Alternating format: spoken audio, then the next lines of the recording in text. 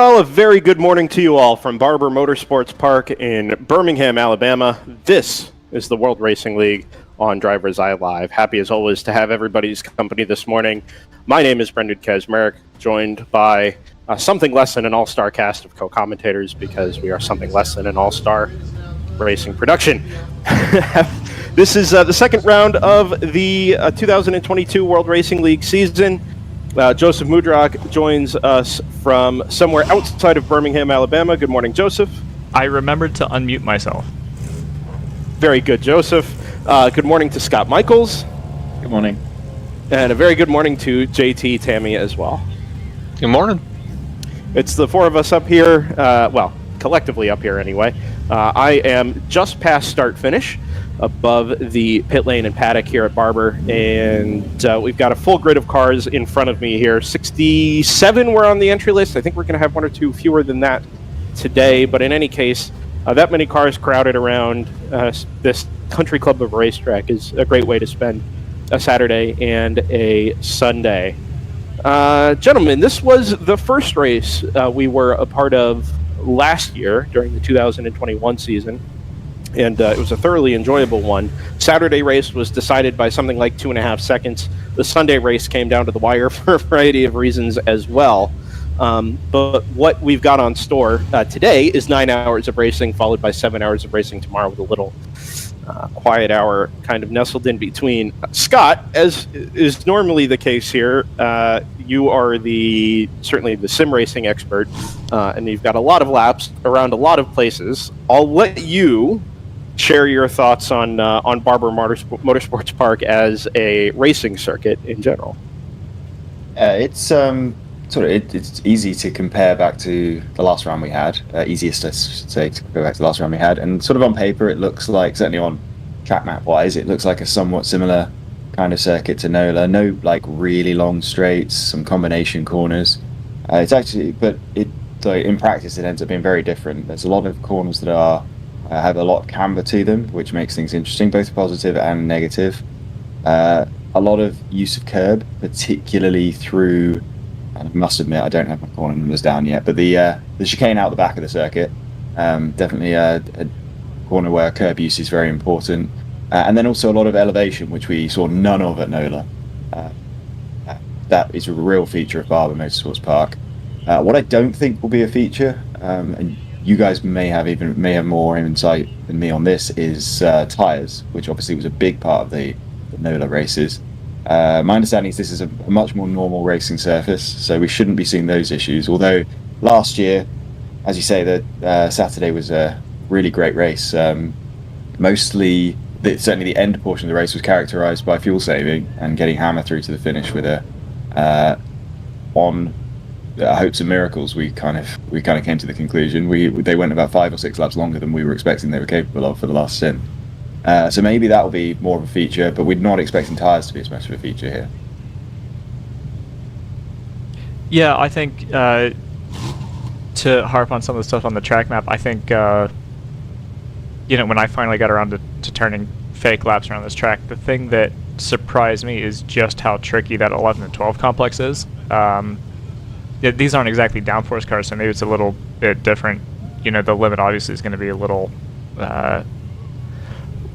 lower on the RPMs, but the elevation change of the crest as you come out of 12 is it makes that second apex and second exit really blind. So it is very much a driver's track, not just for the obvious reasons, but also for some of the quicker corners.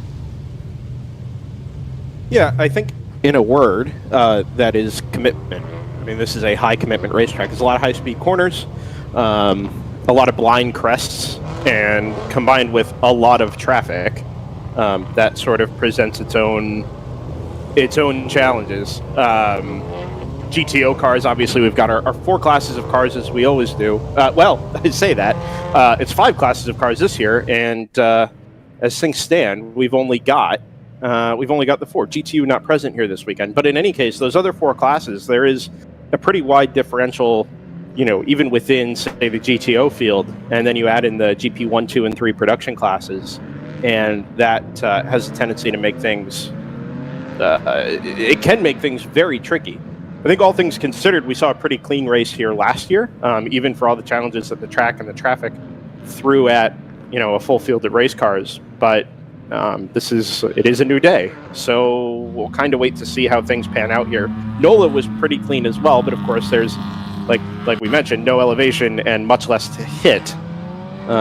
Whereas this place is a little more confined, it's a lot tighter. And I'm intrigued to see how this one pans out. We debuted back at NOLA, here on Driver's Eye Live, a text messaging service that allowed teams, drivers, anybody involved in the series really to get in touch with us via text message. And I won't read that number out here publicly, but it will go out via email this morning from RJ Till, for obvious reasons. But a theme we've already had this morning, even from yesterday, is cooling, which is not something we dealt with at NOLA. But like we mentioned, the real story there was tires, and that was a very abrasive circuit. This is a relatively new surface, just having been repaved about 2 years ago, but a couple of mentions already. Pippa Mann, starting the Monoflow International Cayman, the number 79, mentioned they were fighting cooling problems yesterday. And North Loop Motorsport, being started by CJ Hereda, which is I think it's a GP1 car, or GP2, excuse me, was fighting cooling issues yesterday as well. So let's keep an eye on that. Yeah, it will warm up substantially throughout the course of the day. 50 this morning and headed for the 80s this afternoon. So the 80s?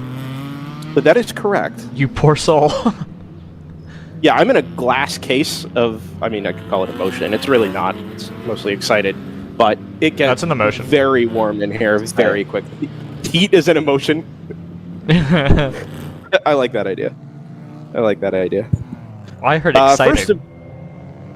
No, excited is an emotion. Heat is also sometimes an emotion. Okay. Scott's our resident Florida expert, so I guess he would understand that better than most. Not anymore. He's escaped its confines.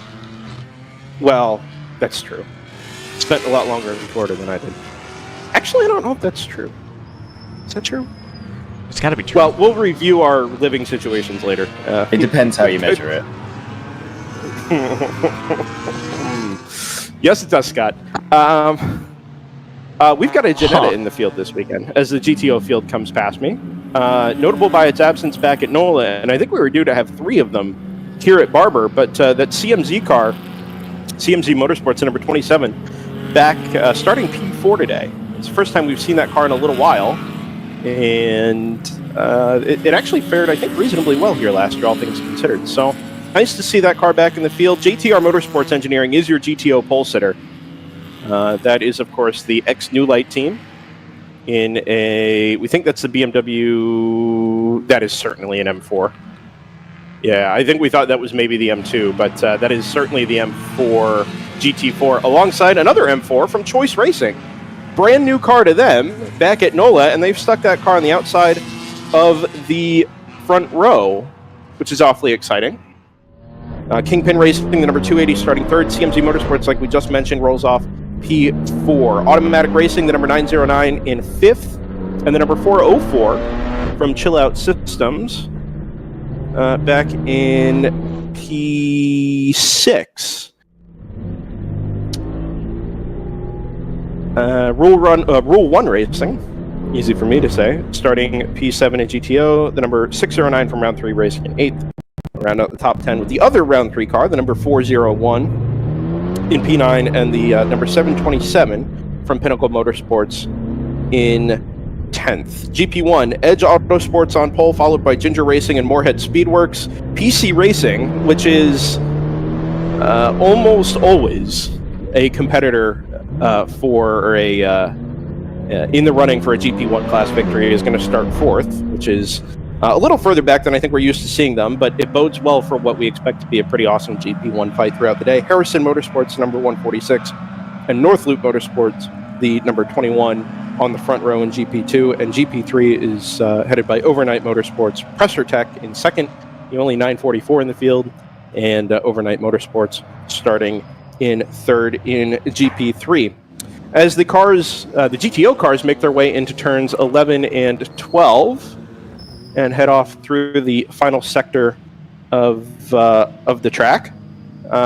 Happy to say that for the first time, the World Racing League has a title sponsor. Haggerty Motorsports is on board with the World Racing League for the remainder of the 2022 season. With it comes a move to Motorsport Reg as the new registration system for World Racing League, and just the dawning of a new era, I think, in the World Racing League. Certainly tremendously exciting for Haggerty Motorsports, for the World Racing League, and everything that promises to bring to what is already a pretty fantastic season of Grand Touring and production racing in club racing circuits around North America. The green flag waves at start-finish, and we are green for 9 hours of racing from Barber Motorsports Park in Birmingham, Alabama. Down the front straightaway, I think it's been the...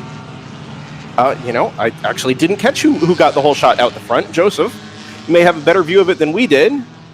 Not really. Okay. Well, that hasn't gone nearly according to plan. No. It's the 696 who heads down into turn 5 for the first time. The 511 Choice Racing BMW in second. The Ginetta jumps up into third, and I think the Kingpin car has been shuffled back into fourth as they head their way out of the hairpin at turn number 5. The front straightaway, back to the front straightaway where the green flag waves for the general production classes, and that is Edge Autosports on the outside. And I think they're going to get the move done down into turn 2 for the first time. I get the sense, Joseph, that the track sides are struggling a little bit. Whatever do you mean? Yeah. Interesting, because it's still not really that warm out. I don't think it's the heat. No, I'm sure you're right. Onboards, I assume, are going to struggle on the way into 5. But yes, and they're still side by side. That's Ginger Racing Team and Edge Auto Works. But Moorhead Speedworks is going to get the run to driver's left out of the corner, and the mid-range acceleration of that car has got it well positioned on the outside into turn 7. Somebody is going to have to give. It's not the Moorhead car, because that car goes from P3 to P1 in the span of the run from turn 5 to turn 6. That was fantastic.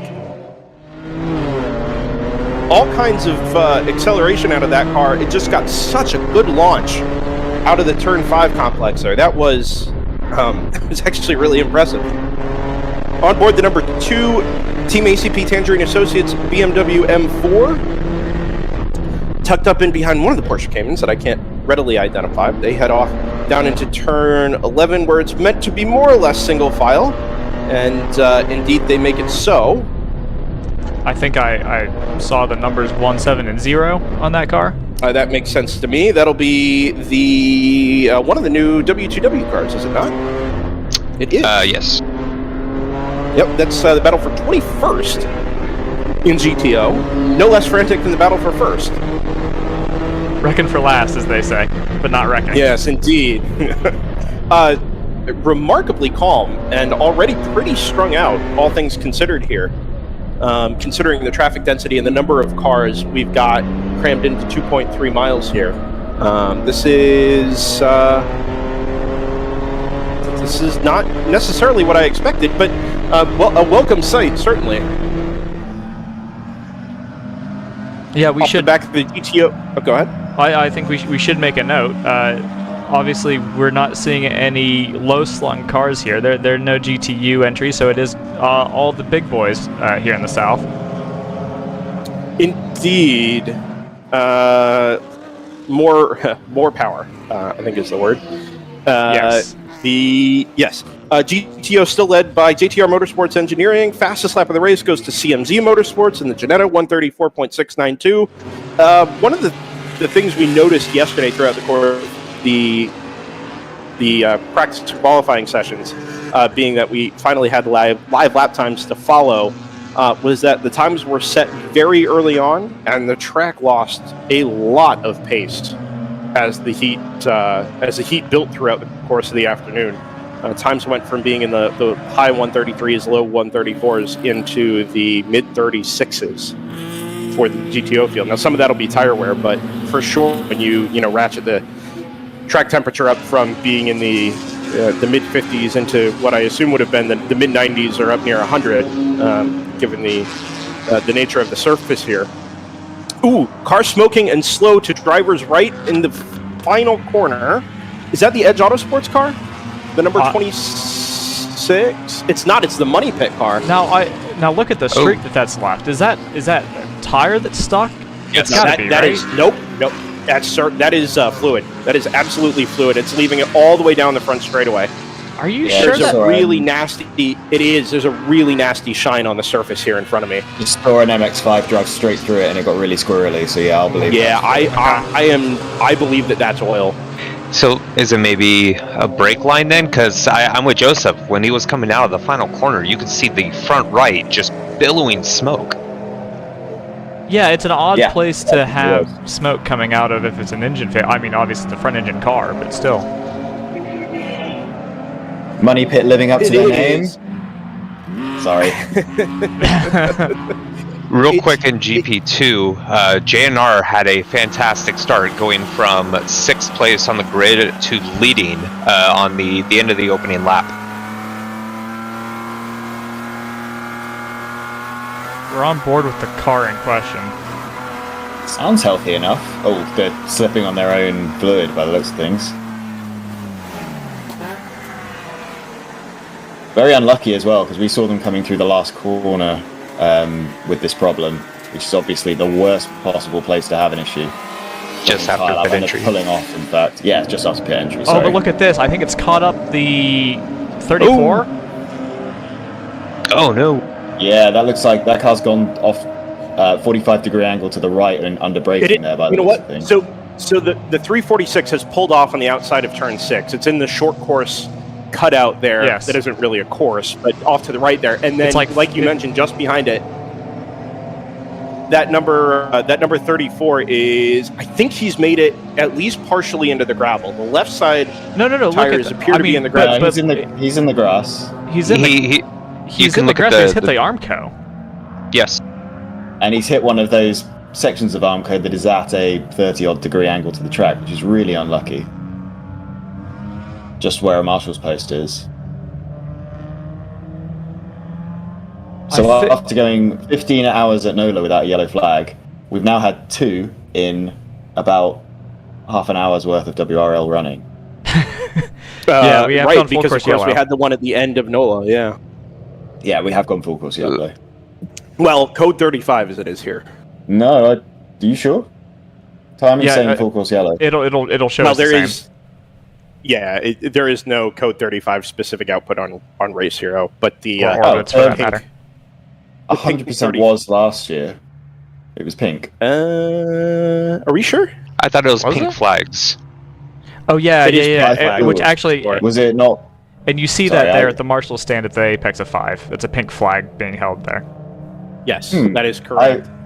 I've got this vivid memory of seeing Race Hero turn pink last year, but I must have dreamt I that. don't believe so. It's all the salmon Okay. from the bottom half of the entries.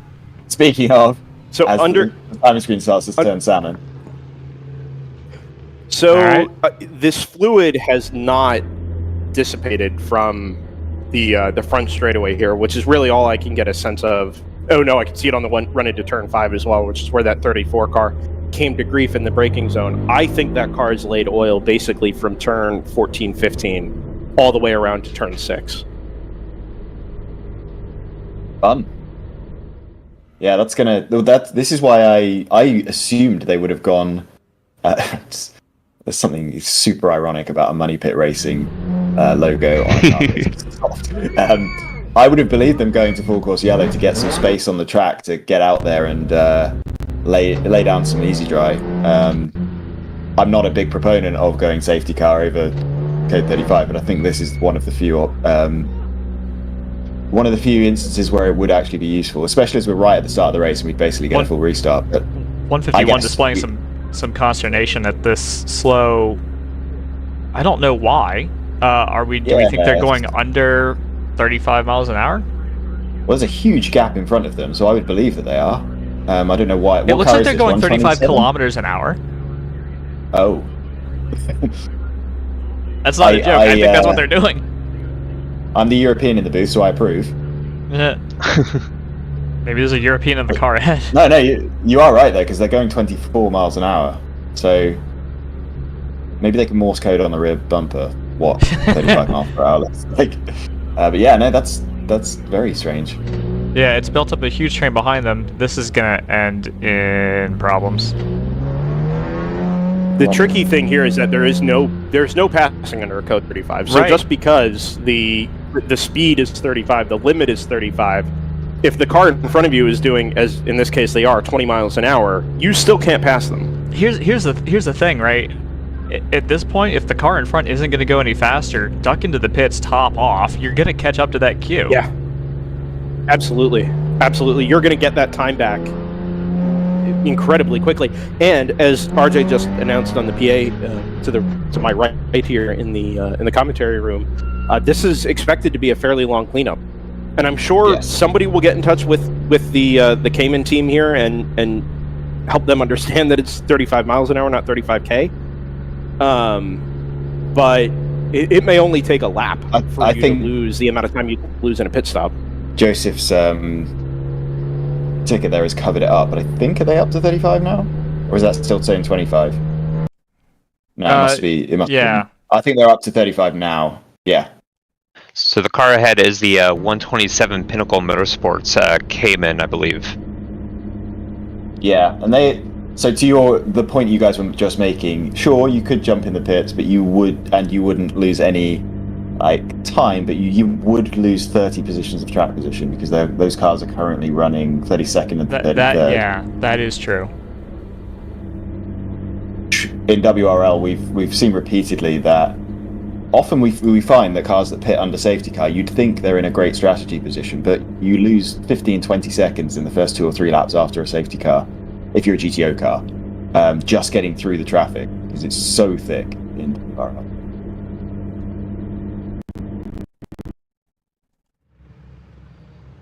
Yeah, you see the streak on the tracks that are particularly easy to make passes on slower cars. No, that is true. And cars are still reasonably bunched up here. Yeah, which again, if there was a long straight, that would be a good thing. But where we've got complexes of corners, that's a really, really awful thing because you only tend to be able to deal with 1 or 2 cars at a time. And if you've got to get through 30 cars, it's going to take you a few laps. Yeah, just a word here briefly about the production this morning. Barber, while it is a beautiful facility, is not known for having phenomenal cell reception.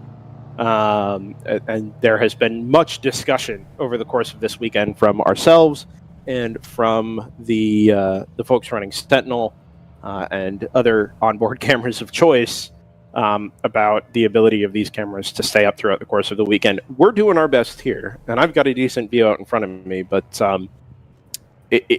it's a bit touch and go, even first thing this morning. So we'll do our best to show what we can from trackside, as the teams all are as well. And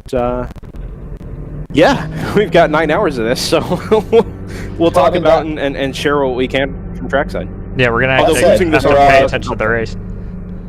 That said, it's a shame we've lost 1 onboard already, but we do have, I've got 5 GTO onboards, and there are a good 5 or 6 GP1 onboards, so we do have options, as do those trying to follow the race. Yeah, I'm gonna take the opportunity while we're in a relatively calm state to pull some of those in.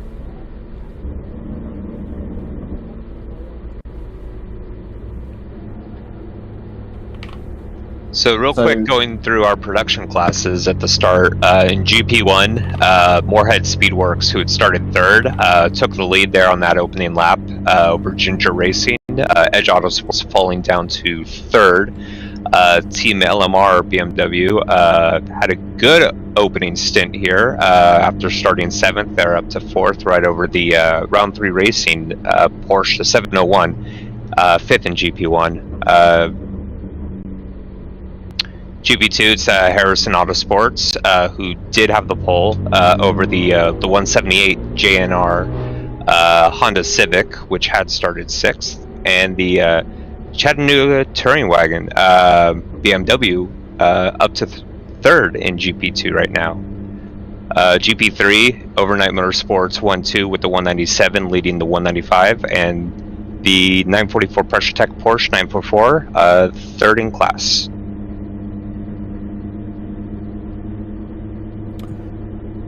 So just as a brief update, they've got the car recovered, the Money Pit Racing car recovered from the outside of Turn 5. Happy to say that it's on a flatbed, so obviously won't be dragging any more fluid around the rest of the track. However, there is a substantial puddle of what I assume is oil that's been dropped there on the outside of 5 in the runoff. And on top of that, they have not yet begun the cleanup, at least down the front straightaway, of the oil that it dropped while it was still moving around the circuit. Unfortunately for them, So we have dry grass and an accelerant now. well, Oh, yes. Let's not Yeah, remember that was last an issue year. Last year, yeah, Yeah. that was an issue. With that being said, unfortunately for them, I believe Barber charges per bag of oil dry. Well, It turns that, out, that though, that could that- have been solved by stopping a lap before they Oh. had to. Yes, for sure, or half a lap. But this is a lengthy I think it was. cleanup, I a think it was potentially earlier than expensive that. one. I think they just started sieving oil a little later, but they had been smoking for quite a while. They should have been aware that something was up and that they needed to bring that car in. We've got automatic pit- racing in the pits. Yes, exactly where I was going to go with that. First pit stop under code 35 here is the automatic racing number 909. So the first little tick of strategy here, and I think that is the right call, especially if this is going to be a longish cleanup. As it's a code 35, there's no advantage to pitting early. So I don't know how much warning WRL officials give to the teams about when they're about to go green, but I would prefer to leave it as late as possible. If this is a full safety car, the earlier you pit, if other people pit after you, they get shuffled in behind you. Not the case in code 35. You just come out where you come out of the pits. So I think we'll find that when WRL gives us an indication that we're about to go back to green, or if we get sort of just see that the cleanup's happened, we might get quite a lot more people coming in towards the end of this code 35. So yeah, that's a strategy choice. I think it's the right strategy choice to pit under this code 35, but maybe we'll find a few teams are waiting for a bit later on. Yeah, I that's what I would expect, because we can see where the cleanup crew is, right? And they're going to have to go all the way around the track. So even though we're only doing 35 miles an hour, the recovery, or I guess cleanup crew is going slower than that. So Because we're under code 35, by the way, we can quantify the loss to that number 909. The lap time prior to this was a 4:05.8. Their pit stop lap time was a 4:24.5. So 19 seconds, and they've gone from 5th to 8th. It's that their in lap though, as in I don't think they'll have actually made a pit stop in 19 seconds. they probably haven't burned that much believe that they fuel, could right? have. Yeah, I mean it's only been what are we up to, 20 minutes now, and Good half point. of that's What is- been under full code 35. Do we know what the pit lane speed limit is? Is it It's 35. slower than 30? Oh, it is Yeah, 35. it's Okay. 35. I think that's done on purpose, so you Um, can just set one button to be your That makes sense. on-track limiter. Yeah. Unless you are the 127, unless they've set their pit lane speed limiter to 35 kilometers per hour, which is actually it's possible, I suppose, if it's just a software thing. So Yeah. I have a question. Oh no. Let's say you have a car in front of you that's not able to keep 35. Could you just do a drive-through through the pits to jump him? I think we had made that suggestion when we were on board with whoever it was. I don't remember now, but whoever we were on board with earlier that was caught up behind the car doing 35 Ks. No, Yeah. I was suggesting making a pit stop. I wasn't suggesting. Yeah. No, but then you rather could than do just that. driving through the pit lane. Yeah, I think so. Yeah. I don't. I think it would be frowned upon, but I imagine there's not an explicit rule to stop it. I mean, I'm It's actually like- questioning whether the pit lane is the pit lane shorter here? It should be. It's a shorter distance Yeah. for sure. It would be. For sure, is it for sure? Because I know you have to go way around the outside of turn. Looks at this track map 14, but then obviously you cut off 15 and 1. Mhm. Should we Yeah. not give these guys ideas? No. And I the- kind of want to yes. see that. As long as it's like safe chaos, I'm into it. And the thing is, you're doing 35 on pit lane, whereas you're not necessarily exactly. doing 35 on the track. Right, if you're following a car that's not doing 35. Right. Can we, Yeah. I don't think we should expect to see people streaming into the pit lane every lap, because that would be unwise. So, I feel like we should take a moment to talk about specifically our race leader, because it's a team that I'm not super familiar with. I don't think they've been. I don't think they've been at any of the WRL races I've worked on. They got pole position by quite a distance and have pulled. At the moment, they've got an 8-second lead. Obviously, that will shrink when we go back up to race speed. But most of the other cars have about 1 second to 2 seconds between them, and they have 8. So they've obviously managed to pull a gap on the one green flag or the 2 green flag laps we had. So what do we know about JTR Motorsports Engineering? We know that they are. It's a new era for them. They used to be New Light. Still a team I don't recognize the name of. No, they did. They did quite a few races last year. Not quite as competitively as they've run over the first 2 races this year, or first 2 weekends, I guess, this year. But they were quick immediately yesterday. I'm not sure where those cars came from exactly, but I think they set their pole time in the first session yesterday morning. And then we're just consistently right up there. Now, obviously, there's a lot more that goes into winning WRL races than just raw pace. So, keep an eye on fuel mileage, keep an eye on pit stop times, etc. But like you mentioned, Scott, they've got more of an advantage over second place than really any other car does, over anybody else. Yeah, I think if we look at the qualifying results, the gap between first and second was, I haven't got them to hand right now, but the gap between first and second, I believe, was equal to the gap between like second and 10th or something. It was a massive margin. Sort of thing we usually see from the GTU cars. But gonna be.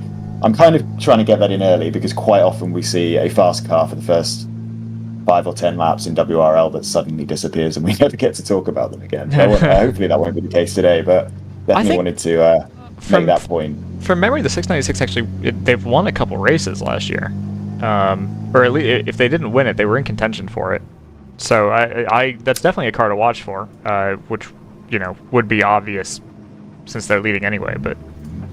So we're either proving that I am their jinx, and whenever I turn up they're not competitive, or my memory is atrocious as I consider it to be. So either I've completely forgotten about them, but I don't remember seeing much of them last year, so certainly not running P1. Oh, that trail of oil starts right on the racing line, which is unsurprising, obviously. That's where you'd be, yeah. It's where you'd be, yeah. There's no reason to be off the racing line before you realise you have a problem. Such a shame you didn't. But I mean, to notice it within a couple of seconds was would obviously take a driver being really on it and making a very quick decision. But it's such a shame you didn't notice and pull straight into the pits, because it was actually, based on where the oil starts, it was timed perfectly, as perfectly as an oil leak can. I agree with that. Mostly, but that car had been smoking off of lap 1. I just hadn't called it out, but I'd seen it on other track sides, and it was smoking like from the drop. It's just that they weren't actually dropping visible oil until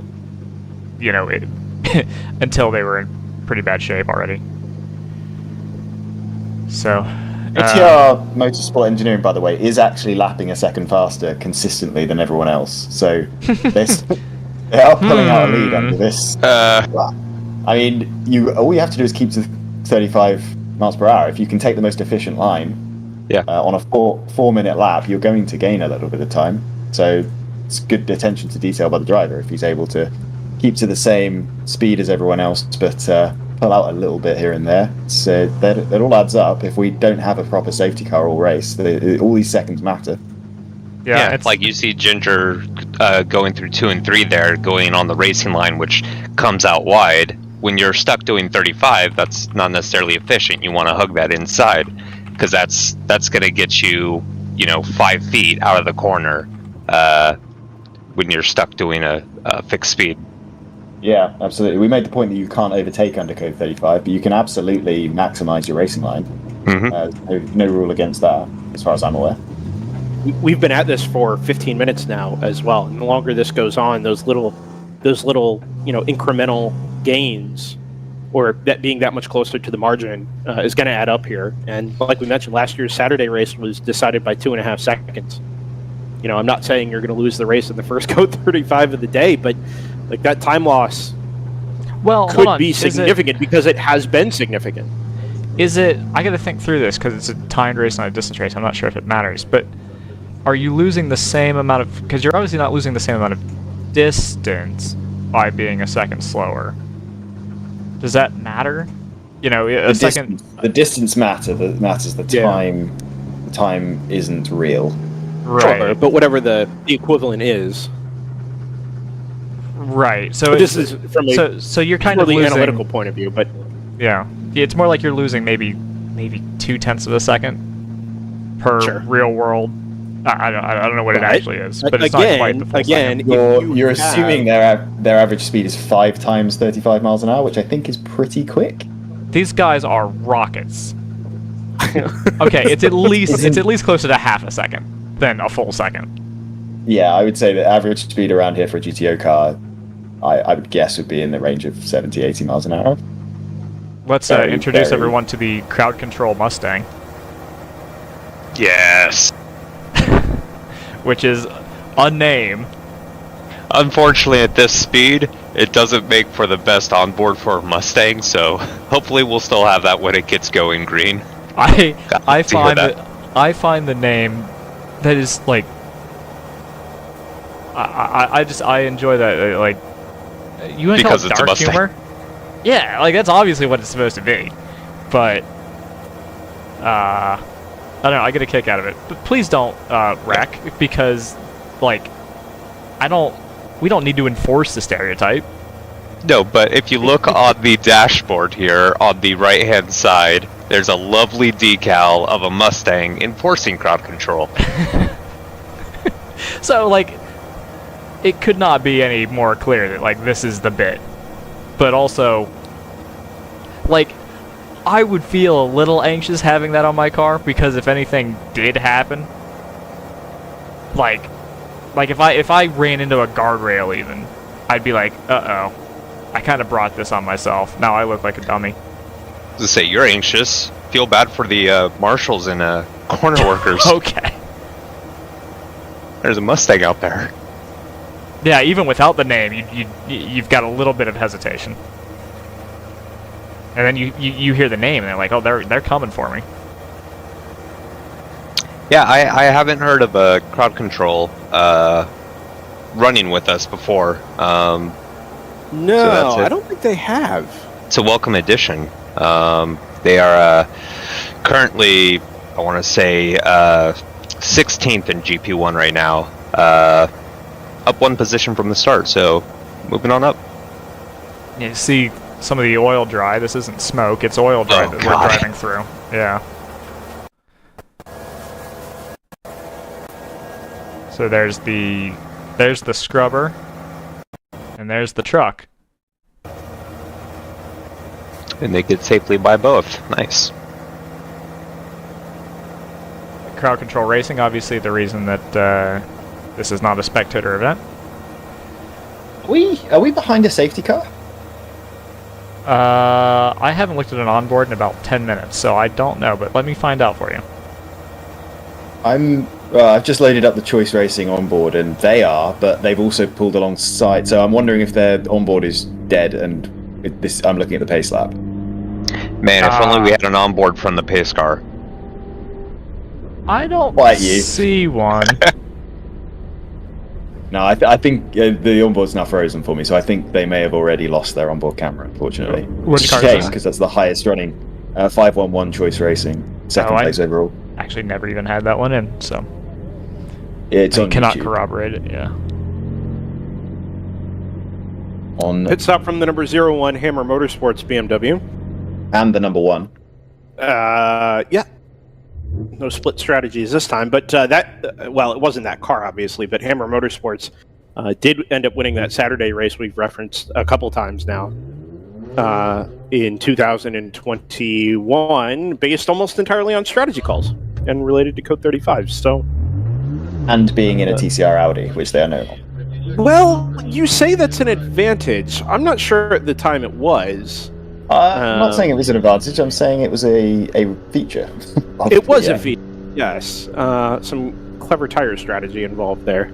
I'm happy to say, looking out the front straightaway here, that it looks like the last 2 or 3 of the safety vehicles are making their way for home. They've scrubbed everything down to the turn 5 area where the Money Pit racing car came to rest, and looks like they're headed back towards pit in. The last of the safety trucks is leaving the scene there, and I'm hopeful that within the next minute or 2 here, we'll be ready to go back to green. So this is that thing, the conversation we had 5 or 10 minutes ago about was it automatic racing pitted early on? Yeah. This looks like it's certainly Hammer has recognised that we're getting towards the end of the safety car period, and this might be the time to come in. That might have been their last opportunity coming around past the pits before we go green. Right, So and if while that is the case, there may not be an official notification as such, but like you say, Scott, from context clues, you can derive on track. Emergency vehicles are headed back to home. They're stopped down at turn 6. They've reached the end of the oil trail. Whatever that hint might be, it looks like the Hammer crew, Tim Myers down there, has realized that this is the opportunity right before we go back to green, and it's got him a half hour worth of fuel. Maybe not a half hour, but half an hour of yellow. Let's say 15 minutes, 20 minutes. Mm-hmm. It definitely brings the end of the race back towards you. That much is for sure. Now you've gone from a 9-hour race to an 8.5-hour race. Yep, the end of the race will have been brought back 15 minutes for everyone else as well, though, obviously, depending on how you at how you crunch your numbers on that. But yeah,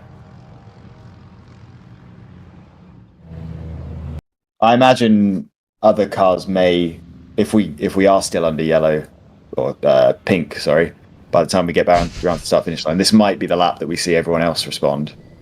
Which I think most of the cars are heading around that part of the track. No, most of the GTO cars, sorry. We've got I think it's Screaming Goat.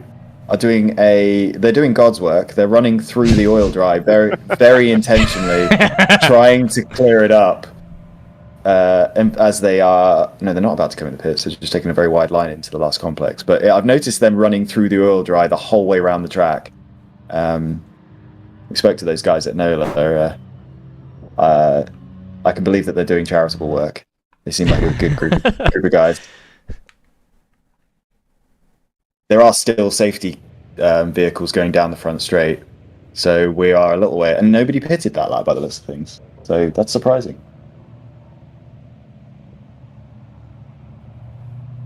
I think that would have been the lap I would have chosen to take advantage of the code 35, unless the teams have more information than I do. Yeah, the only thing I can think is that maybe you don't want, if you feel like you've left it too. We've got recovery vehicles down the front straightaway, so maybe maybe they're taking another pass at it. Maybe there's certain places where they feel like they haven't got it cleaned up like they want. It was a really heavy line of fluid down the front straight here, so they're dropping more bags of oil of speedy dry down the front straightaway and running the sweeper right behind it.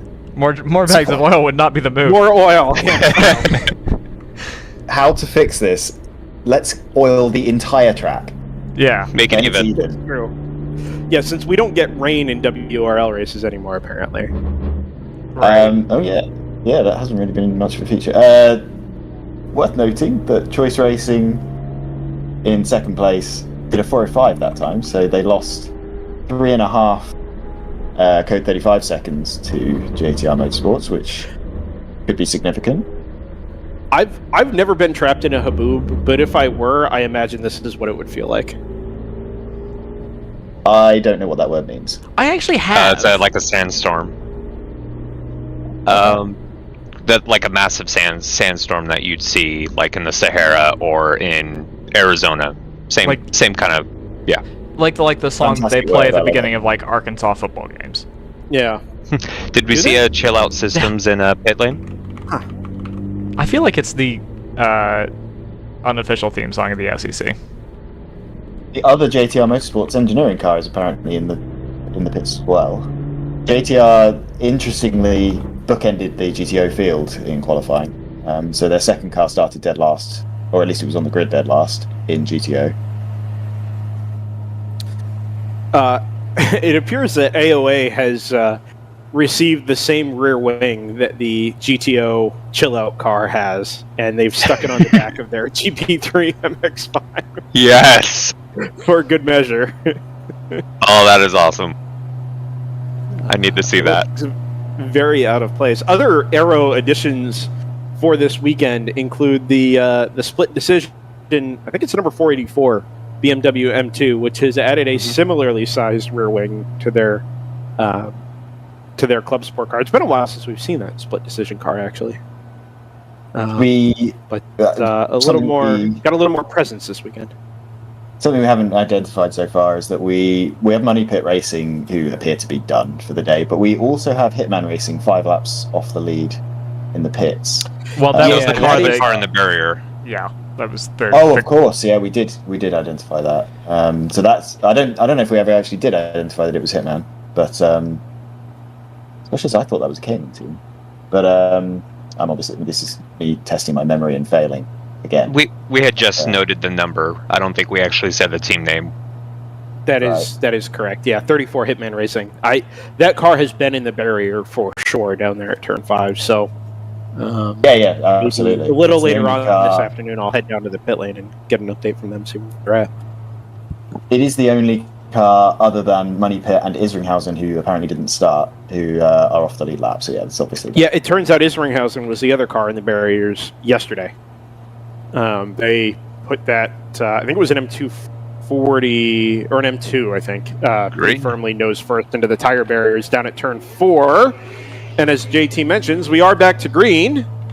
Everybody's staying pretty far to drivers left down the front straightaway here, even 3 wide. But there is a lot of dust all over the track, not just where the oil was laid down to drivers right, but really all over the place here.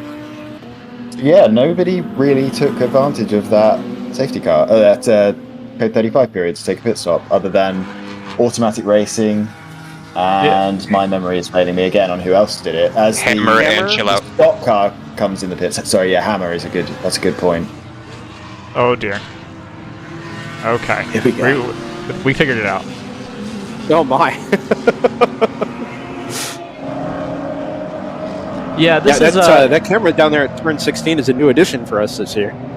It's a nice angle there. Yeah, it is. One of the few cameras working for us this weekend.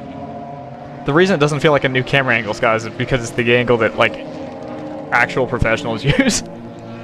I could have sworn we had that last year. I also don't have a turn 16 on my map, which is confusing. But it's the last one. It's yeah, that's labeled as 15 on my map. But anyway, I think there's probably an apex in the middle of what you have is 13 and 14. That look at all that dust in the background of this shot. That's gonna be a feature for a few laps, isn't it? Yeah, it is for sure. Yeah. Yeah, and it's tough because it's right in the braking zone for turn 5. And everybody, I think across the board, just wants nothing to do with it, which is fair, but at some point, that's going to have to get scrubbed off. And as we get more and more into traffic here, I think people will naturally start to move onto that portion of the track, and it may just take us a little while to get that cleaned up.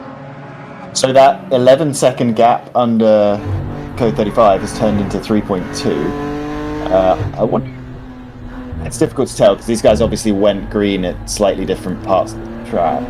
But Choice Racing's first lap after the code 35 was 4 seconds. Yeah, it's just going to be because they took the green on that lap. So I am surprised they've got as much as a 4-second lead over CMZ Racing behind them. CMZ Motorsports, sorry, behind them. So I feel like Choice Racing had a good lap there as we went back to green. Shouldn't have been traffic effective. Got a scrap on for 9th overall between the 6 and 9 and the 29, round 3. Yeah, it's a good little fight here. Screaming Goat have an onboard as well. So, and then they're following the Pro Sport car, which took a pit stop under yellow flag. Sorry, Automatic Racing, the other S. Yeah, Automatic was not at NOLA.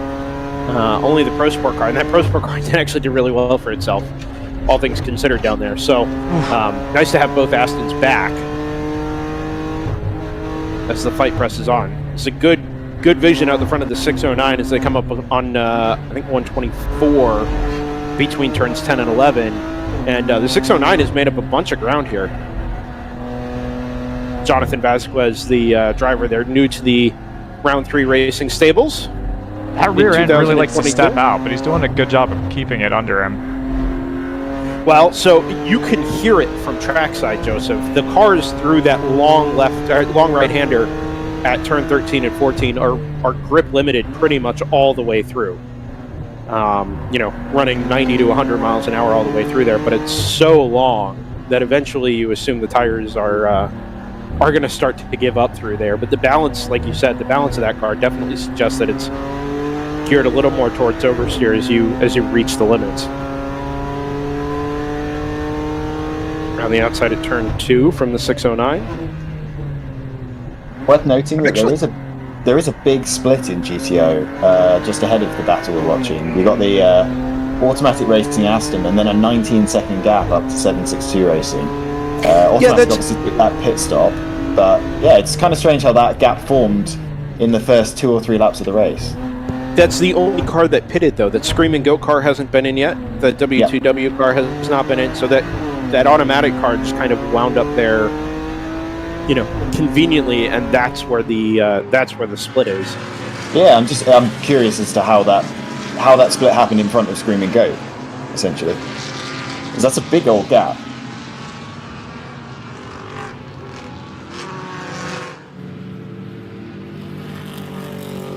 And it's not like it couldn't have been Screaming Goat running really slow, because they would have just been absorbed by the rest of the field behind them. Yeah. Yeah, it's intrigued. I'm not really sure. Because their first 3 laps were absolutely fine. Strange. Perhaps they got caught in the queue behind that car doing 35k instead of 35 miles an hour. That might make sense, although I didn't think they hadn't quite got into laps traffic at that point, though, and it was a GP1 car. Yeah, we were only maybe 10 minutes into the race, right? Yeah, those cars were running 32nd and 33rd, the ones that were running slow, and there's no way they've got through 35 lapped cars by lap 2. So really nice move on the way into turn 5 from the Thunder Bunny Cayman to split a pair of Porsches. One's a GTO car, the other one I think is just a Boxster in, I'm not sure what class. It's one of the overnight cars, I believe. I think I just saw a car smoking out of turn 5. Yeah, there is. There's a car running down to turn 6. I think it's the 944. Oh, it stopped, and the drivers got out immediately. Oh, that's it's halfway from 5 to 6, and I don't think, Joseph, do we have the turn 6 camera anymore? Ish. Yeah. The number 1 Hammer car is just going past. Yeah, you can see him on the right-hand side there, getting away from the car. Just at the edge of the Armco. Yeah, he wasted no time. I think he saw that car smoking and immediately just kind of bailed out there. We'll keep an eye on Race Hero to see if anybody in particular goes missing. But it is tucked behind the barrier. Oh. It's definitely the Porsche 944. I saw it from the onboard. That's the Presser-Tech car. Yes. Who was running 3rd in GP3. Yes, he was. Hopefully that's a good spot next to where Marshall would be, or a fire extinguisher, just in case. It is directly halfway between 2 Marshall's posts. Ooh. Yeah, I was going to say that's double not yellows. Double yellows come out, which will last for about 10 seconds, and at the end of that 10-second timer, the pink code 35 flags will come out, and everybody will be expected to be at 35 miles an hour. So for the second time inside the first hour, indeed, there go the pink flags, and code 35 is deployed once again at Barber. I hate to be a snitch, but I don't think the 609 really responded quickly enough to that. I'll leave it at that. Well, you are on a little bit of a delay, right? I could see yellow flags from Marshall's posts. Could you see pink flags? So pink flags is the key. Yes, but Are you allowed to overtake under yellow flags? Oh, okay. The snitching has become more specific.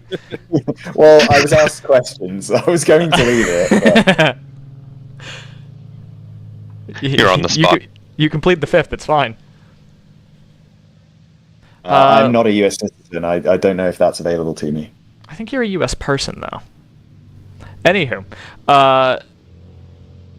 so there was a pass under yellow investigation during the first code 35 for the 9-4, and they were acquitted of that. We actually really haven't had any strict penalties. The 14 has been given a warning for checking their tire pressure while they were fueling, so that is basically considered service to the car, but I assume because they weren't doing something like changing the tires, they've been let off the hook for now. Second infraction will be a penalty, lap penalty. But that's it. That's all that's on the race control log. Yeah. That 14 car had a spin at turn 16 on one of the opening laps that we obviously did not catch. But then there's a note further down that race control log of possible contact. Yeah, between the 727 and the 984. notes. Yeah. In turn 17, which it doesn't exist, so that's going to be a very difficult one to investigate. No, sorry, turn 6. Turn 17 on my track map does exist. It's one of the cut-throughs. Okay, I don't think that's... Yeah, it's the cut through out of 5, right? Like that's technically 17 or something. Yeah, it's halfway between. The cut through right out of 5 is turn 16 on my map, and then 17 is like halfway down straight. So my condolences to anybody who runs the short course as part of like a motorcycle event or something, and they have to. Someone has to tell them, okay, well, you're gonna go left through turn 5 and then right through turn 17. Turn 60. Turn 17 would be the shortcut for the very, very small track at the far end of the circuit. That's even more confusing. So 5 to 17. Well, if they use this track map, the turn 1 would be 17. No, turn 1 would be turn 7. So you'd go 7, 8, 9, 10, 17, and then back to turn 7. We've got a couple takers of the pits, Brendan, which will be under your nose. You'll probably see them. It looked like the chill out car was one of those. Again? I mean, why not? Yeah, I mean, look, we can, like we said, we can quantify these things. It's about 3 to 1 seems to be the ratio, right? 11 seconds was the lead margin under our code 35, and when they went back to green, it was down to 3.5, right? So, yes, but I think it's particularly based on the fact that Choice are now only 5 seconds behind. I think Choice had a really good first lap. Green. That's probably fair. 147 is into the pits, which I think was your GP1 leader. Yes. The Ginger Racing car has gone past it out on track. Anyway, so let's, for argument's sake, let's say it's 2.5 or 3 to 1, right? Here's the cleanup to our left, right? So as soon as this car's done, I don't think we have any reports of oil down. So as soon as this car's out of the way and they've put it on the flatbed, I don't think they're going to be keen to do it while the flatbed is circulating. They could. It's a recovery vehicle, and sometimes certain tracks will be okay with 1 or 2 recovery vehicles out on track. But we go code 35 immediately. Until the track is clear. Yeah. If they waited till the code 35 is out to deploy the EVs, they will wait until they're back to send them. Just clarifying the difference between how Barber operates versus how another track might operate, because that's what we're dependent on, right? It's not necessarily series operations; it's more event locale operations. We saw a lot of recovery vehicles out at NOLA under green. Yes, we sure did. Because we had 15 hours of racing, of green flag racing, and there were cars broken down and crashed during that period. So.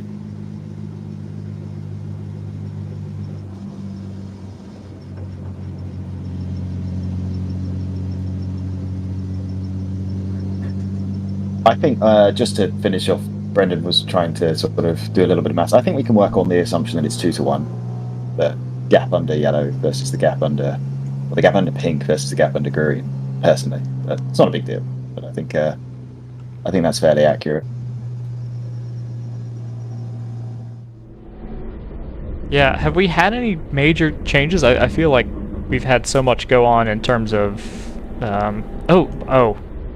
Well, this is a change. The 147 is in the pits, your erstwhile leader in GP1, and this doesn't quite look like a routine pit stop. We didn't mention that. They are still stationary, Joseph, and you're right, the hood is up on that number 147. Yeah, and this is not like a NASCAR-style pit stop where you would perhaps do some regular maintenance because you're just going to catch back up with the safety car train. This is obviously all... You're only losing about 50% as much time, but you are losing time. Yeah.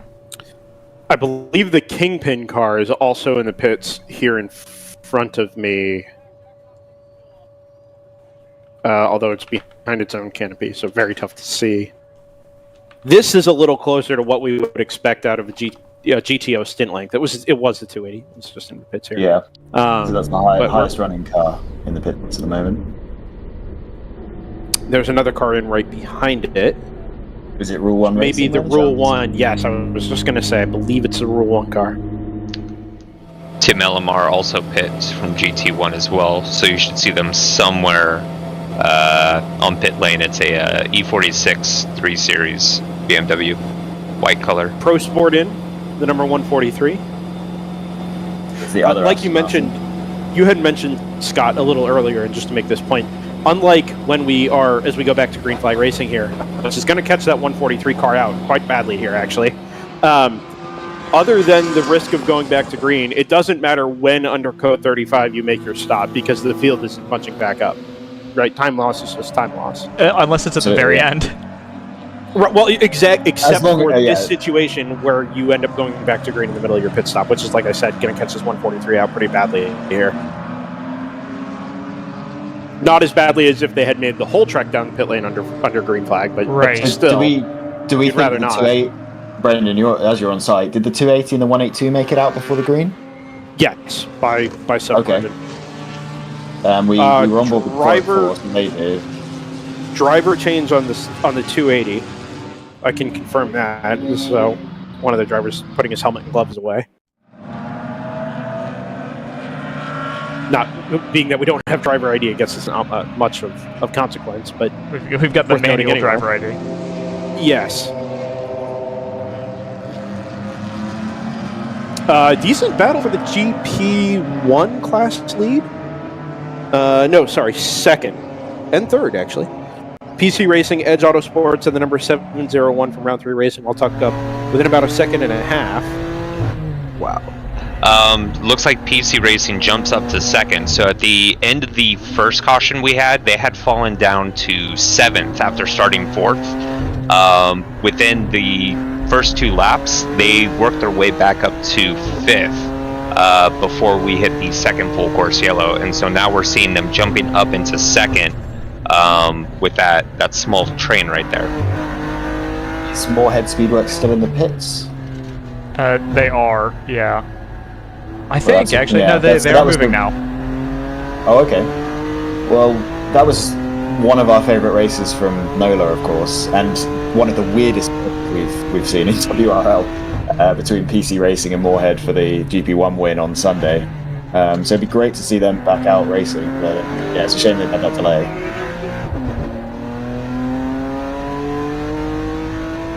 So Sunday it was... Sorry, I was going to mention the JT was mentioning our production meeting. I identified in our production meeting last night. There was a ridiculously fast GP1 car that I'm failing to remember who that was from qualifying. It wasn't Ginger Racing, who are currently in the lead. So the fastest GP1 was Edge Autosports. Right. Oh, this is in qualifying? Yeah. Okay, I was going to say I was looking forward to... Sorry, I was looking forward to sort of seeing whether that speed they had in qualifying translated through to the race. So far, they've dropped down to 3rd, so potentially not. We hadn't really mentioned this, but while we're talking about GP1 here, it's a really healthy GP1 field. 19 cars. Yeah, it's probably the stoutest we've seen in a long time. I'm trying to think of an event that would have come close. Yeah, I mean, Coda last year is probably as close as we get, but we had 90 cars there. So, Right. But as a percentage of the field, I mean, it's almost a full quarter of the field in an era where GTO has kind of exploded in terms of growth. That's both really, really healthy and really exciting, actually. And also, I think the quality at the front of GP1 is as high as we've seen. Certainly as high as for sure. I think for sure. I mean, look, you normally see Moorhead and PC going at it, for an entire race distance. But now we have Ginger, we have Edge Autosports. There's 2 round 3 cars that are with us here this weekend. Big Mission, cars, for that matter. Big Mission, who has the 777 as part of its stables now, which previously Ronnie Phelps Motorsports. So GP1 is in pretty rude health at the moment. Go ahead. Is this Ginger car that we're on board with up to speed? They seem to. I don't know if this is just the speed difference between Ginger and a GTO car, but the 46 is a little bit slower than the 47, I believe. Okay. So this is. I hadn't identified that there were 2 Ginger cars. This is a sister car. Okay, got it. Yeah, at NOLA, 46 was kind of the slow but steady of the 2. So the 47 had the mechanical issues, and they kind of ended up equalizing by the end of the race. It's the 47 that's in the lead and ahead of the Pro Sport Aston at the moment. 47 getting podium finishes both Saturday and Sunday at NOLA. The first car in GP1 that I don't recognise is Team Boulder. Is that a team that we've seen in WRL before? Don't believe so. Interesting. I wonder if their team name is indicative of where they're from. Yeah, they're running a green E36, sorry, 3 Series BMW. Sorry, my Discord dropped away there. Did we note the 404 was in the pits from Chill Out? It is now out of the pits. It is. They pitted under the last Code 35. They've been pitting an awful lot. Yeah. Yeah. So because this was our pole sitter at NOLA, is that right? Yes. And one of the more anticipated cars of 2022, I think, that's the V8 LS3 powered Mazda MX-5, the NC car, which is it's pretty absurd. It's got paddle shift. It is, I mean, as you would build up a GTO car, that is about as much as you could build it up. And, how many times have you seen on like Jalopnik comments, LS swap on Miata, and all right, they've here done we it. are. Yeah. And it was hyper competitive. It was the first half of Saturday. It was on for a podium for sure before it shredded its tires. Exactly. Which I wasn't expecting to be a big issue here. So actually, I was kind of like had in the back of my mind that they might be even more competitive here with the abrasive surface at NOLA not being an issue. But yeah, obviously that it's kind of the other way around to what we'd expect. We'd have expected them to have teething issues at NOLA, and it looks like they're having them here. They were looking much better Sunday. If we have the number 1 on board from Hammer, they're in a really good fight at the moment with, I believe it was one of the round 3 cars. Yeah, so 147 looks like it heads back out. No, back in actually. It's still running into problems. But yeah, here we are on board the 1 for Hammer. Right, it's the number 2 they're doing battle with, the Team ACP Tangerine Associates car, and just up ahead of it, there's a strap-on between one of the W2W Porsches and the team car, the Liqui Moly Hammer BMW M4. So all 3 of these cars are on board, so that's kind of cool. Yeah, and it's about 15 seconds behind what's happening in reality, but this is worth sticking with for the moment, because we've got 2 really good fights here in this train of 4 cars. And we're watching kind of the bird's eye view of it all from on board the number 1. James Walker Jr. on board. Both Hammer cars pitted, of course, under our first Code 35 of the day. Yeah, these are 3 traditionally very strong cars, but they're racing for 19 at the moment. And also there is the will to win. There's the will to win Cayman involved as well, and I think actually one of the Hammer cars may have just made a move on them. God, you can hear the tire squeal through that entire complex. That W2W car will be the 983, which I don't know if you just mentioned this, Scott, but it did lose the position to the number 01. Yeah, I think so. A little smoother on board here from the number 2. You said that. I don't know why you cursed us like that, but... Oh, come on. Do we think this might be... Oh, wow, what a track map on the number 1 car. That's right. GPS is really working hard there. It's GPS signal is... Candelaria has entered its cubist phase. Yeah. The GPS signal about as strong as the LTE signal around here, it appears. We'll make a move around the outside of turn 1. Oh, nice. Well done. I think that will to win came in as a little bit of a roadblock. There was a bit of a questionable attempt to move into the final corner by the number 2 car there, which really sort of backed them up into the 1, and that's why they've lost the place. But it was because obviously the W2W car was kind of inviting a dive. Should see that. I think we'll see that car sink through this battle in the next couple of laps. 404 has gone back behind the wall, by the way. Oh. So there was briefly a note in the race control log about that car having a 4 off, but once I refreshed it, the line disappeared. I think so. The number 1 car has just made a move on the first will to win car, and there's another will to win car that has. I think the 2's got problems, guys. Back into this as well. Guys, I think the 2's got an issue. Oof, sorry, 4 wide on the way into turn 5. The 2 is. Yeah, it's going a bit slow here. The Team ACP, the onboard we have. Yeah. We got the will to win cars sinking back through the hammer train as well. The number 170 just lost a place to the 01. Oh my god, there's W2W cars everywhere. It's a 918, 983, 170. It's very confusing. They've all got the same team name. Mark Martin is happy. And once again, not that Mark Martin. No. So is he happy? His cars are running 18th, 20th, and 21st. If it's early. They're competitive right now. Just don't forget, not guys, he won front. last year. Yep. Number 2 into the pits. The 147 also back behind the wall, so that's 2 heavy hitters that we were expecting to do fairly well that are now in the 404 and the 147. The 2 I don't think was really showing great pace. Wow, look at that dive down the inside of turn 5. We know which car that was on? Was that the position? Yeah, it was the black and red W2W car. Yeah, it would have been the 170. Yeah, it was the 170. Yeah, I was shooting with force. Yeah, so that car's being 2 seconds slower than the cars around it. There's a few GTO cars that are really struggling to pace at the moment. One that I'm noticing is the Pro Sport Competition GTO car. Has dropped 13 seconds behind the GP1 leader and is actually holding up PC Racing and Edge Autosports at the moment. I'm wondering if that just might also be different tire compounds in terms of coming up to temperature, being aggressive enough to run quick right now, if we're seeing that play out here. Possible. That's not something we've really noticed much from the converted GT4 cars. Wow, that was just... Yeah, this one car looks pretty evil to drive at the moment.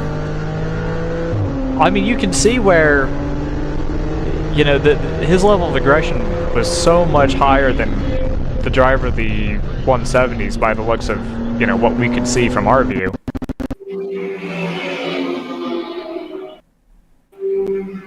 It's either level of aggression or this car is extremely snappy. It's definitely on edge, yeah.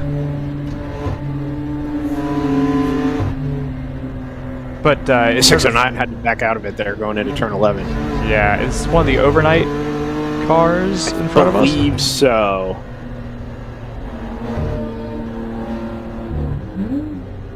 No, it's the NRG number 39. Oh, that's a new car just for them, by isn't start it? finish there. Yeah. It is. It's their second car. The GT86 is well, whatever it is the normal. Oh. 5. Uh-oh. Do we have yellows being displayed right here? Yep.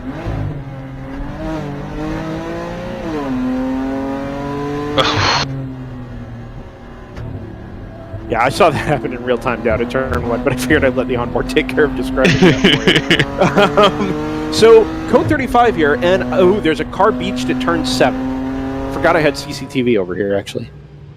Okay, it so looks that like will a BMW?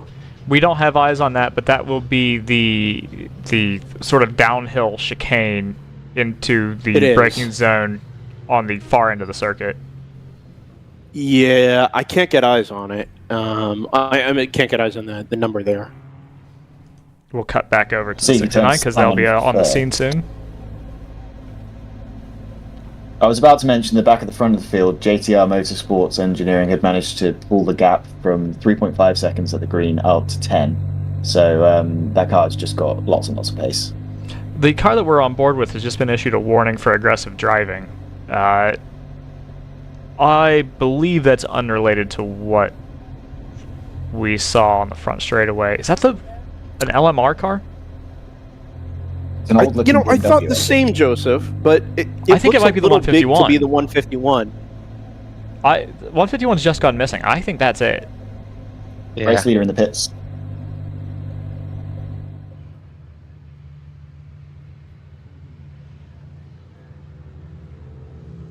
Yeah, that's right.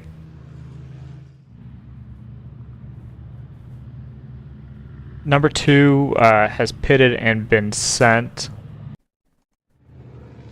So that was the car that we thought was cruising around with an issue.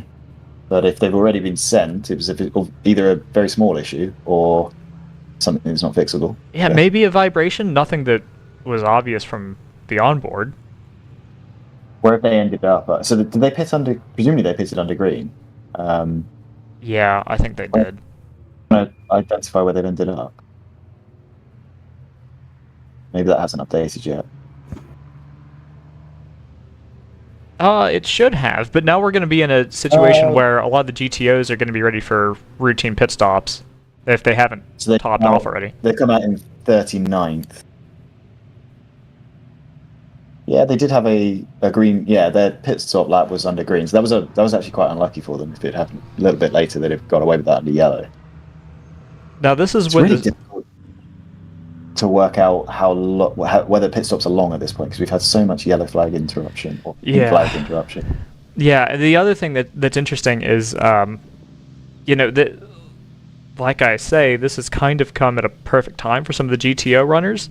So if you are one of the teams that didn't top off during the Code 35s, you might be... I'm not sure it makes a difference because, you're going to be stationary for the same amount of time. But I wonder, you were talking about the track position game, and I wonder if the teams that opted to stay out during those and are going to make that stop now, if they're going to see an advantage come the end of this round of stops. So if we think the pit lane is, if not shorter than the racetrack, basically the same, you might as well pit under every pink flag, right? Well, other than the counterpoint that you mentioned, which was you are going to lose that track position, so if you end up dropping behind slower traffic, I guess that was really only in the context of that big train that we were seeing, right? When the one car was... I don't think I made the point at the time, but that really was only relevant at the start of the race when all the cars were super bunched up together, because as it is now, the cars are basically evenly spread around the track, so you're going to be in as much traffic after you've pit as you would be before you pit. It's yeah, not to bring it back to sim racing every time, but it's... Well, you see this in real sim racing, or sorry, in real endurance racing too, where someone will try to, they'll stop a lap early to get out of traffic, and then, if you don't have the analytics to tell you where you're going to come out in traffic, you're just as likely to come out in a pack of cars. You're not necessarily saving anything. Yeah. You've just moved your position along the track. Exactly. When the cars have got to the point where they're equidistant spread around the track, as they are now, that wasn't the case after lap 2, obviously. By the way, JTR came across the line last time, I assume after they'd stopped in their box, and they were still 1 second ahead of 511, so they might have kept the lead during this pit stop. I wanted to confirm that out on track. I haven't seen it yet, but I noticed the same thing on timing, and being that the gap, to explain what we're seeing, the gap came down, then that car crossed the line, right? It was a second when that car crossed start-finish. So I'm operating under that assumption. Yeah, and we think, again, we think that the gaps are going to double as in the time gaps are going to double while under pink. So that means that gap would have gone out from 10 seconds to about 20 seconds. And we have identified from the Aston Martin that pitted earlier, we noticed that they lost 19 seconds in the pit. So this is all adding up to really nice mathematics.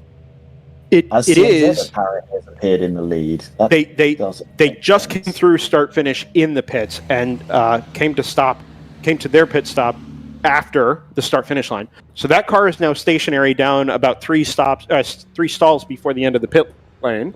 I look to my right for the number 696, who is about to cross start finish. That doesn't make sense, because that means CMZ took that place after JTR had crossed the line last, and then pulled 31 seconds. Choice Racing has come in, and Choice is going to come out in P1 out of everybody. So Choice Racing have a problem? I don't know. I don't believe so. They definitely pitted. Did CMZ take a shortcut? Because how on earth did they pull 31 seconds there on 511, who they were behind? And their last lap was a 356 compared to your average Code 35 lap, which is about 419, 418. So I am intrigued by that. Okay, so no, I understand how they've overtaken 511, because 511's pit box is before the line and CMZ's is after the line. Right. But I don't understand how they've overtaken JTR. Unless the pit stop just takes way longer. I guess the pit stop should take longer because we're further into the race, so they've got more fuel to put in than the Aston Martin. And if you have it topped off yet. CMZ car is still stationary. They're losing a lot of time here. The Hitman 356 is back out, by the way. I mean, the 356 is 5 seconds too fast for a pink flag lap. As far as unless do we have not observing the pink flag speed on the pit lane entry? I don't know. Have you worked out the so-called breakout time? What did we define I as haven't. I'm gonna go on a limb and say some people have. Probably raise control among those. What's a breakout time? Fill me in. As in, if you're running a 35 mile an hour lap on average. Now, it'll be slightly shorter than that because I assume the track is measured at a certain point from the boundary line rather than the driving line. Well, just based on what we saw in the first 2 pink flags, I don't think you can go under 4 minutes while sticking to 35. I'll buy that. Because the fastest lap I saw was a 4:00, and most cars were in the 4:01, 4:02 range. How that plays with pit lane entry, when you have a pit stall past the start-finish line, I don't know. Although CMZ might be giving us a clue to that with a 356. Looking at the track map, I don't see how pit lane can be that much shorter. Because you shortcut. I'm not sure. You shortcut the final corner, but you go the long way around the penultimate corner. You also shortcut the first corner. Yes, but that wouldn't contribute to that lap. Oh, well, but if you'd done it the first time through, at the beginning of the... Oh, no, you're right. Okay, I see what you're saying, yeah. You'd have to pit on consecutive laps. Right. Which I don't think CMZ did. Unless they figured out what we were jokingly speculating at the start, that if you run through the pits, it's quicker than being on the track under pink. Right, yeah. Listen to that songbird. Which I had...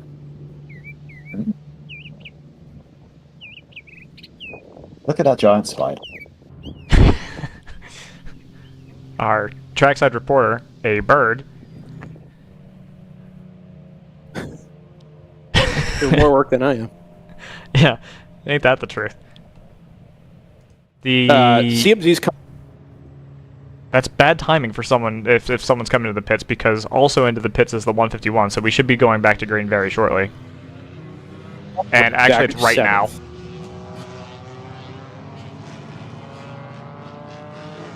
Green flag waves. Yeah, JTR and Choice both pitted under that pink, and JTR has managed to lose their 10-second lead, plus 0.8 of a second, apparently. That should be a really close race. I'm assuming, do we still have let me find the correct words. Is Choice Racing's onboard still dead? Yes, I think it is. That's a shame. So there's an interesting dynamic that happens with these Code 35s, Scott, that is relevant to the initial point that you made, which is that everyone seems to do the like highway game of catching up to a car that is actually abiding to the limit or going slightly under it. So you end up with these kind of gaggles. We've kind of ended up with a Le Mans style, 3 groups of cars. So depending on where you come out, that might actually make a genuine difference. Yeah, we see that regularly with WRL speed limiters not being necessarily all created equal. Calibrated to 35.5. I don't know if it's just me, but the idea of being stuck in a train, that kind of train behind someone who hasn't quite figured out what 35 miles an hour looks like would be one of the most frustrating experiences I could possibly imagine. Well, we saw that in the car that was second in that train, right? Just gesticulating at the lead car. Now, that was a pretty severe speed differential. That was an extreme version of that. Even being stuck at 34 miles an hour and just watching a car that I'm racing not stuck behind that car, just sort of creeping away. How often do you see that just in pit lane? And that's not really that long of a drag, and if you're going to be behind this car for 15 minutes, yeah. Like, exciting moment on board with the 609 there is we're going 4 wide down the run to turn 7. I think that car is racing the Cayman ahead of it. I'm trying to identify those 2 cars, 609 and 77 Kingpin. Kingpin was one of our early pitters, I believe, and they've moved back up into the top 10 after... Oh, look at this gaggle. Kingpin's stuck behind... I don't think it's racing that Cayman ahead of it. That might be a lower class car. Yeah, looks like it. Finish about half a lap ago. My Wi-Fi is challenged here at the moment, but that margin's under a second. So I think that JTR car still has the pace over the 511, but like you mentioned, Scott, they lost all of their lead and then a touch more during the pit stops under Code 35. 609 just lost their position to automatic racing. That Aston's looking really quick right now. Yeah, they were kind of... Well, they were really quiet at the start of the race here. And we've seen that a couple times where, they'll start further back in the pack and not really, make an impression at the beginning of the race, but by the time you get to, 5, 6, 7 hours in much the way that we often see out of GTR 99, they're right back in contention. The automatic car into the turn 5 hairpin there just chose completely the wrong line to go through past a group of slower cars and has lost the place again. So 609's it's not only back ahead of automatic racing, but it's right behind the Kingpin car again. Great little battle here.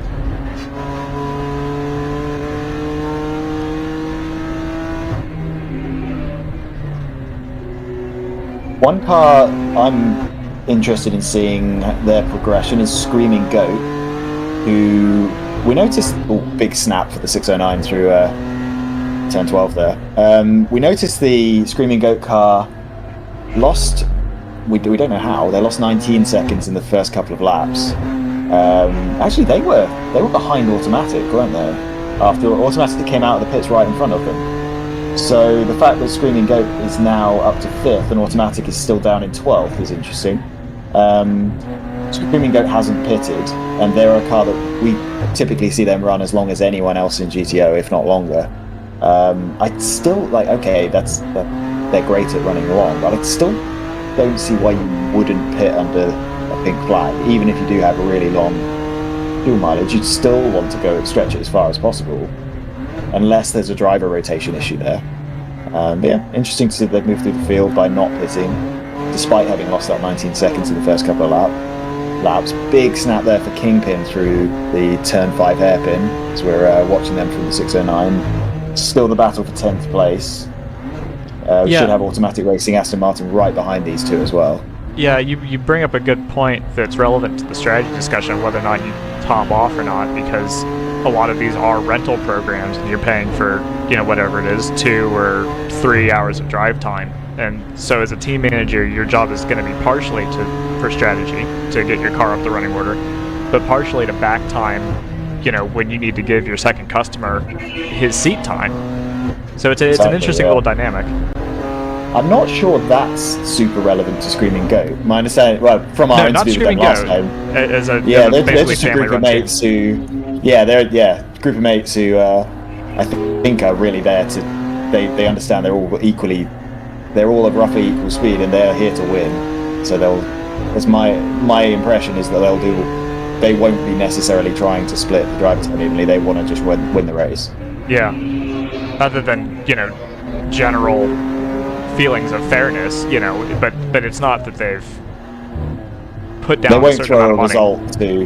They won't throw a result to get a driver in because they've had too long in the car, I think is kind of what I'm getting at. Right. But for some reason they seem willing to not pit under these pink flags, even though I don't see a disadvantage. It's kind of free. Yeah. Unless you're at the head of a train and pitting, you think would put you at the back of a train, that's the only kind of rationale I would offer. Yeah, but if you're taking like change 40 for the overall seconds. lead, guys. Okay, JTR back to lead, and they've pulled 3.6 seconds on that lap. Yeah, in one lap. Yeah, that car is very well. So that car's very fast. The Choice Racing were 5 seconds off of their own best lap that time. So, as 609 gets held up badly through the 910 complex. Yeah, Kingpin just able to sneak through both of these cars. 609 getting held up, and that's going to cost them, in effect, probably about 2 seconds. The other Kingpin car, by the way, is right on Rule 1 Racing for 3rd place. But those cars have dropped 35 seconds behind the leading 2. Not sure how this happened, and we're under yellow flag again. Oh, pink flag again. Yes, we are. And you know who this might benefit? Go on. The number 29, who we don't think is pitting yet. I mean, it might benefit everyone, because there's no reason why everyone can pit under this, and I think it's basically free. Car off at turn 1 is the reason we're under the code 35. Yeah. I believe it's the Pinnacle car. The Yeah, Pinnacle Porsche Cayman. I'll set it here, even though this camera is a little spotty, because you see the car there, basically on the extremes of the gravel trap, and that's well dug in there. So that's they're not going to be able to extricate themselves. You can hopefully. Go ahead. Sorry, hopefully a quick recovery though. I think we kind of like that first pink flag was so long that my brain's adjusted to the fact that these are going to be really long, but I don't think they are. I think that should be quite a quick recovery. You can't see it from our trackside cameras, but you can from the CCTV. The skid marks traced back to where that car was out on track, and it looks like it got out wide down at turn 1 and into the kitty litter that was dropped to clean up the oil from early on, and the car basically just snapped. And maybe they overcorrected because the car just looks like it took off to the right, did a 360, and came to rest right there in the gravel trap. Okay, so while we've got the opportunity, it's pretty deep in there too. We're an hour and a half in. We haven't done advertisements. Should we do some advertisements? We should do some advertisements. These are new, so I don't know what we're gonna get here. But with thanks to Haggerty Motorsports and Cooper Tires and Sentinel, we will see you on the other side from Barber Motorsports Park for the first 9-hour race of round 2 of 2022. Back in a minute. Okay, all right. Hard stop at 6 today. We need alignment by then, people. Here's where the rubber meets the road. Have these initiatives moved the needle, like, at all? Well, let's shift gears a minute. We're really kind of at the apex here. Well, we gotta stay agile. I said we fast track the pivot. Can we circle back? Keep everyone in the loop. Focus, guys. We're in a race to the finish, all right? We need to put the pedal to the metal. We need to nail those hairpin turns, cross that finish line, and take that checkered flag. Yes, Josh. Yes. Start your engines! Woo! Ready to hit the track? We've got you covered with the world's largest motorsports calendar, track day insurance, and more. Haggerty, let's drive together. Sentinel by Candelaria Racing Products is a comprehensive motorsport video system incorporating live streaming, local recording, picture-in-picture, flag status, leaderboards, data overlays, and more. Perfect for endurance racing, sprint racing, and HPDE. Sentinel includes everything you need to get started. With the ability to control the live feed from the cloud and GPS auto start, you will never miss an on-track moment. What are you waiting for? Get your Sentinel today.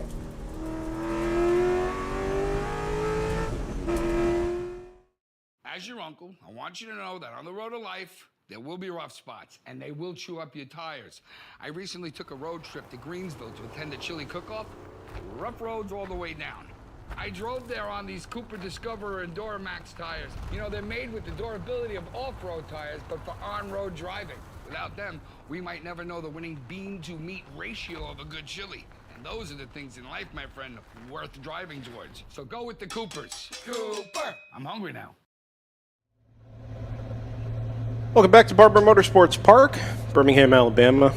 As we mentioned, the second race weekend of the 2022 World Racing League season. On Drivers I Love, have everybody's company this morning. It's a full field from Barber. 63 cars took the green flag. We've lost a few already this morning. Not so much as a result of contact, just this is endurance racing, and these things will happen. Currently under our fourth code 35. As I say that, the green flag comes back out. Classic. So an hour and 27 minutes gone, and 7.5 hours, just over that, remaining before the checkered flag at 5 p.m. local today. This most recent code 35 for the Pinnacle Motorsports Porsche down in the gravel trap at turn 1. That car's been recovered, sent on its way. And the race resumes with JTR Motorsports Engineering leading Choice Racing by 2.6 seconds under yellow. That will have come down a little bit here. But we'll wait to see exactly what that gap is when they come back across the start-finish line. GP1 led by Ginger Racing over Edge Autosports by about 20 seconds. Not sure that 47 car has been into the pits yet. I don't think it has. JT probably has a little more information on that, being our production class correspondent, sort of by default. De facto. Yeah. Yes. I don't think he's come in, or the Edge or PC car. I do want to really quickly, when we have a moment, I want to run through some of the updates that we've got from our teams down in the paddock. Yeah, please do. So, the 421's got a 3-driver lineup today. It's got Mark Smith, Dallas Carroll, and Matt Kehoe. That is the brand new Thunder Bunny car. Yeah, 2020 718 Club Sport. That'll be a Cayman, as I'm sure you're aware. There's the Boxster's also a 718, but it's not a Boxster. It's a Cayman. Oh, maybe it is a Boxster. Oh, I might have lied. No, okay. No, that's the Cayman. That's the GT4 Cayman. Okay. Well, they do say he has Dallas has got a lot of sprint racing experience on the Boxster platform, which seems like a weird thing to call out if it's not a Boxster. So it's a GT. Similar enough. Okay. Anyhoozle. They're feeling pretty good about it. Are going to be finishing the delivery on Wednesday, they say. And doing some setup work, which is to be expected when you're breaking in a new car. Oh, maybe that means they finished it this past Wednesday. Either way. I think so. Either way, new car, new delivery. That's always fun to get new toys and something to learn to tinker with, albeit probably a little frustrating. Couple of notes about drivers who started this race. It was Pippa Mann in the 79 for Monoflow and TLM. I don't know if she's still in the car. We're about an hour and a half in, so I'd imagine she is.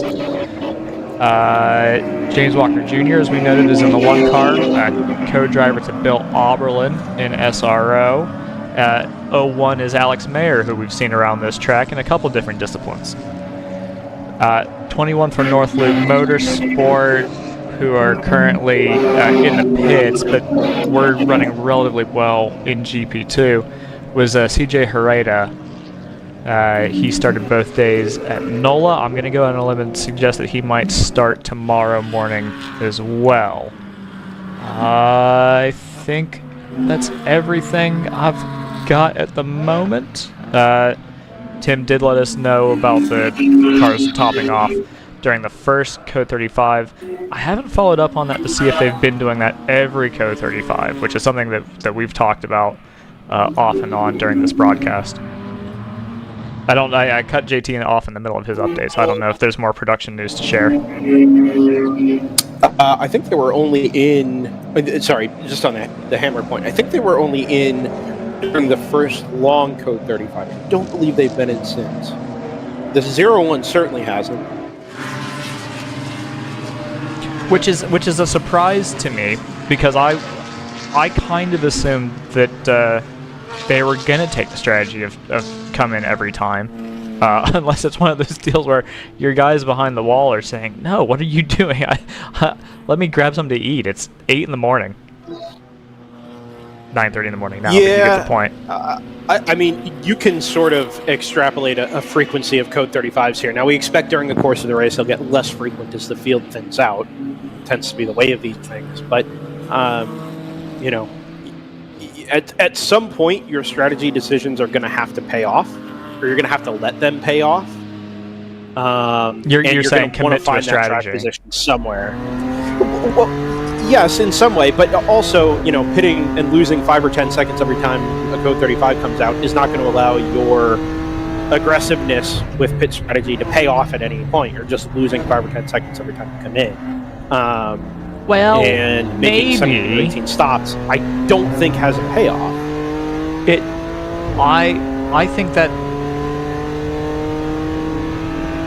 I think that's tough to say. Yeah, you're bleeding off a little bit of time every time you do that, but by not coming in, you are banking on some regularity with these. Whoa, someone's just gone off at turn 11. I can see it, you guys couldn't. You might see it on CCTV. It's the 147 from Moorhead, so they're back out on track, off track, and back on again. He's off, and he's back again.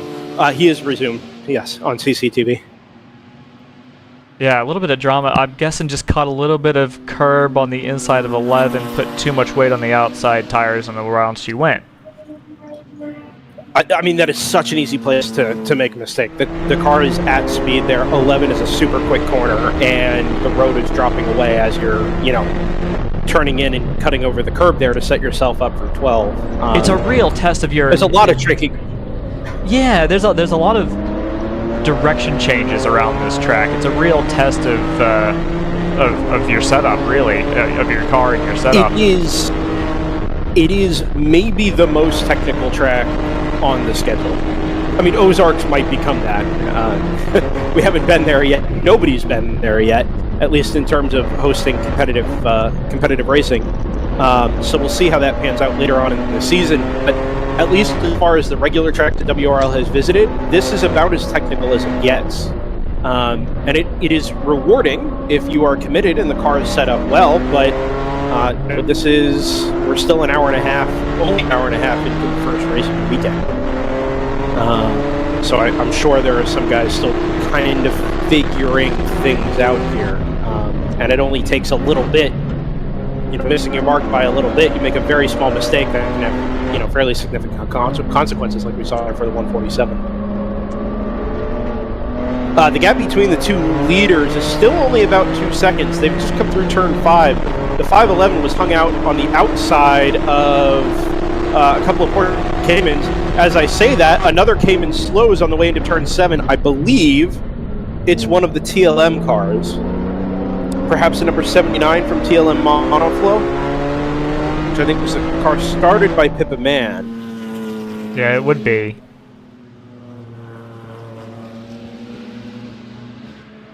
We'll keep an eye on the 11 and 12 camera to see if that car emerges. I've got Team Boulder as potentially being stopped as well. I don't think it was Boulder. It was definitely a GTO Cayman. Okay. But Team Boulder seems to have been in the pits for a bit.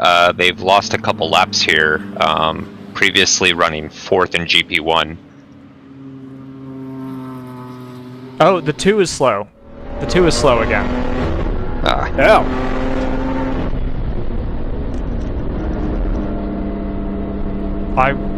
You said you thought it was a Cayman though, right, Brendan? Wouldn't have been a BMW.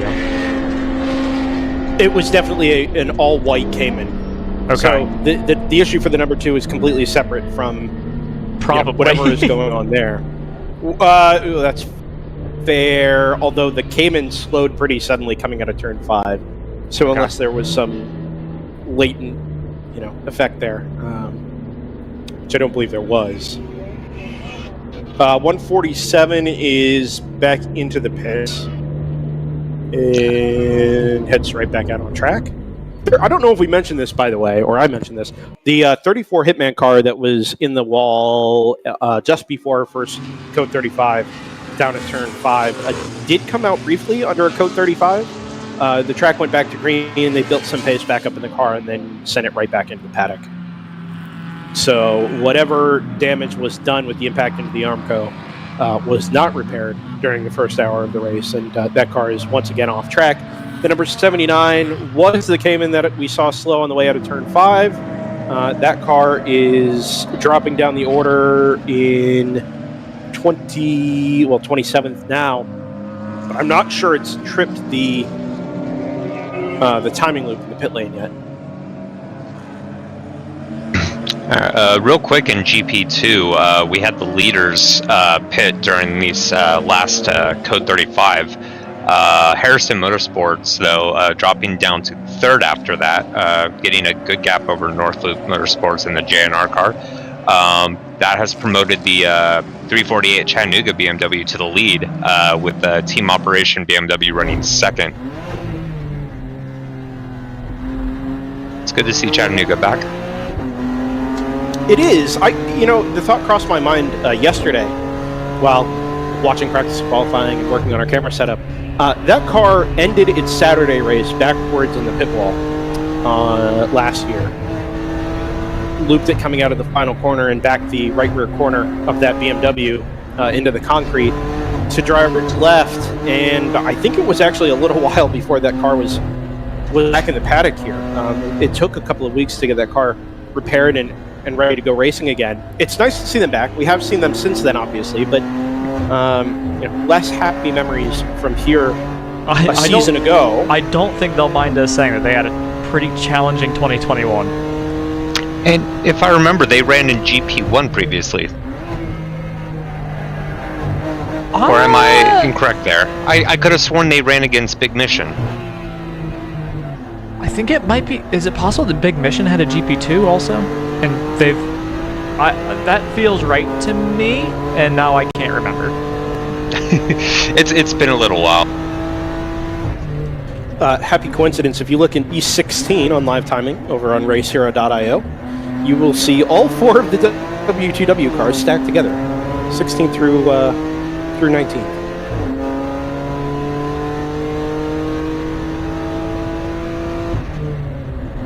You two talk amongst yourselves while I introduce some new advertisements. Aha! Is Uncle Cooper going away for a while? I don't know what they've done with him. Yeah, I don't either. Ooh, slow Honda Civic on the way out of turn 4. That's the number 178 from JNR, which has a new livery on it, by the way. It's not slowing to a stop, which is good news, but it's also definitely not up to pace down the front straightaway. So I think that's them going around 5. Sorry, down is the that right? Between 4 and 5. It is, yes. Now leaving your screen, it is to driver's accelerating. Left. So just hitting top end early. Go ahead, JT. I was gonna say its last lap was a bit off pace for GP2 at a 151.5, with the rest of the cars running low 40s to mid 40. Yeah, I mean, we don't really make any secrets about that car's struggles in general in terms of reliability. It did come to a halt yesterday at, I think twice actually, pretty much back to back. But then it did get some laps in during the course of yesterday's practice session. So some promise there. And in fairness, it's the first time we've mentioned that car today. So now we're an hour and 40 in, and this is really the first time we've seen an issue from that 178. So keep an eye on it. But like I said, it's not slowing to a halt, which is good. Yeah, it's. I think we'd all like to have a reprieve from Code 35s for a minute. And keep in mind, this was the car that did start 6th, and then at the end of the opening lap was leading GP2.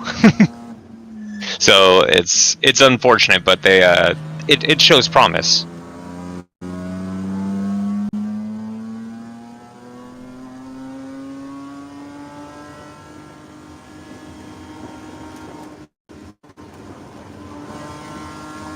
My Also kingdom in for a GP. couple new cell towers.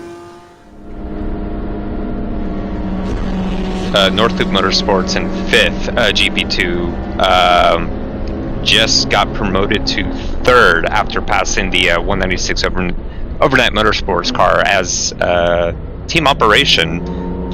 Possibly came into pit lane or lost a lap. It looks like the two's still struggling, so I switched over to them because their onboard was working well, but I didn't realize that they were still having issues. This car, the number 1, has just lost a spot to the 984 for W2W. I don't know if that'll happen while we're on board with them. Obviously, we're on a little bit of a delay here. The 31 yeah, missing? there it is. Is that there it is? But yeah, it feels like there's a loss of pace here. This car doesn't quite sound like it's up to speed. I don't know what... There's something going on with it. I don't see any yellow flags or anything in the area.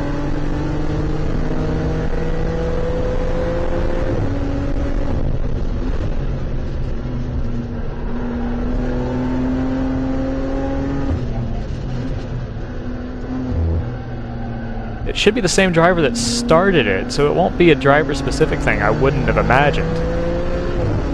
Given that they haven't pitted since lap 9. Number 2 is back into the pits. Team ACP.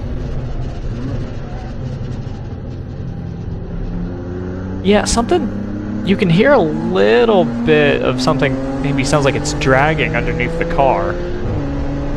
So it might be a mechanical issue to look out for here on the number 1. 2 looks like it might be going behind the wall. Yeah, it is. So they're gonna take some time to repair the number 2 for Team ACP, Tangerine Associates. It's been a rough race for that car. Yeah.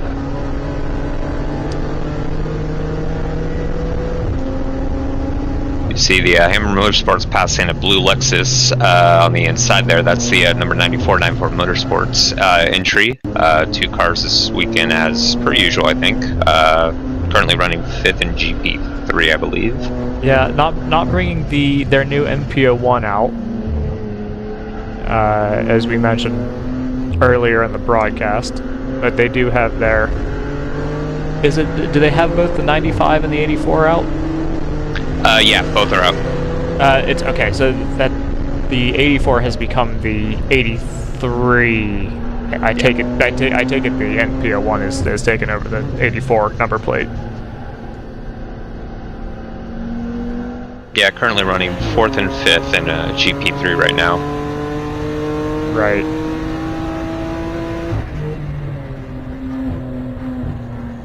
Gentlemen. Yo. Scoundrel.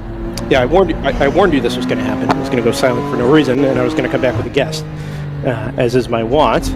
Woo. And I'm happy to say We've got that this will be my first spun. Sorry.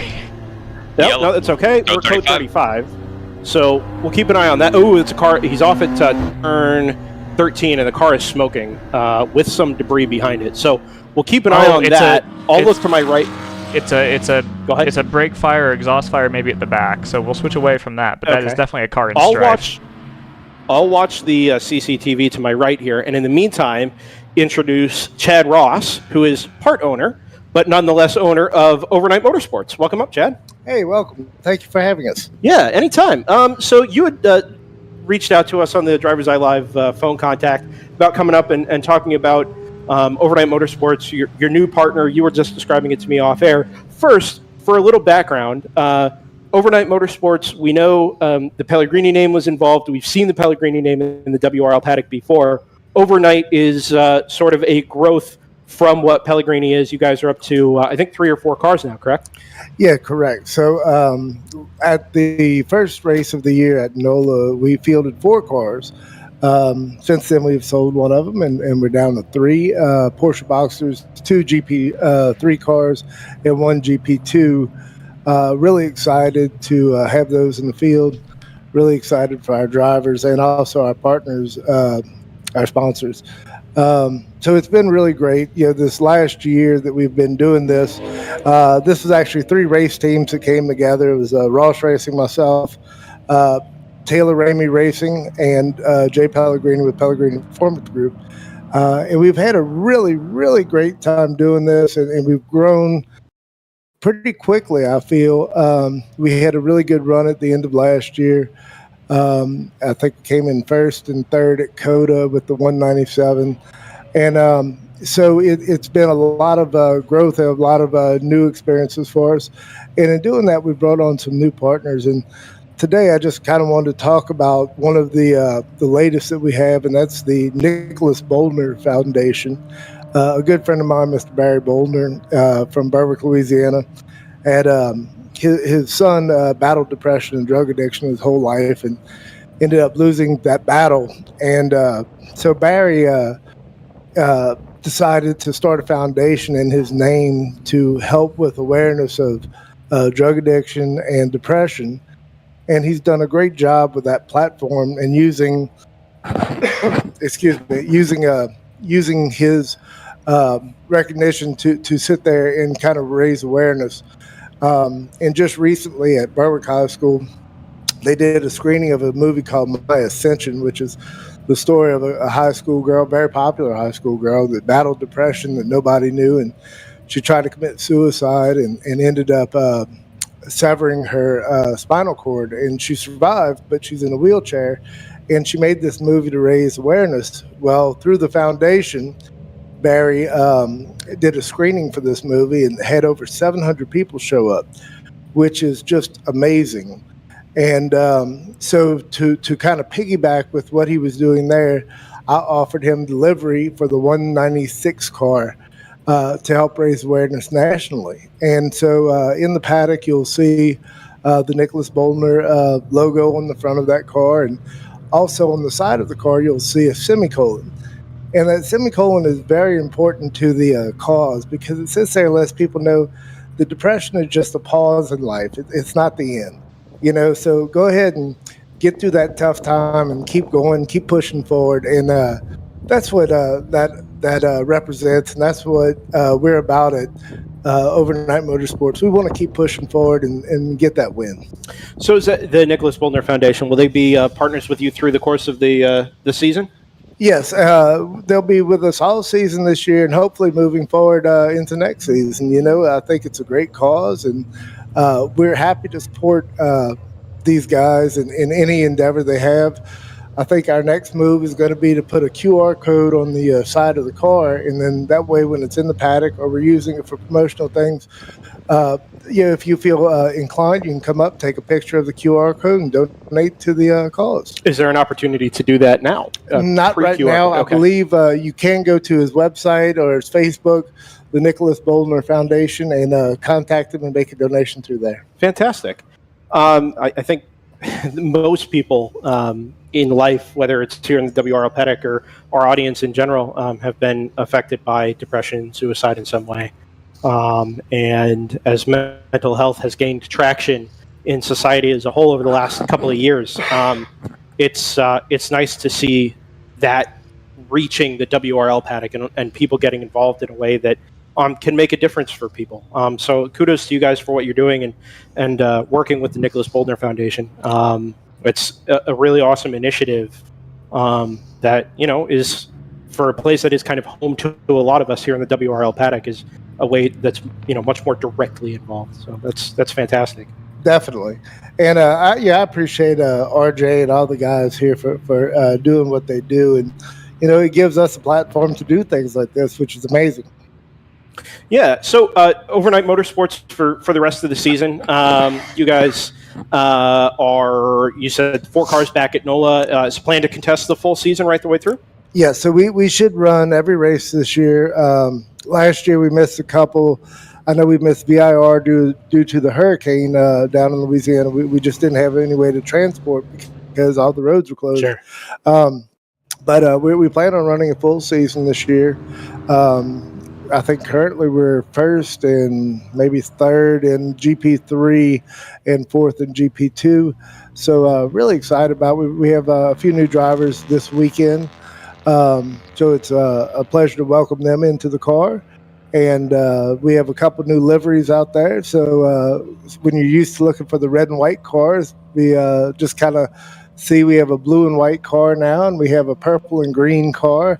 And then, of course, our Maxxis 197 cars, red livery. So just keep an eye out for us, and hopefully we make the guys proud. I appreciate you coming up, Chad. You're welcome here anytime to come and talk to us on Driver's Eye Live. And like I said, kudos to what you guys are doing with the Nicholas Boldner Foundation, and look forward to having ways to be involved and to donate and support what you guys are doing the rest of the season. Thank you very much. Thank you for having us. Anytime. Bye-bye. Yeah, as Brendan notes, racing for a worthy cause. I don't think there's you get to a certain point in life, I don't think you are somebody who hasn't been affected by that at some point in terms of yourself or in terms of friends or family. So yeah, absolutely worth something worth trying to combat. We did have the 143 for Pro Sport, that Aston Martin you saw there on the outside of turn 13. It looked like it had a mechanical failure and then caught fire. It looks like it's probably spun on its own oil there. We've put down some oil dry to try to clean that situation up.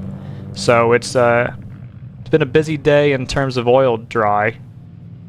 I think we're still kind of trying to get this 143 fully extinguished. I think we're putting more extinguishant on it and also putting a little more oil dry out in front of it. You see it's cambered turn. Some of that oil is running downhill, so we're trying to get ahead of that before it becomes a problem.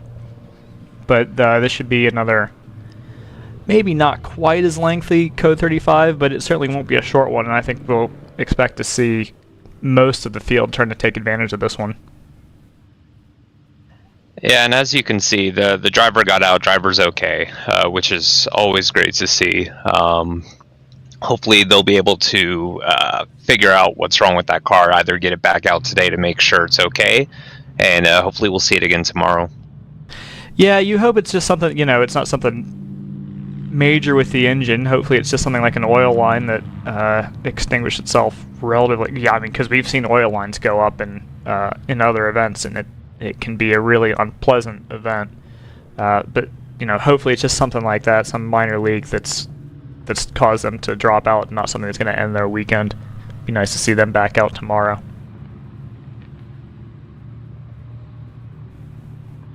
We've seen a lot of teams pit. Big Mission is just pitted in their second car in the 336. Rubin Performance Garage 293. 909, the remaining Aston Martin, has pitted.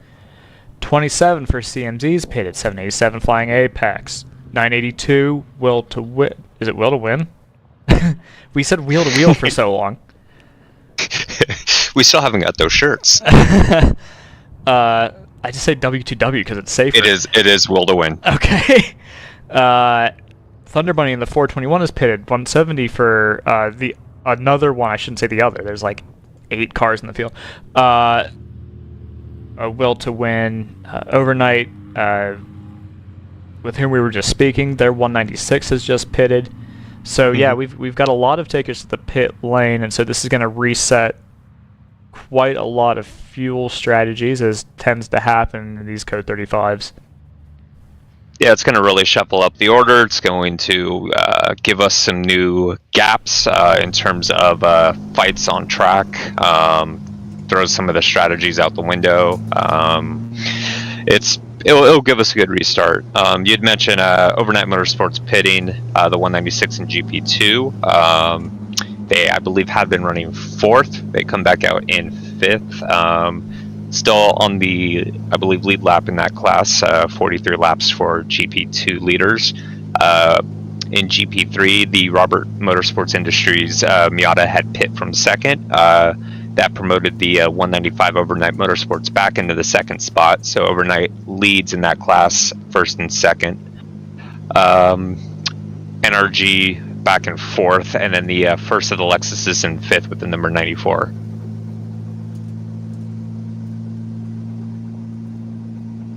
Yeah, interesting. In terms of cars that we haven't seen come in recently, I'd keep an eye out for our overall leader, the 511 for choice. I've got my attention very divided, but let me know if I've missed something that you've already pointed out. The 696 has just come in on this rotation, running second in overall and in GTO. So they, if for whatever reason the 511 does have to pit under a green flag, we've got to stop Cayman, possibly Boxer. I think Cayman to the outside of turn 1 here. I don't have an ID on that yet. Hopefully that's just a pull off to reset some systems. Well, we figure out what car that is.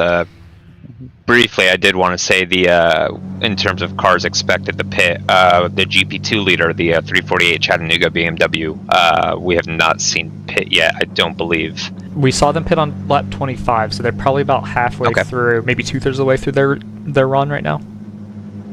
I can give you it's a little more challenging for you because I haven't been able to make this application available to you all. But if you have any questions about who's pitted and when, I can answer that quickly-ish.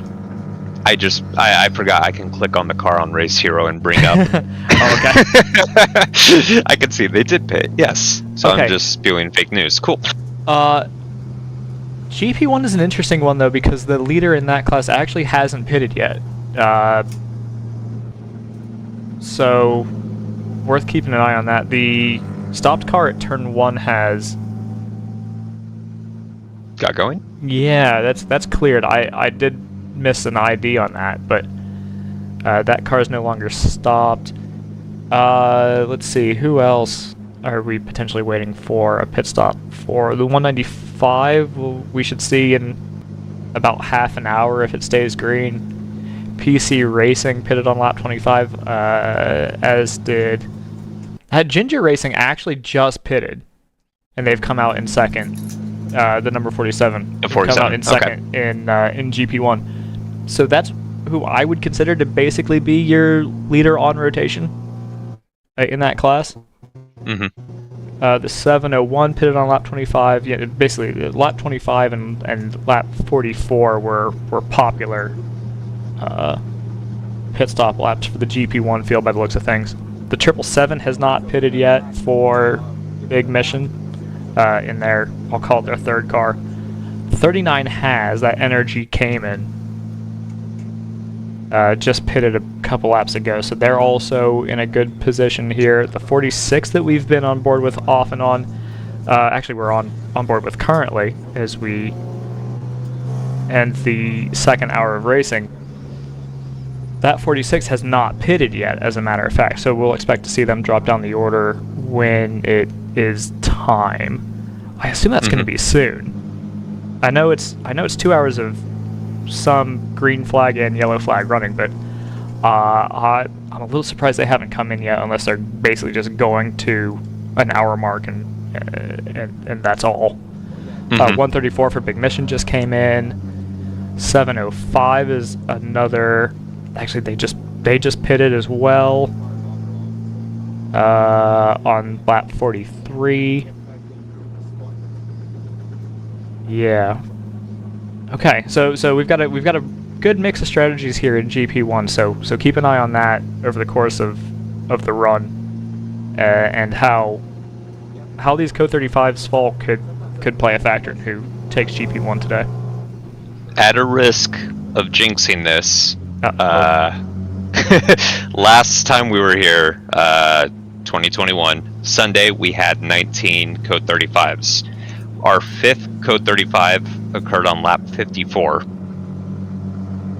We are 48 right now on our 5th. So are we doing a little bit of a Larry Mack trans? Is that what this is?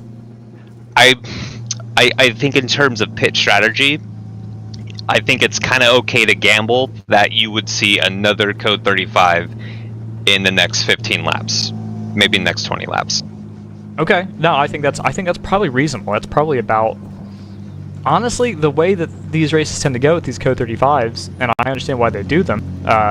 But the way it tends to go is you almost get as much green flag running as you do Code 35 running. So it's an interesting game. Obviously, it's going to completely change how far you can run on a tank of fuel. If not on distance, then certainly on time, obviously. Yeah, and like Tim had kind of mentioned in our NOLA broadcast, it's kind of hard to figure out just how much fuel sometimes you have in the tank. Yeah, right. So we might have to see cars gamble a bit or err on the side of caution. Yeah, I mean, you might have a gauge, but I think in most cases, I gather you kind of really only have an approximation. It's not like you have, in the if the only experience you have to fall back on is virtual, where you get this kind of artificially precise reading of how much fuel you have left. These guys don't have that most of the time, if ever. So you're just kind of going off of what you know to be what your car can do on a tank of fuel, really. And that's going to change by driver, by driving style, certainly by yellow flag laps. It's going to throw a complete wrench in everything.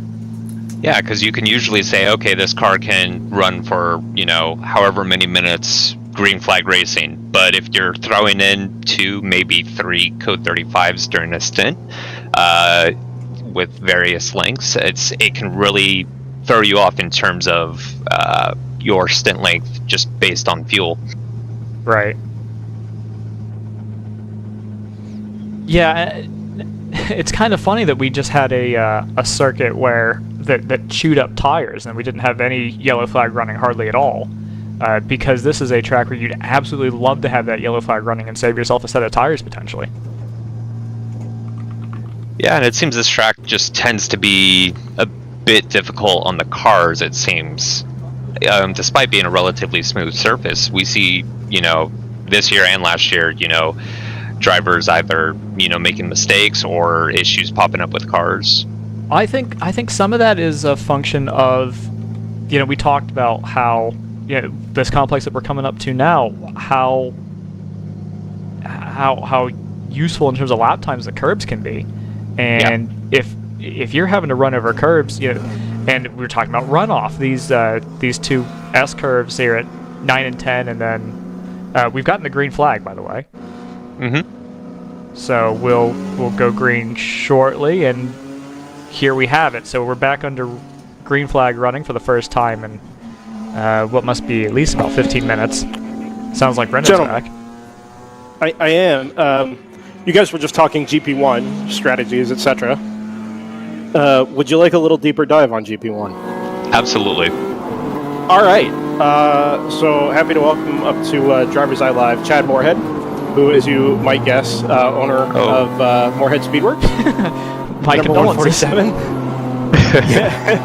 I just had, first, welcome, Chad. Second, we just discussed offline a little bit. You guys are kind of having a day. That we are. Yeah, I'm just here to air my grievances. That's a joke. Air away. That's a joke. Well, maybe air grievances on your power steering lines, I guess. Yeah, so that's what brought us in for the first unscheduled pit stop.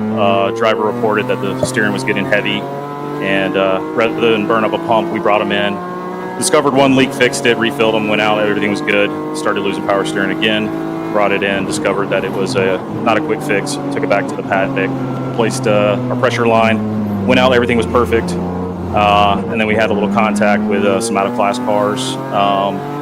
And that's probably brought it into our day, but it's fixable, should be out tomorrow.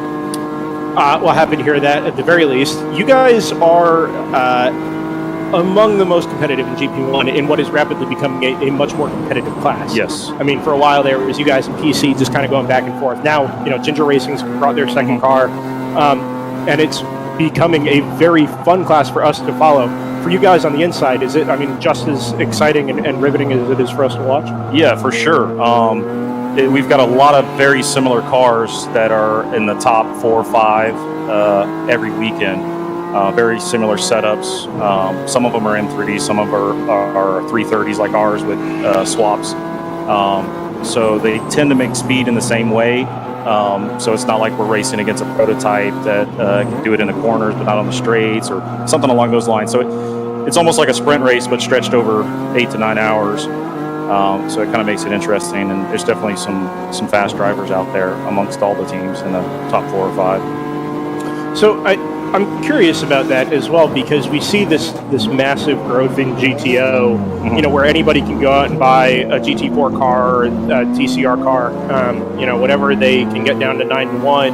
And yet, we've got 19 cars here in GP1 for guys that just want to build up a race car and make it go quickly. Is there a particular draw to GP1, or is it just a solid platform for you guys to just build up a race car and go racing? Honestly, it's just kind of where we ended up. Okay. We built this car originally to run the 25-hour Thunderhill. Oh, sure, yeah. And it was very competitive then, and it was a standard 330 drivetrain, N54, roughly 225 horsepower. And then when we wanted to go regular endurance racing, the class that it fit in, we were really power limited.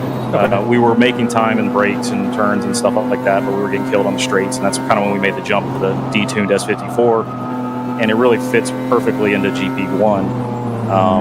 And for, I think, the first season we ran with WRL, we were basically a GTO car, but at the bottom of the GTO class. And we decided to go all in and basically build the car to the series. And that's just how that kind of worked out.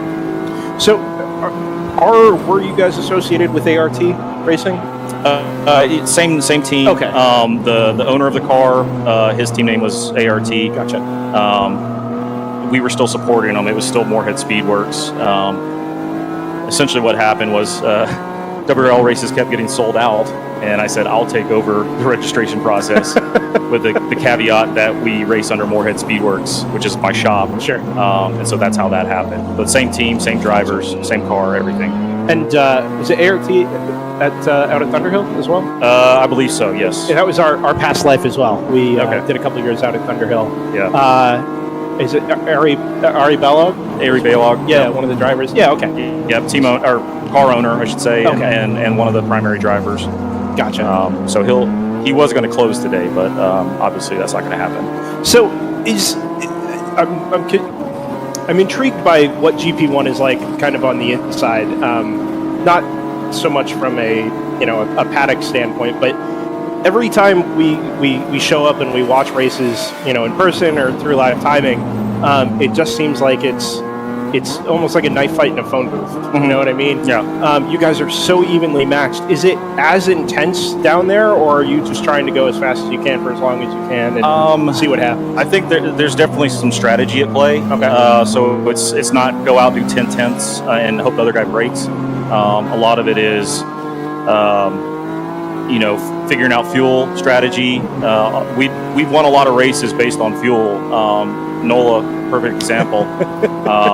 Road America last year, perfect example. I'm sorry. Go ahead, Joseph. I said which day? Because they won both. Both days, but we also got lucky there with some competitors having some issues. But, I know. Yeah, we put a lot of effort into getting every last drop of fuel out of that car. And then we also put a lot of effort into short shifting, lifting coast, and using that to our advantage, and knowing that we can put down a lap or two that are, towards the pointy end of the field. Yeah. Are you guys chasing a championship in GP1 this year? That's the idea. Gotcha. Yeah, that's the idea. Last year was kind of make the races we could make that didn't sell out. This year the intent is to do pretty much every race. We might skip like High Plains. We might skip Ozark. But the intent is to hit every other track that's on the schedule. Nice. Well, I'm happy to hear that. Any sponsors, partners, anybody else you want to thank or talk about? Yeah, I mean, my own shop, Moorhead Speedworks, obviously. We run a lot of our parts that we designed on the car, a lot of our suppliers' parts on there. Are you guys BMW specific or just a general? We work on 99.9% BMWs, but occasionally we'll have a Spec Miata or a Camaro or something come through the shop. So we take all comers, but our focus is BMWs. Nice. Well, I want to throw in. Yeah. Oh, go ahead.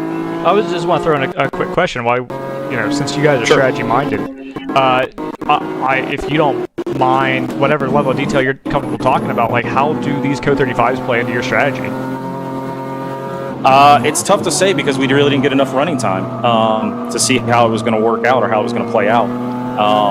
This is our first time running an endurance race here at Barber. And at VIR, I don't know if you remember last year, who also has Kehoe 35s, we had another bad weekend where we had another came and hit us, and we had mechanical on Saturday. So we didn't even do one stint there to really see how the Kehoe 35 affects things.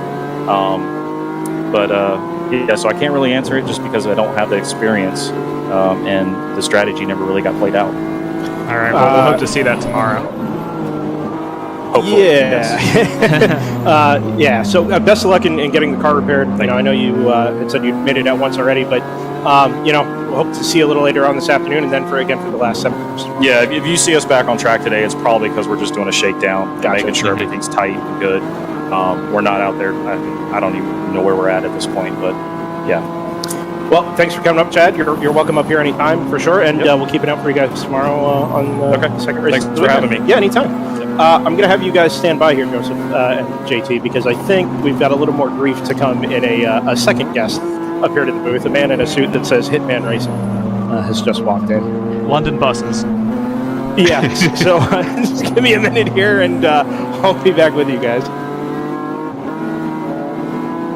Yeah, on board our current leader in GP1, Edge Autosports.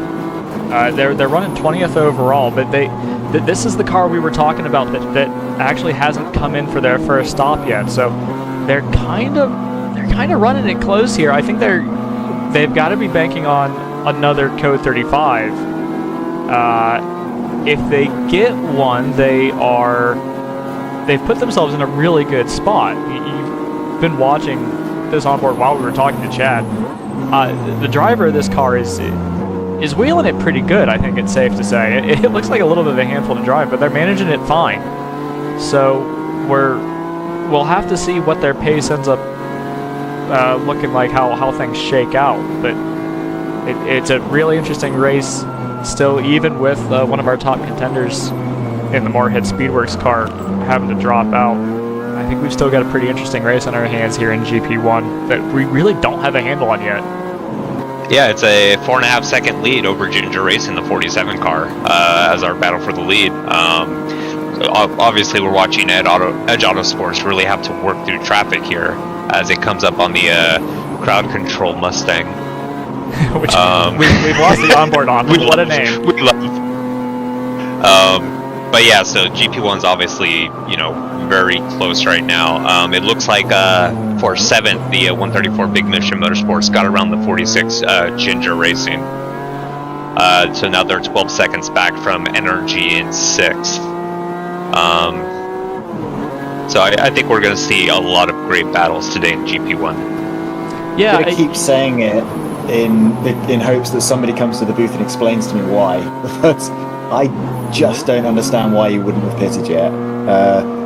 Edge Autosports, even if they get a Kehoe 35 and come in the pits, Ginger Racing right behind them will also come in the pits, and they'll have so much less fuel to put in that they're clearly going to jump them. So I just don't get it. I feel like I'm missing something.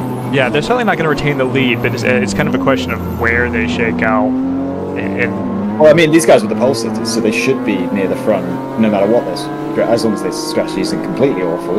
I mean, that said, if they have to pit under green, then it's everyone else gets tank the race a little bit. Yeah, they're screwed basically if they have to pit under green and everyone else is pitting on every code 35.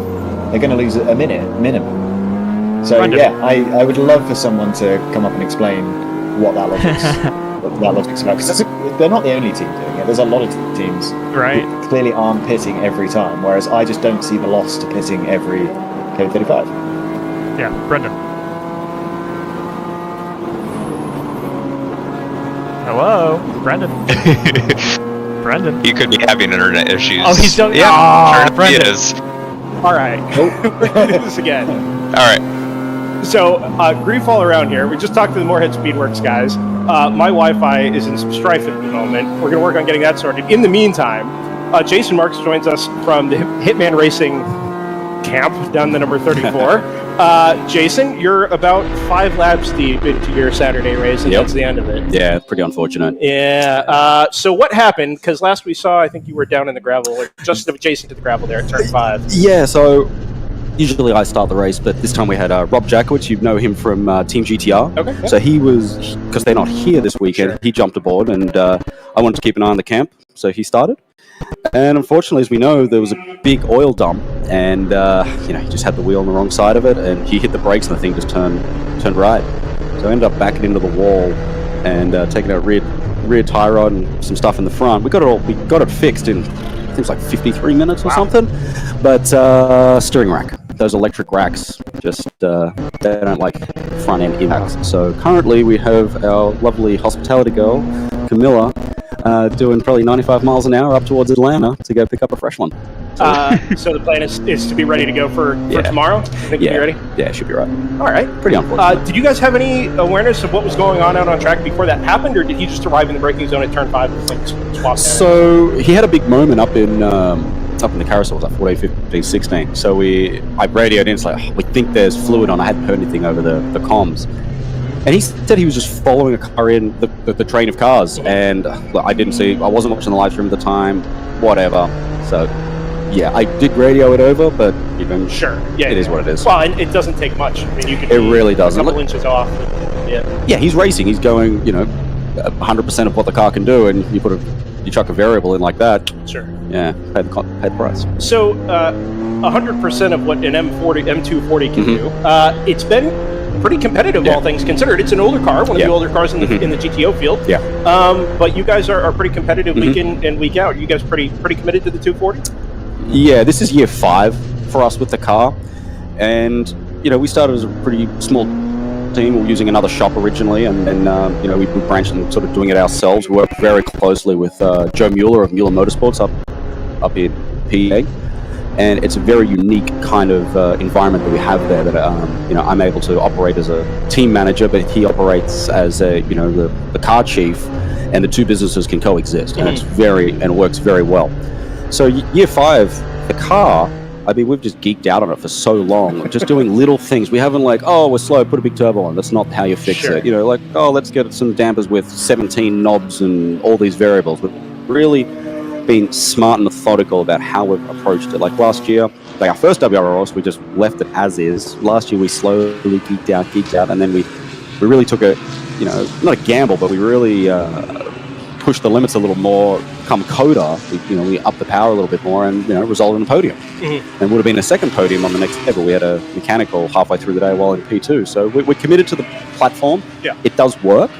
I mean, we're right there with the M2s and usually with the M4s. So it's a good package now. We've geeked out on everything that we know we should. Sure. The first time we saw you guys, Joseph and I did a race in another series at Summit Point, and I think you guys were on your way to an overall championship. Correct. At the time. Yep. And then you reappeared in WRL, and instead of winning overall championships, you guys sort of found yourself, top 10, top 15 on a pretty weekly basis. Has being here now more or less full-time kind of pushed you guys further to not just to develop the 240, but to figure out strategy and run yourself? Absolutely. Racing in this series just forces your hand. You have to be a borderline professional team. So myself, I work in for an IMSA team, and one of our crew members works on SRO and IMSA teams.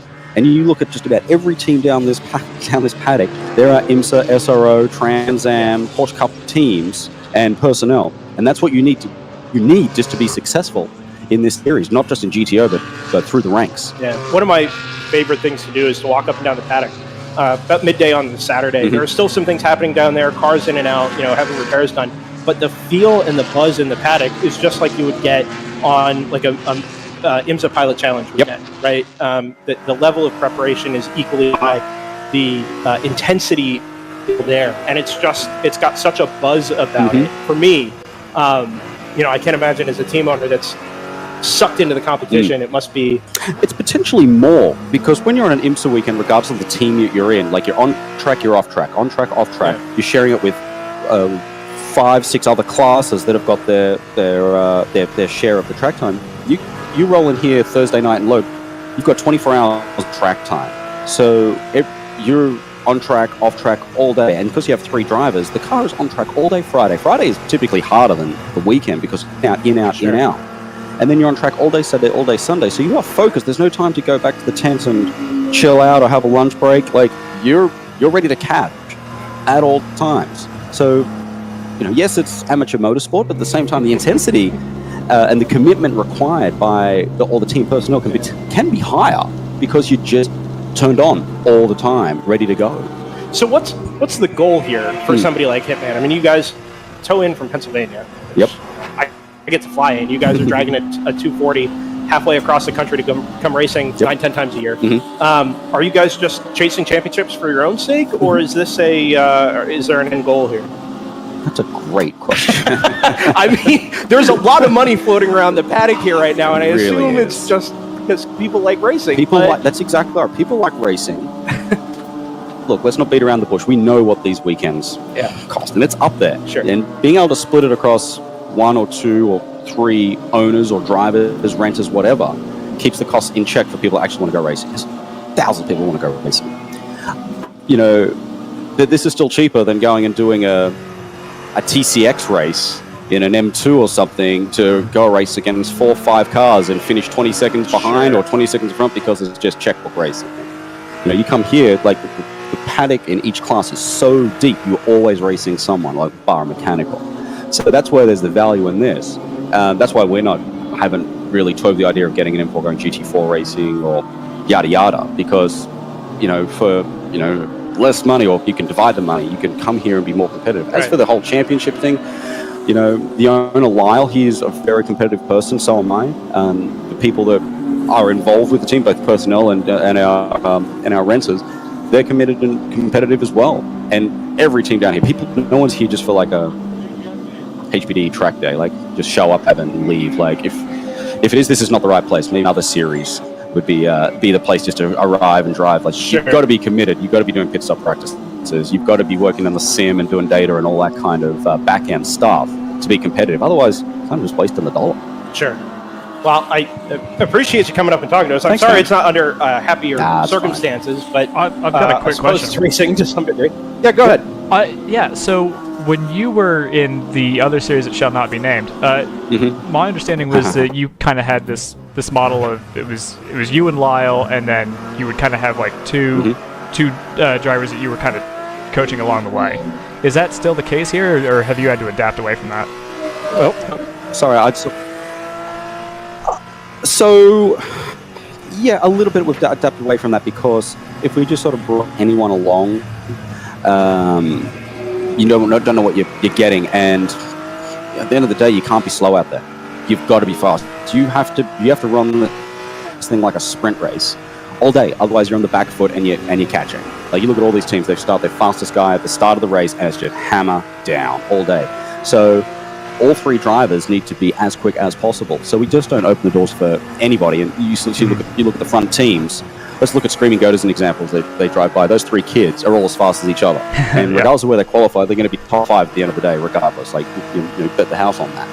So, but you look at other teams where there's a big disparity in the teams, then you're a couple laps down and no points in the championship, or you've got to look at that end goal. If it's just a rental car, just to go round and round circles, that's cool. Like, this place allows that to happen. But if you want to be competitive, you have to take those steps. It's just like any sort of motorsport, pro, am, anything in between.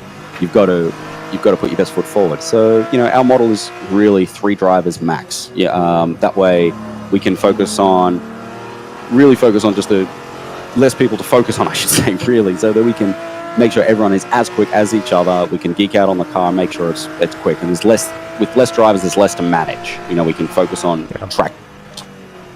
So how much, on that same, team development kind of line, how much do you guys put into strategy and actual race execution? A lot. Over the course of the weekend? A lot. Again, working on the IMSA team, like, granted, I'm not an engineer or anything like that, but I'm a couple of steps behind the engineer stuff, and I'm friends with him, so we talk and banter.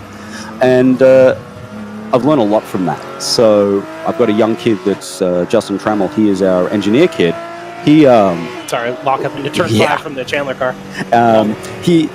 We geek out on Friday run plan, so we know. So it's not like, oh, your turn. No, it's your turn. We geek out on that. We have a strategy because we've been doing this a decent amount of time. We know what works and what doesn't.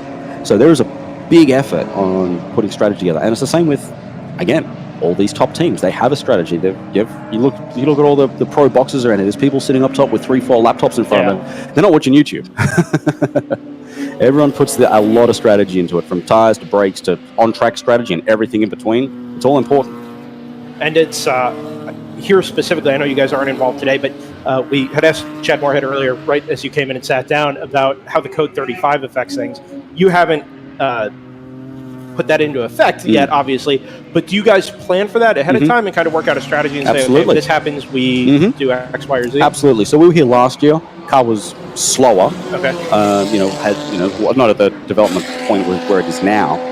We still finished 6th or 7th or something like that. But we learned a lot on the first day and executed on the second day, and we finished with a 6th place, which is decent for a underdeveloped car in GTO. So and what we learned last year, we were ready to execute. Gotcha. There was a plan. Nice.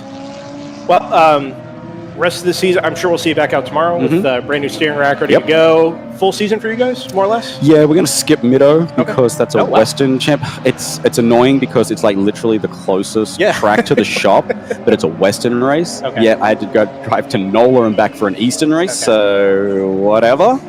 But now we're going to skip that. We're back Road America. I might be floating around. We'll see if everyone needs someone to call shots or steer a car, whatever. But we'll be there. Maybe a weekend off with the fam. Thanks for coming up. Thanks, man. Jason. You're welcome to here anytime. Appreciate your Wish insights. for better luck for you guys today, but tomorrow to see you guys back out there and get a result. Yeah, onwards and upwards, right? Yeah, man. Good on you, mate. Thanks for representing PA while you're here. I live in New Jersey. No, dude. that's right. You're like Wharton area. Yeah, that's correct. God, you got a good memory on you. Oh, I work in New Jersey. So your shop's in Stratford, right? Correct. Yeah, so 40 minutes down the road. No big deal. Well, like I said, welcome up here anytime, and thanks for coming up, Jared. Good on you, mate. Cheers. Take it easy. Bye. Yeah, that classic Pennsylvanian accent. I was about to comment on how I'm partial to a good Southern Hemisphere accent, so I was enjoying that. Yeah. We don't get many of them in WRL. We did have a pit stop under green for the car that we were saying if they have to pit under green, their race is screwed. Yeah, we sure did. That's Edge Autosports GP1 car, so yeah, we'll pay attention to that and see if in a few hours' time that ends up being the case. But where are they down to? They're down in 8th in class. Down. Yeah, and that's a car that was started on pole, is absolutely as fast as anyone else in the class. I think they may regret not pitting under pink when they had the opportunity. Yeah, I've noticed, by the way, did pit under yellow, so they aren't in quite the same boat. There's a possibility for a lesson learned there, for sure. Yeah, it's something we were talking about a bit earlier, is we were on track for a bit there to match what we did Sunday last year, which was 19 Code 35. So I can kind of understand trying to bank on another one, but I think they gambled way too much. We'll see. I still can't. There's just no loss that I can see. Yeah, you've got to have... Why would you gamble? at the very least, you've got to have a bailout point, right? Like, you've got to have a point in the stint where you say, okay, if something comes out, we've got to come in. And I don't know, I don't see how they wouldn't have run into that an hour ago, to be honest. And so what they've done is they've now left the lead for GP1, basically between Ginger and PC Racing, which is very good right now. Initially, Ginger Racing was leading. PC Racing caught them a few laps ago. Ginger Racing, this last lap, comes across the line 2/10 ahead of the PC Racing BMW. So it's still a very tight fight. We actually had an almost equally close race for the lead, the overall lead, which just changed a few laps ago. JTR Motorsport Engineering set the fastest lap of the race while they were chasing down the 511, and they've now taken the lead and pulled a 2.6 second gap. They've somehow got a minute or so on third place. I know it's been like that for a little while, but I don't know where that came from, because all of those cars are sort of similar pace. So yeah, I don't know if anyone else has an insight on that. JT, I don't know if you called it yet, but we've got another change for the lead. The 47's re-overtaken the 44, it looks like. Yeah, Ginger Racing retook the lead in GP1 after PC had it for, I believe, 2 laps, and they're still neck and neck right now. They've been running very similar lap times. Welcome back, Brendan. Okay, farewell, Brendan. Meanwhile, in third place, I don't know if this is a trend, but last lap, round 3 racing were 3 or 4 seconds. Nope, it's just corrected. That was just a really bad lap for Ginger Racing and PC Racing. I think both had traffic. Yeah, and also battling with each other, obviously. Yeah. But yeah, no, that's corrected itself now, where those two are actually quicker than round 3 racing this latest lap. Looks like the 34 has come back into the pits. We were just speaking with, I think it was Jason Marks. But that car that they said they'd serviced and set back out looks like, actually they might have just gone through shot, so they might have had their pit stop recently. Is that PC Racing coming down pit lane? Pit entry right there. Look like a black and blue BMW. I don't see. I've got the 777 is pitting, and I've got the 698 is pitting. I don't know. I'll confess, I'm not sure where the pit beacon is. No, that is its big mission. Okay. Yeah, because PC Racing came across timing line like 30 seconds ago. Got it. Okay. So that's big mission. The 777 pitting from 5th in GP1.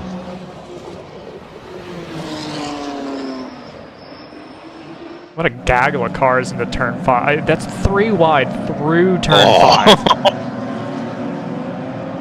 I wonder if the leaders are in there, because JTR has just set quite a slow lap time and the gap has closed down to 1.1 seconds. The cell towers are borderline usable, finally, at this late hour. So we might actually be able to follow something if we do have a fight.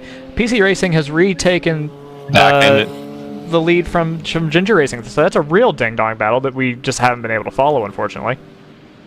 Yeah. So yeah, good keeping an eye on that. We mentioned that there's something hanging from the bridge before turn 7 that looks a lot like a person. It's a mannequin. Yeah, that was there last year too, for some reason. Yeah. Okay. I don't remember it from last year, but it's creepy. Barber has some unique scenery. Yeah, that's for sure. We got one shot where we can see the giant spider get center of the picture. You'll all I don't be pleased to know appreciate it that personally, but you'll be pleased to know I'm now on a wired connection. So, yeah. Fantastic. Peace and love. We've reached. Now, I was watching the meter during our chat with Jason Marks there. It was honestly, it was okay for most of the time. You guys only dropped out for bits and pieces. So we got a lot of good stuff from Jason. Glad he was able to make it up. Absolutely. If you want a battle to follow, Joseph, Screaming Goats on board might be interesting. They're right behind the automatic racing Aston Martin and just ahead of Split Decision as well. That would be the battle for 6th place. Okay, I'll let that onboard spool back up. But I think this has been a battle for most of the race, actually, Screaming Goat versus Automatic. I think if I remember right, Automatic came out of the pits during the first yellow right ahead of Screaming Goat, much like we see them at the moment. And we've had a few pit stop cycles since then, and these two cars have come back together again. So that's pretty cool. Again, though, this battle is, if they're not a lap down, they're certainly the best part of a lap down on the JTR and Choice Racing fight. Again, I have no real insights of where that gap has come from. There's a gap between second and third of a minute and 18 seconds between Choice Racing and Round 3 Racing number 401. Yeah, I don't know where that gap's come from, but it's certainly a split in the pack. Ginger Racing has pitted. Oh, that's the 46. Excuse me. So that actually might be their first stop of the day, also. Yeah, it is. So. Some of these GP1 cars, thanks to the Code 35s, are stretching their fuel an awful long time. We are 2.5 hours. Race. Yeah. The pace of that Ginger Racing second car sort of says to me that it might be one of those arrive and drive type of deals. So that might make a bit more sense. Although then again, actually, if you had an arrive and drive deal, you would pit them after their money's run out. Yeah, right. So maybe not. Yeah, but insert coin to continue. Yeah. I think Choice Racing is Salmon, by the way, the second place car. Yeah, they are, and I don't see them as. Are they on pit lane? I don't see them. No. Yes, actually they are. They're just leaving their stall now. Yeah, I thought they were pitted further up the pit lane than they are. Yeah, because the timing loop is towards the end of pit lane, so if cars have an earlier box, they will go Salmon on Race Hero. No, but that hasn't been the case so far. Usually, I think pit lane thing has been triggered at the entrance to pit lane for everyone else, as far as I can tell. We'll go ahead and, because I'm not sure when these stops are due, we'll go ahead and give this update from Thunder Bunny just as we have it. So the 111, which is the car that we're not on board with, that's got Bill Graham in it for Thunder Bunny. Laura Hayes will get in that car next. That is the BMW that they ran up Pikes Peak a year ago. 421 that we're on board with now, this is Mark Smith here. And the next car in line will be Dallas Carroll. He'll take the middle run here on the Saturday race. So just going back to this race for the lead, Choice Racing did not pit under the last Code 35, whereas JTR did. So JTR has an extra, what is that, 15 or so laps of fuel, or at least their stint has been 15 laps shorter than Choice Racing's stint that just ended. So if we get another Code 35 in the next 15 laps or so, JTR is going to be able to pit under that, and they will have an enormous lead on Choice Racing. So this is again just part of this whole strategy, decision-making narrative we've got going, where I don't understand why Choice Racing didn't pit under the last Code 35. I agree with that, but it's less. I'll recheck the qualifying order before I say too much here. But I have it. What are you looking for? Yeah, the gap there is, it's not insubstantial. I was just able to pull it up. It's not insubstantial in terms of ultimate lap time between the 511 and the 696. So it won't necessarily be unless it drops them down to like 7th or something like that, it won't necessarily be, you know, a minor disaster like it kind of was for the 26. It's dropped them down to 4th already, behind the cars. I was just talking about a few laps ago. The round 3 racing cars were a minute and 18 seconds behind. Yeah, so I have them. I have them. Bearing in mind, we think that a Code 35 pit stop only loses you 20 to 30 seconds. Yeah, I have that as losing them a minute and 24. So we'll call that a net loss of about a minute. It's about 3/4 of a lap, so not insignificant for sure. Mm-hmm. Not that a lap really means anything if you never see a full safety car, but you know. No. It's a measure of distance. The round 3 cars, by the way, didn't pit under the last Code 35 either, so they should be in relatively soon. So that puts JTR massively at an advantage because they haven't got a pit for another 15 laps or so, I imagine. So for comparison, last year on Sunday, the longest green flag time we had was 19 laps. So that can kind of give you a good reference in terms of where theoretically you could start to see Code 35s popping up around here. And so I think what we're seeing is a few of these cars are gambling that we should have seen another Code 35 by now. Yeah, I mean, the I play understand there is that as the race goes on, they're going to get less frequent, right? The math suggests that with a less crowded racetrack, you should have less Code 35s. Not based on last year, though. No, Yeah, I understand. I don't think that's the right math to do, right? Because the longer you go into the race, the more likely it is that, parts will life out later in the race I suppose more that's often than true. they will at the beginning. Yeah. That said, we haven't had any grass on fire this year. No, that's not true. That's not true. The Aston it left a very dark patch of char behind it down at turn 13. So basically, last Sunday, lap 71 was the 7th Code 35. And we are now lap 72 after 5. Okay, so some improvement. Yeah. It Things does getting better. feel like the race is finally setting into a rhythm, or at least with some level of... We This is can your start fault, calling JT. shots now. Love it. We can finally start calling some shots and predicting some things out, which is, I mean, thank God. The first 2 hours of this race were a challenge, but we're getting there. I am not convinced that this race. Here's the triple one, so that'll be Laura Hayes getting in on this stop. Bill Graham out. We've actually got a lot of cars in the pit lane, so it's. I'm surprised by that. These are all the guys who didn't pit under the last Code 35. Yeah, not just the last field. Code 35, the last like 2. Sure, yeah, depending on which class they're in and therefore their fuel burn and whatnot. But Did- anyone who pitted under the last Code 35 is able to run around for another 10 laps at least. 983 is in. That's the I think the Cayman you see coming. Actually, just come past you, isn't it? Is this the Ginetta now? Coming past the screen? No, The FRS. it's the FRS, yeah. So that's this camera's energy. a little bit behind. It's not as bad as it could be, for sure. No, for sure. We've changed providers for these, and I was going to make a note privately, but since we should shout out James Candelaria because he's hosting our direct feeds this weekend, as he has been for the last few weekends. And if we were on our previous provider for these, we would be hours behind with some of the cell reception issues that we had earlier in this race. Sure. So For sure. And invaluable. there's a chance the cameras would have gone down and not come back. Oh, absolutely. Yeah. Yeah. Slow AOA car exiting turn 5, guys. I think it's the 85.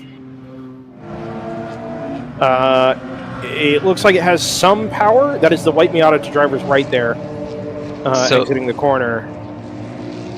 It's definitely under power, but not much. Yeah, it looks like it might be stuck in a low gear or in limp mode. Yeah. It may have been just coming out of pits.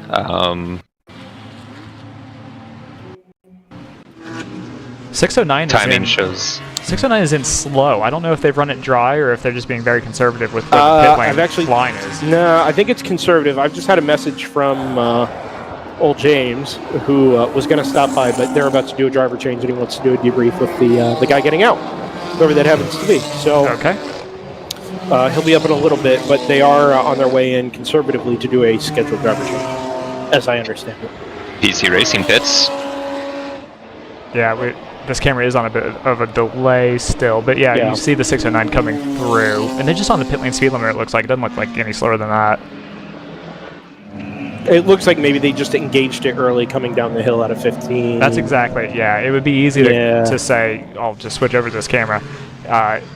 If you don't know where the pit lane line is, it's obviously easier as that Miata, that white Miata, is finally made its way into the lane. And it's going to hold up a fast car behind it. Is that what the Ginger Racing This is one cars? of the Hammer. No, I think it's the Hammer. It's the auto park it car, sure. Yes. Auto Park It's namesake, I don't think is here this weekend. That would be correct. Oh no, it's the North Loop car. I was incorrect. Oh, okay. Yep, but they look remarkably similar. Very similar schemes, yeah. The number 14 stock car thing is being pushed down the pit lane. I can't tell if they're trying to get it bump started. I don't believe so. I think this car is being pushed into the paddock. That should be the Chandler School car.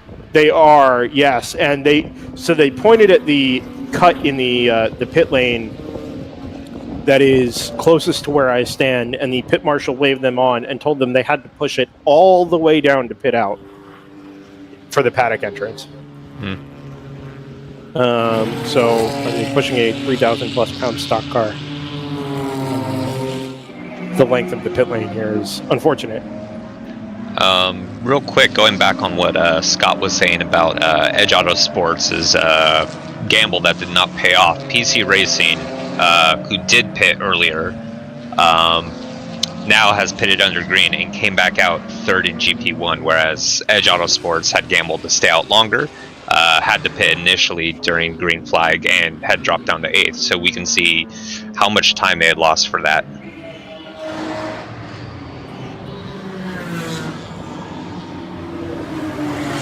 .609 is back out, as you see on your screen there. Again, Well, on some delay. I'll just slightly clarify. Their gamble hasn't necessarily not paid off, but it's definitely put them in a more vulnerable position, and I don't see any way that it could be an advantage. If code 35s fall right for them, then everyone will have to make a green flag stop, and it won't make any difference. I just don't think they've put themselves in with the highest probability of a strategy that's going to work out for them.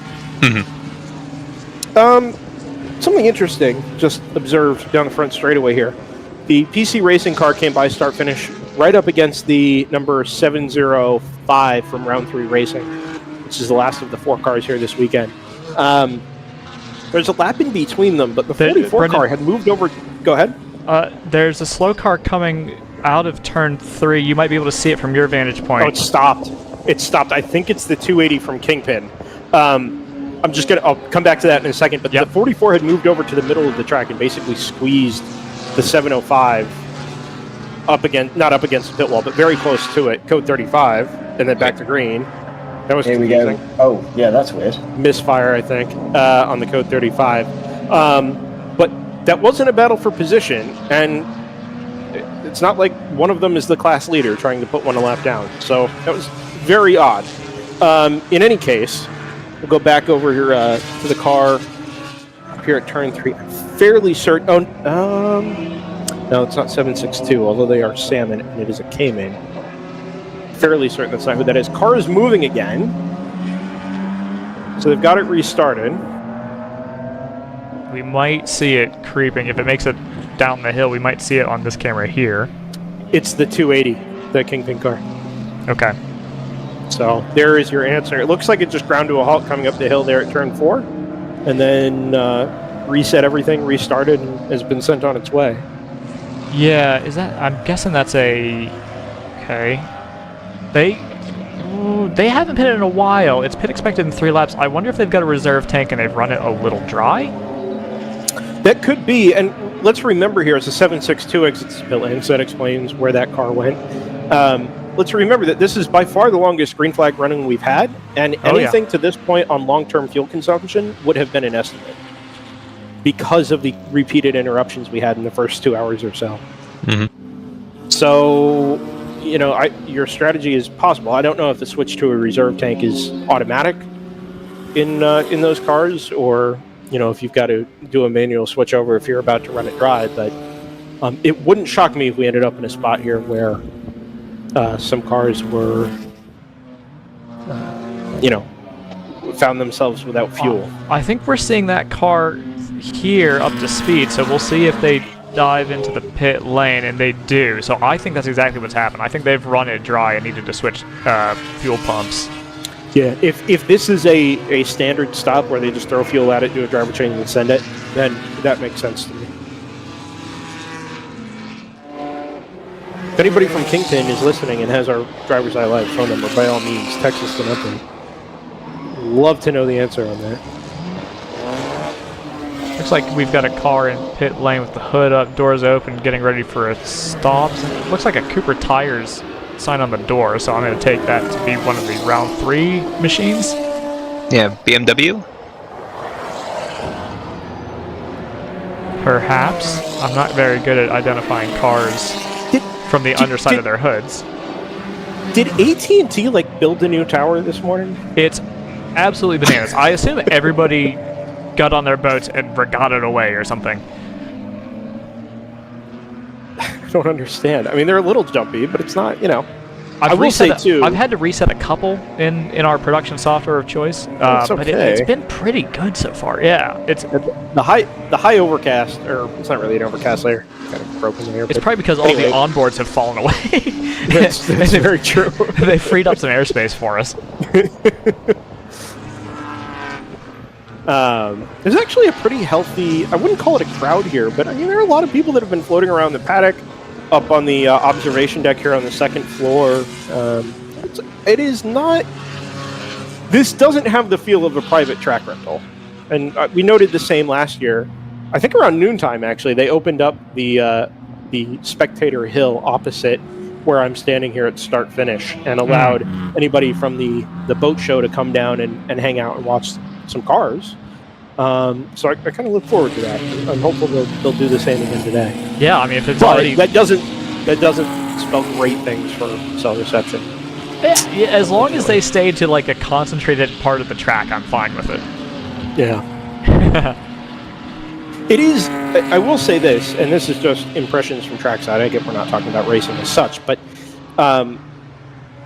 it is nice to have the tracksides because I think Barber is one of those places that is meant to be a pretty racetrack. It is presented as a country club style racetrack. It's not private the way that like a Monticello is, or Autobahn, something like that. Yeah. But it is, they take great care in the way this racetrack is presented. It's technical, it's flowing, there's elevation change, it's an exciting place to race. It is just all of these wonderful things that you want out of a racetrack, even though it's not that great for Indy cars. It is a very pretty track to watch race cars go around in circles at. And I'm thrilled we have some of these track sites back up for a little bit. At least we get impressions of what it's like to be here. It feels like a great... You're talking about Indy cars. It feels like if it's not a great track for racing, it certainly seems like a great track for driving. Yes. Well, that and motorcycles. I think motorcycles do phenomenally well here. Long corners, changing radius, elevation changes, you name it. It's quick. There's a lot of long braking zones, but high-speed acceleration. It's got all of the right elements to be a great motorcycle track. And then cars tend to work, and at multi-class racing in general. I mean, I think works to be fair, well here. If you have a track that doesn't play well with motorcycles, and the reason isn't poor runoff, you've somehow managed to make a really bad racetrack, because you could make motorcycles race around basically anything, and they do all right. That's true. Joseph. Brendan. Oh, you did answer me. Never mind. Sorry. I have many screens going at the moment, and I missed that one. Whomst among us. Round 3 racing, the 701 is pitted out of fifth at least in GP1. About 2.5 minutes time loss. Round 3 crew pulling some serious duty here because the 609 and the 401 were in basically back-to-back. And now it looks like they've rotated out, and it's the GP1 car's turn. Yeah, I wonder how much of that is on purpose. Just be like, all right, we've got 5 minutes where we're going to do 2 stops, and yeah, I mean, good to go. I assume the GTO cars were on a similar rotation on pit stops.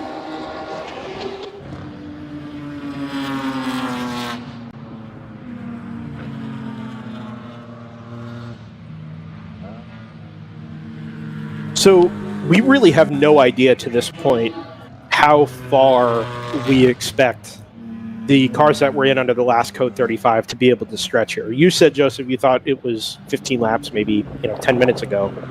But we don't really have a gauge for that, being that we haven't had a full green flag stint. We've got a couple entries that are that give us indications, but we don't have the full field, and so when we run projections, I don't have particularly high hopes that they'll be that they'll be very representative. Irresponsible maths. Yeah, it is. But that will become clearer towards the end of the race when everybody has, more or less a stop to go. I assume within 2 hours that projection will provide some more clarity than we'd be able to get just looking at timing and pit stop history. By the way, I do want to make sure we note that we haven't even had all the cars that didn't pit on the last yellow come in yet, because Screaming Goat's still out there, and they didn't pit under the last yellow either. So, I mean, we know Screaming Goat tend to go longer than anyone, but that still says to me that we've got quite a while before JTR and Automatic are going to be in. No, and you know what, Scott? That might actually come out in the wash, based on how long the Code 35 was previously, and it looks like they only did a handful of laps. Maybe about 8 laps under green prior to that.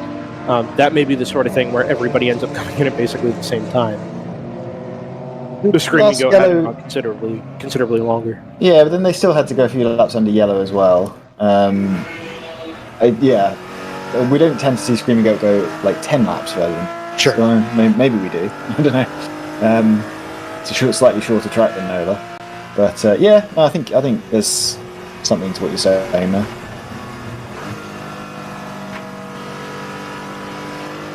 KTR have a full lap on Choice Racing, by the way. Yeah, I was just noticing that. It's a lap end in about 10 seconds, I think.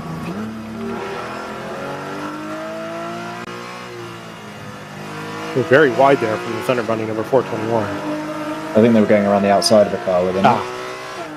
I had missed it. I looked over and it said it was in first gear, which seems like we're maybe a gear off here. But so this 421 car is running 5th, and this is one of the cars that pitted under the last yellow.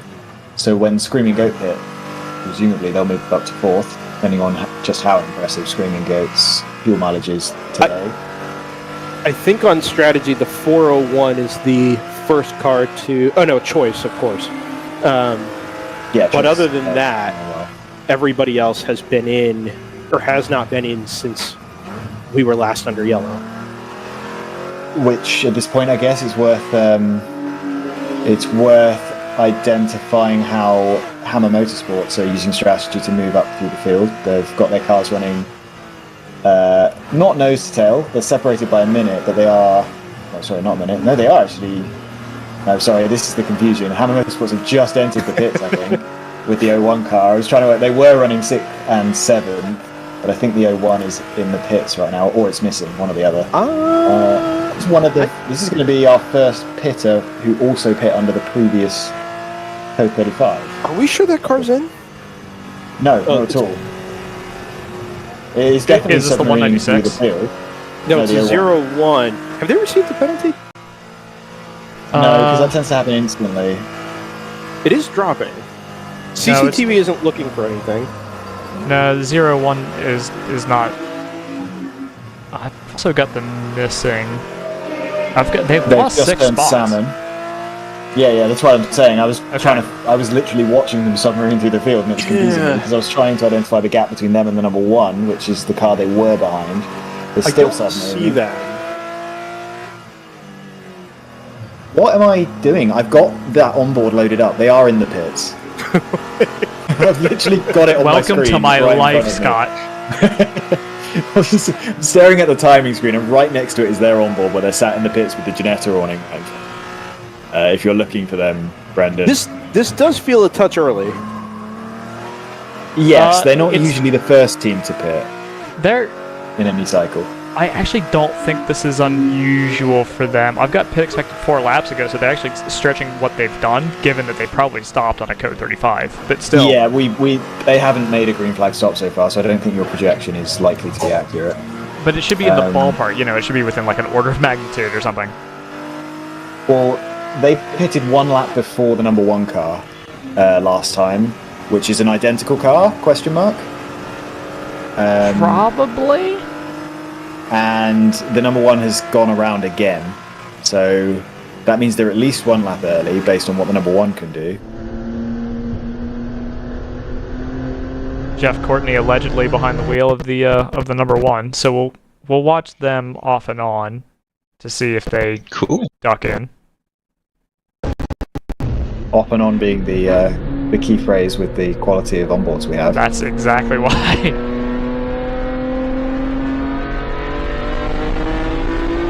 Shouldn't say quality of onboards, quality of connection. Yeah.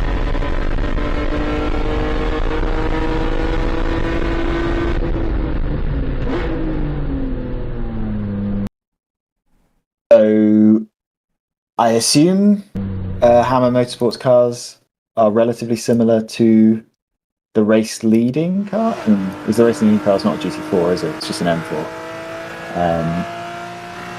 But they pitted on the same lap as JTR Motorsports Engineering, who were in the lead on the previous cycle. So, as in the 01 did.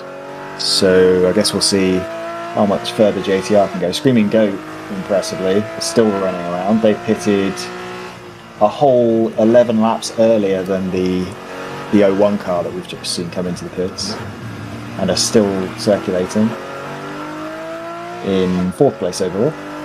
Gentlemen, Scoundrel. I've got a guest again. Tease. This is somebody that has actually spent appreciable time on track this morning, which, for the way things have gone, has not been a popular feature yet. But Tyler Stone joins us from just behind the wheel of the 909. 909 Automatic Racing, Aston Martin. Welcome up, Cool. Tyler. Thanks for coming up. 2.5 hours, you said, behind the wheel of the Aston. Roughly, yeah. A little start and stop. Yes. Like, yeah. Yeah. So what was it like? Well, the start was a little greasy, and unfortunately, I think several people went through some motors this morning, so there was a lot of oil on the track, a lot of oil dry on the track, but we were able to manage that. Fortunately, we weren't with the other Aston. I think it dropped an engine maybe or something. Yeah. Yeah, and so I was a little bit behind him, so it got a little squirrely in that.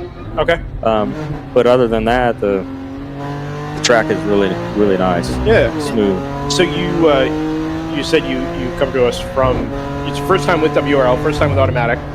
You Right. come with some IMSA background and experience. That's correct. Yep. With Automatic, or is this just No, actually, okay. I've known David Russell with Automatic quite some time, and just through the years, just building a relationship. He asked me that Barber is actually my home track, Okay. so I came in and coached with him last year here for the track, or for this event, and then this year he asked me if I wanted to drive. So here we are. Where would we find you in IMSA normally? Normally in TCR. Okay. So I started out with in the ST class. Yep.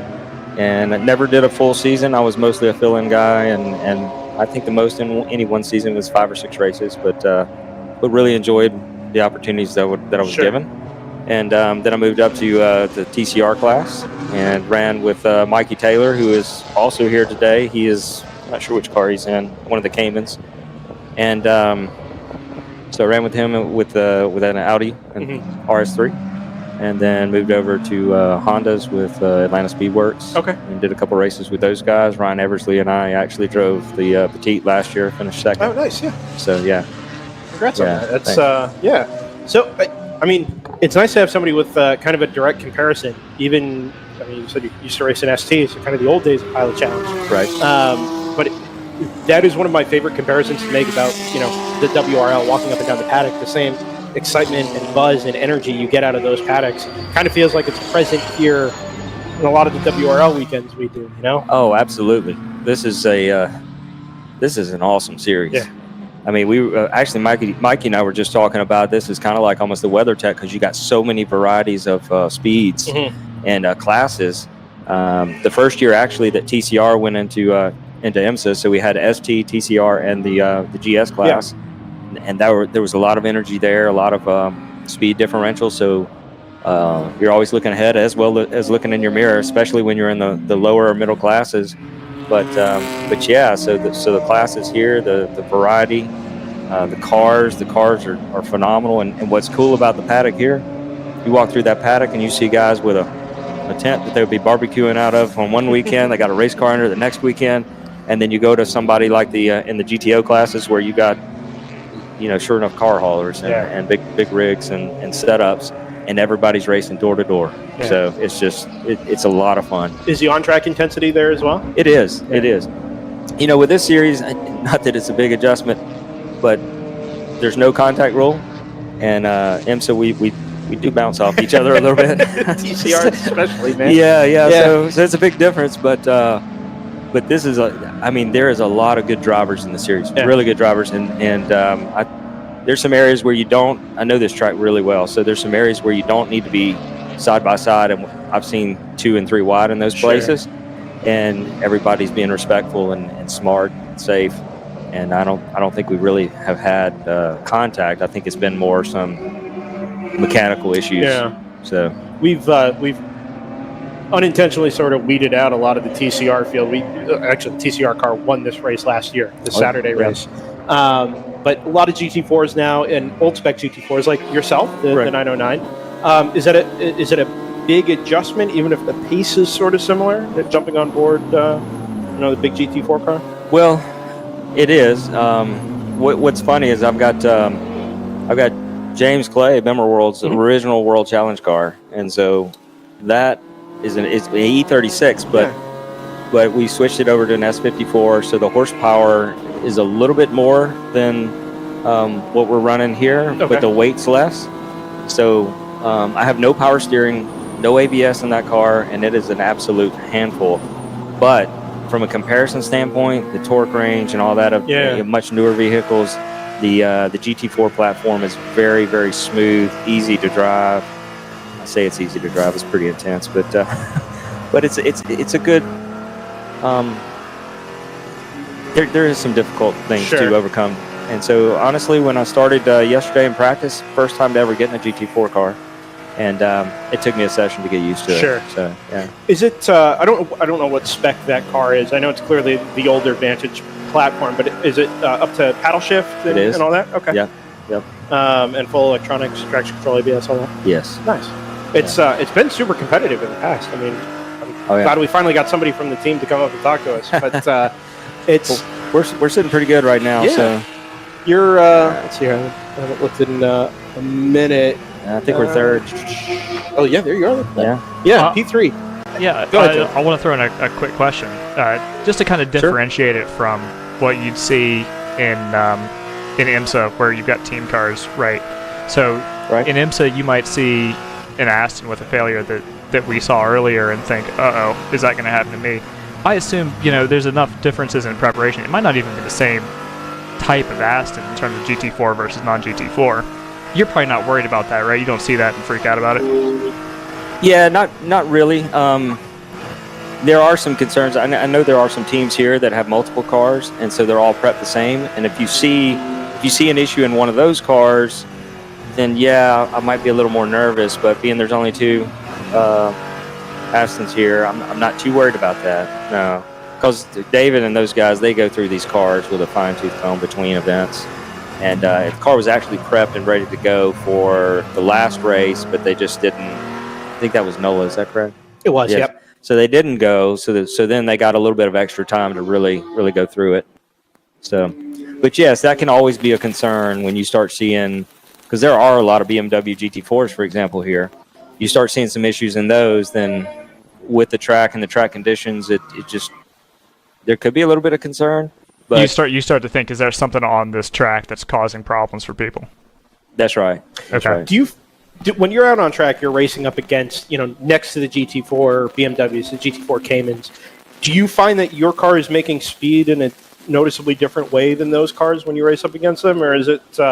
Yeah. So some of the exit speeds and again, being a home track, I got a little bit of an advantage because I know some of the nuances of the track where I can get a little bit of extra grip or where I don't need to go wide, things like that. Where I think I was behind one of the cars earlier, one of the GT4 BMWs, and he got pretty loose because he went somewhere that you just don't need to go.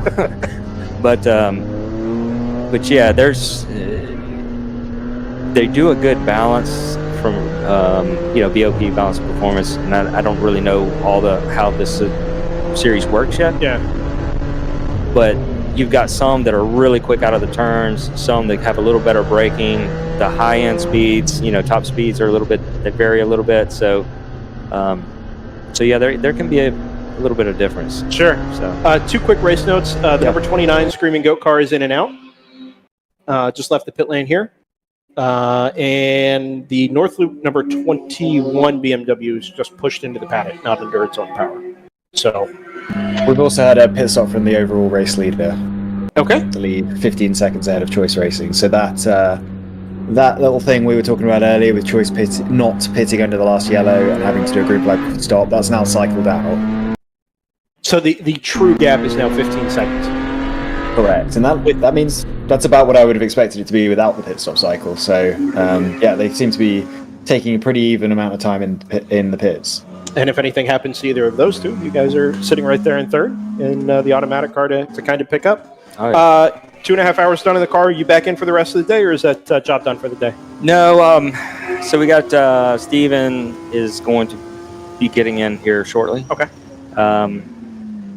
Let's see, probably another hour or so. Okay. And then he may do a double, and then more than likely I'll get back in and close it out. So yeah, I'm just kind of taking it easy for a little while and got my stuff ready. Awesome. So if they say go, we'll go. If not, I'll do whatever else I need to do. So, are you part of the crew down there this weekend, or just strictly driving? Strictly driving. Okay. Well, as of right now, get back down there, I might be holding a fuel bottle.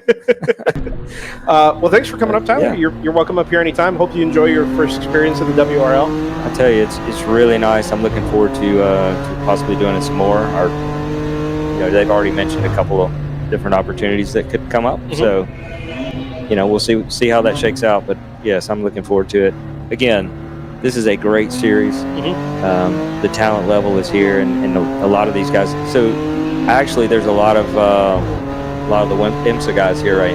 I've seen several IMSA guys. You got, Seth Thomas, who used to run in IMSA a lot. He ran with Bimmer World, and then he ran the Caymans. I think he's in one of the Caymans here.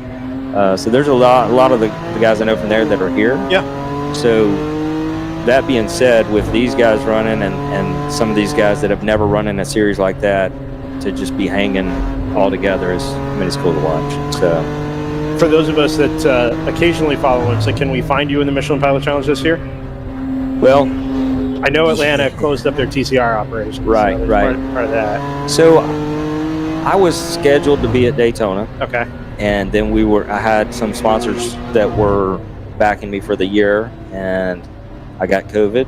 And so I missed Daytona, and then there were some circumstances within the sponsors that caused him to have to pull back a little bit. So we're just in limbo right now. We're still working on it. More than likely, I would love to say yes. So at some point, yes, I will be back in IMSA for sure, but just don't know at what point in the season. So yeah, and I've actually been talking with a GT4 team, but TCR is probably where I'll be more than likely, because the team I'm working with, they're a really good team and good guys. Great, they run a great program. So if we can get that solidified, then I'll be back in there, and we should be very competitive. Fantastic. So, yeah. Well, we'll keep an eye out for your name on the entry list, and hope to see you, if not on this, live streams on the IMSA side, certainly back in the WRL paddock here. Absolutely. Welcome to come up and chat anytime. Absolutely. Hey, I appreciate the invite, and maybe I'll stop back by here before the weekend's out. Sounds good, man. All right, thank you very much. Yep. Tyler Stone from Automatic Racing, the number 909. Yeah, really doing a good job in that car for this opening stint. That car running in third at the moment, so hope to see his name pop back up on a couple IMSA entry lists in the near future.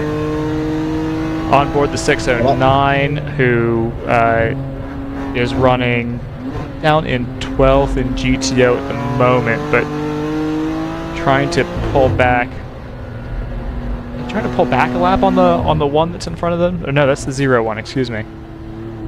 Getting used to these new wraps. So they're trying to put the 01 another lap down to them.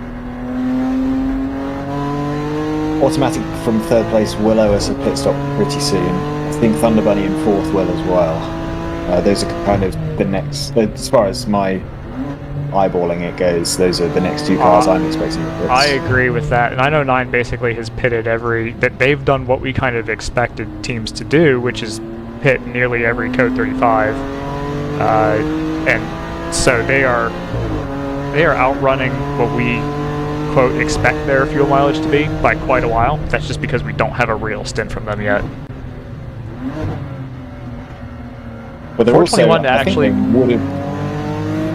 I think they would have pitted last on the same-ish lap. Yeah, 2 laps after JTR, I think, did their previous pit stop. Not the one, obviously not the one they just did 5 or so laps ago.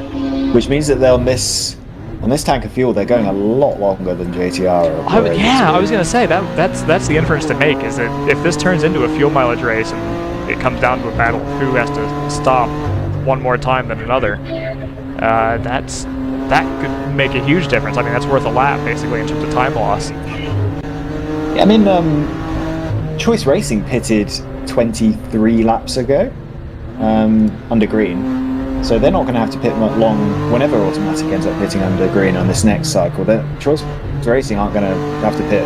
They're not going to be able to go much longer. 6 to 9. Admittedly, there's a minute between those 2 cars, so Choice Racing just have more pace, but I think Automatic's strategy is going to keep them in touch.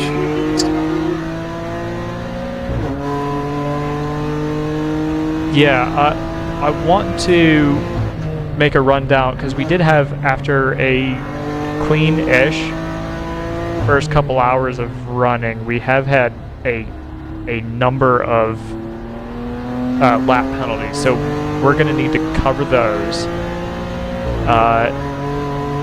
Before we do that, let's throw to ads. Yeah, we'll do that. We should also do a brief rundown, especially now while things are relatively even on pit stops, and this is reasonably representative of on-track gaps now, not necessarily representative towards the end of the race, but at least for now. When we come back, do a quick rundown of standings and, like you mentioned, penalties as well, Joseph. Oh, we've got a car stopped on track. Before we throw to ads here and we determine what's going to happen, I think it's the 151. Where is that? That is on the exit of turn 13, trying to get to pit in. It is currently rolling backwards. We also see the waving yellow here at the flag stand. Yeah, it's just outside the range of the shot here. The number 1 hammer car is going slow as well, by the way. Oh my gosh. Heading towards this part of the track. There's a few corners before. Yeah, it's just come in the CCTV camera and it'll come up on your feed here in a moment. I knew we were going to throw to ads, and so... now it's code 35, so there's our answer on that. Okay, well, this is going to help Automatic and Thunder Bunny, who we think we're just about to pit. And is this possibly Thunder Bunny coming into the pits? Is that the choice car? That second car in line is definitely the 511. Okay, it was the first car in that pack was the 1.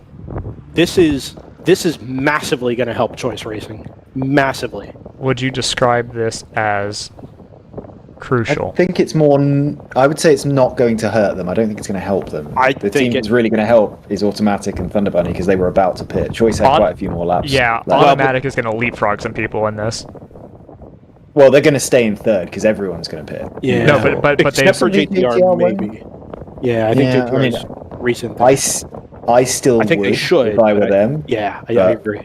I wouldn't be shocked if they don't. Actually, they are prepping themselves down here in the pit space. Fire jackets are going on a couple of guys, and fuel cans are being shifted around over towards the pit wall. So, why don't we go handle the ads, Joseph, while this recovery is going on, and then we can kind of come back and recap what we've got going on both in the pit lane and out on track. Yeah, there is a lot to catch up on. This will give us a couple 90 seconds to figure out what's going on.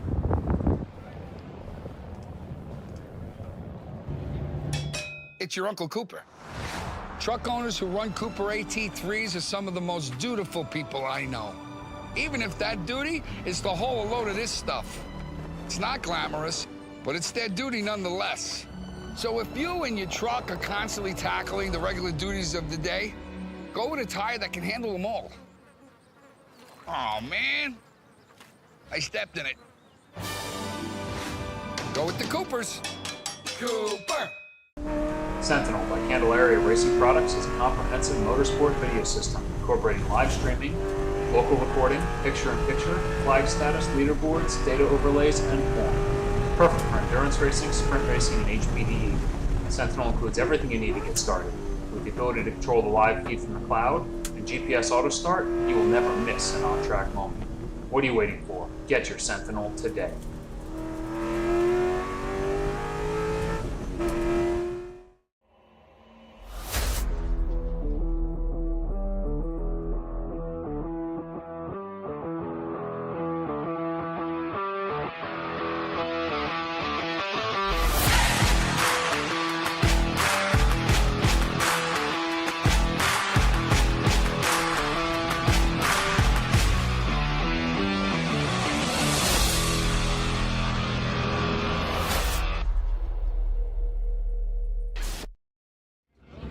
Welcome back to Barber Motorsports Park, the World Racing League on Driver's Eye Live. Happy to have everybody's company. We are just short of 3.5 hours gone on the Saturday race. 9 hours today, 7 hours tomorrow. First Code 35 in quite some time here, and I promised a rundown, which we'll get to here in a minute, but we're headed right back to green, so the window to come in and take advantage of this Code 35 was awfully short. Scott, we were just mentioning that Choice Racing was going to be the primary benefactor, or was one of the primary benefactors there. Automatic and Thunder Bunny should have been, but I'm not sure they've made it. In fact, I'm certain they haven't made it out yet. Automatic's in the pits right now. Yep, I'm looking at them just down into my right. Fact, yeah, they were literally pulling into their box as the green flag came out, so they're going to get actually hurt by this. So yeah, well, it's about you accidentally nailed it, and the team that is going to make a profit out of this is actually 511, and it's purely because of where they were on the track when the yellow came out. So Thunder Bunny hadn't even made it to its stall yet; it's just pulling in now. Right. So this it's kind of recovery. Of a shame. Yeah, this quick recovery has inadvertently, like you mentioned, actually kind of hurt our third and fourth place cars at the moment. I think they were due a stop. Yeah, they were due a stop anyway, so it's not like they've made a pit stop and been caught out. They're that is going to have to come in. But the car directly ahead of them has got a free pit stop out of it. So yes. Do I go there? Do we say could race control have left this out a little bit longer? Well, it's been such a long break. I will say I don't love manipulation of the race very much. That is a common theme amongst us in the Driver's Eye Live circle. I think it's one of those things where if you get a bad break, that's fine. Like I'd rather have that than you leave it out for one car and then the other car is like, well, we actually got it right. What are you doing? Yeah, it's not getting it. Choice Racing didn't get it right. They were just at the right place on the track at exactly the right time. Yeah, but it's all. I know that's it's racing. all luck. Yeah. Thunder Bunny is back out as well now. You'll see it on your board here in a couple of minutes. What? We've gone through 3 or 4 different fuel cans. Unless we had a Matrix moment, deja vu moment there where the camera was it's and here's 3 another cans one. at least. Okay, no, it is. I think this camera's on loop, isn't it? Well, there's no way they've changed fuel can 4 times. No, that last one was the top off. And then it put it to about 20 gallons. 3 cans plus a fill or plus a splash would get it up to about 20. Each can can only be 5, right? 6 max. 6 gallons. Speaking of teams that have not come out, speaking of teams that have not really lucked out here, the 47 has just come in out of the lead. That's elevated the 44 for PC Racing. That's I did actually notice the PC Racing were already in the lead by a lap before that, I think. I don't think so. Yeah, because I have them as Ginger just elevated. No, Ginger's last lap was. I don't think so. The gap was 52 seconds when 47 was on its way back out of the pits. Yeah, I have at 12:22. I have Class GP1 from 2 to 1, number 44 for PC Racing. So that's definitely okay. Now what's happened? Missed that. Okay, so what's happened is PC Racing pitted, and I think they got slightly caught out, and the 47's pitted, and they've got very caught out. So that's kind of what's flipped. I don't know if it's flipped anything, but it's definitely there's going to be a change in the gap. I think we might find that automatic got caught out. Like you just used the term slightly caught out. I think that's where automatic's going to end up falling in all this in their race against round 3 racing. So I think they've leapfrogged 401 in this whole cycle because they were able to get away with the first, at least the entrance part of their pit stop was neutralized. So they've gained about probably 20 seconds there.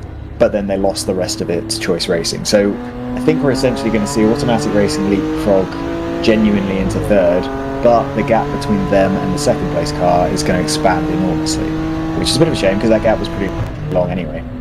I also think Choice Racing is going to end up, when JTR have to pit next, Choice Racing is going to end up leapfrogging them because they just got a free pit stop. And it's just incredibly good luck because I was we were criticizing them for not pitting under that previous yellow, and it turns out that is going to put them in the position to take perfect advantage of that code. Beyond that, unless these stints revert to the mean and the 696 gets another code 35 that they can pit under. Right, right, but at that point they're on the same strategy, and I think if you're Choice, you basically just mirror them. Like but they're still good. They're not going to. If that happens, they won't end up any closer to JTR. No, that's probably true, but well, unless their pit stops are of a slightly different length, which is probably the case. Yeah, but they're 55 seconds behind, and they should be 15 seconds behind. So that right. No, so that is fair. But I think from a net gain perspective, that last code 35 was a bailout for Choice because they were in trouble. They've got themselves in a position where they've gone from having a low probability of their strategy working. Now they've got a high probability of their strategy working. Yes, exactly. So I don't think you start taking big swings at strategy again now that you've been bailed out once.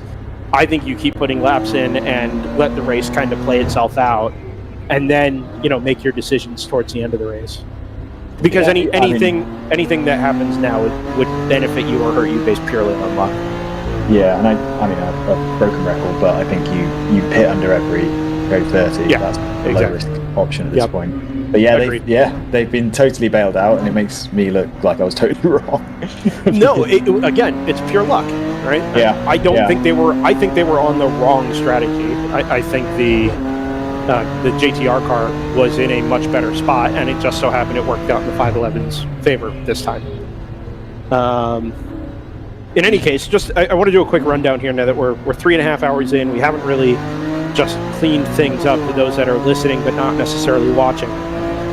We've talked about the 2 leaders, 696 from JTR Motorsports Engineering and the number 511 BMW M4 from Choice Racing. In the top 2, Automatic Racing is still in third after its pit stop under what ended up being halfway under green as we went back from code 35.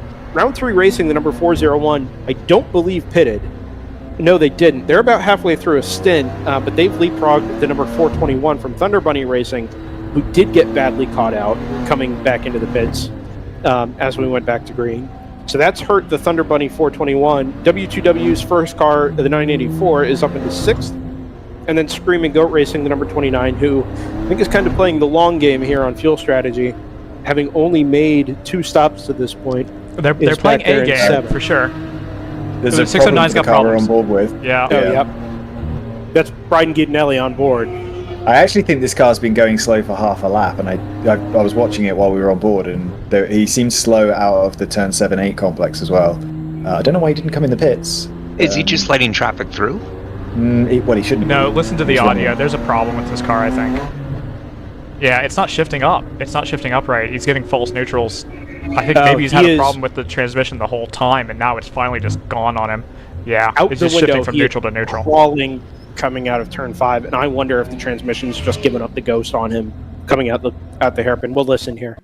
Yeah, some of this is a track familiarity thing, right? He had a cut through there that he could have just taken to get out of harm's way, but he's now stopped on track. He's built up a train behind him. Nobody wants to pass him, and the whole train is doing about 30 miles an hour behind him.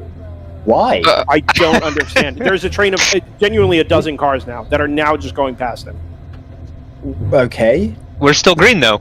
Oh, yeah. Yeah, at no point he's moving, so there shouldn't have been a yellow flag even, let alone... There wasn't. It was a white flag, but watch to driver's left here. Watch this train of cars come by. Just before they get to the bridge, and their cars have stopped. That was weird. That's baffling. Here they go. It's the Pinnacle came in again. Why was nobody overtaking the Pinnacle came in? Do they not know the... Well, rules? part of the issue is you can't go double wide past a slow car. Right? If you're going to pass under a white flag, it's got to be single file, which is fine. But it was sort of this odd predicament where the Cayman from Pinnacle didn't know the rules and created this massive bottleneck of cars that didn't want to pass double wide under a white flag. We'll need to watch. I mean, we'll probably go code 35 before the end of the lap, but it'll be interesting to see if anyone in the top 10 was stuck in that and if they end up with really slow laps. For example, there we go. The 984 just did a 157. I don't know if that means he was in that train. That came across. That was just before the yellow came out. I think anybody with a long lap here would have been affected by that. Yeah, so I think the 984 is the only car in the top. Maybe Thunder Bunny 111 did a 156 on the last lap, so those two cars may have been screwed. So that was in the region of 20 seconds. Yeah, 15, 20 seconds. Yeah. And then we get the full course yellow. So Brian Guidanelli, Managing Director of Haggerty Motorsports, is welcomed into the WRL paddock as a title sponsor with being stranded out on the racetrack halfway around the lap.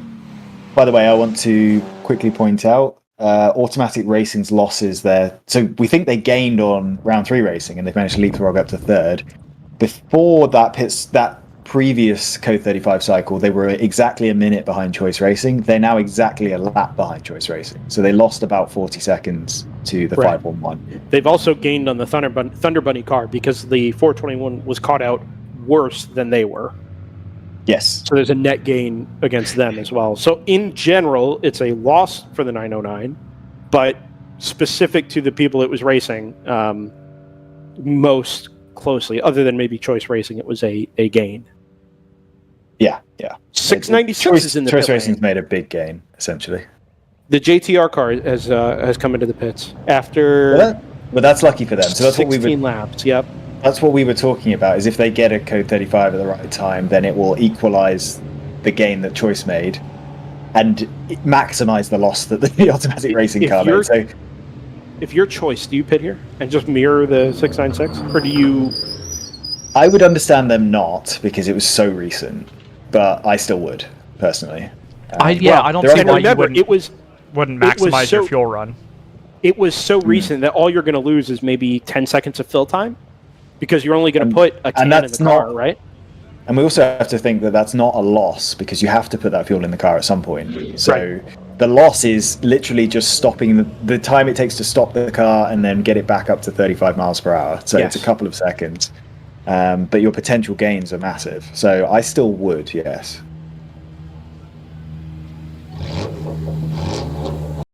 But I could understand for the sake of like 3 laps of fuel, I could understand if they didn't want to do that. But any longer than 3 laps, then yeah, absolutely.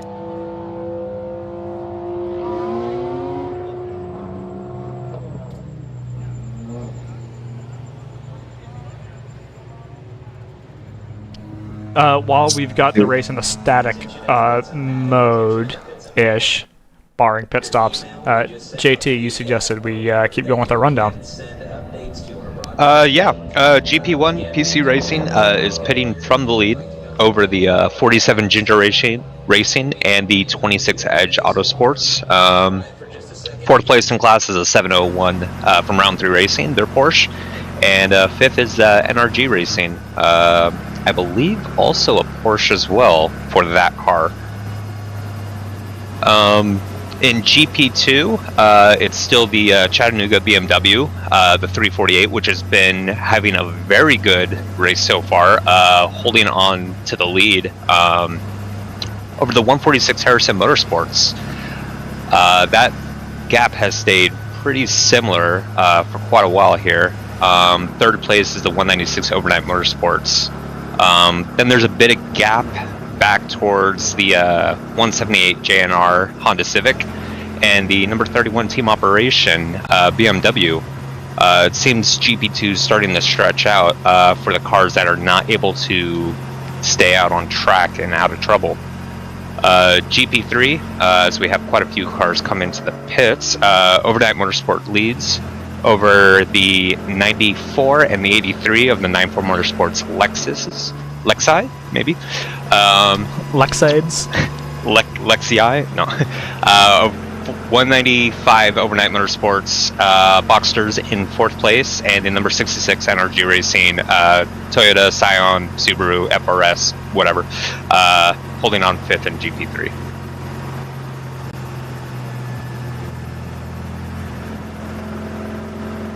Rundin? I think, yeah, it sounds like James seems like you got just people. learned in. I did, but James just learned in real time that the 609 was the reason we're under code 35. Oh no, he Put a didn't know headset yet. on. I said, kind of tough timing for you guys. And he's like, "What do you mean?" I was like, "Did you not know?" No. So were they 5th at the time? Well, it was in a weird spot because of pit cycles. Yeah. But yeah. I don't know. I guess we can figure that out. Yeah, the They last. were in. Oh, he's in a hurry. It looks like P9. Okay, because when I had last written down, they were 4th behind the 401. That was 10 plus laps ago, so a bit outdated. That was one of the more unfortunate yet internally amusing exchanges I've ever had. Absolutely. So we're 0 for 2 basically on James trying to come up to talk to you, because the first time he had to help crew a driver change. That is correct. Yes. So this was take 2, and then he asked for a rain check. So Are he's we welcome bad luck? anytime here, and I know he's got things to share with us, which are We've got exciting. we've got a couple takers to the pits right as we go green. Yeah, and they're gonna. Behind the safety vehicle. Exactly. Yeah. Exactly. One of them is, I think, one of the AOA cars, and the second car is a JNR car. It's a Civic. Yeah, for sure. Where does the speed limit start on this track? It's after around the the final left. corner. It's after the left. So it's Okay, 'cause really those people two just cars- kind of playing it really safe. Yeah, those two cars coming in the pits look like they were down to speed limit way before the last corner. Yeah. Well, see, did they see the did we green, have a or were they under yellow still? Possibly. I think I just saw a slow car from the 01s on board. CCTV has not picked anything up yet. It was just out of the corner of my eye, so maybe not. No, that was a slow-moving Cayman that it passed on the way into 9 and 10. When it rains, it pours for the 26. They've just gotten caught in the pits on this green flag. Oh, you know what? That 762 is stopped. Good call, Scott. It was a Cayman. It's a 762 Racing GT4 that is now in the runoff outside of turn 9 and 10. Just has ground to a halt in the pavement area there outside of the curbing on corner exit. Something about this track that's a car breaker, because I don't remember this being such an issue at NOLA. We definitely didn't go completely clean, but obviously there was... It wasn't an issue at NOLA.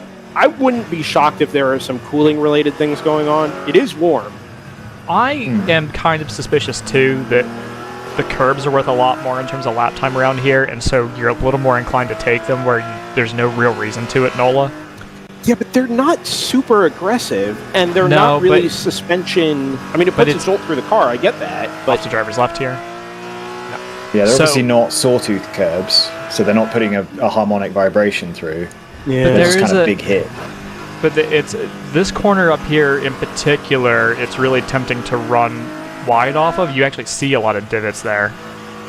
Not tempting. It's just it's a deceptive corner because of the crest that the track out is on. So I just wonder if people are running wide, going off into runoff that they weren't 35 running into at NOLA. We've got to catch up with that 19 yellows pace. Right. So we're getting one every 2 laps here, and very short code 35s. Yeah, we got I'm work to telling do. you. Just waiting for JT on that one. Yeah, this is just a code 35 track, it seems. It appears so. I'm trying to work out. So I just ran through the field while JT was doing his run through the field. I was doing an alternative one myself, trying to work out whether there was anyone who managed to bridge the gap between those previous 2 yellows, whether we had that big gap of green in between. I think it would have been possible, particularly for like Screaming Goat, but they just happened to be a team that didn't pit on the previous code 35, and I couldn't find a single team that managed to bridge that gap. So that kind of sort of evens out the field. Although I do wonder if Automatic and Thunder Bunny, who pitted under that previous really short code 35 and got caught out, I wonder if they actually could have stayed out a couple more laps and made it to the one after that was a little bit longer. So they might have got really unlucky there. Is it Are you restricting your search to GTO? I think the GP I went class through is the top 20. Okay. So I got through the top 3 or 4 in GP1, and none of them managed to take advantage either. Ginger Racing, I think, got pretty close, but I think they got caught out by the short one. Okay, I was going to say, sometimes the GP2s and GP3s in particular can really stretch it, and I wonder if some of them made it. Possibly, but I have noticed we've had our standard GP2, GP3 spreading of the field very early on. So, on the topic of, can I shed a little light on GP2? Yeah, go for it. Or allow somebody else to shed some light on GP2. Tom Moran has joined us from Northloop Motorsports. We've heard from Northloop a couple of times back at NOLA, but you weren't there, and I wasn't there. So welcome up to the booth, first of all. Ooh, sorry, I don't mute you first. Wish it were happier circumstances, and that's not the first person I've said that to today, but you got out of the car, and the car went back to the paddock. Yeah, we lost a fan belt while I was out there, so it's kind of an all-of-a-sudden thing. You know, it was the car was running great. My first time at the track, so just getting used to everything. You're not really having seen the track before, and you know, in GP2, you're running with a lot of cars passing you frequently, right? And then we used to run in the series when there wasn't the GTOs, right? So there was, you know, for me, it was a bit of a change. I was the original founder of the team back in 2010 and ran with WRL right from the beginning. So we ran championships at COTA back in 2015, I think it was. And we, you know, we've had a really good run, and now the team owner, Chris Davis, has done a great job with the team and continue to put it on the podium really consistently and makes a great car. Great team of drivers, really fun bunch of guys to hang out with. So it's been a blast. But yeah, today is going to be a day to get some stuff fixed and hopefully get back out there tomorrow and light it up again. Do you think you'll be able to get the car back out this afternoon, or is that just? Yeah, well, we'd like to, right? We also had an issue with we had to roll some fenders, and I think we may have pinched off our fuel evaporator a little bit, so we couldn't fuel the car at the pace we normally would have been able to pour gas into it. Interesting. So we got to have a look at that, and hopefully when that fan belt went, I didn't cook the motor on the way back in. It was only about a third of a lap, and I was nursing it, but I wanted to get it off the track. Do you think you got it through? I think I got it through. Yeah, the water temp was pretty hot, but it's got an oil cooler on it, and it's a pretty robust car. So engine didn't feel tough, and I think we'll be okay with that. And we got a spare motor, so we've swapped a motor overnight before. If we have to, we'll do that, but that's not ideal. We just had a conversation amongst ourselves. You're just about to ask the question I was going to. Go ahead. Is there something about, I know you said it's your first time here, you're learning the track. Is there something about Barber that lends itself to mechanical failures more than other places? Because we went ages at NOLA without issues, and now it seems like every half an hour we're going to retrieve a car here. It's a great question. It's a really intense track to drive. It's stressing on the car, but I would think it's more related to suspension. It's not super hot today, right? And it's hard to say. I mean, I don't think it's necessarily inherent to the track. But I think when you have this many cars on track and there's a lot of traffic and there's a lot of other things going on. I mean, for me anyway, I've got tons of seat time, but still coming out there with all those GTO cars coming up on you, it takes a little while to get your bearings. And some folks might just be making mistakes. The curbs here also are pretty high. And even though they're not rough, if you go over one of those curbs, you definitely notice it, and it kicks you back out on the track, and you've got to save it a little bit. So that was something I had to learn pretty quick. And I think maybe some cars are using a little bit too much of the outside of the track, and that might be causing them some problems as well. For you guys, though, just random part failure? Yeah, it's just the belt broke, right? Gotcha. Couldn't have predicted it necessarily. We had some issues with our cooling system last night, but we sorted all that out. Maybe it got wet and didn't dry out enough, I guess, is one possibility, but we felt like we got everything put back together. So, yeah, just one of those random things, race day occurrence, right? Yep. Will you be back in the paddock here throughout the course of the season? Yeah, absolutely. I mean, I live in Amsterdam, so I only come and race with the team when I can get a chance to do so. There's the three main guys, Chris Davis, the team owner, and CJ Herrera and Chad kind of run every race. Sometimes it's just the three of them. And then there's myself and one other guy named Juan Carlos Esguerra. And we've all been racing together since like 2010, basically. Chris came along a little bit later, but the rest of us have been doing it a long time. So whenever I get a chance to get back over here, I'm keen to do it. It's a blast to run with these guys and a great team. You do any racing over there? I haven't yet. I did go to the Dutch GP last year because I'm living in Amsterdam, and that was an absolute rager of a party. It was an amazing experience. I took my daughter, Abby, there, and we just had a blast. And she's now going to go and shoot photographs. She got certified by the FIA to be a photographer for Formula E.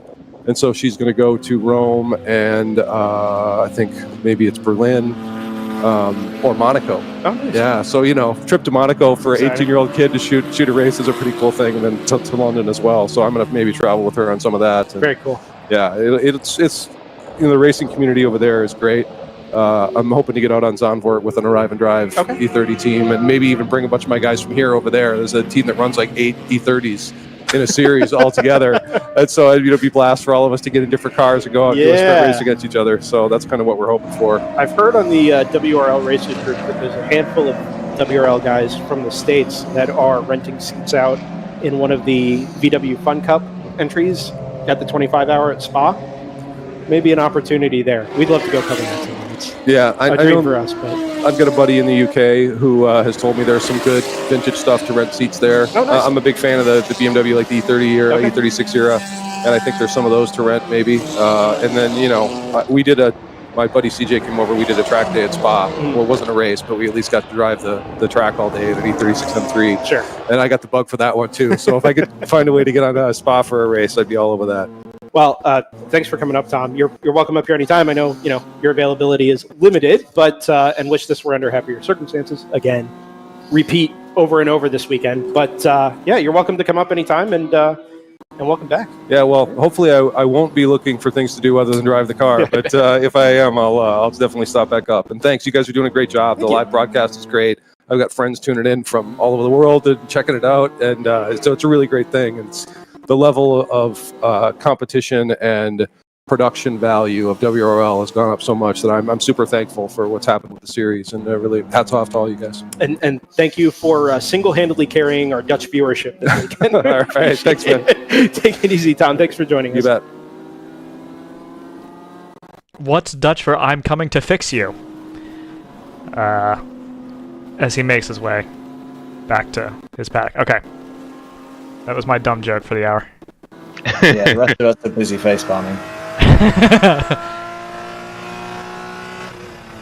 So I just had a quick look through while we had that interview, wondering if any teams in the top 10 took advantage of that yellow flag.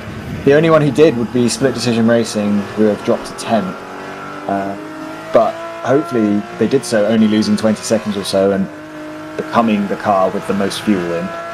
The next car with the most fuel at the moment would be our race leader, JTR Motorsport, because they pitted under the previous yellow, and I believe they were basically the only team to do that, at least the only team in the front of the field. So those are the two cars best on strategy right now.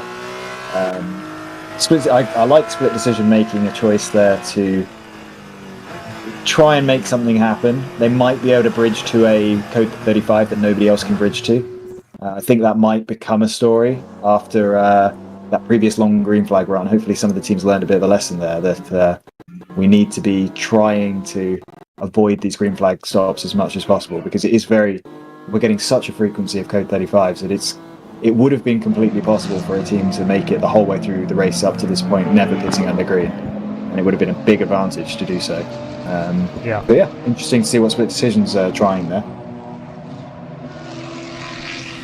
Yeah, because I imagine with all the yellow flag running and this being, Brendan, you're there. I don't know if you've gotten close to the surface, but the cameras that we've got, the surface looks really well taken care of. It doesn't look like, I don't even know if there's any places that have concrete patches.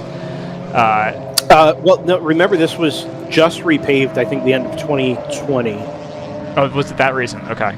It was, yeah. I think it was towards the end of the year in 2020. Okay. So, but point being, we're coming off of a track where it very much has not been resurfaced recently. And so, unless the surface is, I don't know if the aggregate is somehow more or less abrasive, but this should be easier on tires to begin with. And so you imagine a lot of the teams who would be considering a tire change halfway through this race, if we're only going to get maybe 5.5 hours of green flag running, you may not even Slow have to came do in that. at 13, Joseph, if we still have that camera. It is Stopped came in at the top of the hill at 12, and that one's Thunder Bunny. So I speculated over chat a little while ago few minutes ago.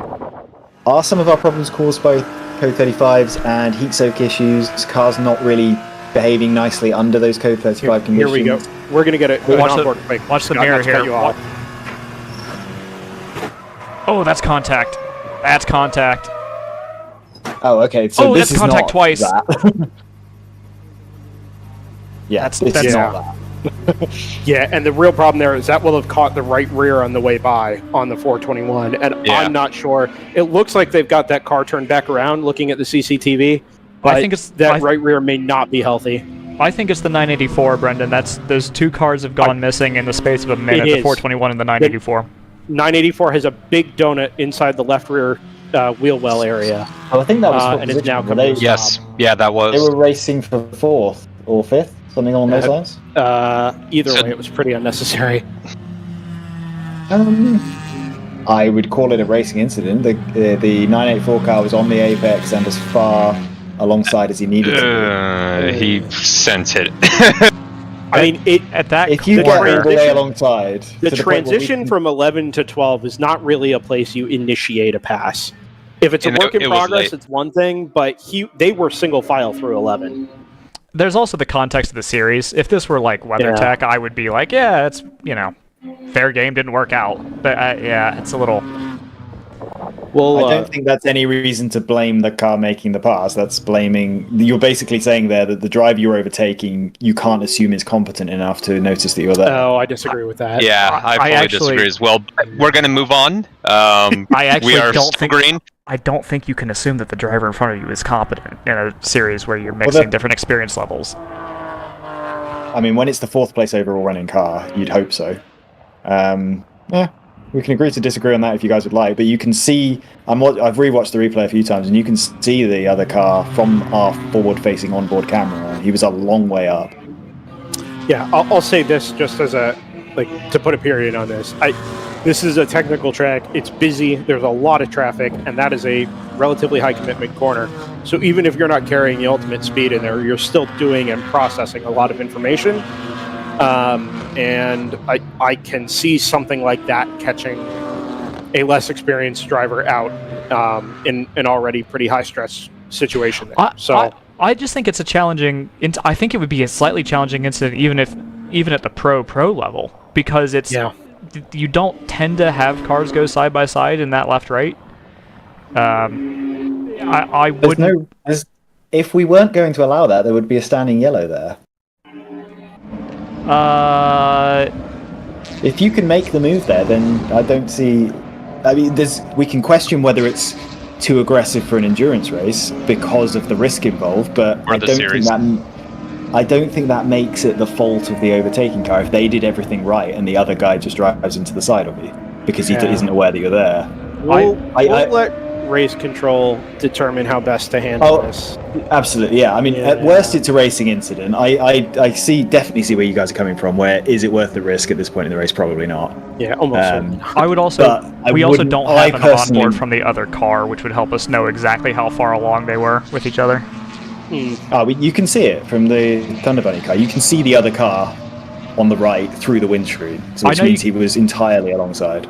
Yeah, but you're assuming he's checking his mirrors during the transition, which I don't think he would. I think he's looking for trying to make sure he's able to hit that line because of the load in the corner.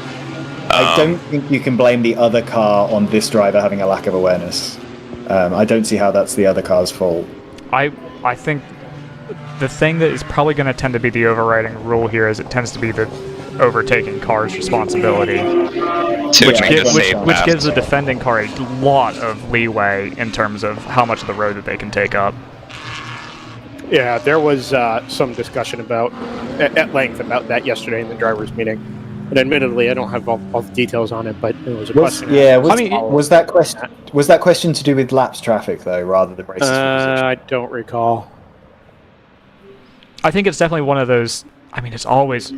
Every series has a slightly different definition of what a clean overtake is and who has what right to what track. Especially, I mean, even if... Whether you're an amateur driver or whether you're a driver coming in from a different series, you're probably going to have a different rule set to deal with. There was a backwards came in on the exit of turn 5, straight in the middle of the road. I believe it was the Rule 1 car. Oh, there it is. It's on the screen right now. Yeah. Whoa, that's close. Yeah, exactly. That was my my exclamation. Was one of the cars going around the outside and dropping a wheel as all that was happening. Is that the Pinnacle, maybe? No, it was Rule 1. Okay. Thunder Money has made it back to the pits, and the car is not tracking straight. There's definitely a crab to the left, which suggests that as we suspect, the right rear has taken a pretty substantial amount of damage. Yeah, you can see the toe out there. Secondary hit. Yeah. Oh, look at that, man. Yeah.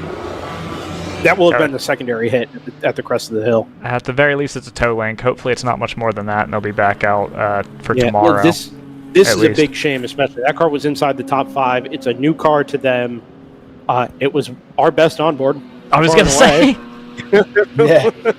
By far the most consistent. And so that's a shame. And it takes quite a bit of intrigue out of what was already a pretty crowded battle with the 909, the 401, and the 29.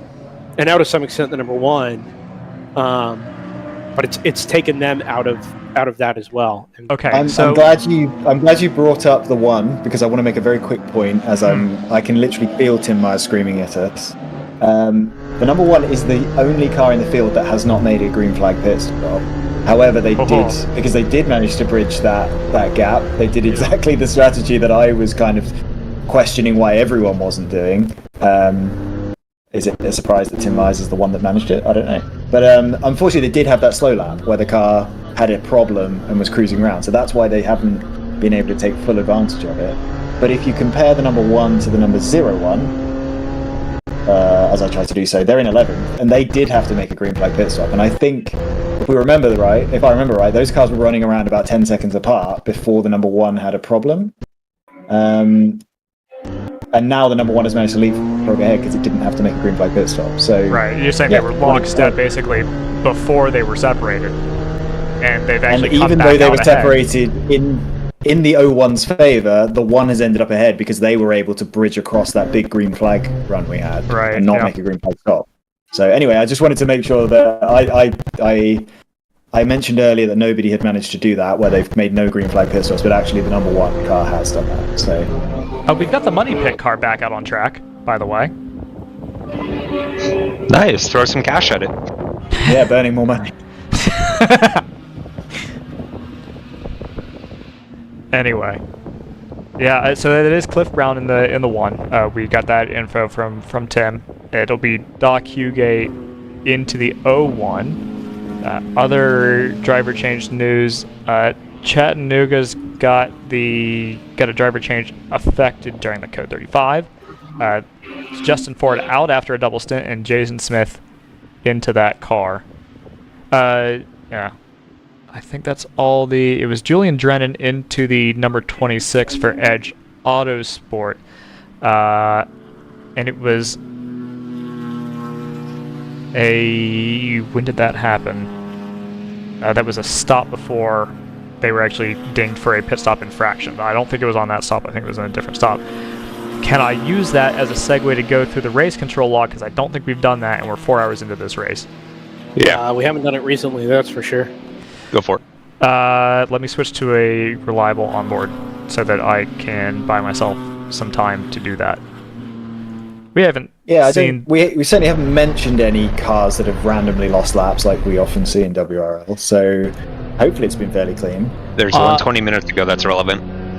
There's a few, so I'll just start at the top. 9:38, so these would be at about hour and a half in. The 293 was pinged for fueling infraction, improper restrictors in fuel jugs. Let's go over to, we'll come back to the 1.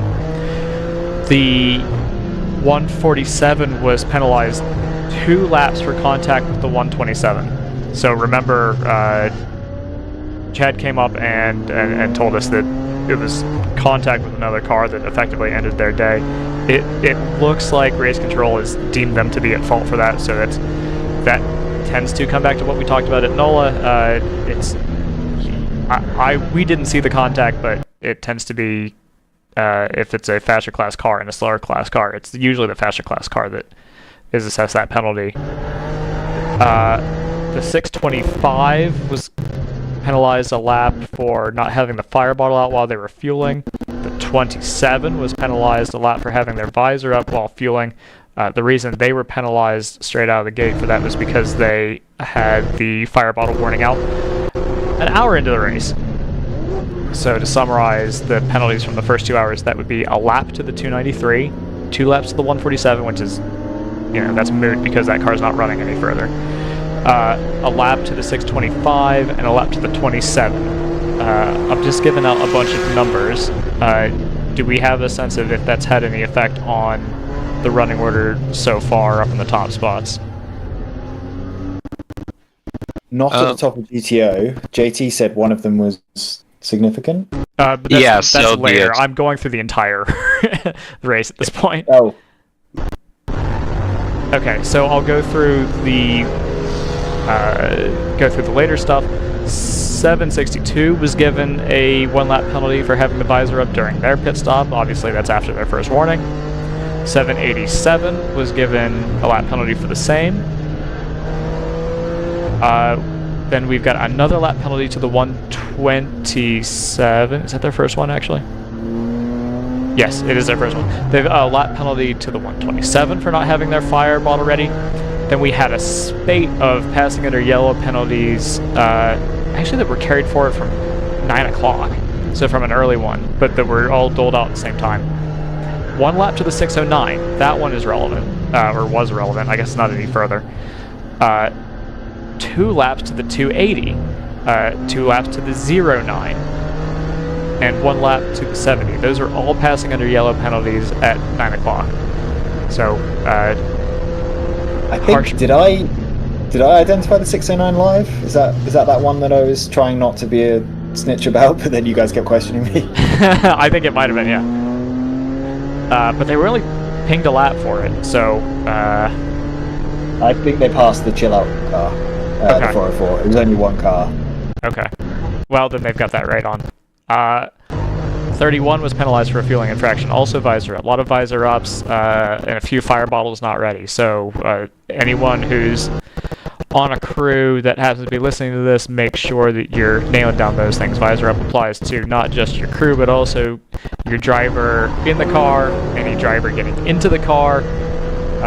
Tim Myers told us last... Even if the driver in the car had the visor up before the pit stop, they need to put it down and then put it back up again when they leave. Right, yeah. Tim Myers told us about how they were pinged for it with the driver just cracking his visor to, I think he said, to scratch his nose. Yeah.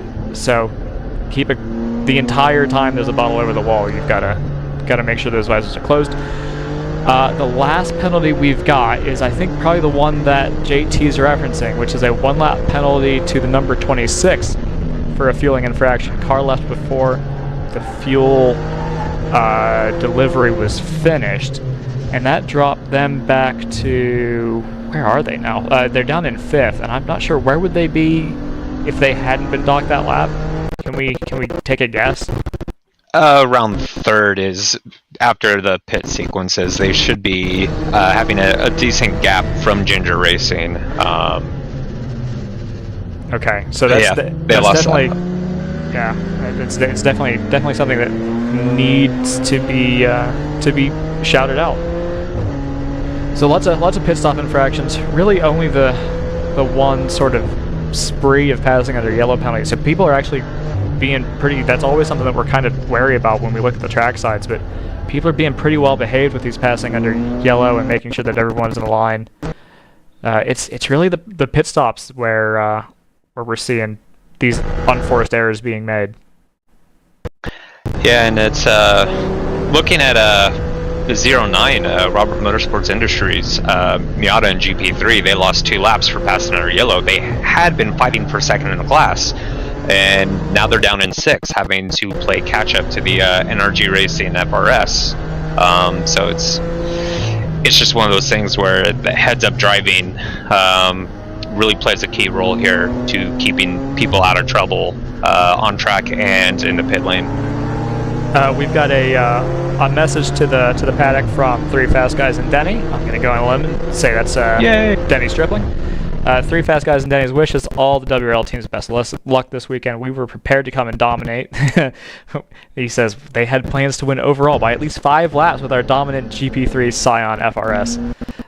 But its million horsepower power plant broke the dyno on Monday, which happened to break the motor, so they couldn't make it. And they say, enjoy and be safe, everyone. And I think that's been true so far with a couple minor blemishes, but it's been a relatively clean race. And see, that's 5 laps with Denny. Without Denny, they would have been 8 laps ahead. That's true. That's true. If you want a battle to follow with onboard cameras, the number 401 is catching automatic third. Ooh, you know what? I have a couple cameras that have bit in the dust that I can swap that in for.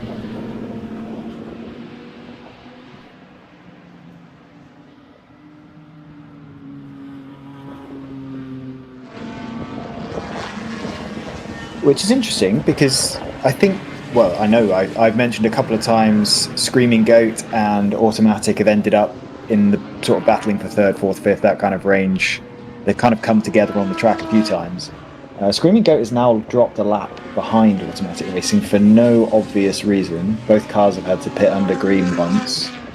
Meanwhile, the 401 round 3 racing car has ended up right where Screaming Goat was, like under the rear wing of the Automatic Racing Aston Martin. Is it? Sorry, is it the 401 or the 701? That you were looking. 401. Excuse me, that we're looking for. Okay. 401. Yeah, not sure what's happened to Screaming Goat. They again haven't been taking advantage of Code 35s. The last 3 Code 35s, they've skipped them and not bothered pitting. Which, yeah, I personally am not a supporter of that strategy.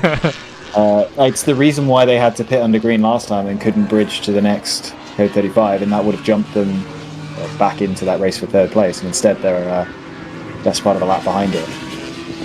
Looks like money. So yeah, I'm not sure. I don't think they're really struggling for pace. So yeah, I'm not sure why Screaming Goat's dropping away. Hopefully, we'll get those guys up into the booth again to talk about their day. 1 lap penalty assigned to the 27 CMZ Motorsports for extra work while fueling the car. They're currently down in 17th right now. So this is probably... They'd already... Is that their second one? Yeah, I think one of the it's numbers... their second penalty for sure. Yeah, I definitely remember you calling out number 27 before. Yeah, they had a 1 lap for visor up infraction. That's the Janetta. Is the 27? Okay. So the 27 last race was MER. Are we familiar enough with the entry list to know if that's the same car under a different name? I think MER were in a lower class, were they not? You said that was last race, MER? Yeah. Yeah, they were GP2 MX5. Okay. Whereas this is a Janetta and GTO. Actually, wait, hold on. Maybe there was 2 MERs. There were 2 MERs, yeah. One actually changed names in the middle of the race. Of course they did. I don't remember seeing an MER GTO car before, but my memory is awful. Automatic Racing's just set their fastest lap of the race and extended the gap to the 401 round 3 racing car to 2.8 seconds on that lap. Screaming Goat, they have the Hammer Motorsport number 1 car only 33 seconds behind them. And that was, I think, let me just check, but Screaming Goat have been running around that race for, well, they've been sort of battling in the top 5 for quite a while, whereas Hammer started the race well outside the top, maybe even the top 15. Yeah, so Screaming Goat had started 11th, and the one Hammer had started 26th. Yeah, and they were running, just trying to see when they started coming up through the field. They were 14th on lap sort of 65, 70. So their progress has been quite recent. Again, it's going to be helped by that no green flag pit stops strategy they've managed to make. I don't think they actually ended up losing a huge amount of time on that slow lap, probably because we went to Code 35 partway round their slow lap. I'd be really interested in finding out what went wrong. and how it was such a quick fix. Maybe they ran out of fuel. Who knows? But yeah, their race is working out quite nicely in a way we've seen relatively typically for Hammer.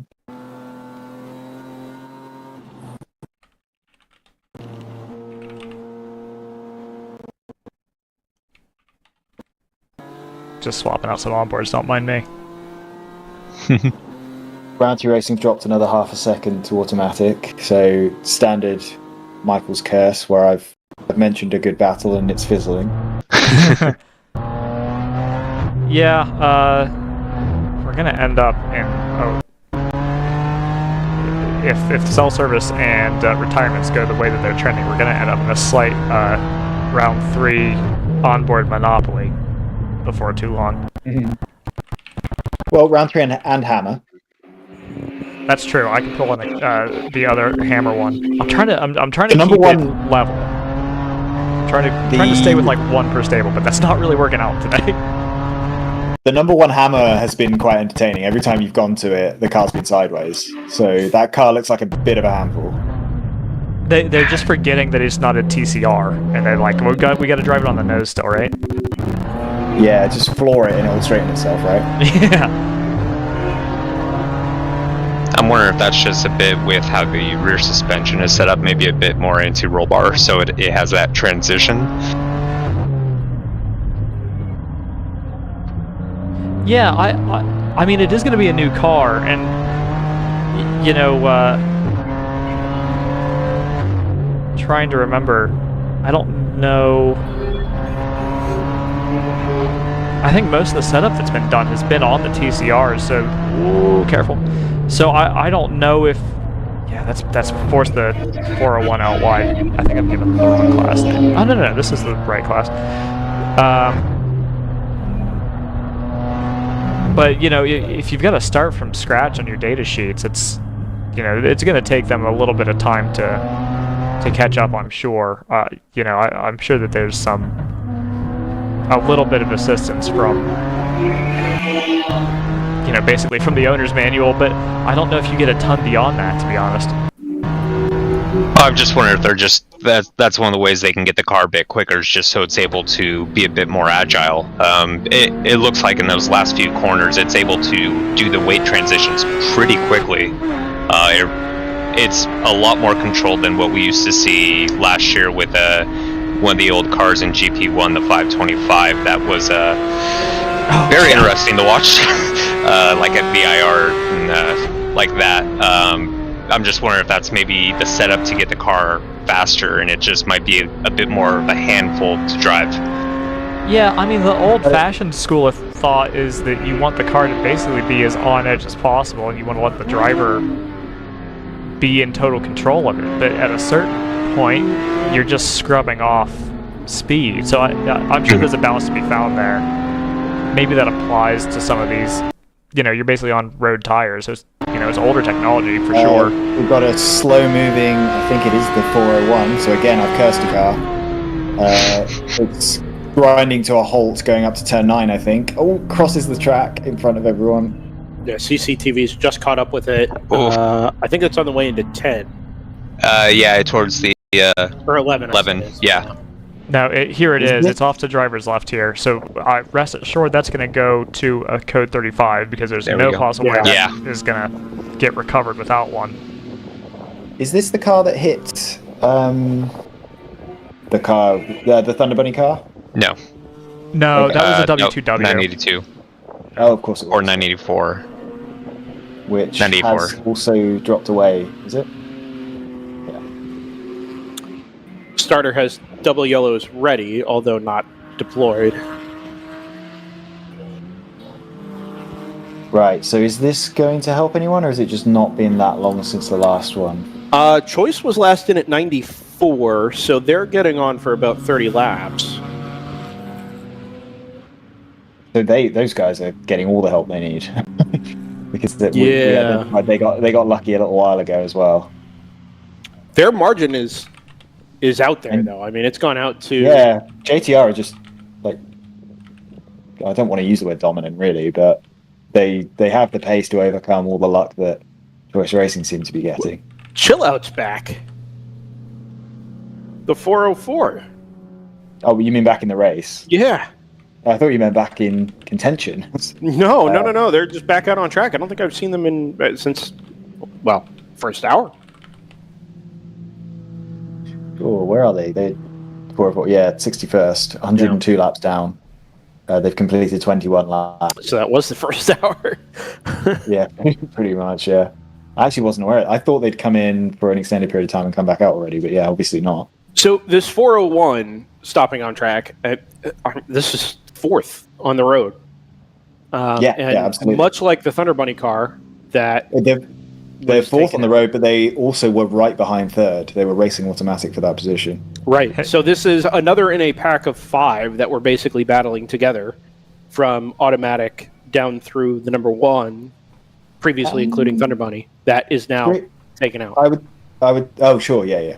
I would say that these two, automatic and round 3 racing, had separated themselves from the rest of the field, but that was because we lost that Cayman collision. Looks like we're going to try to put. Looks like we're going to try to put this car on a tow rope rather than having to flatbed it in. So it should be a relatively quick collection and code 35 here. Yeah, if you're not in right now or coming in right now, you might be losing time. Yeah. If Screaming Goat doesn't pit here, I'm going to be a little bit screaming.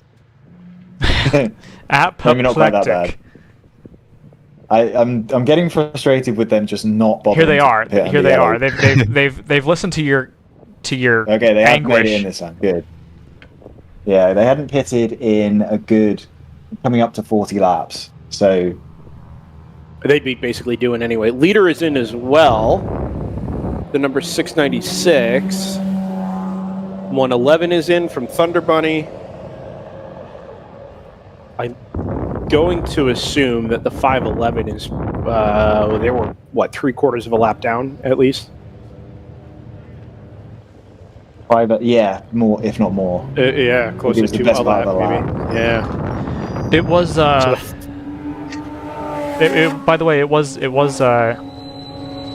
Justin Carroll, I think. 511 is in. Sorry, not Justin Carroll. It was Dallas Carroll in the 421 when their race ended. So it'll be maybe if you're around the paddock at the same time that Dallas is, Brendan, you can get his take on the incident that took them out of the race. I'd be curious to know what their perspective is. 511's out. 696 is out. Green flag is out. So who's got stuck in the pits during 111? 29 is moving just now. There's some cars stuck behind the 401. It's the 01, I think. Yeah, the Liquid Molly car. It is, yeah. They're going very slowly, stuck behind. The 01 has an onboard that we can watch.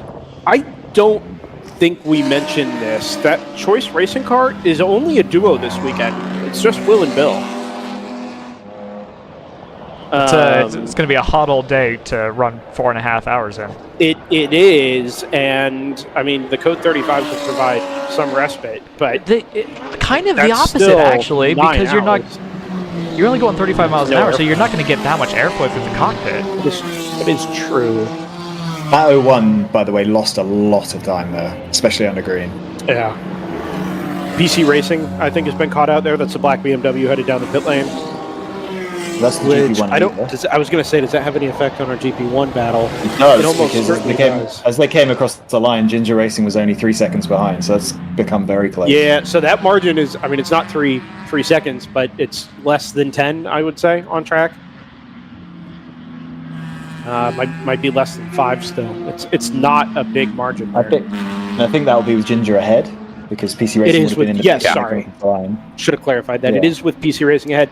Now, interestingly... Ginger ahead? Sorry, yeah, Ginger ahead. Yes. Ginger ahead. Sorry. Yeah. It is Ginger ahead. Clarified that. Immediately makes it not clarified. But, yes, sorry. To clarify, I'm going to confuse you. Ginger... Screaming Goat are in the... are out. They're back out. Yeah. Ginger was in before PC Racing the last time. PC pitted again, but got caught out under green. Ginger has not yet pitted. So basically, PC Racing has made 2 stops since Ginger Racing's last one stop, which is interesting. Do we have any read on how long they were stuck behind the 401 on pit entry there? I don't know. Because that 401 car was being moved very, very slowly. Kind of frustrates me that we go to green while the pit lane is blocked. But that is the one part where I would say maybe hold off. 5 more seconds. Well, remember, you're seeing it on a slight delay on camera. I'm not saying it's not happening, but there is a little delay of maybe 5 or 10 seconds there based on, the network situation at the moment. For sure. Yeah, race control have more information than we do. It also, the other thing is you can't really blame, because they came into the lane behind the truck, right? Like that wasn't, I suppose that's neither here nor there, but it's obviously, the end result is that it's really unfortunate for the 01 and the other car, who I don't think we identified. It's also a shame of just general track design. This is only a comment. Barely even a criticism, because I'm sure it is what it is, it's what they have to do. But it's a shame that the only way to get to the paddock from the track is through the pit lane entry. That is a single lane. Yeah. It would be nice if there was a service road alternative. The 696 is catching. Ooh, the 696 is catching the 511 here, and it's going to put it a lap down, back out on track. Whoa! We'll never know who that was.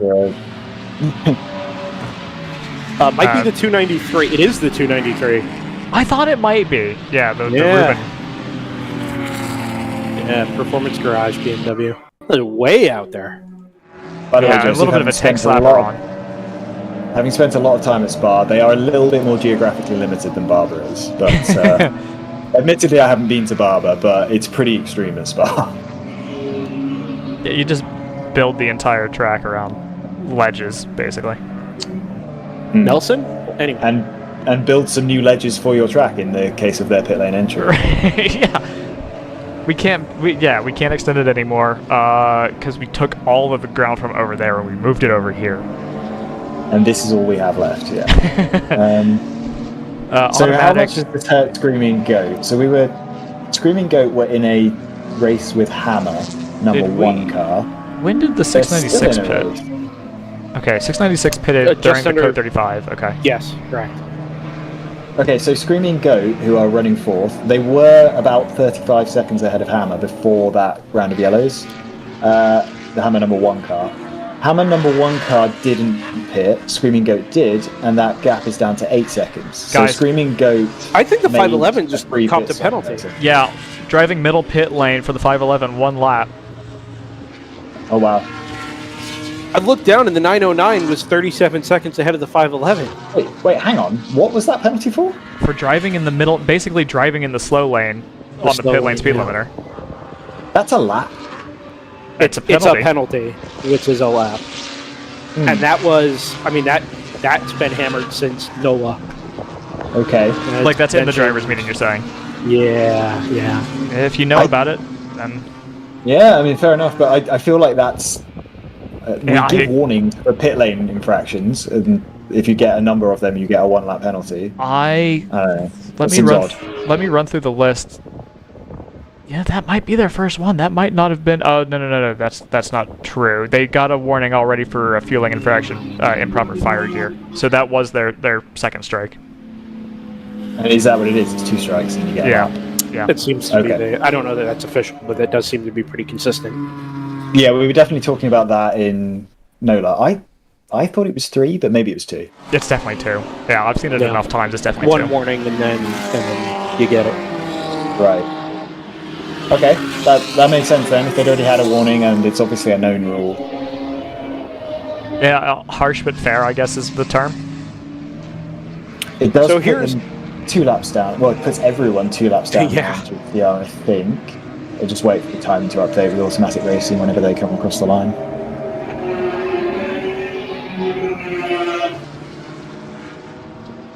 Dominant day by JTR today. Yeah. This is, I was going to say, this is one of those days where you expect a bunch of fruitless requests for spec sheets. It's not a weird car, but it's not like when we see Stratus running 5 seconds lap quicker than the field.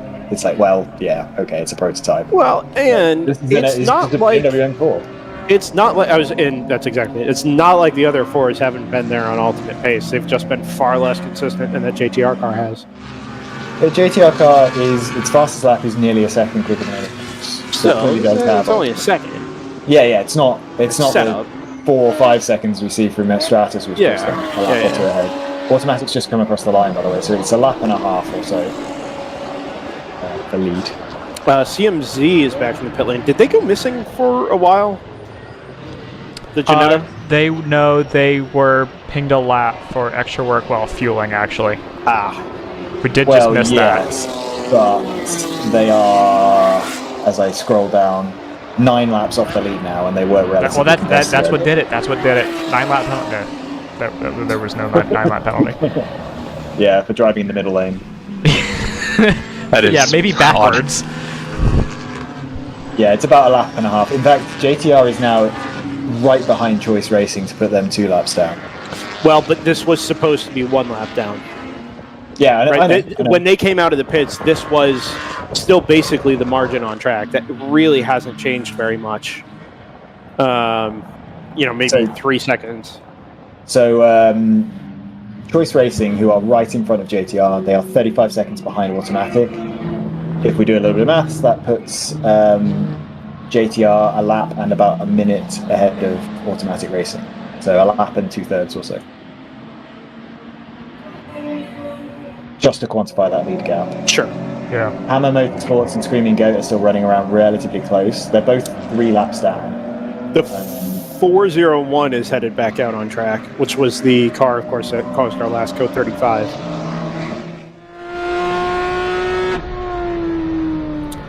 The HVAC fan in here is...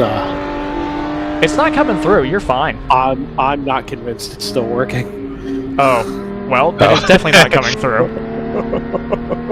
Enjoy the greenhouse. Is that why you want to do your pit walk? It is almost certainly cooler with the wind, although it's died down a little bit since this morning. It is almost certainly more pleasant outside than it is in this room. There is a close battle. There is a close battle, by the way. Well, I was going to say for 7th overall, 111 Thunderbird. I don't think we have an onboard for that Thunder Bunny, do we? No, only the 421. If they want to move that onboard over to the 111, that'd be fun. I feel that might take long enough that it would ruin the battle that we'd quite like to watch. Yeah, they've caught the 172 TLM USA car. I don't think we've mentioned it already, but they've sneaked their way up into 7th. JT is right to repoint out the GP1 battle because those 2 cars are now nose to tail.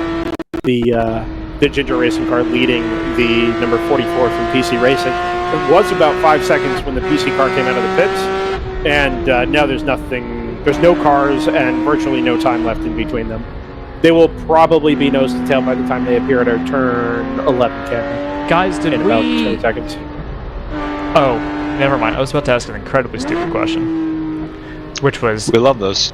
Yeah, it was going to be, do we know that the 401 is behind the wall? Of course we do. It's brought out the last Code 35. I think it went back out. No. Yeah, it's just come across the line. Oh, is it? It's cameras. It's just come across the line. Then it's just that's its outlet, basically, then. Yeah. Yes, that is correct. 13 minutes of repairs. I can quantify that for you in terms of time that they've lost. Well, gentlemen, in part because of the Code 35 JT. We're halfway there. We're already. Oh, yeah, there it is. Our journey is partially complete. I hate these jokes. What's Dutch for "I'm coming to hit you"? What? I don't get this line of jokes.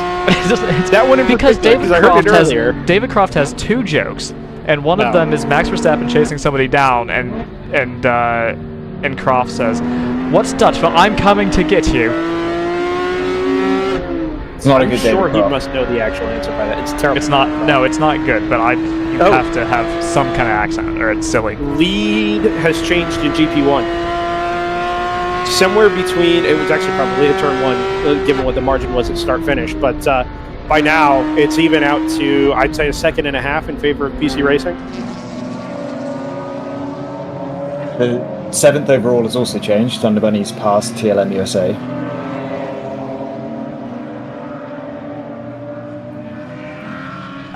Okay. So, go ahead.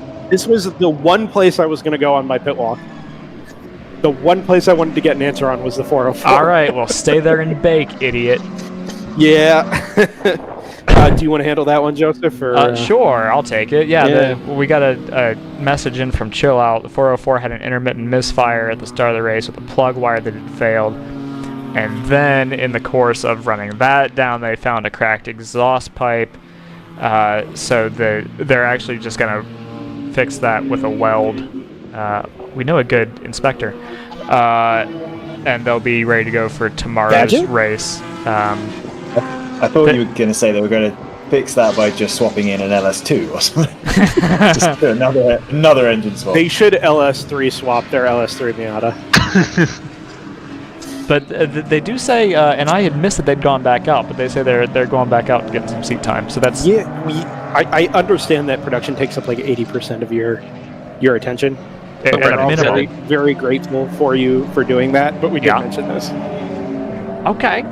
I haven't seen them in a while. So they're going. Yeah, Brendan mentioned that as well.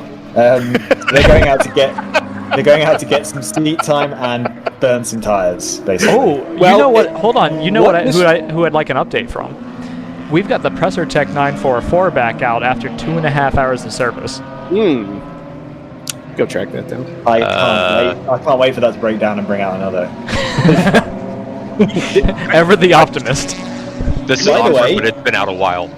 To make this point about Chill Out, this basically is just a qualifying session now for tomorrow. Yeah. Like, there's no reason you couldn't whack a set of tires on it at 4:30 this afternoon when the track is a little emptier and try and put in like a 34. It's a good point to bring up that quirk of the rules, right? It's not the same grid between the Saturday and the Sunday. The Sunday race is gridded based off of your fast lap. I think I said that right. Your Sunday race grid is determined based on fast laps from the Saturday race. So even if you have a poor race, you still want to go out there, maybe put a fresh set of tires on and elevate yourself up the running order so you're not in traffic for tomorrow morning. Yeah, I wouldn't do it now, obviously, in the heat of the day. But if you sort by best lap, currently, man, they're about 12 spots down, roughly. So they, could do some damage here by the end of the day, if they so choose. Yeah, it's one of those things to keep an eye on for the tail end of the race. You will see some fast laps get thrown in, and you're like, why? Why are you really gonna put it in there? You've got two reasons for that. One is that the track is cooling back down. I don't think we're kind of still in the heat of the day, so I don't think that's going to happen here. But when we start looking back past like maybe 3 local time, look to see people starting to put fast laps in and trying to elevate themselves up the grid for tomorrow. Yeah, yesterday the cooling off sort of started as I was actively taking cameras down, which was about 4 o'clock. So you'll have, I hate this word, but you'll have kind of a happy hour in the last hour of the race where it doesn't matter, I think, for the field as a whole because they've been out there circulating basically all day. But Chill Out has not necessarily had that same opportunity. And if you're not going to give anything up in terms of finishing position, you might as well try and get yourself, 5 or 6 positions at the end of the day today that could lend you a hand tomorrow. Now, that difference might only be 20 seconds or something, but again, 20 seconds is 20 seconds, especially when you don't get full course yellows to bunch the field back up. Yeah, and it also, it's one of those things that reminds me a little bit of super speedway racing where you'd almost rather be either at the back or at the front. Anywhere kind of where you're trying to pick your way through traffic is, including traffic that's at your own pace, is going to be a little fraught. And so if you can get yourself elevated up into those higher positions, you can clear some of that traffic. You're putting yourself in a better position to avoid problems later on in the race. Personal best just set by the number 39 NRG Racing Cayman, 140.877. And the he was actually having a decent run. 4th in GP1, 3rd in GP1. ahead of the Edge Autosports car, which seems to have lost a little bit of pace here. Maybe it's just the 39 going very quickly. I think that's probably more likely. Actually, it's the fastest car in GP1 by about 2 seconds that last lap. So let's keep an eye on that number 39. If this has been a driver change and they've got somebody very good on board that car now, this car could make some serious... Oh, there's going to be a car in the tire wall. Yep, it's the Lexus number 83 backwards at turn 4. Oh, no, it just went fast. It's fastest lap. Well, Too fast. JT? Yep. It looks like maybe he Guys, dropped it'll be ahead of us on this onboard. Keep an eye out for the blue Lexus. It's about 3 cars ahead, 2-3 cars ahead on the right side of your screen here. Oh, is it going to be the kink here? Oh, and they've just missed the motorcycle. They've just missed the motorcycle barriers, so that's going to be a little harder of an impact. Yeah, I wonder if he got up the inside of somebody and tried to pinch the exit. Yeah, it looked like that, and then the tank slapper might have bounced him out into another car, which finished him off. So I think that's the 94, not the 83. It is the 83. I caught the number as it was sliding backwards into the Armco. The good news is it looked like it actually hit pretty squarely on a right rear quarter, and whatever damage is there is almost certainly just cosmetic. Yeah, you hope. It's right back up the pace, honestly. I'm surprised that we didn't. I'm pleasantly surprised that we didn't go code 35 for that, because it would have been really easy to make that snap decision. To the series and the track's credit here, they are allowing cars the opportunity to continue on their own. It's not, NASCAR style where something happens and we got to shut it down. Let them play. Exactly. And then, if recovery is necessary, then you go code 35 and send the emergency vehicles out. Yeah. Which is, I think, a perfect compromise. Yeah, so it's all sorted itself out, and we're back to green flags all around the circuit.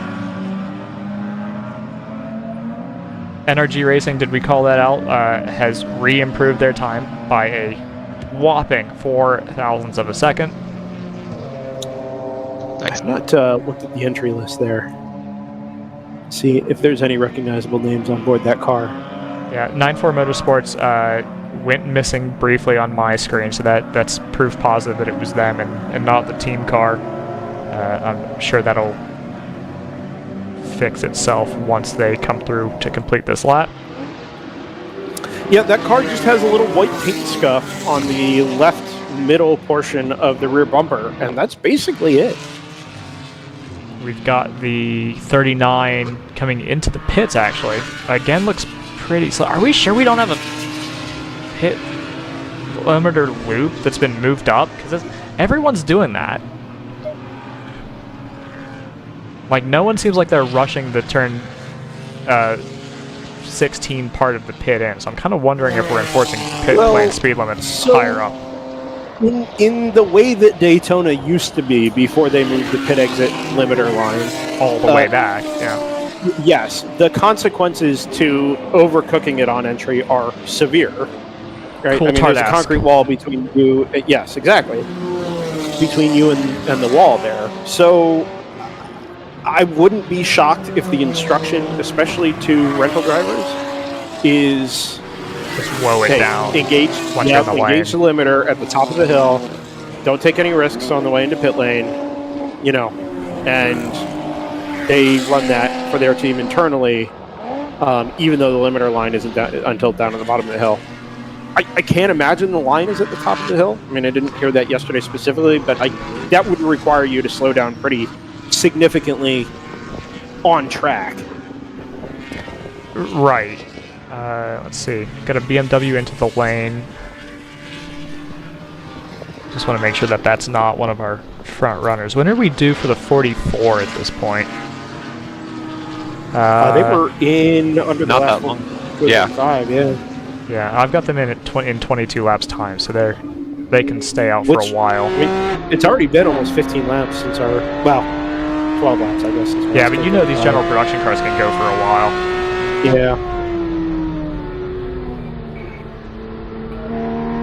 Got the 146 for Harrison Motorsports. We haven't talked a ton about them, but they are holding down second in GP2.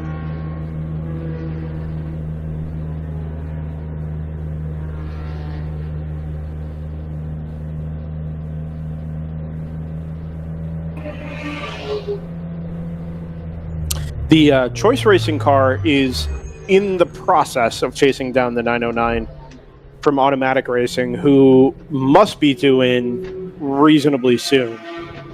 They were last in at 94. Okay. Yeah, they were last in at 94, which will make this 42 laps.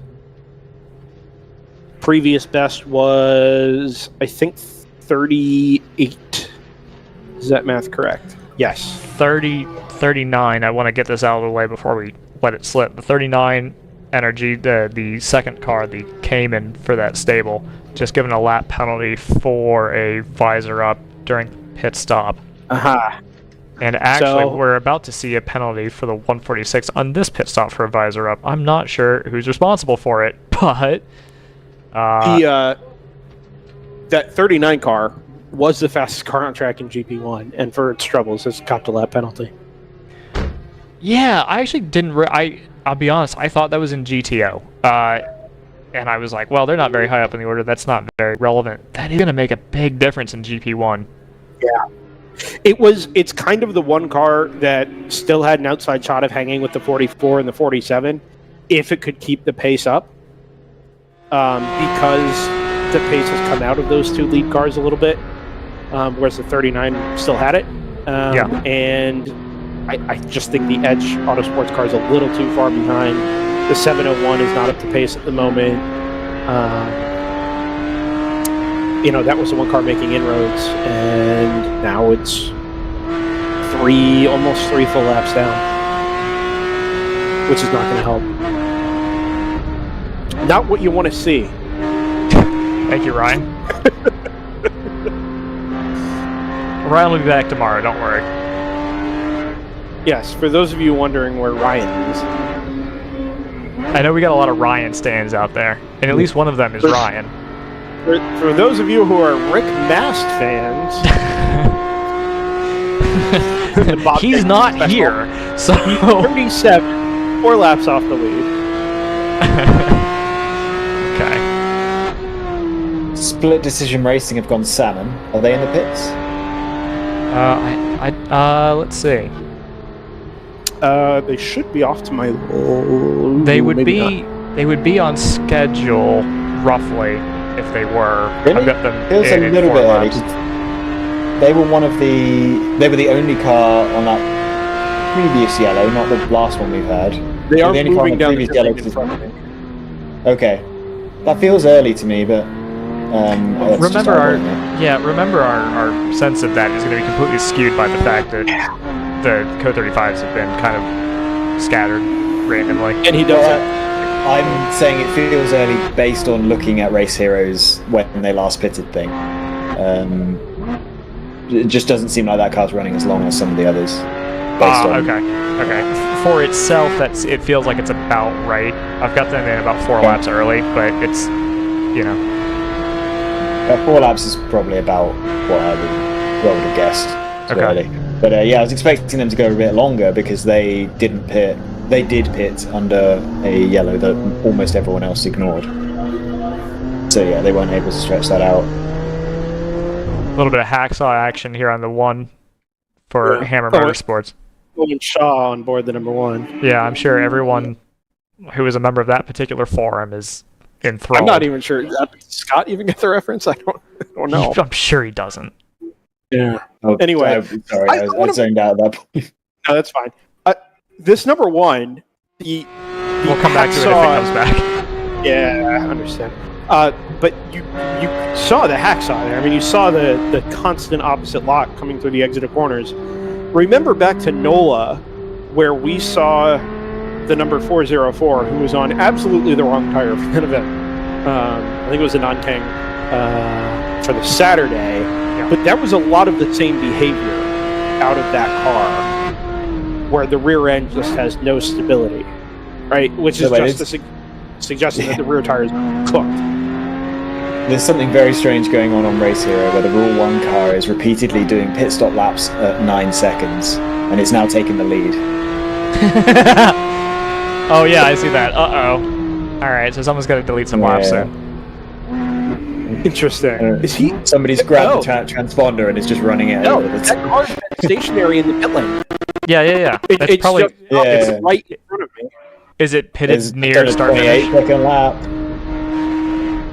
Yeah, no, it's at start finish. It is in the stall immediately past the start finish loop. Right. That's causing issues. It's interesting that it's only started that now, though.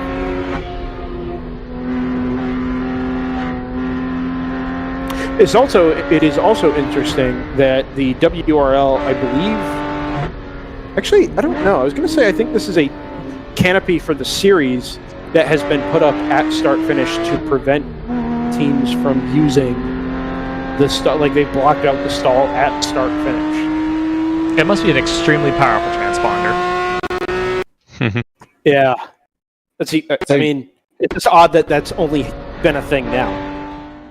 So to back up what I was saying, about split decision and it feeling like they're not running very long, how many laps has automatic done since their last pit stop? Let's find out. I've got them in at 94. Last in at 94, so they're puts definitely them up to extending. 45 laps. Well, I shouldn't say they're extending. They're definitely running longer than they've run so far today. Whereas Split Decision's last pit stop was at 101, and then they pitted again a couple of laps ago. So their automatic, for example, are running way longer than Split Decision. The number 2 appears to have been back on track.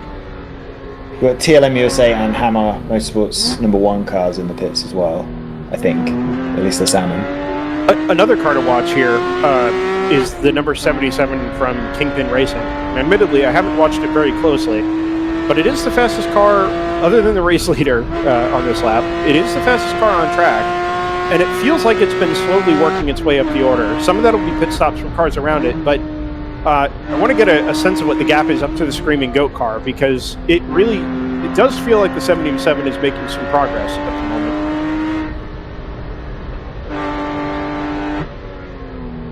It's 53 seconds behind the number 29 in a battle for 5th. Actually, a battle for 4th, because we need to ignore... Oh, sorry, yeah. That hasn't taken long to catch me out. But 4 minutes. And also, effectively, the Hammer Motorsport number 1 car is in the middle of that, but it's just pitted. So when the pit stop cycles... Yeah, I didn't want to speak to that because I didn't remember where the 1 came in from, but that feels... It was 15 seconds behind Screaming Goat. Okay. Alright. So that would be something we should track through this next pit stop cycle. That's a good little car. Screaming Goat's not due for a really long time, because they pitted on lap 121 last. They did, but before that it was 87, so they're actually not even going as long as automatic, and they're normally the. Do you want to move slightly to the left and see what their previous stint length was, because it was enormous. I just went green flag to green flag. Oh, that's very far. Yeah, I don't actually know why they put. I don't know why they pitted. Oh, actually, I think there was a yellow flag at 121 that isn't showing up on their screen. Yeah, there was.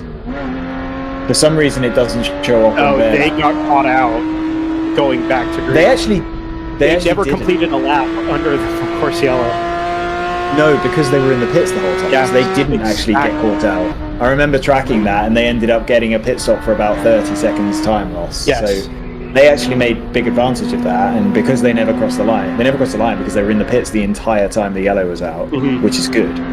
So, yeah, they didn't get caught out. That's what I was trying to come to. But that means that also means they can run really, really long. I don't know what was the length of that previous. They were in at 33, and then again at 84. So 51 laps. 55. No, it's 87. So it's about 55. Oh, you're right. laps. It is 8. Sorry, looking at the Kingpin car. Kingpin car was 33 to 84. So Screaming Goats was about 54 laps. Yeah. So there was some yellow in there, admittedly. 4 laps of yellow. So if we say 52, Then going from 20, we shouldn't expect them in 120. We shouldn't expect them in until about lap 173, 174. We're currently on like 140. Yeah, we're only on like 140. And Hammer's just been in. Exactly.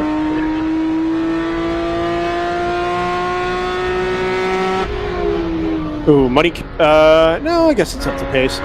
What is significant, though, as the cars come by start-finish, is that the 696 is up onto the rear bumper of the automatic racing Aston Martin. And once that move is complete, that overtake will put the 909 2 full laps down to your race leader. Interesting, because we did have them 35, that gap 35 seconds or so not that long ago. So obviously JTR is just screaming around way quicker than anyone else on average. It's just the consistency, Scott. I mean, every lap looks like it's in the 37s and 38s.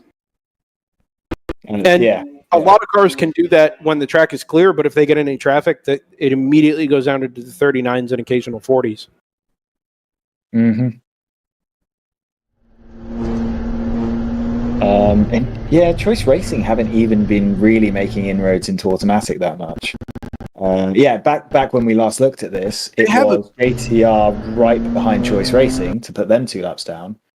So now if JTR is right behind automatic and Choice Racing is 28 seconds behind automatic, that means that Choice Racing's dropped another 25-30 seconds to JTR in just pure green flag running.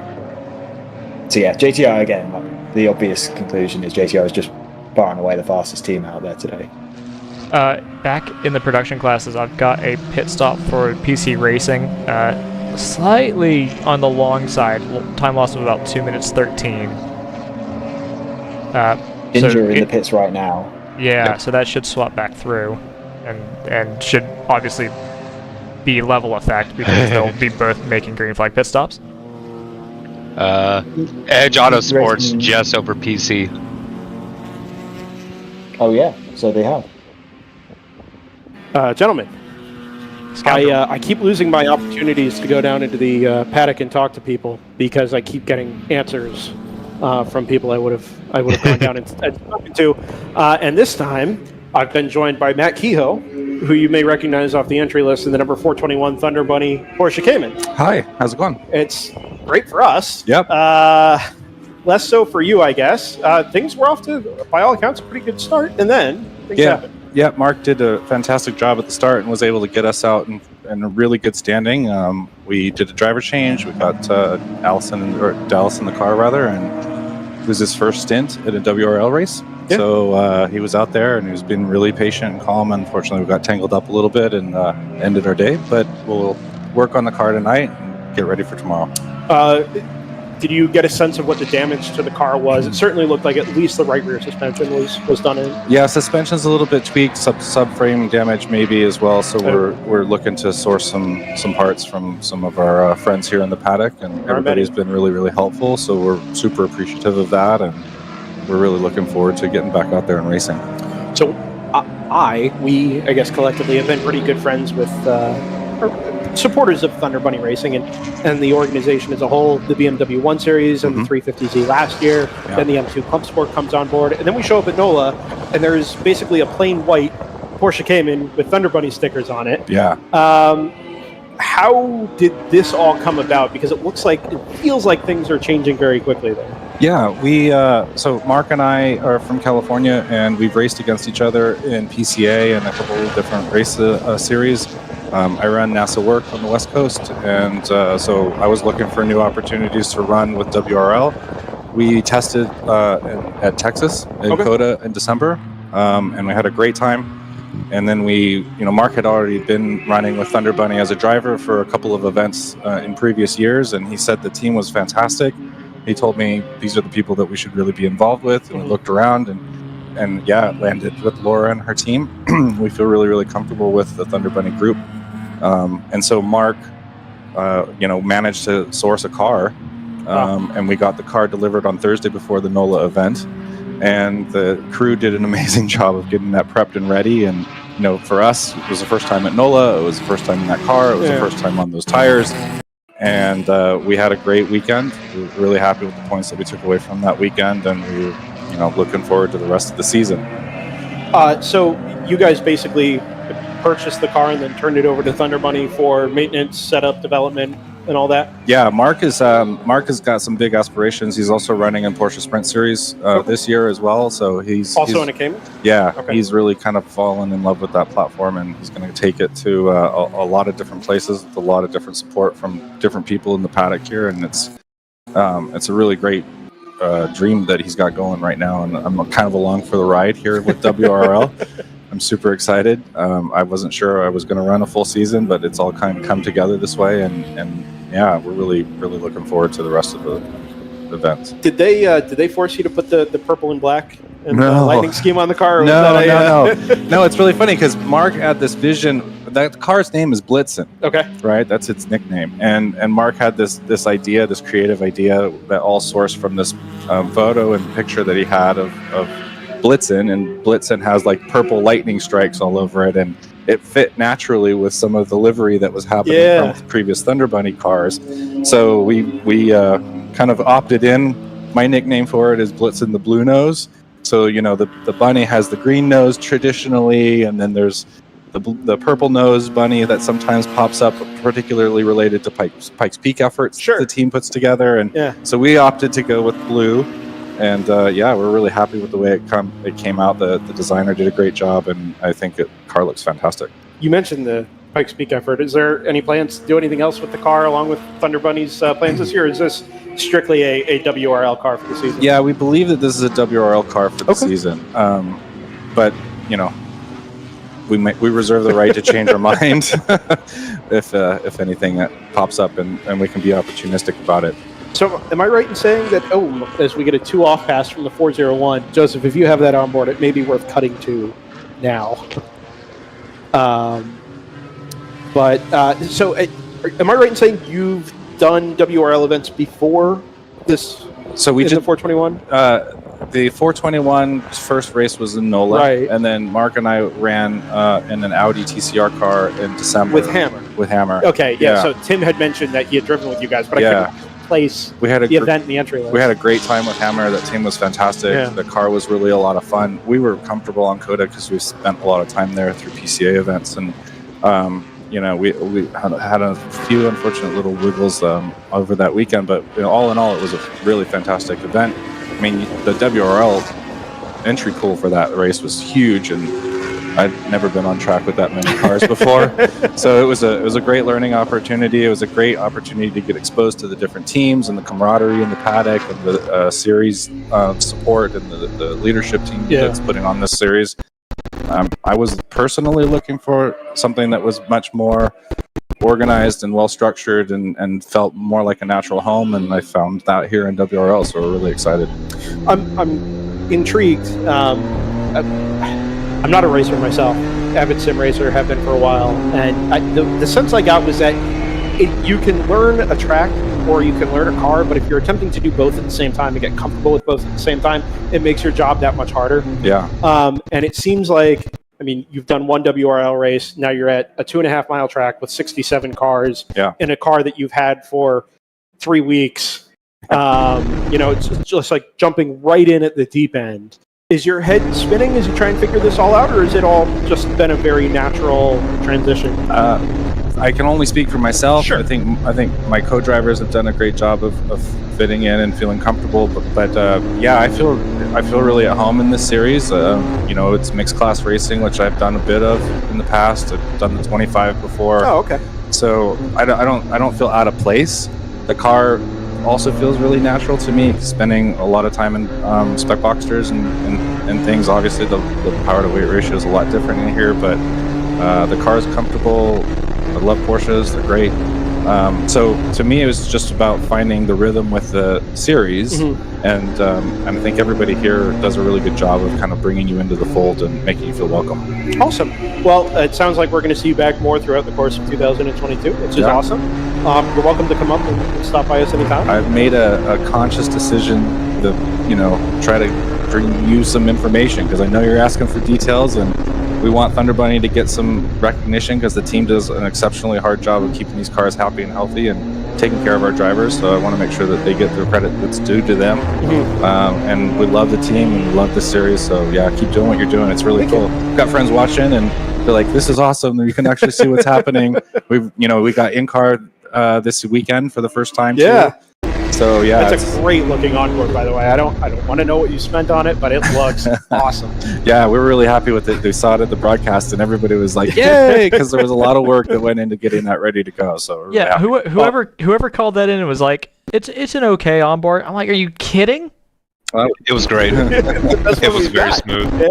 Yeah.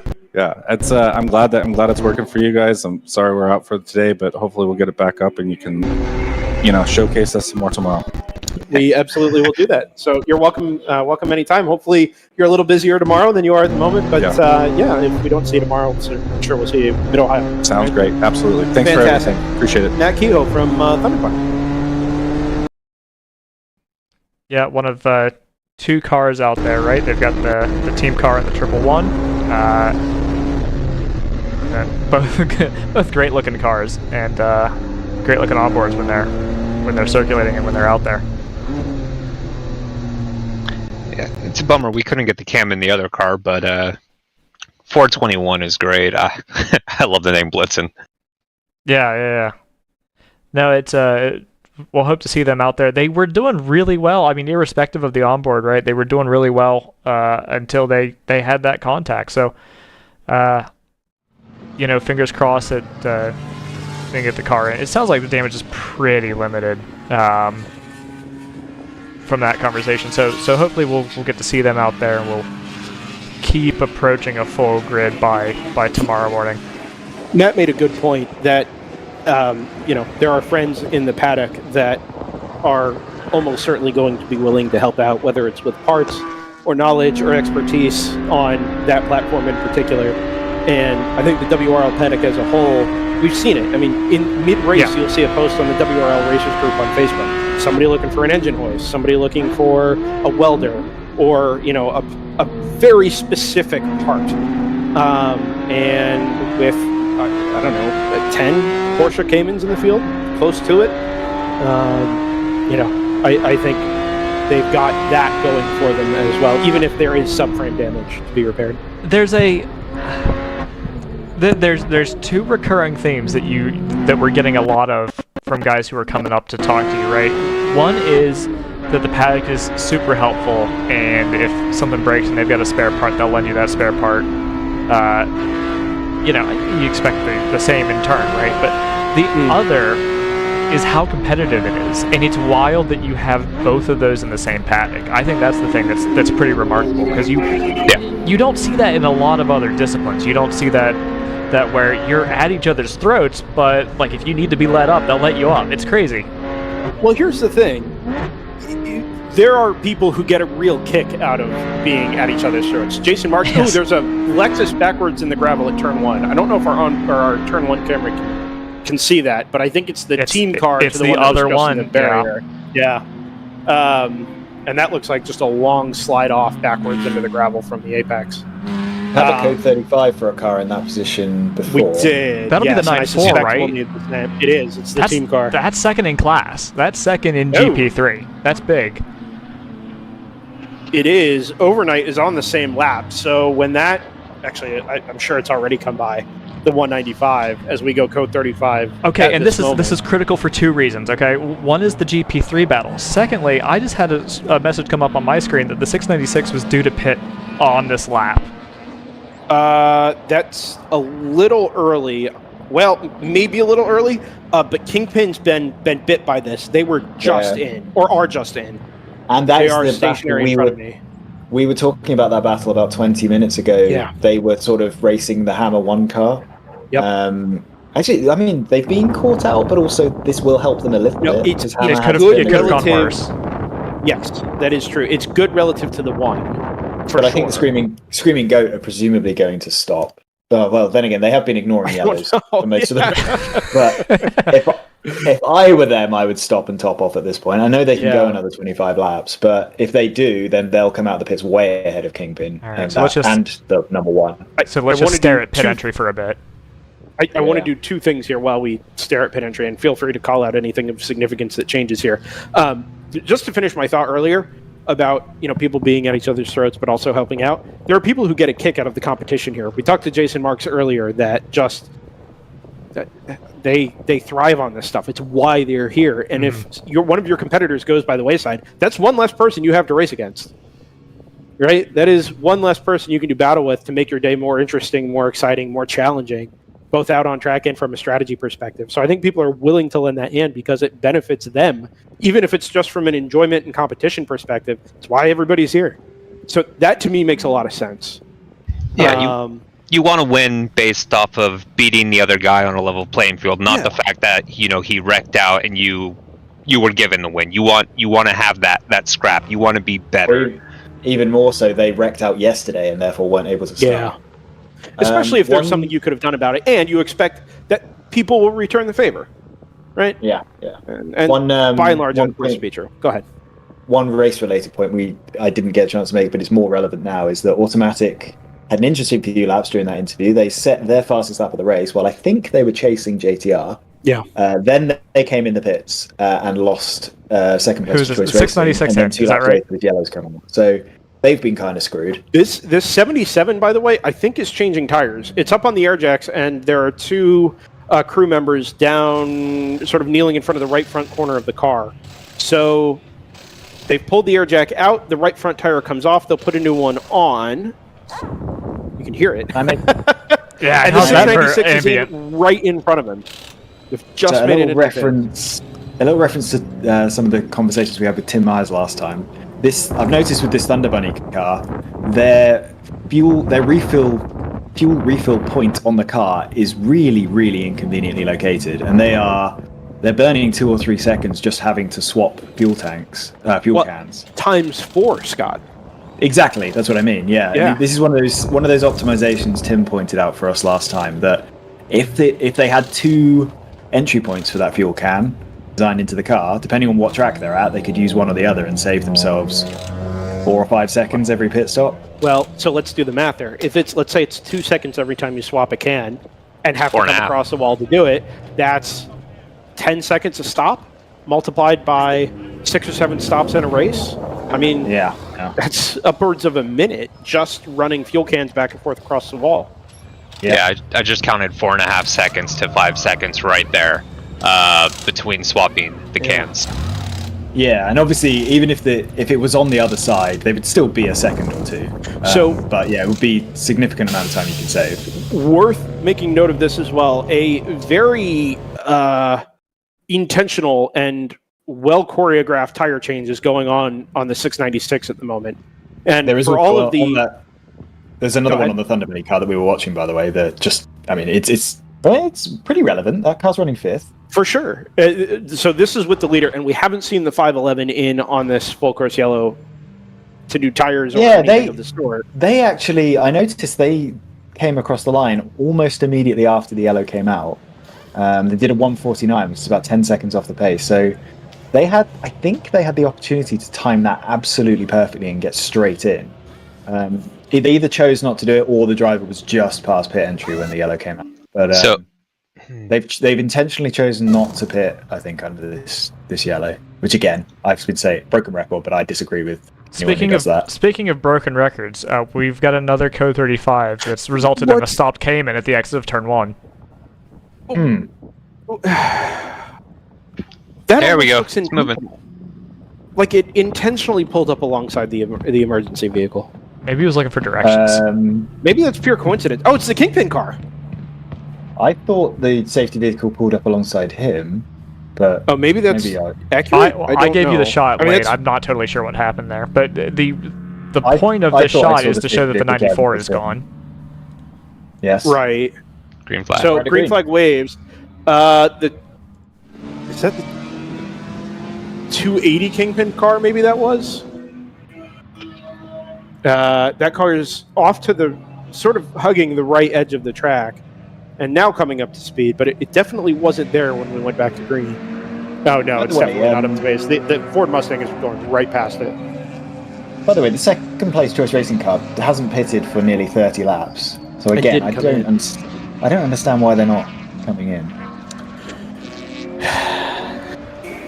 I wonder if this is their big swing. We talked about it earlier in the race that you wouldn't necessarily have done that early on in the race, but the JTR car just came in and took 4 tires.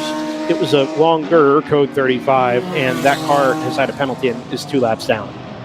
Oh, so Choice Racing, is 2 laps behind. You can take as big a swing as you want. You're only going to take the lead if there's a problem for JTR at this point. Well, and the other issue, Scott, is that 30 laps into a stint, if you're doing 45 to 50, you're going to be in 15 to 20 laps, and that may not actually be saving you a stop relative to the other car.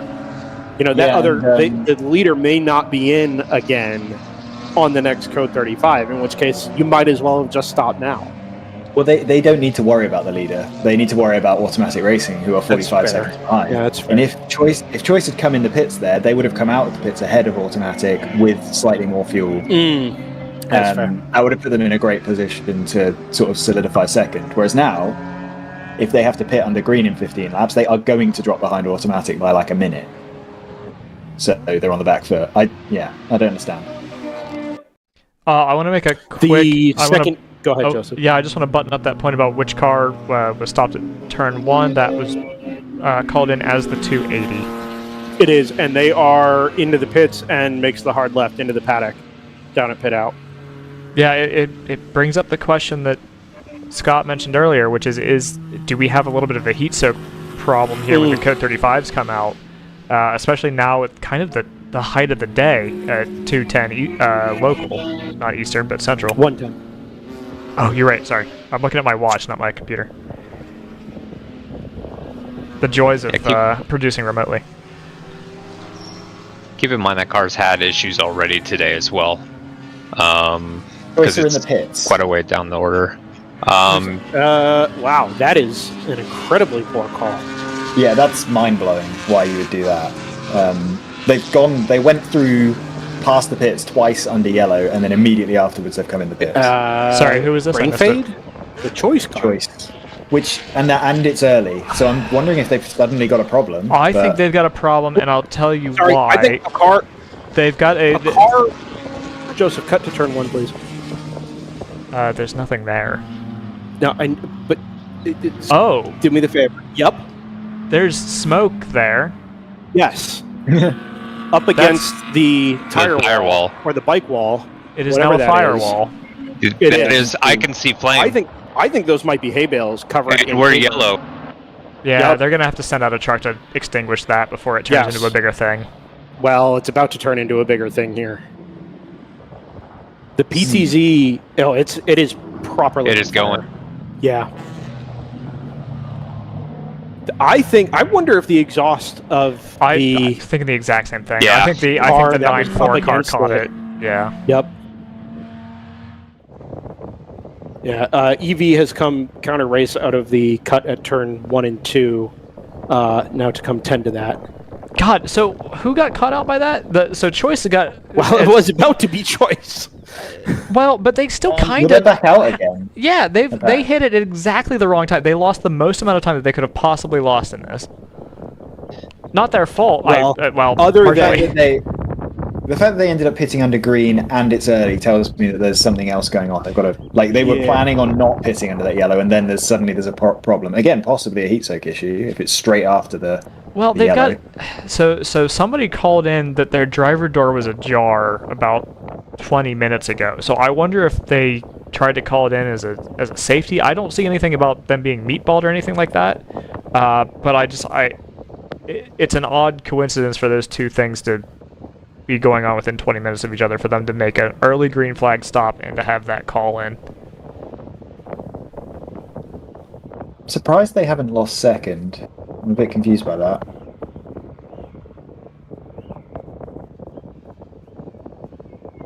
Yeah. Keeping an eye on the turn 1 situation. They are still trying to put out that hay bale.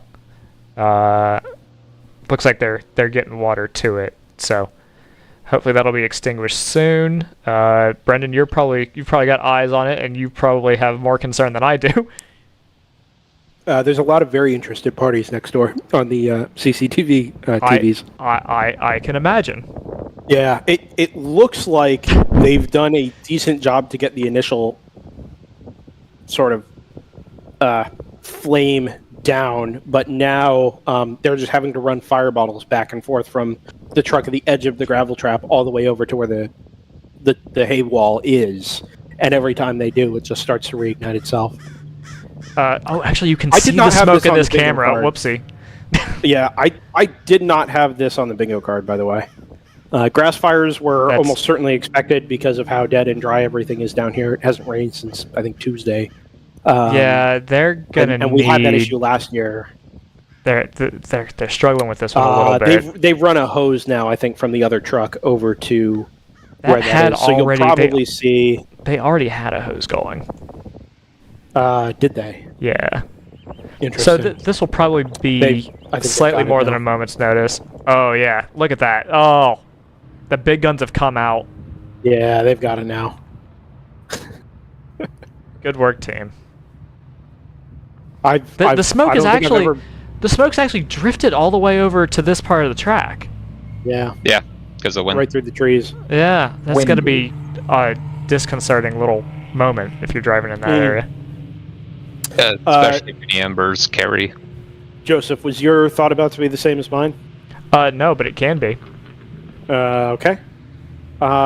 You want to take care of our commercial obligations? Oh, shoot. I was going to... you know what? Yeah. All right. I'll run these ads. Okay. Well, while we work on Scott Michaels' request for a one-lap penalty for the tire wall, I think in IndyCar it would be losing its fastest lap in qualifying. It's had it too good for too long. Yeah, that's what I say. We'll let race control sort that out. And whenever you're ready, Joseph, if you are ready, are you ready?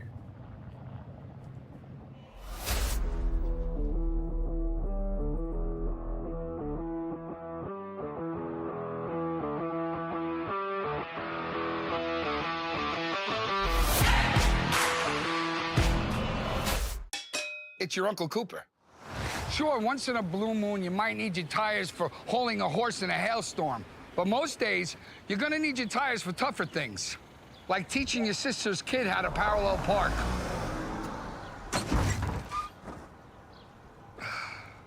Thankfully, these Cooper Enduro Maxes aren't just tough, they're everyday tough. Okay, there's a lot of improvement. Go with the Coopers. Cooper! Focus, guys. We're in a race to the finish, okay? Here's where the rubber meets the road. These initiatives move the needle, like, at all. Well, let's shift gears a minute. We're really kind of at the apex here. We need to put the pedal to the metal. We need to nail those hairpin turns, cross that finish line, and take that checkered flag. Woo! Hit the track with the world's largest motorsports calendar, track day insurance, and more. Haggerty. Let's drive together. Back at Barber Motorsports Park in Birmingham, Alabama, site of the second round of the 2022 World Racing League season under, I don't know, J2, do we have a number on this code 35? Yes, I do. I believe it is the 11th. Okay. Now, looking back at the last one Barber Motorsports Park race, how many were we expecting at this point? I'd say we're on par. Okay. Joseph Mudd Reynolds over here. And we have a caution. We got a caution. Yep. So at this point last Sunday, we were on our 17th code 35 at this point at lap 156. So you're telling me we went on Sunday that was a 7-hour race. Yeah, 7 hour. Fair. But to put in perspective, still 156 laps in, and that was the start of the 17th code 35. Okay, so the trade-off here is that this race is still organic. Right? Absolutely. We haven't had any artificial bunching up of the field. We've had some little quirks in timing of full course yellows with pit stops and cars getting caught in the pits or out on track or whatever. But generally speaking, this is still pretty organic. 909 is out of the pit lane, as is the 401.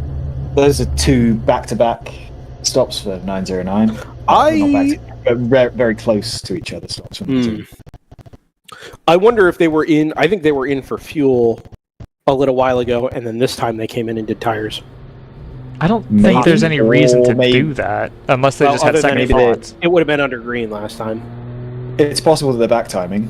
They could maybe do it on 2 more stops from here. Might be able to get one more with a little code 35 left. That's No, it's an hour 50. That's not gonna work. 2 more. That makes sense to me. Yeah, I'm curious to see how long this one will go for, because I'm sure they're just gonna douse the tire wall as much as they can to make sure that it doesn't reignite. Obviously, the CCTV has stayed on this location now for some time, and it mostly just looks like they're picking up whatever has fallen out of the containment, right? Whatever that plastic wrap is, and moving it back up on top of the tire wall and putting it behind the Armco. So I don't know that they're going to do any full-scale repairs here. Also, does 9.4 get billed for this? God, good question. I mean, it's well. And also, you know what? It was never called in as a collision, but I wouldn't be shocked if they made that argument. Speaking of collisions, JT, you had some comments on some pretty substantial developments to GP1.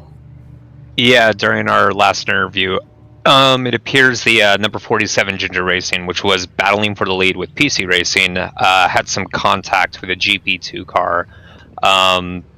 That sent them to pit lane, where they have been since. And Race Control has issued a 2-lap penalty to them for avoidable contact.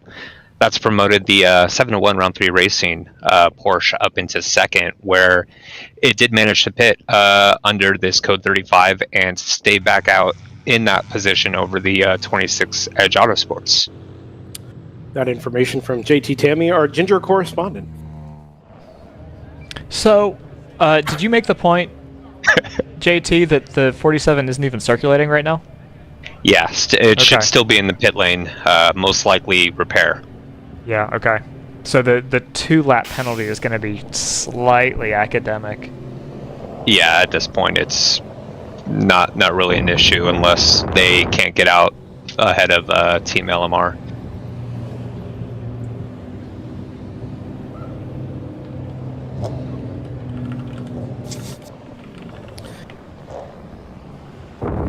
Yeah. Internal coordinations. I don't know how long this is going to go on, by the way. It looks like they're about done down there. I don't blame them for being hesitant to send it back green.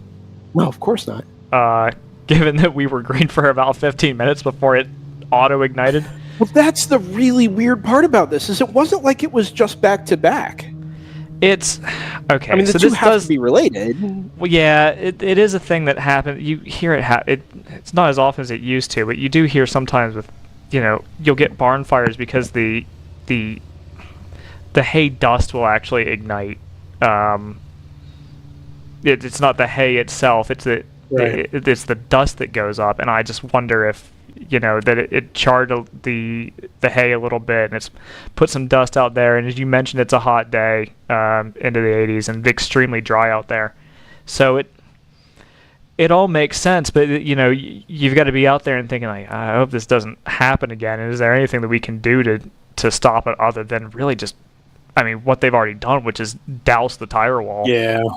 You'd have to assume by this point that is, set for the end of the race, and this isn't a regular thing that occurs, so I can't imagine, without having some ignition source, that this is likely to happen again. In any case, everything's been cleared away, and the green flag flies once again at Barber Motorsports Park, with just over 3.5 hours remaining. This extra hour really does add some time. It sure does, and it's going to feel weird when we have it taken away tomorrow. Yeah, that break is an odd time. Road Atlanta, it's 2 hours. Oh, is it? Here we're kind of lucky. I actually did some listening back to last year's race earlier this week, and the essential time loss is something like an hour and a half. From the time you go double yellow to get the field into order to the time you go back to green after the quiet hour is done is something like an hour and 20 to hour and 30 of actual race time. Right, that makes sense. So, yeah, we'll detail that a little bit more tomorrow. I don't know that there's more detail to that other than we, have to be quiet for an hour. So, right, but more to come.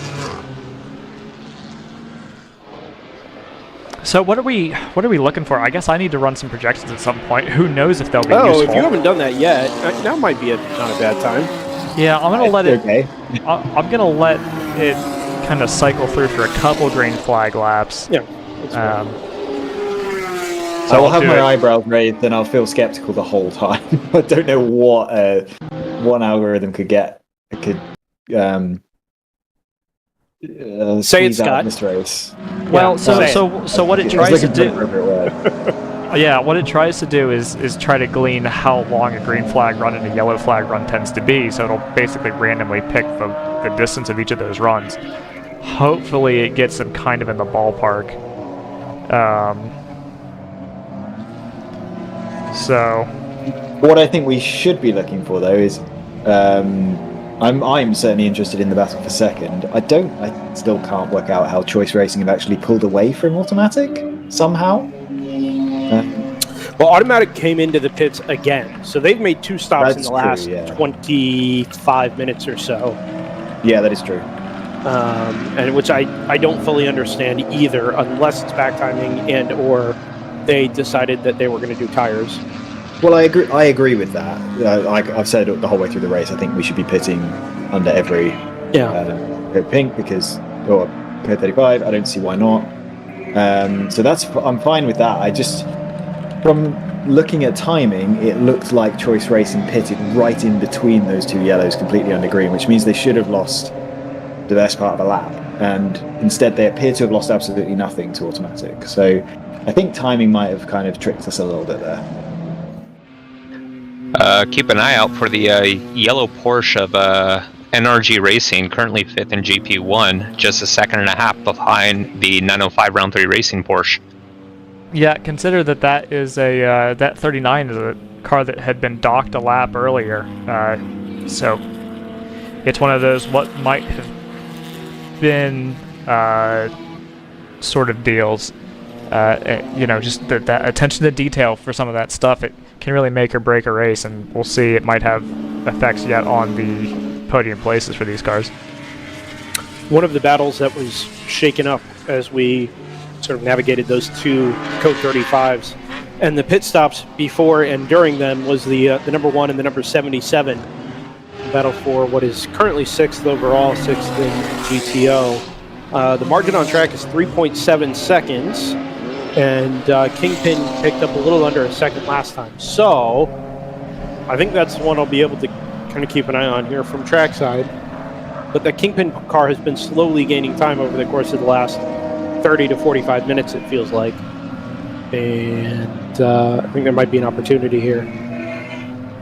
Screaming Goat number 1 come across start finish back to back there, and the 77 right with it. 2.6 seconds down. Well, Screaming Goat is a lap ahead of the 1, possibly 2 laps ahead of the 1. It is. I don't know how that gap's gone stretched out quite so that much. I'm not sure either, but I think it's basically 2 laps. Oh man, that one.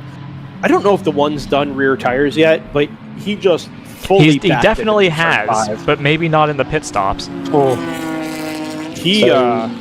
So the number 1 car has recently had to make a green flag pit stop, which is why I would believe that they've lost 1 lap. Okay, it's now updated. No, they're 2 laps behind Screaming Goat. Have they had a penalty? Because those cars were split by 15 seconds not that long ago. And the only thing I can see is that Hammer's made a green flag pit stop in between, but that shouldn't have cost them 2 laps. It's also cost them position over Thunder Bunny 111. So I have a scoop Oh. That old James Candelaria has decided to use an alternative method of communication instead of our phone number. So I'll have Is to it smoke rectify that signals? with Mr. Sentinel. As the 401 comes out of the pits, the 609 is done for the day.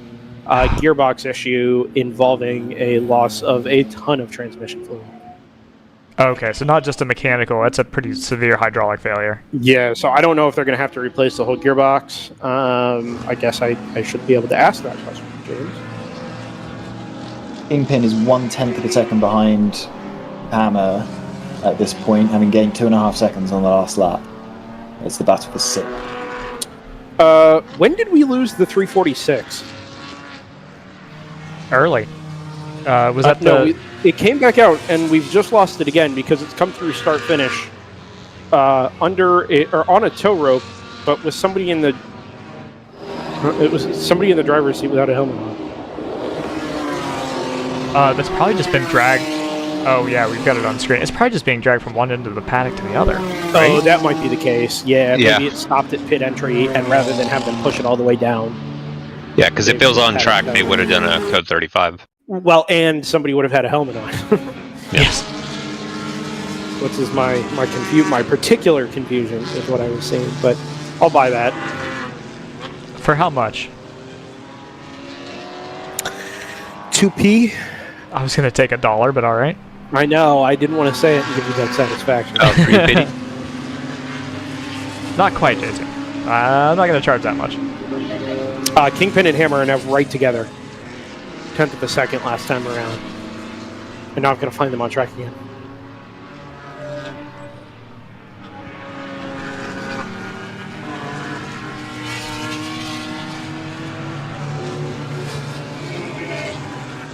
Oh, here they come, actually. They're still right together, but now the 401 is going to jump in the middle of all of it. That's the round 3 car. Many, many laps down, I think.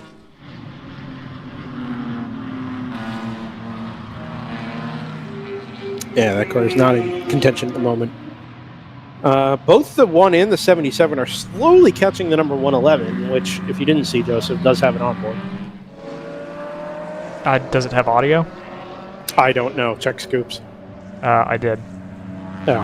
That's a rhetorical question. No, it does not have audio. I assume is the answer. Not that I heard. I did check under. Done. I did check under code 35, so we'll see. Sorry. Change for... Well, that car had audio issues with its stream, I think, last time. NOLA, and maybe the time before that as well. But anyway, the move is done for 6th. The number 77 has passed the number 1. I think on the brakes down at turn 5, although I wasn't watching it at the time.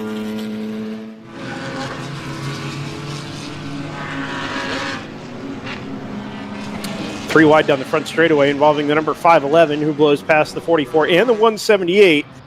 Slightly concerning because the 178 was passing the 44. Which is your GP1 leader. So either they were taking it very cautiously and backed right out of it, or there's something going on with that black BMW. Oh, no, that car, I don't think that car is healthy.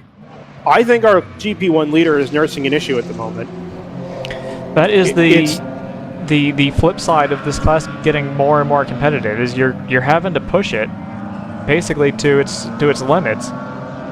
We've seen a lot of mechanical issues from our front runners in GP1 in the last few rounds.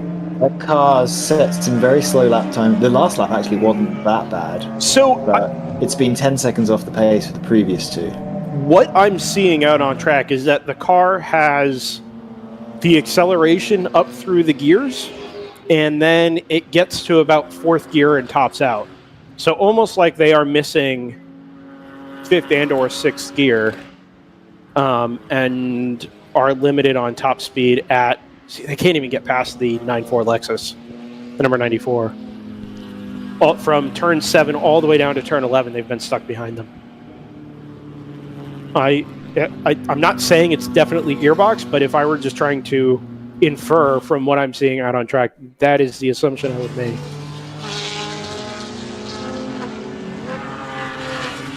Yeah, that's going to be an unnerving issue to try to work around, because if it's a hydraulics issue and you shift into the wrong gear, Well, I mean, I assume it's a 6-speed. I don't know that for sure.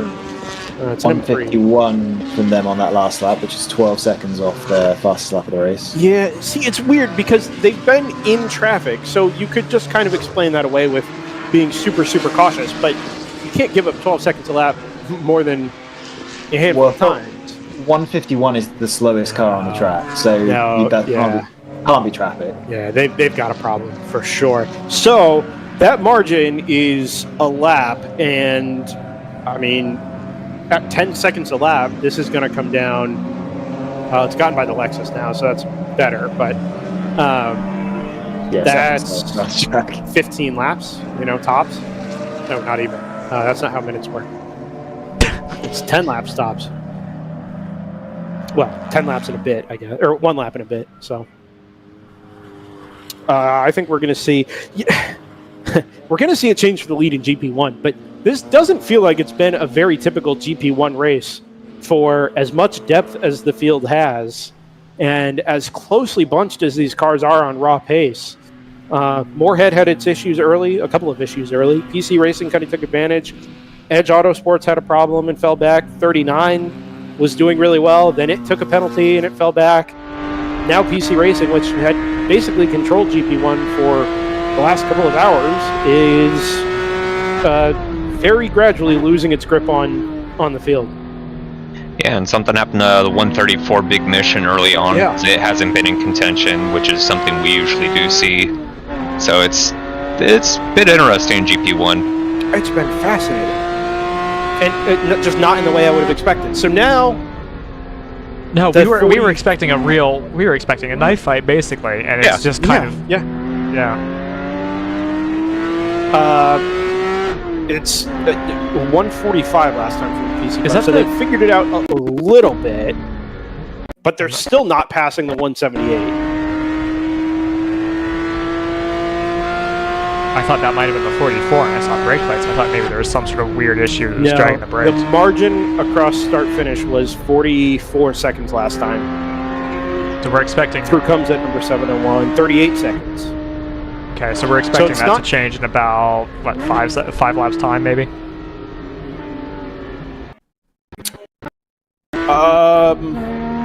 Sorry, I was looking for the 44, which I saw the 178, but not the BMW to go with it, so...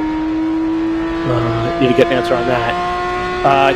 Well, it depends. If the 44 can find ways to drive around this issue and mitigate its time losses on a lap-by-lap basis, then obviously this is going to take a lot longer to go the other way. It seems like it's slowly doing that, but, they're still having to drive around it, right? It's not just going to magically solve itself. And as we saw earlier with, I don't remember who it was, but somebody was, I think, nursing an issue earlier that, rather than resolving itself, just completely failed. I want to make a point really quickly while we're talking about reliability and attrition. For all the issues that we've run into, the GP2 and GP3 classes have been remarkably stout. We've had some pretty long stoppages in there, but we've only got 2 cars that aren't circulating at the moment. In between those 2 classes. Yeah. One of them is a North Loop car, which we had an update from earlier on. And the other is the AOA car, which we saw into the garage. It's a 65 laps done. I don't think we've seen it since.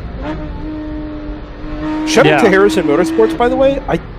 I think they might be newcomers here to WRL. If they're not, we haven't seen them in a long time, at least as long as we've been doing the series.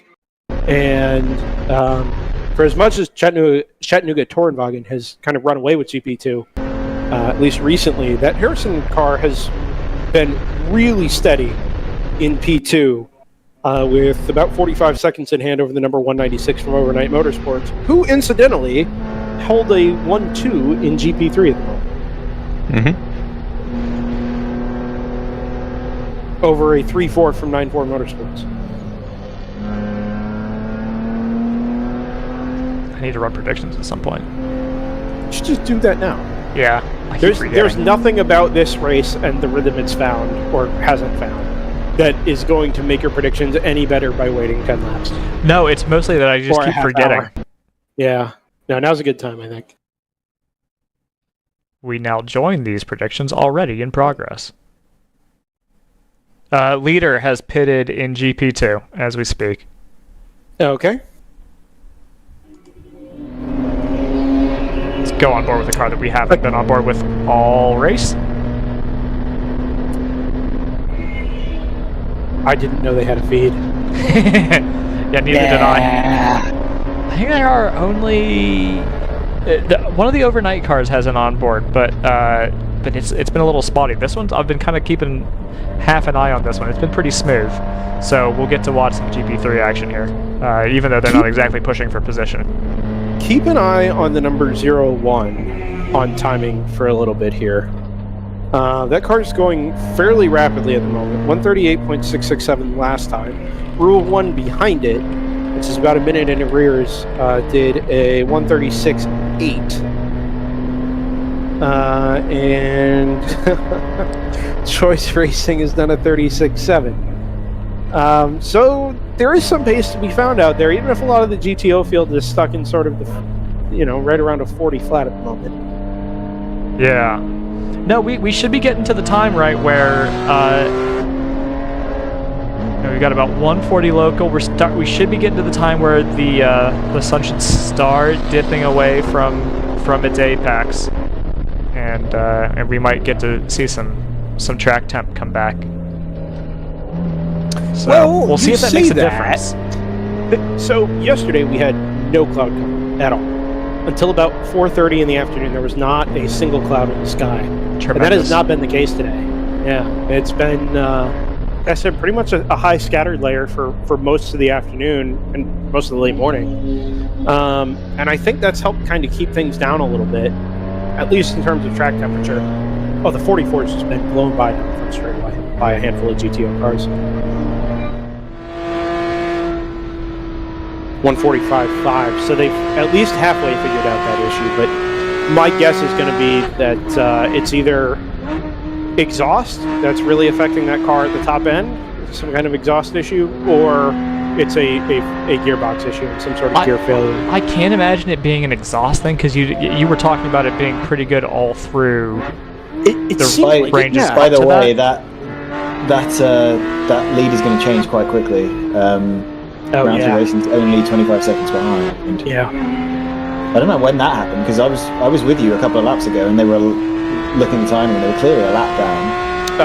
I thought they were, and then all of a sudden it was down to 40 seconds. Now, remember, there were a string of laps in there where PC Racing did a 51, 52, and that would have handed that car about 10 seconds a lap. Yeah, but it's a 1 minute 45 laps. It's a 105 second lap. Anyway. GP1 is actually, I've just run the predictions, as I promised. GP1 is easily the most interesting class so far. Yeah. Mm-hmm. Well, if it's telling us PC Racing's going to win, then it's going to need an update. But it doesn't. It's gradually losing. See, actually, there's so much variation in PC Racing lap times that I've got it anywhere from like first to third with basically the same probability. I think it's going to end up outside of even that. I mean, I agree with that, but there's nothing I can do with the data that I've got. Yeah, no, absolutely. But NLG's catching them at 5 seconds a lap, and they're running fourth. So only a few laps behind. I agree that this is it's a rapidly changing situation. And we still have over 3 hours to go. It's not like we're into the final stanza of the race where, okay, these are the drivers that are in until the end, run these, extrapolate these gaps out to the end of the race, and you have your answer. There's still massive swings that can happen in pace, in gaps, in code 35 luck, and pit stop luck. It does really still like it's all very much all to play for in GP1. Another 5 seconds off the gap at that time. By the way, I think the car behind PC Racing, the Will to Win 170, is also going around really, really slow. It's actually the same speed as PC Racing, despite being a GTO car. Which one is this? I missed that.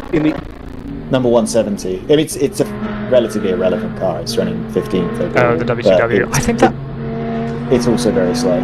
I think that was the car that was running unclassified at NOLA, actually. So that may be still in a break-in period. Yeah, they are.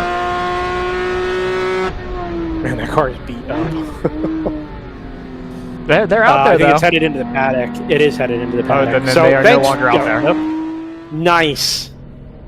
Nice, Ron. Way to go, Ron. The will to win 982, which is a couple of places behind, is also running around really, really slowly. 49s and 50s. So if they're all doing the same pace, that is the same pace as the 178 from JNR Racing, the Honda Civic, because the 44 and the 178 have been locked together about 5 seconds apart, front to back, for about the... Oh, it's actually just been passed by the 178. Yeah, that's a tough spot to be in. To be passed by a car that is at least it's a class below you. I don't think we've ever said that before. Pace has come back out of that car, the 44. It's back down to a 151. We were about to get core in a 944. Or Joseph Castaway. Yeah, they're in that there. car's back in.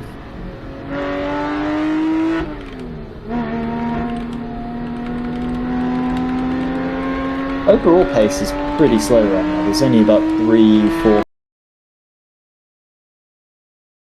That's the big mission, 777, Joseph.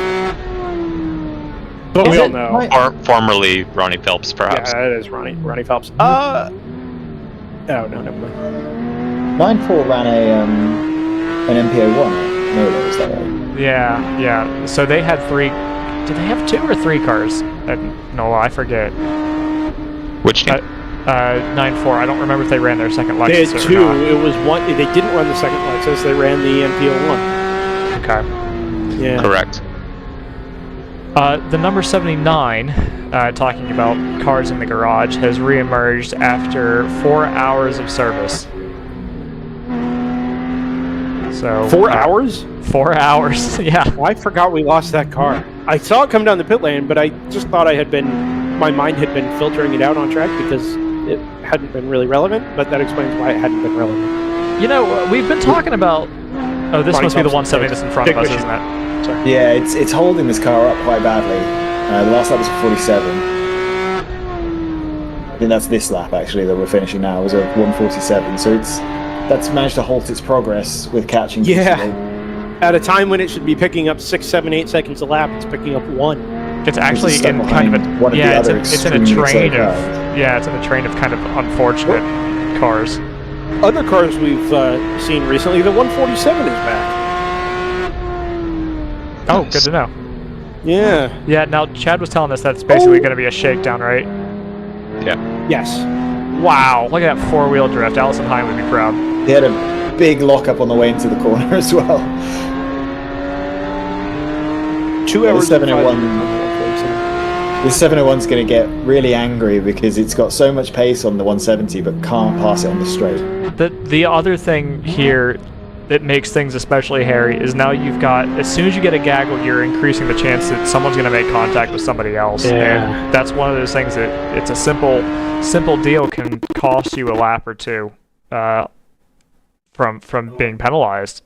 So not to mention if somebody gets damaged, the actual financial cost of that. Screaming Goat are in the process of making me really angry again. They skipped pitting on the last 2 yellows and are now having to pit under green. They got cocky. They ran over the field at NOLA. I mean, they've been doing this all race, and it's. No, I know. I don't see the purpose. It's a bold strategy, Cotton. Yeah. Round 3's GTO day goes from bad to worse. The 401 heads back into the paddock. Now let's take a look at this because 701 has cleared the 170, and I think the 170 is actually just going to camp behind them. They're not going to fight that as Choice goes through with their 511. Yeah, they could have gone if they wanted to, but I think they've realised that's a silly thing to keep doing. Yeah, sporting of them. I would have liked to see that, see them give way a little earlier, but good to see them not try to fight it back. Well, we'll see. Screaming Goat on its way back out. 701's giving him a little bit of a Pruitt fade there to keep him behind him. As you would. Does need to pass this BMW though. Yeah. I'm gonna get it there. Yeah, now that's going to be the 170 that's frustrated because they're now both being held up by the 151. He's saying, well, why did I give you the spot? I could have been through by now. 151's kind of got the ponies on corner exit. Somehow the 701 was still that. It just 5 seconds faster on that lap. It's like a little pullback toy car. Part of the issue with these long trains of cars, Joseph, you mentioned the risk for collision goes up, but when you have a faster car holding up a slower car, and the methodology of passing is sort of interrupted, like the natural flow and rhythm of multi-class racing is interrupted, these things take a long time to untangle themselves cleanly. Well, and you get there's so many things to it too, because it's so easy to basically play to the car that you're racing against, right? Like, even though you're in a GP1 car, they're both GP1 cars. That's kind of the thing. Is it they make their speed in different ways? Also, it's Jackie Stewart and John Hindhoff merged into one. That was weird. I didn't like that. I didn't either. I'm sorry. Yeah. They make their speed in different ways, and so where the 701 is fast, basically everywhere, out other than where the 151 is fast. 151 is a rocket ship coming out of the corners, like you say. The 701 is faster everywhere else, but can't do anything with it because they're held up behind the 151, who's hours behind, I think, at this point. Maybe that's harsh, but yeah, they're gonna see this as getting in their way of fighting for the class lead. Yeah, I was hoping he'd be able to use the M4 that passed as a wedge to try to follow through, but his exit out of the final corner was not very good, unfortunately, so he really missed out on that opportunity. To your point about the 29, Scott, they've lost 1 minute and 40 in that compared to the, 20 seconds that they might have lost? That's probably aggressive, but not nearly 100 seconds. Yeah. They pitted under caution. It seems to be the gear shift in the 701 that is the problem. Like it pecks the BMW until it has to shift gears, and then it takes a really long time to get to the next gear. Now he's gonna. You gotta let him go here, right? And he has. Yes. Yeah. Right. So now he sets his eyes forward again on the number 44. And so margin's down to 8 seconds. It's 8 seconds. So even with all that, they've still made up a ton of time. Well, overall, yes, but the 48s that round 3 was doing tucked in behind the 151 and the 170, etc., it actually did lose some time back to the PC car, which has found it again and done a 45 flat. So there's a lot of variation in these cars. It doesn't change the fact that something is still clearly wrong with the 44, but a lot of variation. Yeah, they'd love a code 35. What PC Racing is going to be hoping for, and what 701 is going to be hoping against, is that it could be something small that can be fixed on the pit stop. Maybe they've got a tire that's completely destroyed, or maybe they've got some weird electrical thing that can be solved with a reboot. I think that's probably unlikely in both cases. It feels unlikely, yeah. Yeah, but that would be something that would kind of level this back up. Oh no, they've all gone. Okay.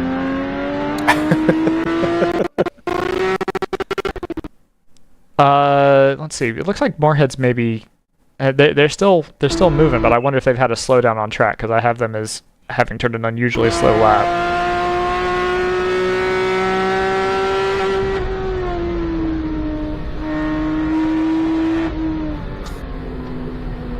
Although if it's a shakedown lap, I don't blame them for going a little slower. Edge Autosport is about 1 minute and 13 seconds behind. Oh, that position's changed, by the way. So this is PC Racing right ahead of us. Yeah. And no, it's an MX5. Yeah, it was. Oh, move's done. Yeah. Yeah, just rounding them up around the outside of 15. I probably had a bit of a delay there, but yep, that's the lead in GP1 changing. So and Edge Autosport is about 1 minute and 10 seconds behind these guys. For the brief time that car was in our field of view, the number 44, were you able to get any other idea of what the problem might have been? I spotted it a bit late, only going around turn 14 there, so I didn't notice anything in that section. Let's see if we but got I imagine anything. It's going to be a straight line issue. I don't see anything in the race control log that tells us that there's a... That is a lie. 10:45 a.m. So pretty early in the race, about 2 hours 45 minutes in, which is an insane thing to say, but is to say not recently. They were called in for dropping fluid. So I wonder. That's the most recent call that they've gotten. I mean, they've run a spotless race other than that. Remember, now they have gone through a day of practice in HPDE, but do remember that the reason that car didn't win its most recent race is because it got hit in the side. Or in the front? Question mark? I don't know. If I can interrupt, Joseph, Rule 1 Racing just overtook the Hammer number 1 car for 7th, and we do have an onboard with Hammer number 1. I think it looks like that Rule 1 car is going to be quite a bit quicker, so it's probably going to disappear into the distance. Just the white came in ahead of us. That 182's been quicker for some time. And that was a car that was fast when it ran at Coda until it was involved in a collision at the far end of the circuit. It's a little driver dependent, that car, but it can be fast when it's got the right driver in it. So I'm going to interrupt again, Joseph. Oh my God. The 01 is right behind the 1, and they've come from a long way back, so I think that position's going to change as well. Obviously, we have an onboard with the 01 as well. Yeah, but I got to refresh it. So, yeah, they're 3.2 seconds behind, and they were 3 seconds faster on the last lap. And that would be the battle for 8th. And obviously the 01 is chasing the 182 Rule 1 car as well. So this is kind of a 3-way thing for 7th. I think maybe not. So the Presser Tech car is back out there, and they're running a little slow, but that might just be we've been on board with GTOs and GT1s for so long. But I think they're running okay by the looks of things. Yeah, that 01 camera is kind of choppy. Yeah. Well, the 01 is just past the 1 on that lap, by the way. Okay. Yeah, the 1 is running around pretty slowly. I can feel our cell service dropping away by the moment. Yeah, it seems like it's all of my onboards are getting really choppy now. 09 Roberts Motorsports Industries, Miata looking to pass the number 94 Lexus for 5th in GP3. That is the content JT is here for. That is deep in the field. That's as deep as we've ever gone. Top 5 in the class. Of the class of 7, yeah. 8, because the 15 AOA Motorsports did come out at one point. Okay.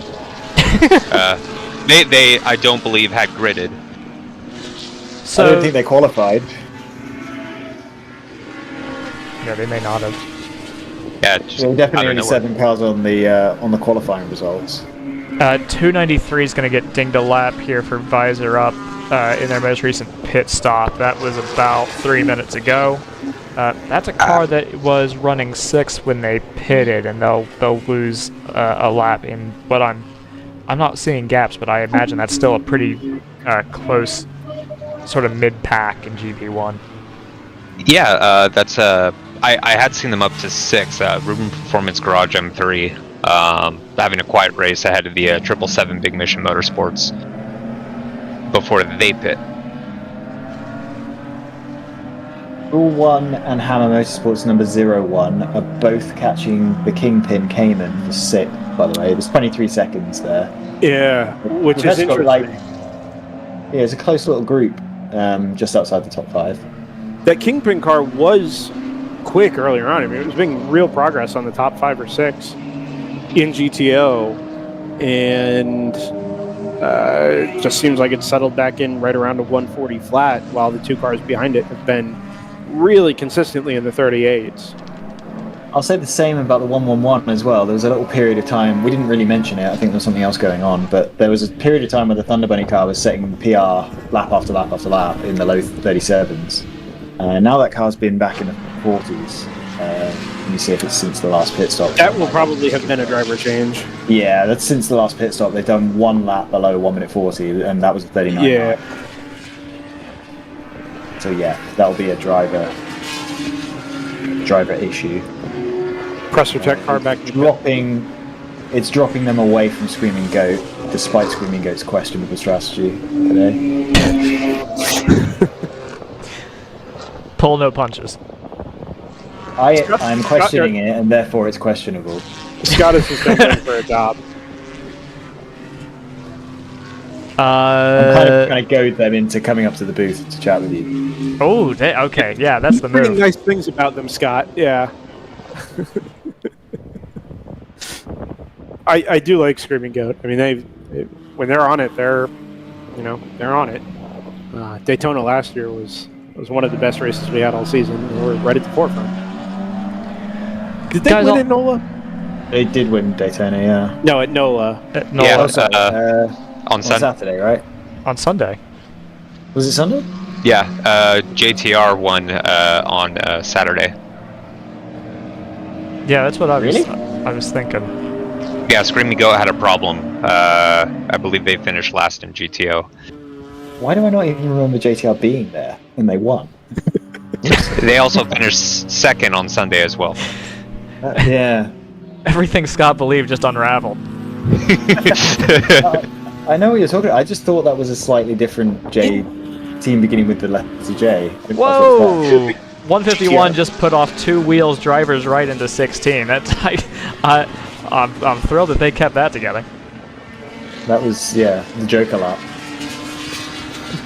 Yeah, that was some Formula Drift business. Surely the Joker lap at Barber is you just send it off of the 7 and 8 complex over the grass. Yeah. Which what car did we see just like stop dead there in? I feel like it was maybe a. Oh, it was a Daytona prototype. Yeah, it was, wasn't it? It might have been that car, Osnegri maybe. Possibly. Yeah. I think it was the Shank. I think you're right. I think it was the Shank car. Yeah, just the splitter dug in while it was going at like 50 miles an hour. And it just and sent sod, 20 feet into the air. JT's not amused. We've got Did a car stop on pit lane? There in the middle lane. That's why I thought maybe the camera froze, and then no, it's getting now. I don't have an ID on that. It's a white silver M3 E46.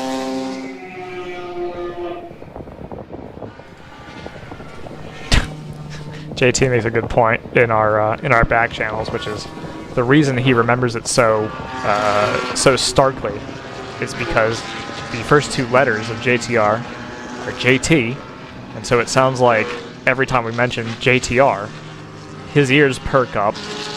I mean, that's the question. Yeah. JT, are the GT3 leaders, GP3 leaders? I can every see time. that. You want to try to come up with a question there before you abuse our poor man in Washington? Well, no, I want to hear it said out loud to decide if it's a ridiculous idea or not. I trust JT, but trust but verify. Okay. Out of curiosity, Joseph, do we still have all of our track sides up, or have some of them gone down permanently? No, remarkably, the cameras themselves have all survived. It's just whether or not the cell service will facilitate them. Gotcha. Yeah. So the turn 13 camera is not functioning at the moment. It is. It exists. Okay. Well. Okay. Functioning. Usefully. Actually, you know what? I'm not 100% sure that 13 has stayed up because I refresh it and it stays on the same frozen image. So that one may be our sole casualty. EC Racing are about to lose second in class to Edge Autosports, by the way. Yeah, they're about 3 seconds apart on the way into turn. Oh, less than that. And you know what? So the 44 now is. It kind of doesn't have the same punch on initial acceleration. It's not bad, but it's not. Before it was still very obviously up to pace through the first couple of years, and I think now even that's going away. Speaking of them, Sean Moffitt comments on YouTube that the car has fuel delivery problem. This is the 44. Yes. Interesting. Now, is that delivery into the tank or out of the tank? I'm wondering if it's bogging down because it's having a fuel issue then. Its mileage should be excellent. Yeah, it might not have to stop for the rest of the race. They're good to go. Oh, how wild would that be, though, as a solution? Not as a solution, but as an outcome to the race, if they have to make one fewer stop because of this. I can't imagine that being the case. 8 seconds. It also would not matter. They're losing far too much time. Okay. I'm at this point. I haven't looked at timing in forever. I'm just gleaning based off of what I'm hearing. Its previous lap was a 59, so that's 20 seconds off the pace. Yeah, you can see Edge Autosport. You're about to see Edge Autosport pass them on the way out of turn 7, and they've just got absolutely nothing. If it doesn't freeze, which it didn't on my screen, I don't know what to tell you. They have nothing, absolutely nothing on the straights. It's as if someone's driving around on the road, as in public roads, just not accelerating off the corners. Oh wow, yeah, we've fallen behind a little bit, but you can see it there. It's like it's got no drive. And the driver was keeping off the racing line because he knows how much of a roadblock his car is. I wonder if it's gotten worse. Yeah, I don't think that car's going to last very much longer. In fact, it might be in the pits because they haven't come around again since they're 59.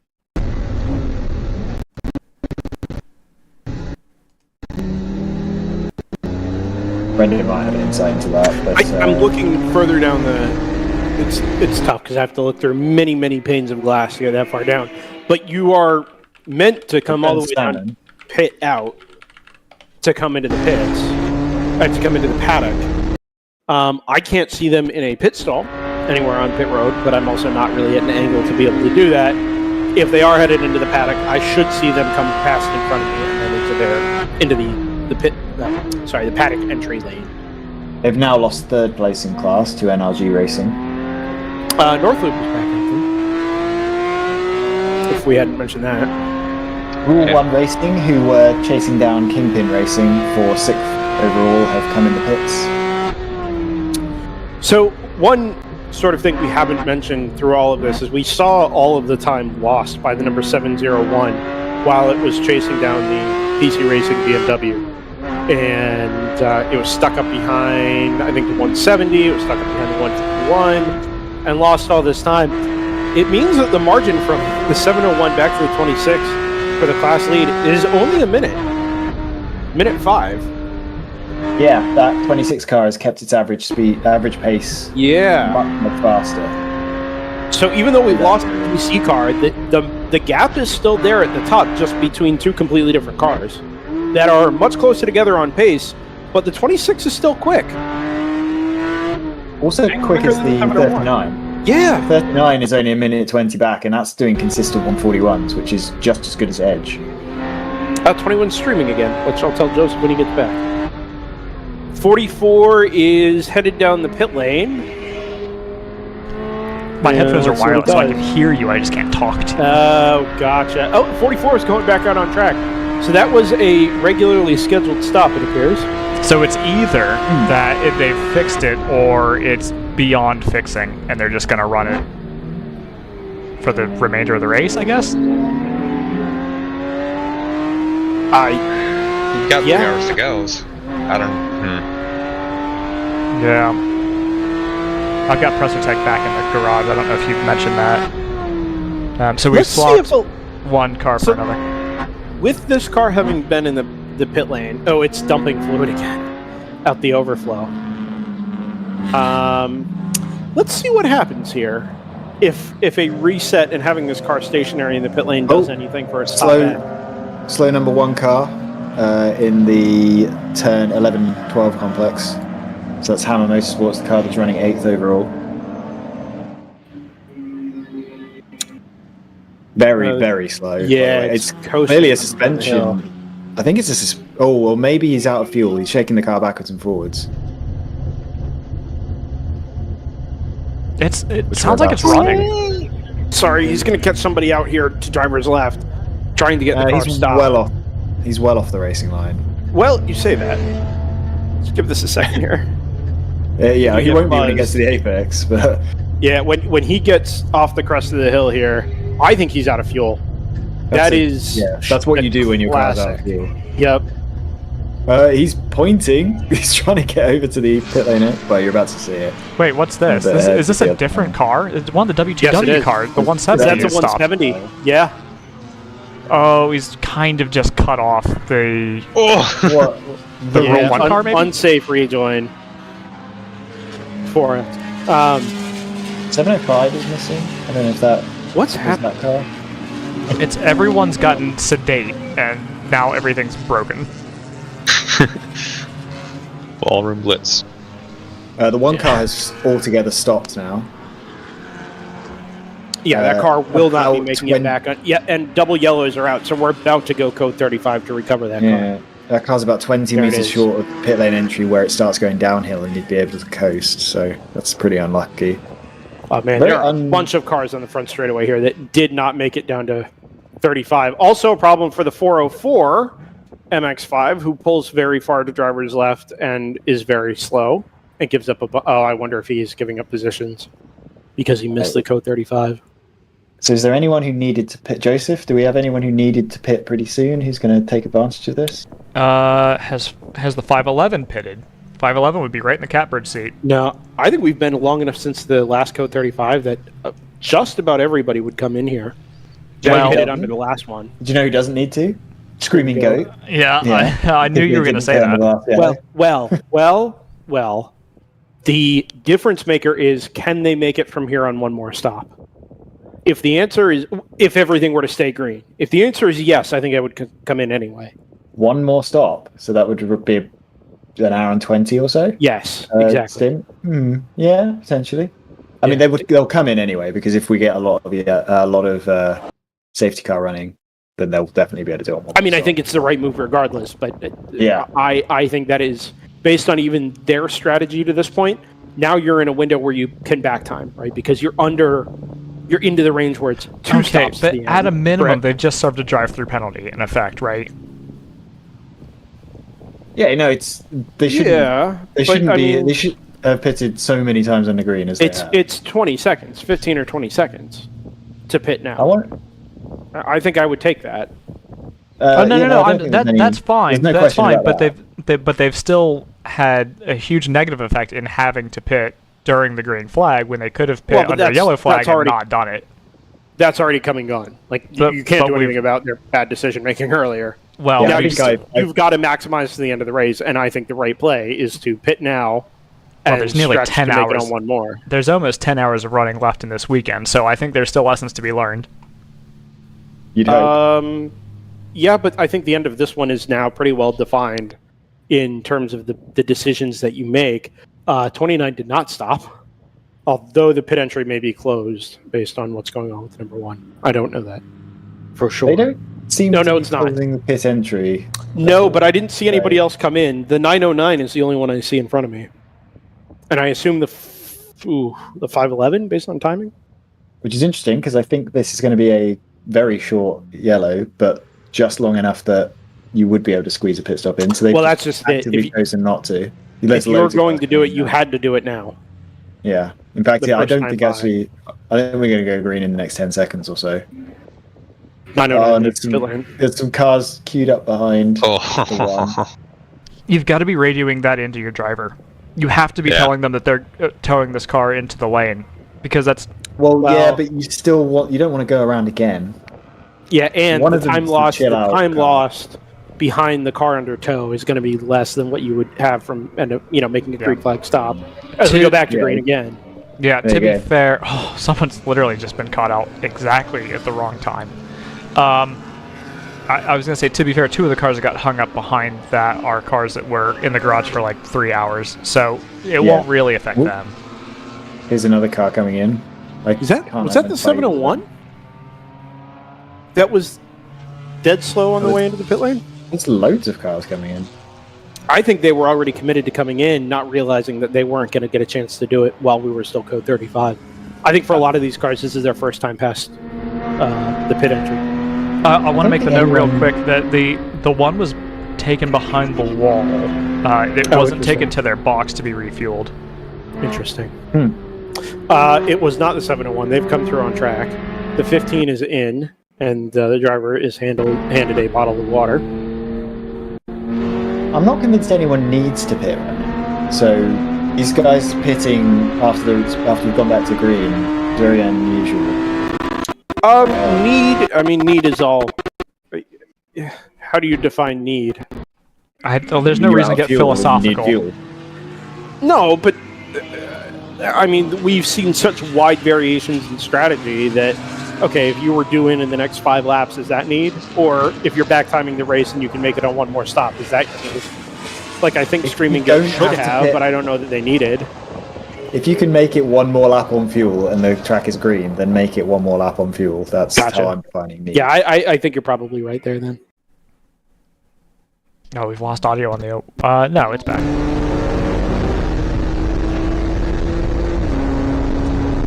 Choice is salmon. 39 is in the pits? Yes, they are. Is this for position? Is this the 77 ahead of us? Or alongside us now? Seems unlikely. There's a 24-second gap. No, the 77 is on its way into turn 7 now. I got the win now. So the JTR lead is over 3 laps now. Yeah. We've kind of just let that one go. And it's like the Austin Dillon car at Coda, isn't it? At this point, but it's always always going to win unless something goes wrong. It's always remarkable when GTO is a blowout because it's so close so often. I think as a function of how many cars are in it. But also there's the fact that quite often it looks like a blowout halfway through, and then something completely changes, and by the finish, usually within a half an hour.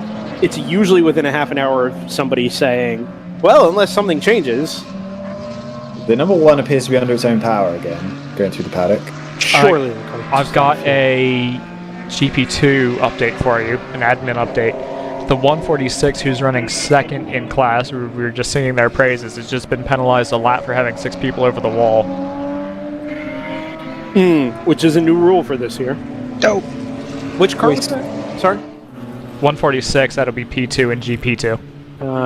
Yeah, we did just say that is new to the series. And if they were present at any point last year, this will be the first time they've seen that. Update on Choice. Screaming Goat have come across the line, and their gap is being shown as they're on the same lap now, and they're 6:35 behind, which is pretty long, I think, for a pit stop. So I think that Choice car might actually be stopped as they come across the line. They've put tires on it. No, they've come across the line. It was a 7-minute lap, which is extremely slow for a pit stop, but at least they're still running. They put tires on it. They were lucky to have a lot of that happen during the Code 35. Also, they were second before, right? So that's why the lead is out to over 3 laps, because it's automatic now that's in second place. That'll true. Help. Yeah. So that's a podium position change. Why that's happened is more interesting. We'll see if Choice has a recurring issue that they're trying to get on top of, and that's why it was a long pit stop. So we've got to keep an eye on that. It's interesting because they've made that stop, lost 5.5 minutes in the give or take 5 minutes, right? We were under code 35 for part of that, so difficult to calculate. But they've still only lost 1 spot. They're still on the overall GTO podium. I've got a decent amount of time lost for the 39. How long was their stop? I don't know, but they were in the pits. I saw them roll back through. I have nearly 4 minutes of time loss. So if that happened, 5.5 is the lap. Okay, but it was under code 35. That's what I'm wondering if maybe that's an aberration. Well, the green flag is an aberration because, like we saw earlier in the race from a couple of cars, if you don't cross the line while you're under code 35, so let's say you come in under code 35, you stop, and then by the time you cross start finish in the pit lane again, you're back to green. It will never register the code 35 lap, which is exactly what's happened there. The number 1 is back out on the track, by the way, so it seems likely that it was just fueled. Huh. Maybe it's just normal procedure to bring the car behind the wall.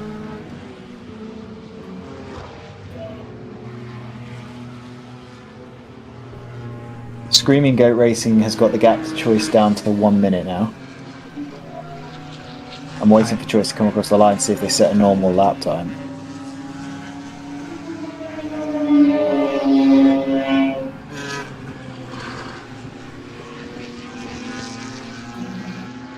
It hasn't happened yet, I don't think.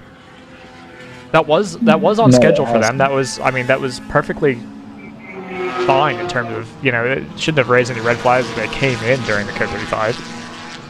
They may have just decided to change tyres because it was a code 35 and they could get it for cheap. But it's late in the day to do that, though, right? Yeah, it's pretty late, and you wouldn't cost yourself second place for that either. Slow-ish car on track is the 127, which is I think one of the pinnacle K-ones. Screaming Goat is up to third, so Choice Racing seems to have disappeared again. I wonder if they were in the paddock repairing something and sent it back out, fresh tires, and it is not fixed.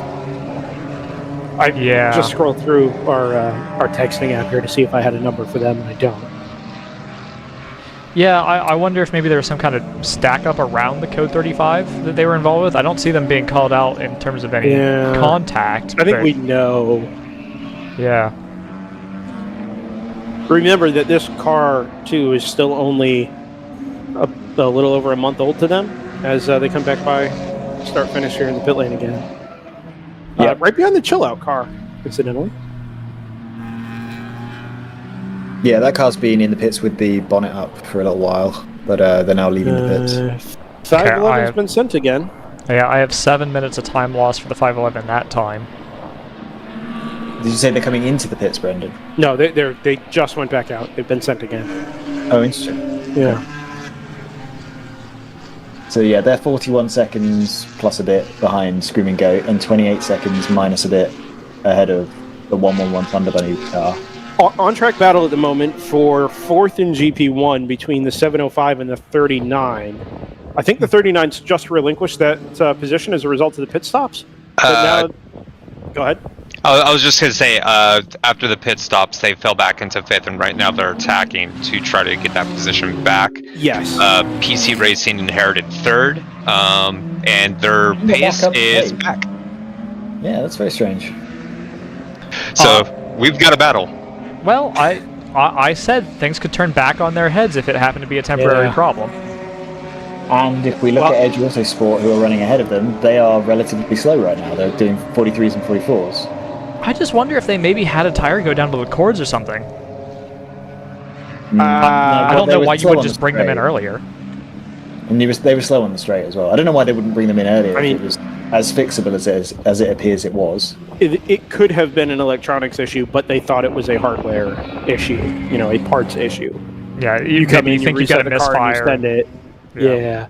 And remember, they didn't have any code 35s. If you're under code 35s, you just bring the car in, reset, and see what happens.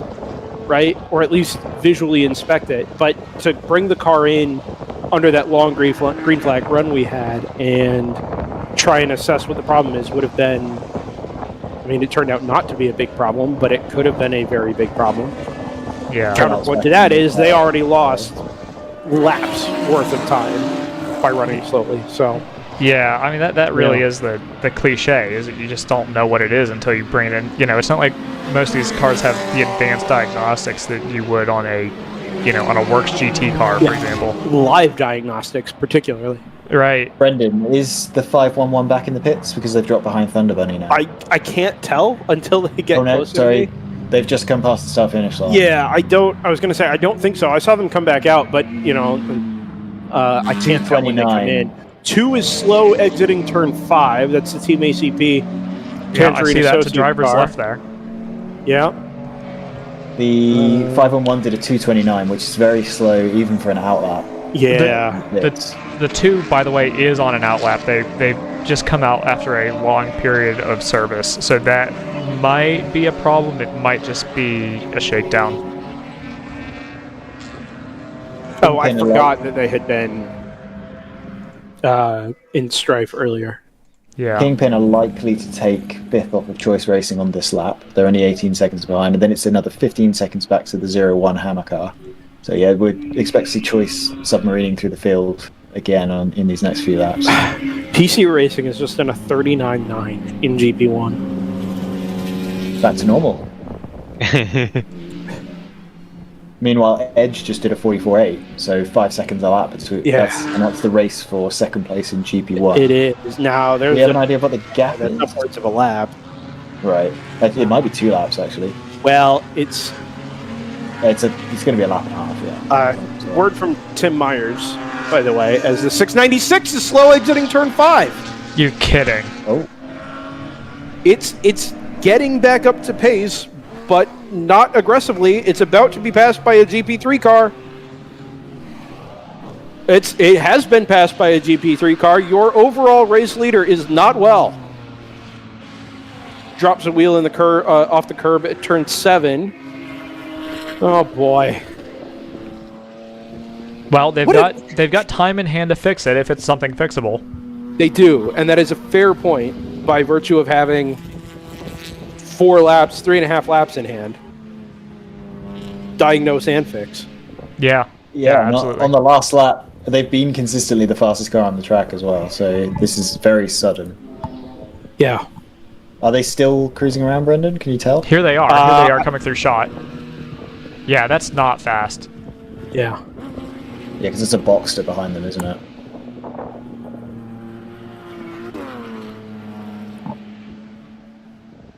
Apologies, I'm making headphones adjustments in real time here. It's not pretty.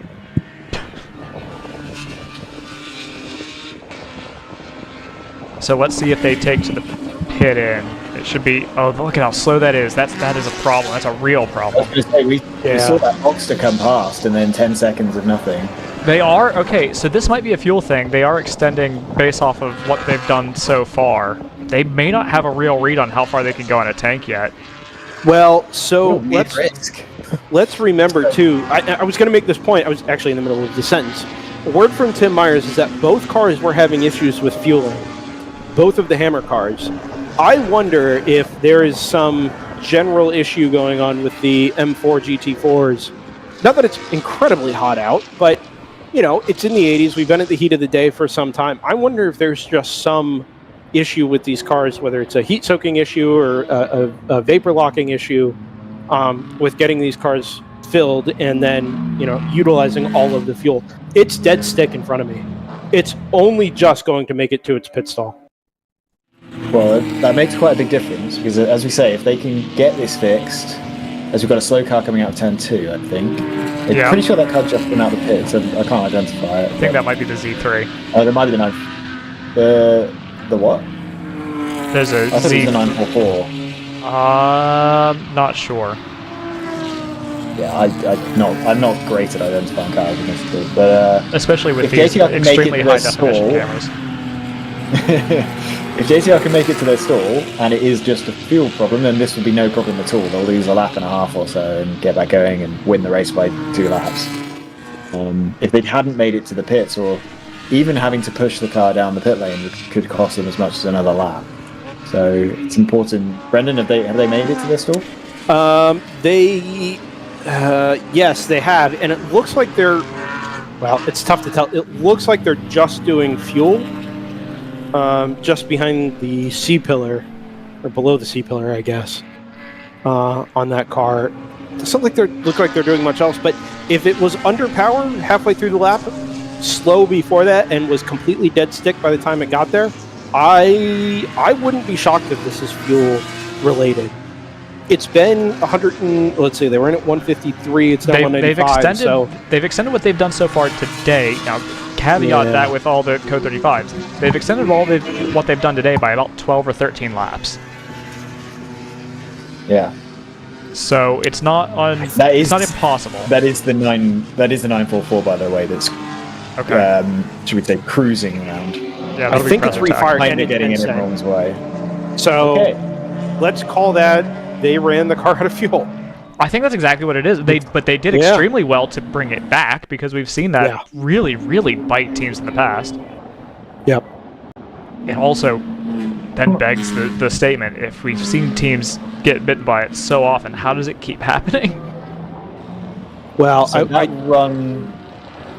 run was about 42 laps with a couple of laps of yellow in it, so that might be worth sort of jotting down for tomorrow. 40 laps or so seems to be all that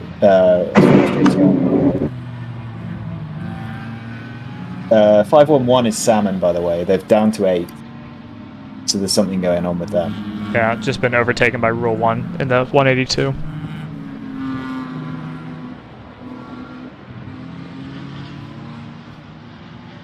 No, there's a problem. This car's still slow coming out of the pits, I think. Oh yeah, absolutely.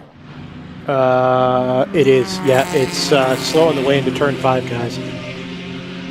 It's barely accelerating coming off the corner. But it is accelerating. Interesting. It's odd.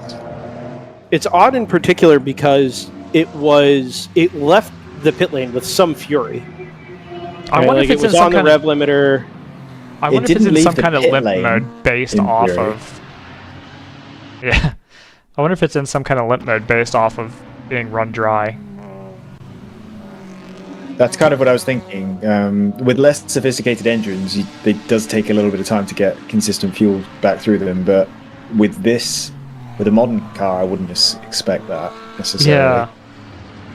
Certainly not for this long. Unless it's an electronics thing where the ECUs detected something odd and stuck it into a limp mode. It's too bad we don't have an onboard for it, because it almost feels like it's on the pit limiter or something. Yeah. Well, is it a bit slow for that? We've been watching cars go around at 35 miles an hour. I know, we should be used to it. Well, I felt like they've looked quicker than that. But, yeah. Like Brendan said, it got up to the pit lane speed limit out of its box perfectly fine. But then it did nothing once it got to the end of the pit lane. Yeah, it could just be an electronics issue as well. Yeah. Where it has got stuck in that pit lane mode. This is gonna might be nothing to do with fuel. Gonna cause potential problems here as cars gonna stack up behind it. Be able to stay well out of the way. It looks like it's going quite a lot quicker now. Is it even gonna? I think that was it, right? It's here, so it's staying out. It's not up to pace, but it's definitely. No, it's not. Is that not it in the pit? Oh no, that's not it. That's not there. No. Someone's opened the door to the press room. Sounds like. Oh, did you hear who's that? Oh yeah. Whoa. Rule 1, I think. Okay, look at that. That's the 696, and that feels mostly up to speed again.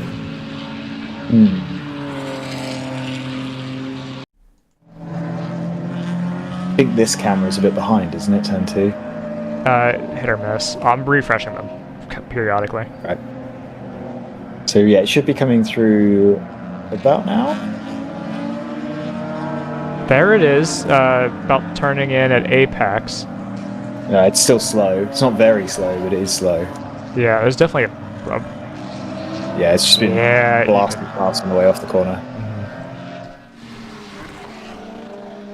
Seems like any time it slows right down for like the hairpins, it's struggling to get away from those slow speeds. Whereas once it gets up to speed and goes through medium speed corners, it seems to go through okay. Right. It's like in a kart, if you had the engine way too rich and you drop the RPMs, it then struggles to pick back up again. But then once it clears itself, it's fine. Is this it on the right of the road? Yeah. Our left. Okay, yeah, that's really slow. The 909 is coming up to where that car is, I believe. That would be my timing resets. Would that be to get back on? I got the 90. We got the 909 here in turn 12.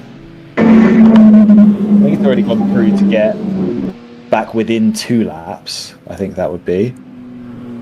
Guys, I've got. While we're tracking this, I want to make sure that we're up to date on GP1 news. Contender for the win, number 26 Edge Autosports, just given a lap penalty for driving middle pit lane. Is that just a straight lap penalty, or is that a second offence? It's a second offence. Okay, so that we've Not had that necessarily twice where that's been the second offence. It doesn't have to be the same offence twice. You just have to have committed a pit lane infraction once in the race. No, I'm aware of that. I'm just checking that we're not giving 1 lap penalties straight away for driving in the middle of the pit lane. That would seem pretty draconian. Yeah, I'll double check to be sure. Edge did go salmon, by the way, on that last lap. I don't know if they pitted. Actually, Scott, not only they had is a it 4-minute lap time. Not only is it their second offense, it's the second time that they've been docked a lap. They were already docked a lap for running away with the fuel hose attached, or the fuel can attached. Oh, right. So yeah, they're actually that arguably like lucky to. That should be just a That should presumably be a straight 1 lap penalty for driving out the pit box with equipment. I actually think that might have been second offense, in that they're now kind of lucky to have not been penalized for 2 laps, which can happen. Yeah, so they've got one fueling infraction at 10:24 local, they've got another one at 11:38 local, and then this third one at 2:31. So it could very realistically be errors in pit lane that cost them the win here. So I do just want to clarify that it wasn't the fuel still attached when the car was pulling away. It was the next bottle I was going over the wall, I believe. Interesting. Okay, I have it listed as... Or no, it was going over before the fire bottle was out over the wall. Okay. So you have to have the fire bottle out before you can start fueling. So yeah, right. So there's a quirk in the rules that the fueling process starts when a bottle goes over the wall and isn't done until that bottle goes back over the wall. And you're saying it was at the tail end of that they infringed on. It's something when they did not have the fireman ready, just in case. Right. Because you have Scoundrel. Can I interrupt? Can I interrupt for a little bit? You already did. 696 in the lane. There you are. 696 what, Joes? In the lane. Okay. Well, that is going to come to rest in front of us here, so we'll keep an eye on this. In the meantime, I have Christy Mason here from the Chandler School. We spoke to Dana and Tim. I was going to say Jim. Tim, back at Circuit of the Americas. But you guys are back in the World Racing League paddock. This is the first time you've come up here. So first, welcome. Thank you. And thanks for stopping by. We chatted very briefly last night, you and I. I spent much more time talking to Dana last night. But in a couple of sentences, can you just describe to the listener who the Chandler School is, what the mission is, and why you guys are racing cars in the World Racing League? Sure. I would love to. Okay, the Chandler School is in Greenville, South Carolina, and we, our population of students are students who are bright bright students who have language-based learning differences. So typically reading and writing is a big challenge for them. At our school, it is geared towards that type of learner.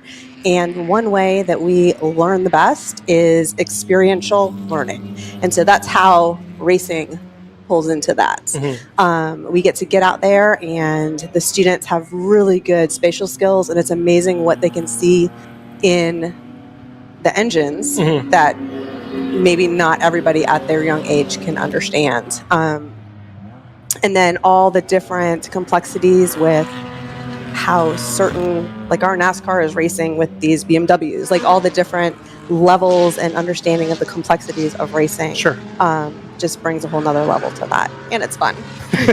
So was this a passion project from outside that was brought into the school as an opportunity for students to, like you said, have some experiential learning and to move forward with that? Or was this a long-term program as part of the school's development plan? This would be based off of our founder and his brainchild, which is Dana. Sure. Who has a passion for racing, and he's out there racing, which is just makes him the coolest headmaster ever. Let's just say that. But yes, it's fun when your passion collides with teaching students, and those are two of his big passions. Sure. So it's a beautiful thing.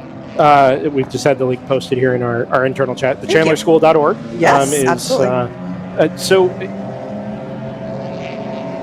Dana is a man of many words when he is, talking about the things that he's passionate about, and spoke to me at some length yesterday about what the project is, what the race car is. We found out yesterday it's an Trans Am prototype chassis from the early 2000s.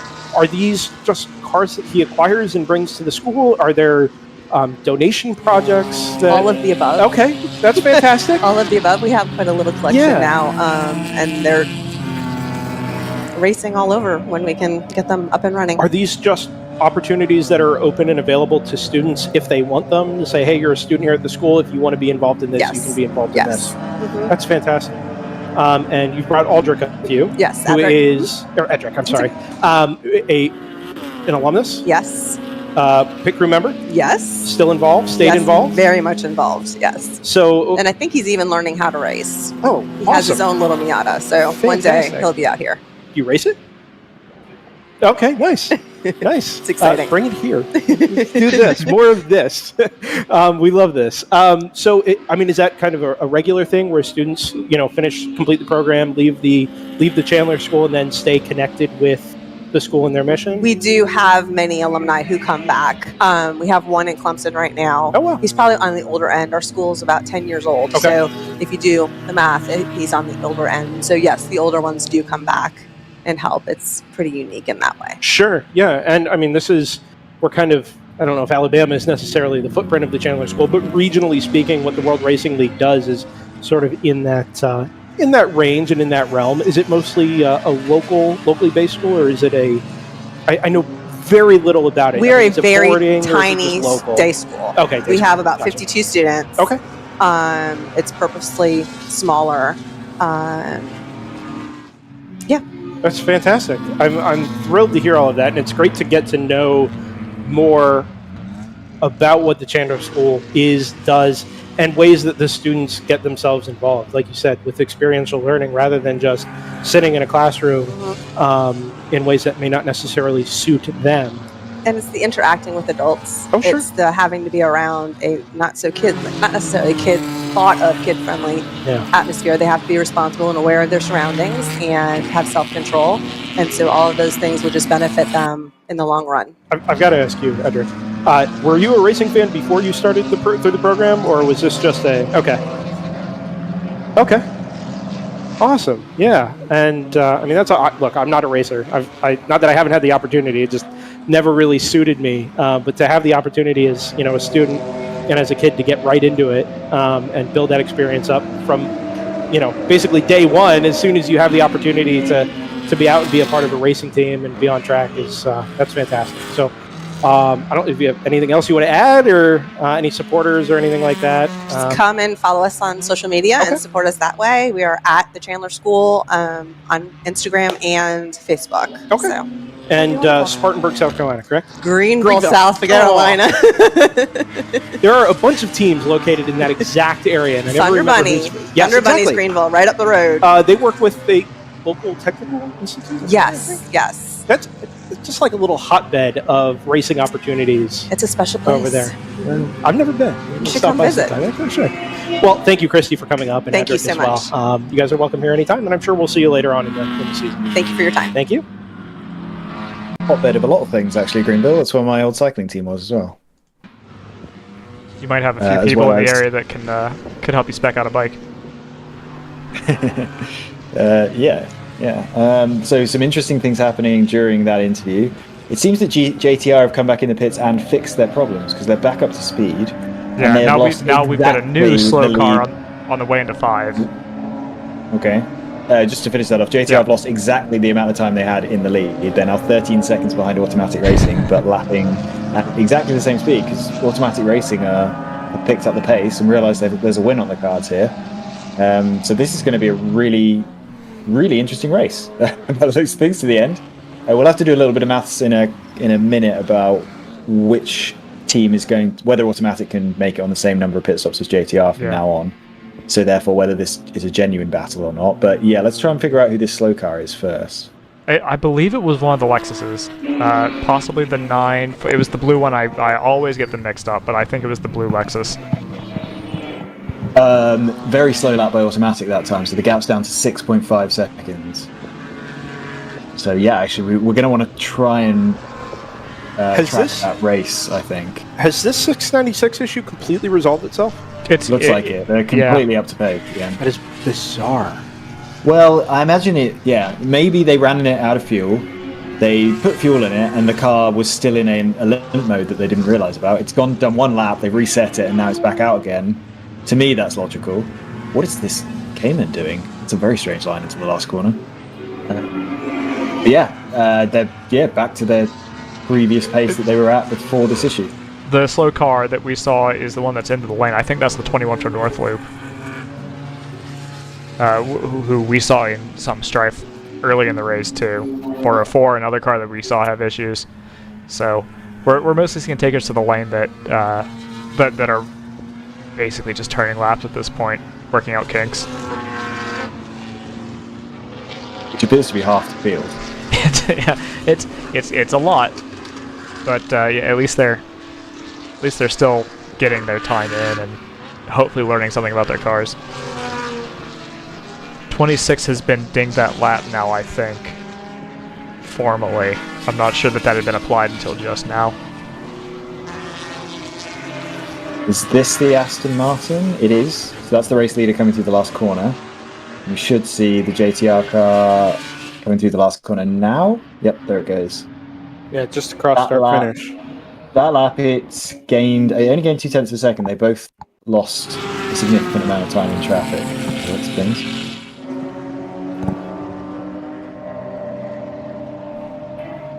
Okay, so let's have a look at, as Pinnacle does their fastest lap of the race, so 38.9, running 10th.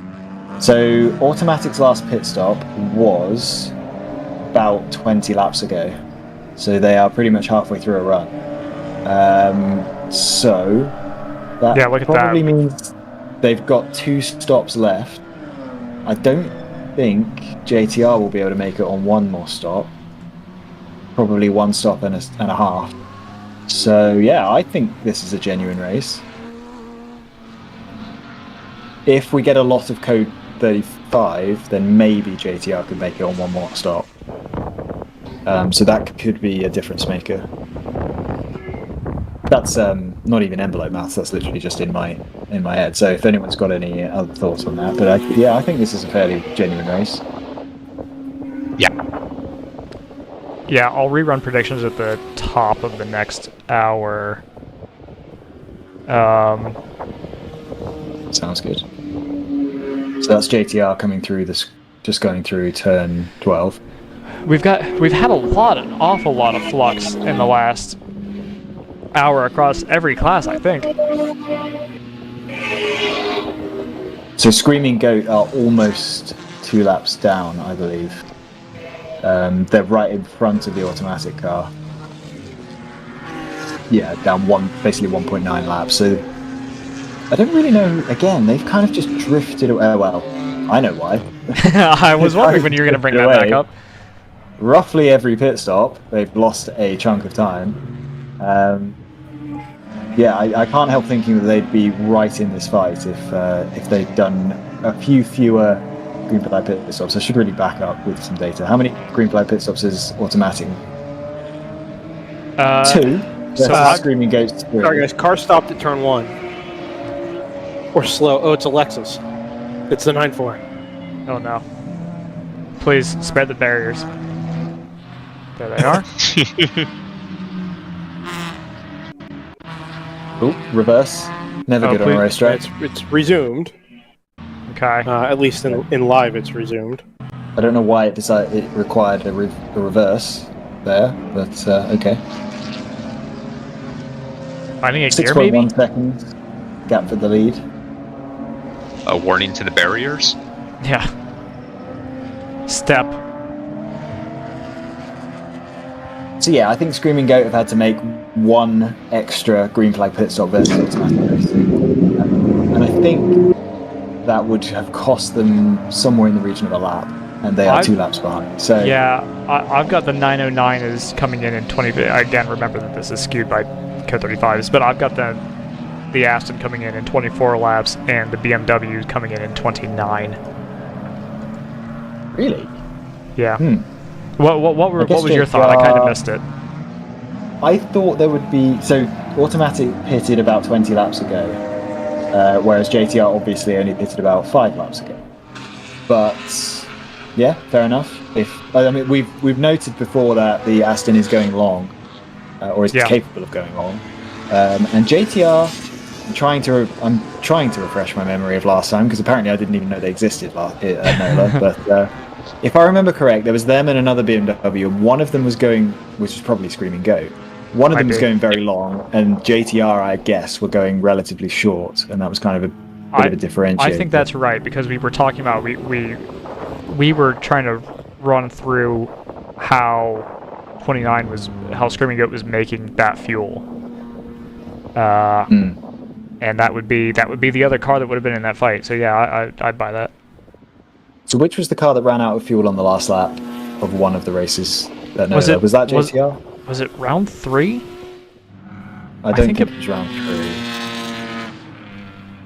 I don't think it was JTR. I think it was the 609 actually. I think it's the 609 for round 3. 609, yeah. Oh, that was a round 3 car, was it? Yeah, no, 609. Yeah. I remember the number. Yeah, I think you're right. It's one of those things where it's like the win. They're like Peugeots, like they're round 3 cars because they've got a 0 in the middle, and then everything else is random, in my mind. Okay. A fair bit quicker, not on the last lap, but on the previous lap for JTR. So now the gap is down to 4.0 seconds. Are we tracking this, Joseph? Or, with limited success. Edge Auto Sports. This is Screaming Goat through the screen now, so we should see the Aston. There it is. And then this is JTR, I think. Yep. It's really closing out. Sorry, JT, what were you saying? Just Edge Auto Sports, after their pit stop, has caught the NRG Racing car for 4th within a second. I think we have an onboard for the Edge Auto Sports 26.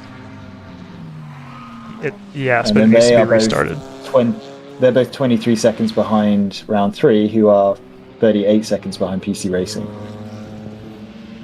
So we could have 4 GP1 cars in a row on the timing screen at least, battling for second. But it looks like round 3 Racing 701 car has made a break in that class now. At least a lap ahead. I think it's closer to 2 laps than to 1. Yeah, because Edge Auto Sports had that 1 lap penalty. Well, they've had 2 1-lap penalties. Yeah. Not to beat that horse to death, but... Right, that's Screaming Goat across the line. So now Automatic Racing set to 137.8, but it's a 36.0 for JTR Motorsports. Gap's down to 2.3 seconds. There's Screaming Goat just going to the screen now, and yep, there's the Aston and there's the BMW. The Aston getting held up again. Is that the Chattanooga car that was just ahead of it? It looked like it was a production. It was a green and white production car BMW. They have cleared them. We've got a spinner. And the Mustang, with no abated speed, goes through the grass. But yeah, you're right. That is the Chattanooga 348 that's in between them. So I believe it's the GP2 leader. Correct. Yep. Yes. I think that was the Flying Apex Racing Porsche Boxer. Appropriately named. Flying through the Apex into a spin. 787? Does that match with what you saw, JT?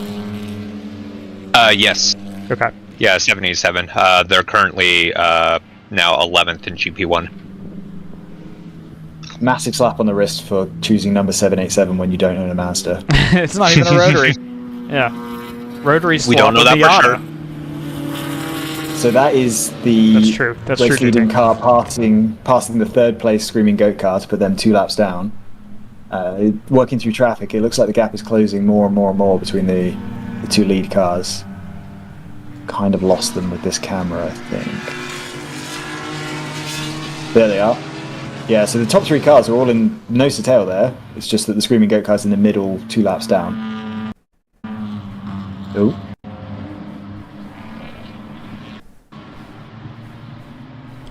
Across the line, the gap is down to 1.4 seconds. That was a really slow lap from all of them. So, really traffic affected. Screaming Goat in particular, 145, having to let the leader through. And there they go. I think Automatic might be able to pull a little bit out here. They've managed to get a couple of cars between themselves and JTR Motorsports. It's been a steady reduction in you're right. Yeah, JTR's really but trouble here. Up to that point, it'd been a pretty steady reduction in gap. It was down to I don't know if you called this out 1.4 at the line. Yeah. I think it'll grow slightly on this lap, but clearly JTR has, I'd say, a second and a half. What car am I? I'm seeing JTR on one of my onboards. Screaming Goat, of course it is. Yeah. If we could go on with Screaming Goat. They might be able to keep up and watch this battle for us. Let me. I'll hang on this one for a minute. I'll make some changes to how I'm pulling theirs in. Let me add some buffer because theirs keeps breaking for me, and I'm sure it's. I'm not adding enough buffer. Yeah, it's not great for me either. If I had $1. All day long, you'd run a Miata. I would not. I would. I think this was a midnight discussion for us back at Sebring last year, what you would run if you could run it in the WRL. It would not be a Miata. I'm going to call this out. Oh, no.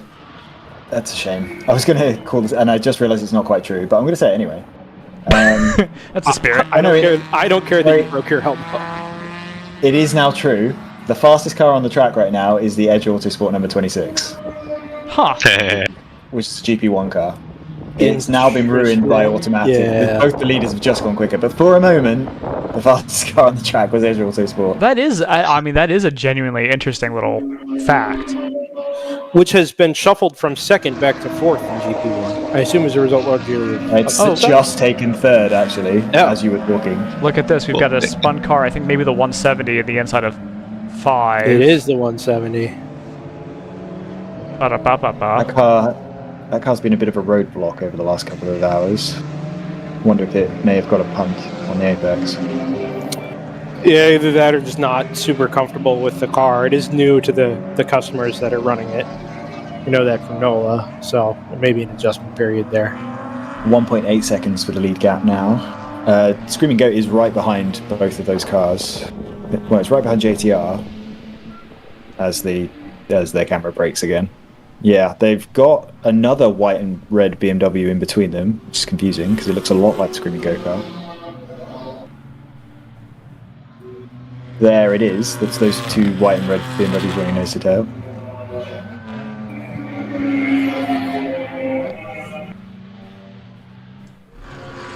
Just about to cross over to 2 hours to go. So this really is getting into back timing territory. Yeah.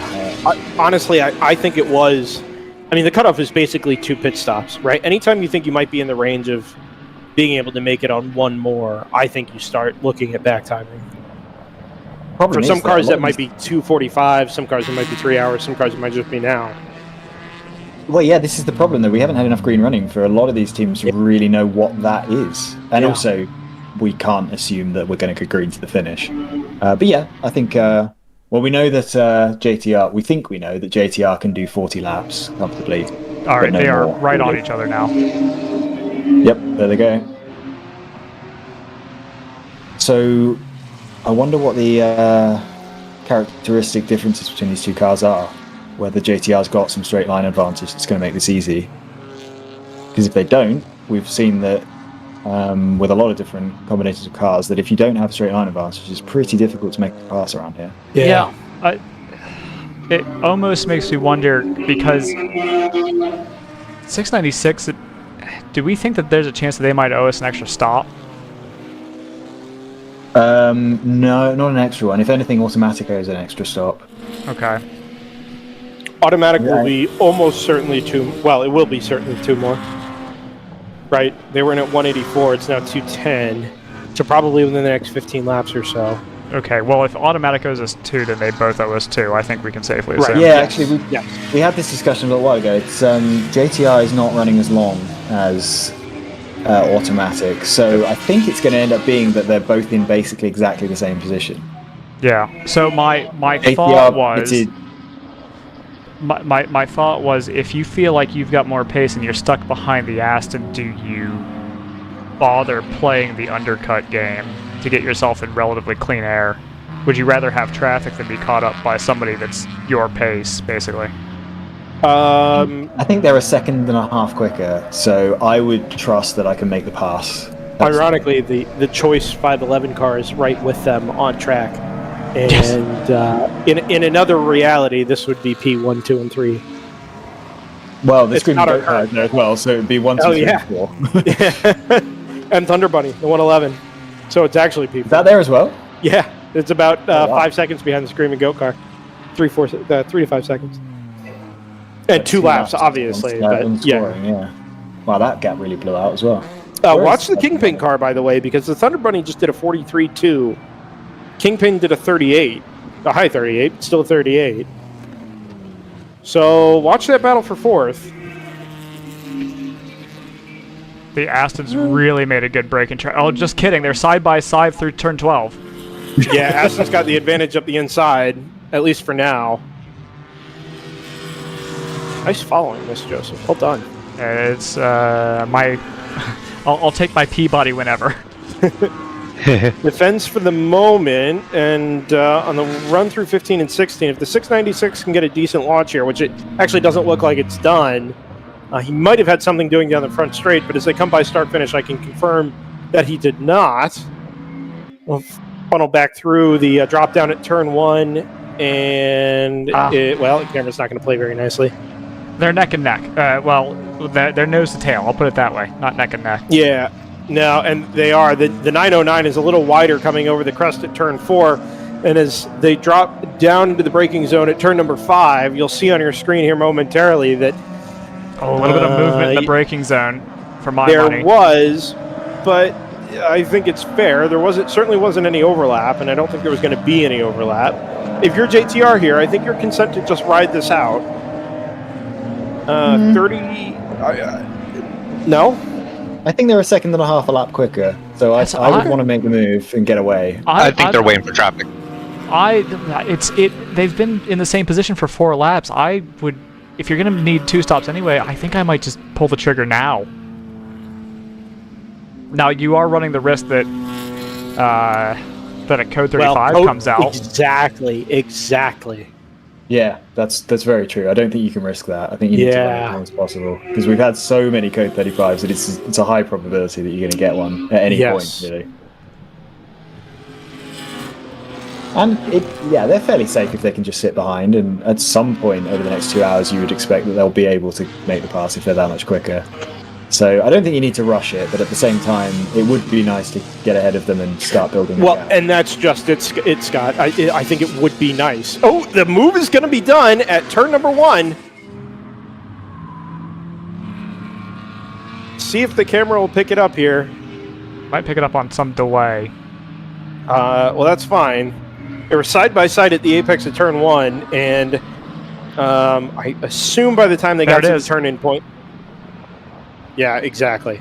Move was done by the time they got to turn in for turn 2. So now we'll get a sense of how much quicker this car actually is. At turn 5, they are still nose to tail, so they're not getting away yet. But if, like Scott and Joseph both just mentioned, they are a second and a half lap quicker, then eventually this is going to start to go out.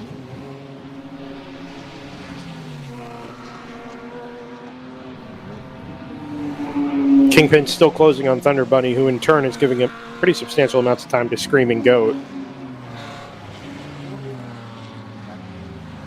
Yeah, Screaming Goat's very much out on an island, 2 laps behind the leaders and 2 laps ahead of the car behind.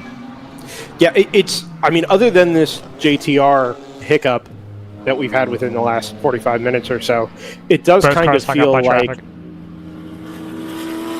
Yeah, if I'm the 909 here, I don't think I'd try anything. I think if you know that other car is quicker anyway, you try and hang with them, but... Oh, wow. Yeah, that'll close it up. Yeah. I don't think you try and repass here, though. That's the 944. You say that. 944. Ah, okay. You say that, Brendan, but your only chance here is to try and keep them back, because otherwise they're just going to drive off into the distance. Probably. The other side of that is...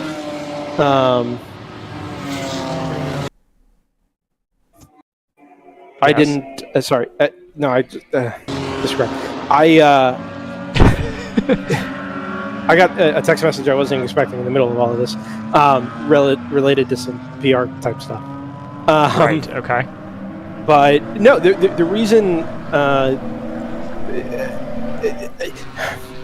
27's a little slow. Pit stop fill time is going to be the. Or 39. Sorry. I was actually. That's exactly what I was just looking at. We've got precious little data to work with, but what I can find is that automatic racing might be 10 seconds quicker on a pit stop, based on the green flag full stint pit stops we've seen. But that's really not very reliable data because we've got such a small sample size today. Of green so flag I think stops. it's going to be I think it's going to be pretty even, to be honest. Automatic might be slightly quicker, but JTR pitted later, so they might have slightly less fuel to put in. So I reckon it's going to be pretty even, and the only chance Automatic might have is disrupting their pace, which would mean trying to retake them if they get caught up in traffic, which they are right now. But it's not really enough. Automatic's just quite a lot slower by the looks of things. Yeah, it takes a decent amount of discipline here to not do something stupid, because you could be, a nervy driver could come up behind traffic and think, well, if I can't possibly get repassed, that'll ruin my race, do something dumb against a lap car. So they're all doing very well, at the risk of jinxing somebody, they're all doing very well to stay off of the slower traffic and keep their noses clean. The only other variable involved here, of course, is that these guys they will have to throw in another driver before the end of the race, I think. So the pace disparity we're seeing now might not be what we see for the final couple of hours. Yeah, I'll take that. So again, if Automatic have a faster driver to put in the car, the closer they can stay now, the better that's going to be for them. If they don't have a faster driver to put in, then it might be more of a let's settle for second kind of mindset. Can we take care of some housekeeping here briefly? Do they involve paying bills? They do. They also involve Facebook. Oh, right. And the 8-hour limitation on live stream. Yeah. Because we're an hour in arrears or an hour in debt, being the 9-hour race today. I've got to take care of this shortly. And I think now is probably a decent time with things a little more stable. Do you want to do ads at the same time here, Joseph? Let's do ads and then cut the Facebook feed. How's that sound? I'm good with that. Yeah. As soon as I'll let one of you bring it back. Then in the meantime, and whenever you're ready, Joseph, you just let me know, and we'll pay some bills. Okay. Okay. All right. Hard stop at 6 today. We need alignment by then, people. Here's where the rubber meets the road. Have these initiatives moved the needle, at all? Well, let's shift gears a minute. We're really kind of at the apex here. Well, we gotta stay agile. I said we fast track the pivot. Can we circle back? Keep everyone in the loop. Focus, guys. We're in a race to the finish, all right? We need to put the pedal to the metal. We need to nail those hairpin turns, cross that finish line, and take that checkered flag. Yes, Josh. Yes! Start your engines! Woo! Ready to hit the track? We've got you covered with the world's largest motorsports calendar, track day insurance, and more. Haggerty. Let's drive together. It's your Uncle Cooper. Truck owners who run Cooper AT3s are some of the most dutiful people I know. Even if that duty is to haul a load of this stuff. It's not glamorous, but it's their duty nonetheless. So if you and your truck are constantly tackling the regular duties of the day, go with a tire that can handle them all. Oh, man. I stepped in it. Go with the Coopers. Cooper. Sentinel by Candelaria Racing Products is a comprehensive motorsport video system incorporating live streaming, local recording, picture-in-picture, flag status, leaderboards, data overlays, and more. Perfect for endurance racing, sprint racing, and HPDE. Sentinel includes everything you need to get started. With the ability to control the live feed from the cloud and GPS auto start, you will never miss an on-track moment. What are you waiting for? Get your Sentinel today.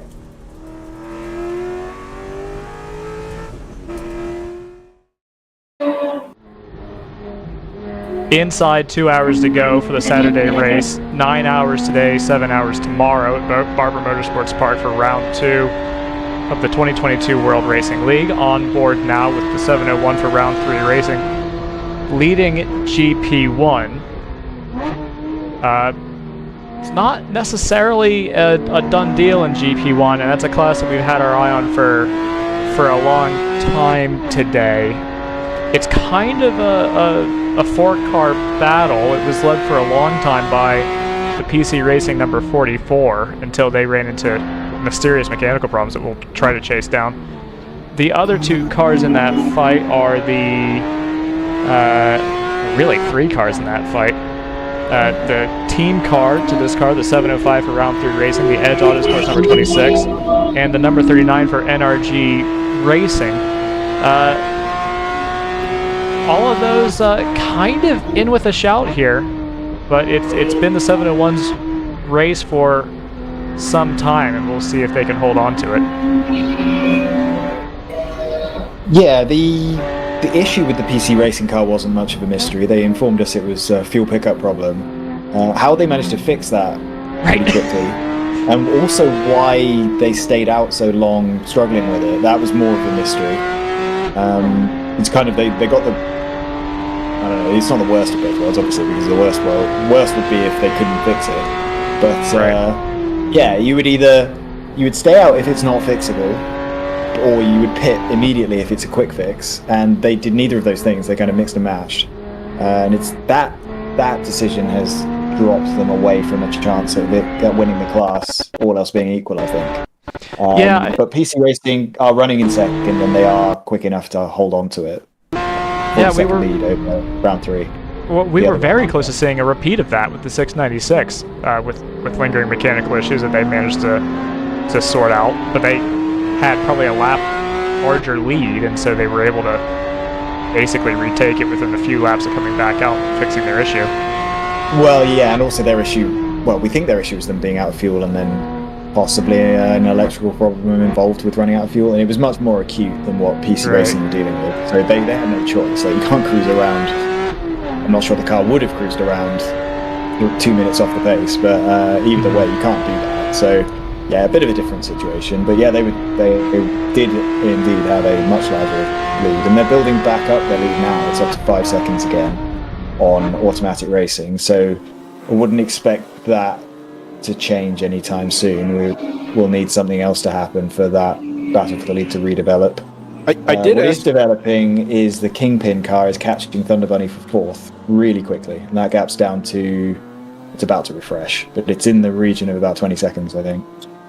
I did ask our boy Tim Myers down at Hammer Motorsports for some insight maybe on the 696's issues, being that they run similar BMW M4 GT4s, and all he had to say was that the car very clearly came by him in limp mode. Whatever that mode is set to with those cars, that's what he recognized it as. It seems like they just came in, reset, and it was fine. Well, that would be the second time they pitted. Right? Well, exactly, right? So I think the assumption, he didn't have any thoughts on why it went into limp mode in the first place, but it would seem like it was probably related to that car running out of fuel. I think that's the assumption we were all operating under. Yeah, I wonder if they had...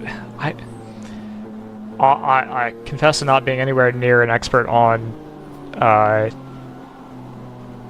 automotive software, but I do kind of wonder if maybe it had a shutdown that it didn't expect in the lane while it had the pit lane speed limiter on, and so maybe it needed a hard reset to get it switched off. I don't know, but it did feel like it was cruising around at basically pit lane speed.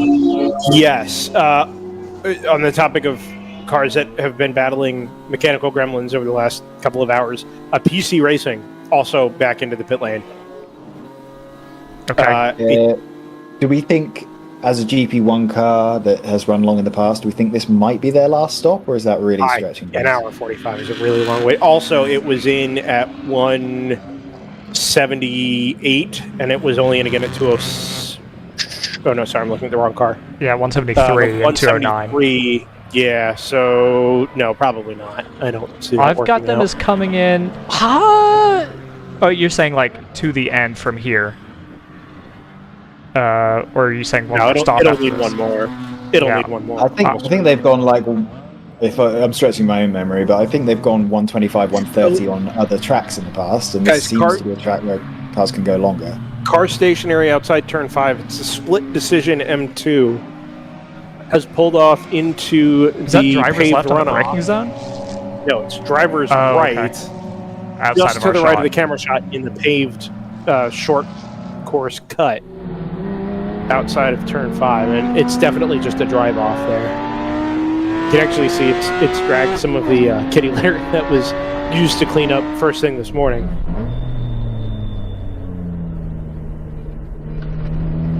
Yeah, there it is.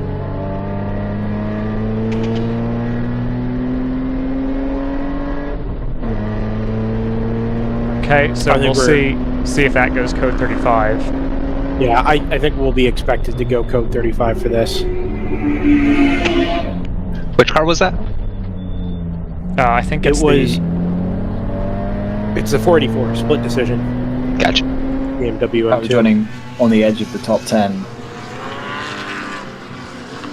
Yeah, very quietly. Yeah, I mentioned them earlier because they pitted under a code 35 that nobody else did. But yeah, other than that, they've just been running consistently around that 10th place. They are 10 laps down. Well, some of that will have been this stoppage. Yeah, there's the code 35. A lot of the field has been in that sort of 8 to 10 or 7 to 10 lap down range. A lot of GTO field, I mean. But yeah.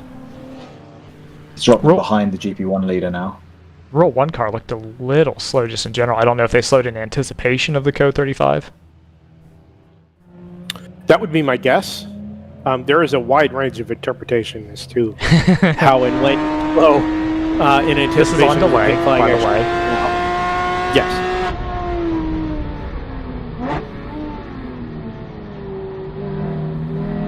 No double yellows out at that point. No, flag station would have been to driver's left here. Feels like they're backing out of it. That car could go higher than 90 on the straight. Yeah, this camera's on a particularly large delay. I think this is it here. So it's kind of probably worked out for them. They probably got the double yellows into turn 5. No, we're accelerating. All right. The delay's longer than I thought. No, what we're doing is we're sneakily catching up to the pack that's running 35 miles an hour. I see. Quick update in GP2. During the pit cycles, Harrison Motorsports had lost second to the 196 Overnight Motorsports, but has retaken that second place position despite Overnight running their fastest lap of the race. Gap is now up to 9 seconds as it's going to start to expand. They've got a good margin over the 4th place car of JNR No Lift Racing. Yeah, Tech seem to have found themselves under a code 42, which is interesting.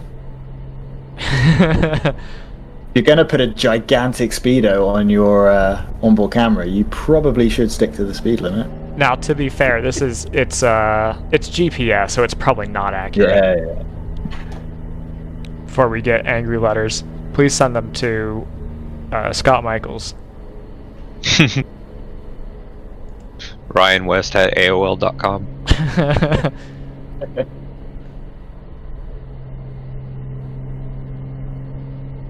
It's SBC Global, actually.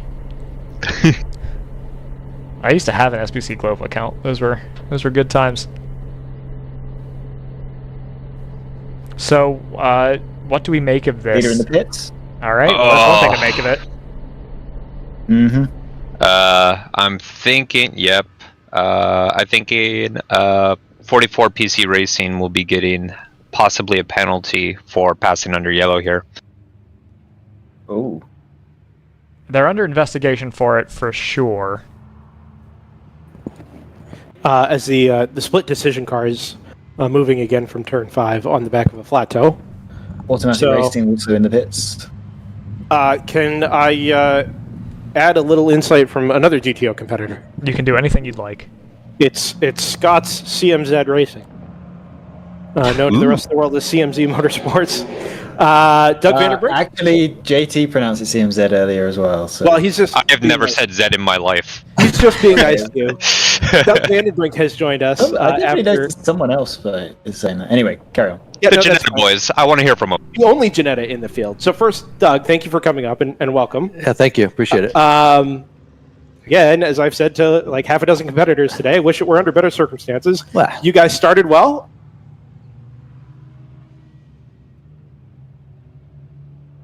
I think we've got a connection issue on Brendan's side from the booth. So we'll fill while that gets sorted out.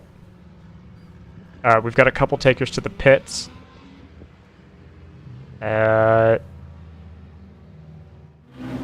we've got a functioning camera in the pits, so we should probably be taking a look at that. It's a lot of people taking advantage of it. Screaming Goat, your good friend Scott.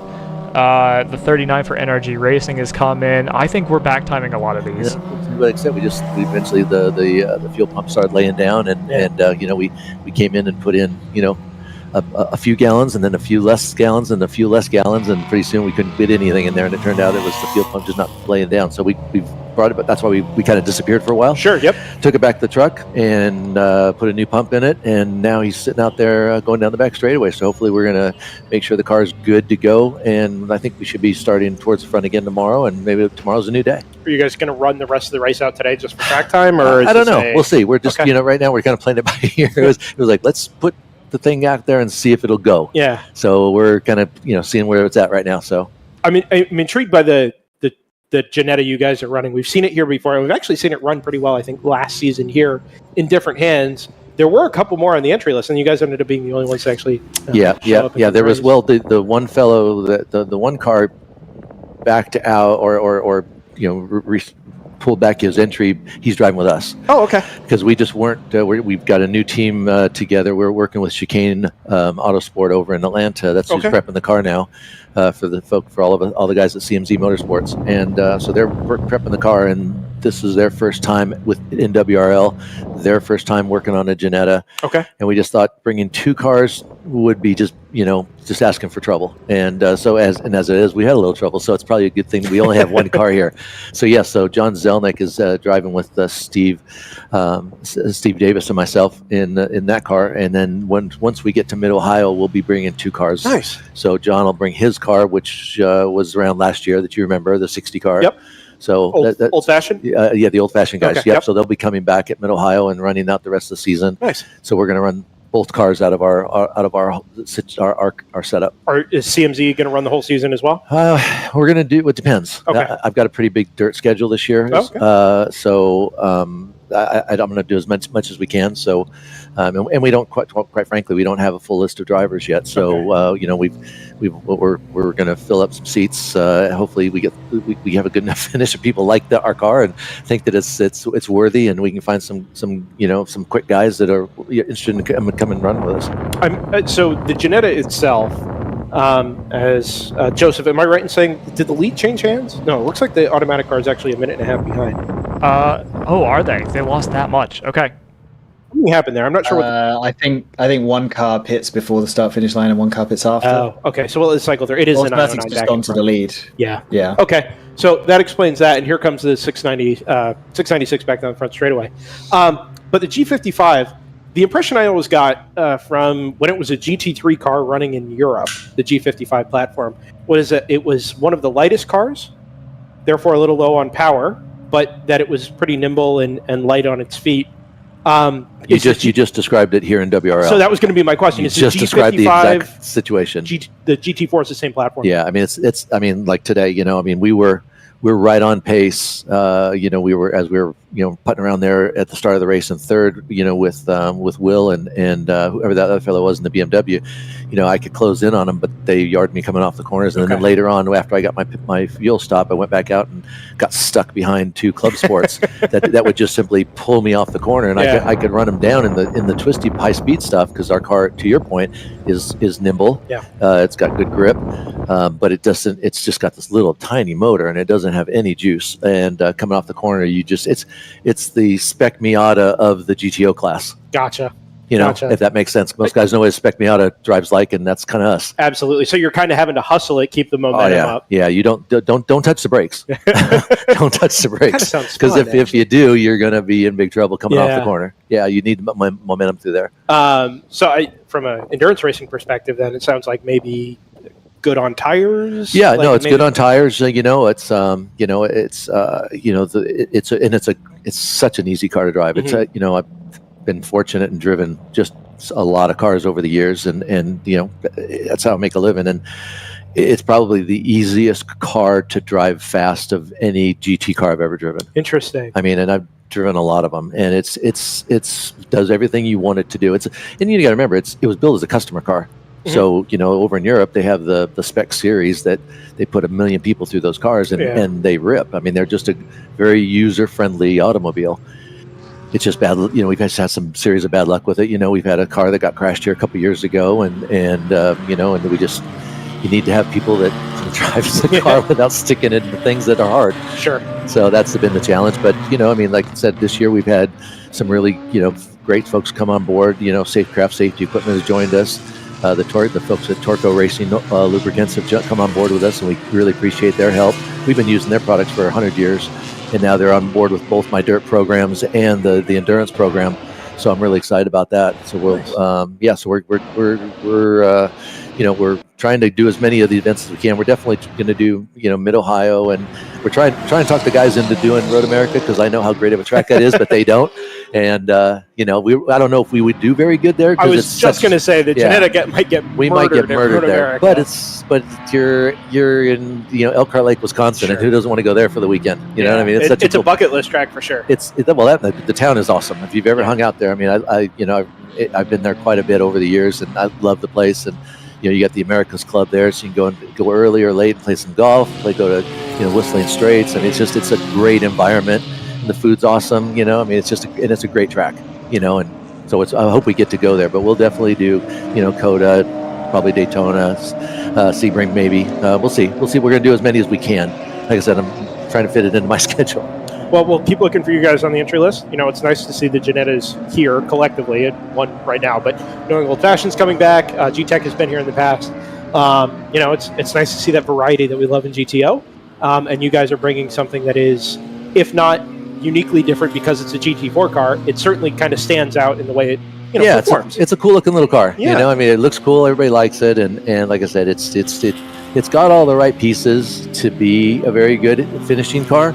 We just got to work through the bugs, and this program with CMZ is, we were down for a couple of years with between the COVID thing and some family issues that had to be worked out or gone through and headed down. So now that Steve's back, and we get to go full speed ahead, and now it's just a matter of getting these our new mechanics at Chicane to get used to working on a Janetta and knowing its hiccups and what it needs and what it doesn't need. And I think once we do that, I think we'll be okay. It's the car show's pace. We just have to get the little bugs worked out so we can stay out there and I mean, it's going to be, like I said, it's a challenge on the bigger tracks. And here we're really good here when we're out front. Yeah, it's just coming off the corners that we struggle. So I think we'd be really strong at Mid Ohio. We'd be pretty. We were always good at Coda. Coda's got, even though it's a long straightaway, there's enough twisty bits that we were really fast there as well. So I think it's got good potential. So hopefully we'll get the chance to do more, and then get my guys, my co-drivers, get some more seat time, get them a little quicker, and if we can narrow that gap, we can have a pretty good program. Maybe get a chance to challenge for the podium at some point. It's a deep field, but like you said, the opportunities are definitely there if you can keep the car on track. Well, that's the thing. I tell people all the time. We through this, working here at the school. People ask, what should I want to do? And I tell them how deep this field is. And it's getting, you think about where the WRL series was, even when we first started looking at it 4 years ago. Yeah. And, it was, to say the least, it wasn't anything what it's become now. And I remember going to, we were going to look at, we had actually, before we got the Janetta, we had looked at doing a Porsche, and went down to the PCA races and said, hey, prep shop A with Porsche cars. What do you think about fielding a car for us in WRL? And they're like, oh, we're club racing champions. we do IMSA. We're not going to mess with that little stuff. They just absolutely didn't realize what it was going to become. Yeah. And of course now you go to you look down the pit lane and you see the teams that have been in IMSA are here because the series is growing and the series is getting better and the equipment's getting better and the driver quality is getting better and hopefully that'll continue to grow and maybe try to get some more experienced guys to drive in the series, and I think it'll only get better from here. Well, thanks for coming up, Doug. Really appreciate it. Yeah, thanks for having me. You guys are welcome up here anytime. We'll be back in Mid-Ohio for sure. Hope to see you guys there as well. Yep. And a little better luck for you tomorrow as well. Yeah, hopefully tomorrow maybe we'll get to talk you at Victory Lane. Sounds good, Doug. All right, guys. Thanks for having us. Yeah, anytime.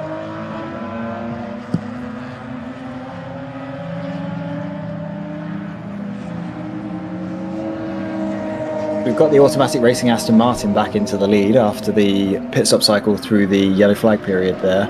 It's a 3.6 second lead they have over the 696. So we're kind of in a bit of a deja vu from about half an hour ago. Yeah, what that's this exactly does right. mean is that we're obviously half an hour closer to the finish now. So the JTR car has some work to do to catch up, then some work to do to pass. I think, based on the fact that they kind of equalised their amount of fuel, like they both presumably filled the tank on the last pit stop, the Aston's a bit more frugal on fuel, I think. So we should see a shorter last pit stop for the Aston, which means that JTR needs to not only catch and pass them, but then pull a gap. Yeah. So yeah, we're actually that yellow flag period has kind of potentially made things a little bit more interesting for us. And just looking through what they've done since the yellow, the pace hasn't necessarily been there yet, but they've just done a 37.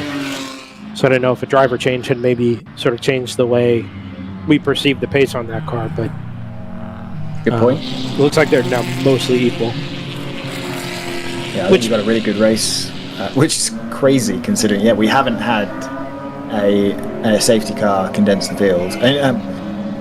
Nobody's hiding the fact that this JTR car was out to a 4-lap lead not too long ago. Yeah. It just happens to have had exactly the right penalty to be within, like, if their issues had been 10 seconds longer or 10 seconds shorter, this would be a completely different race. I mean, this is classic rabbit and hare, right? Or tortoise and hare, sorry. Rabbit and hare, Jesus. Sure, it's real turtle and tortoise kind of deal here. Wow. Yeah, I'm real. You need metaphors. I got them for days. Brendan, I hear thunder, and I think we're going to see lightning before long. Good grief. No, but I mean, the remarkable thing for me is not that, we see this tortoise and hare thing in WRL all the time. The fact that they just happen to have had exactly the right length of issue to bring them to exactly the same place that the Aston Martin is in is just statistically almost impossible. Well, and I mean, look, this is proof positive. Cut the nose off him a little bit. Yeah, a lot of it. It was a Ginger Racing number 46. Now the 696 is going to fire it up the inside of everybody down at turn 1. It gets past the TLM number 172. Did not get past the number 46. But this is proof of the idea that you should keep pushing, even if you're 3 or 4 laps down. These races can turn at literally any point when it's least expected, and you don't know what the outcome is going to be there. And if you've relaxed your pace and dropped a second a lap for an hour or 2 hours, then you may find yourself in a situation that is serious disadvantage to you, or that could have gone in your favor had you just kept the pace up and kept the fight up. So, and you may ask yourself, how did I get here? How did I get here? Yeah. No, as I was saying it was running through my mind. So we did get that penalty for passing under yellow on PC Racing. That was finalized. So that will dock them an extra lap and has knocked them down to 4th. So that will give the 701 a little bit more breathing space over them in particular. 26 for Edge Autosports is pretty obviously their closest competition. Did we add the update from the North Loop camp? I don't think I mentioned it. You can go ahead. Yeah, so they've basically said it sounds like a fuel pump issue. They've got 3/4 of a tank of gas left in the car, but could not get it to restart out on track. So After It's all of the always a troubles they've theme. had this weekend for one reason or another, now they've added a fuel pump to the mix. After pretty thoroughly dominating at NOLA, Yeah. in GP2, they've had the inverse of all of that luck. This is going to hold up the Aston a little bit at a pretty fast part of the track. I think that's going to give JTR a little bit of ground. We'll see as they make their way down into turn number 5. I have expected to hear you say keyhole turn. Yeah. Somehow so did I. I was like, what's going to come out of my face this time? Who knows?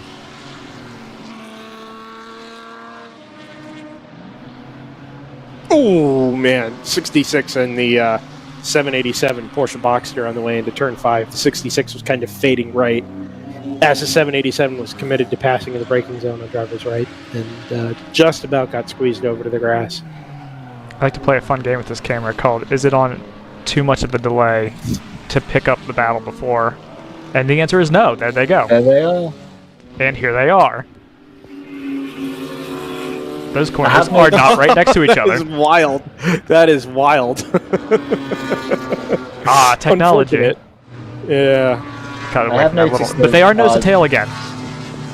Our GP1 leaders, they're quite far apart. They're a lap or so, but Edge Autosport in second place is fairly consistently lapping 5 seconds quicker than Round 3 Racing 701. Yeah, it's interesting. Quite quickly if it continues. As I say, that is usually the cue for Round 3 Racing to put in their fastest lap of the race, but we'll see what happens. I wonder if they're caught in traffic or it's just been 46 passed by is slower. It's down to 43. 43, so yeah, that is quite a bit quicker. I was going to say 46s is pretty much as slow as anyone out there. Yeah. Guys, let's keep an eye on this fight because they are nose to tail again. So they are.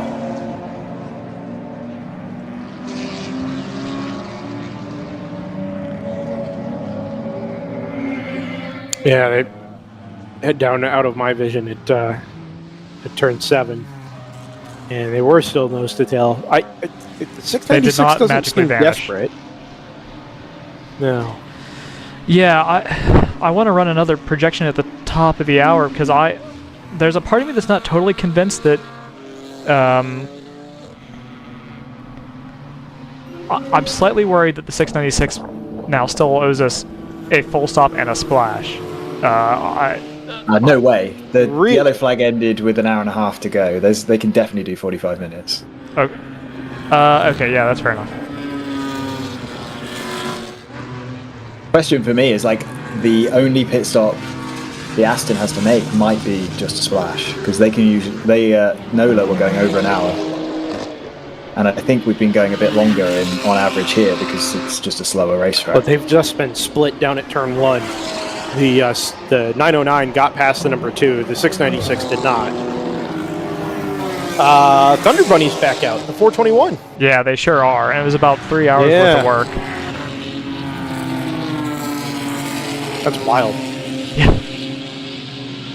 Oh, the 44 faded across in front of the 909 just before they got on the brakes into turn 5. The 44 is still dropping a little bit of fuel out the back right corner of the car. I think they were just in the pits, actually. They're just running rich. So that's almost certainly just a little overflow.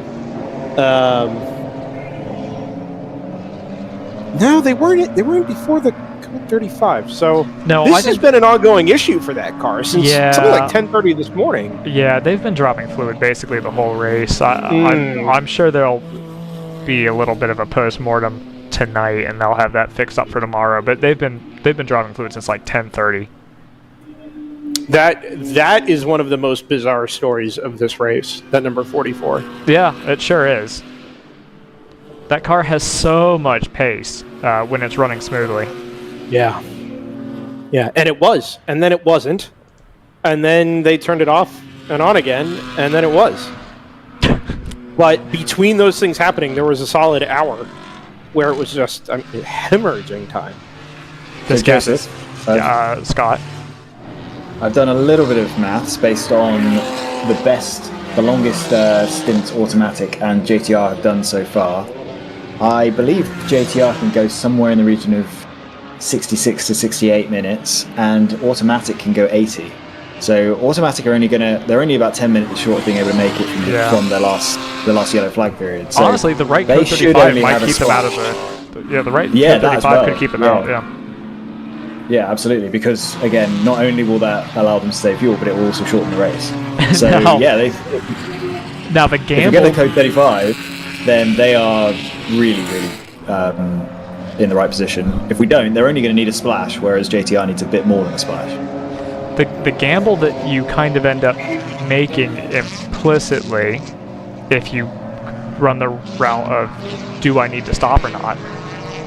So there's really no reason to chance it, I guess. If a code 35 comes out, just come in. Because if the code 35 somehow only lasts like 7 minutes, and now you're 3 minutes short, now you've got to try to make up a lap all of a sudden. Now you're in a worse position. Yeah, if the code 35 lasts 7 minutes, I guess you save 3.5 I'm making up minutes numbers, fuel, right? but you get the general No, I'm idea. just saying, but I'm making sure that you're taking into account not only the fact that they'll be able to go longer, but also the race will be shorter. So you get a double benefit from a code 35 coming out.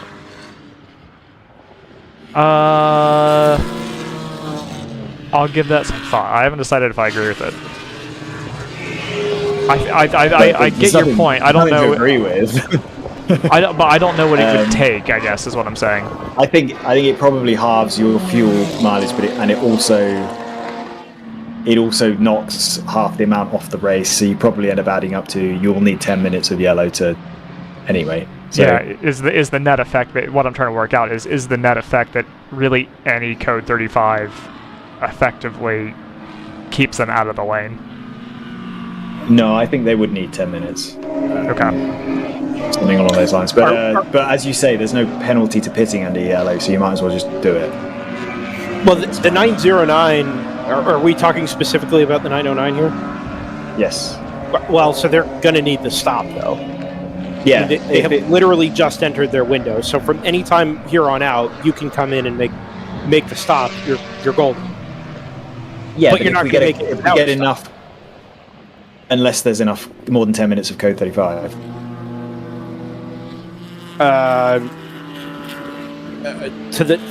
Affecting the 909? Yeah, if you get code 35, it shortens the race, and they get to save The traffic a bunch of is fuel. bogging them up big time. Yeah, the 909 is going to swing around the outside of one of the BMWs. I'm half expecting to just see a cloud of dust and sadness.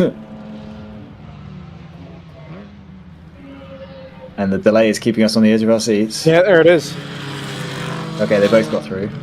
Have to get around the J&R Civic now. And they're across start finish. So there's your delay. Yeah, hopefully we'll catch him back up here. Maybe. We get like 10 minutes of good cell service, and then it's all just... Oh, there they are.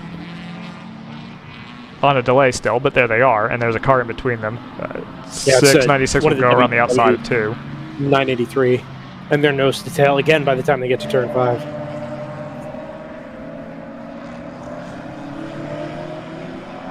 Yeah, so we think it'll be 10 or so minutes until 696 is in its window. You said 68 minutes, so yeah, that makes sense to me. We do still need to get confirmation of when our official finish time is going to be, whether that's going to be at the top of the hour or at the top of 9. We think we've got it. I've got it running until top of the hour, but there are some tracks that want you to be off track by the end of your allotted time. So I believe it's just till 5 p.m. here. Okay, perfect. So that is that's what you're seeing a countdown to on your screen. Oh, code 35. Ooh. Well, what to... Dun. Well, automatic can pit here, top it up, and make it for sure. Okay. JTR cannot. No, but if They can this... get closer. I don't know what the code 35 is for yet. If this Don't is a either. potentially longer code 35... Oh, there's a car in the barrier at the exit of turn 9. Okay. Oh, there's Yeah, 2 9 or cars 10. involved there. Sorry. One car is nose first into the tire wall, driver's left. Another one is pulling away from the scene in the runoff. I believe it's the 124, the green and black Cayman. Yeah, I've got 124 in the race control log. I'll let you know when we've got a second number. It's a black and red. 787. Yes, that is exactly what it is. Good call, JT. So, Flying Apex Racing, who just also got assigned a 1 lap penalty for driving in the middle pit lane. So this interesting. This is going to be really fascinating. Yes, so this is exactly the point here. If this code 35 is going to be a while, if you're automatic, you come in, you top off, and you're done. But you would give up the lead if you did that.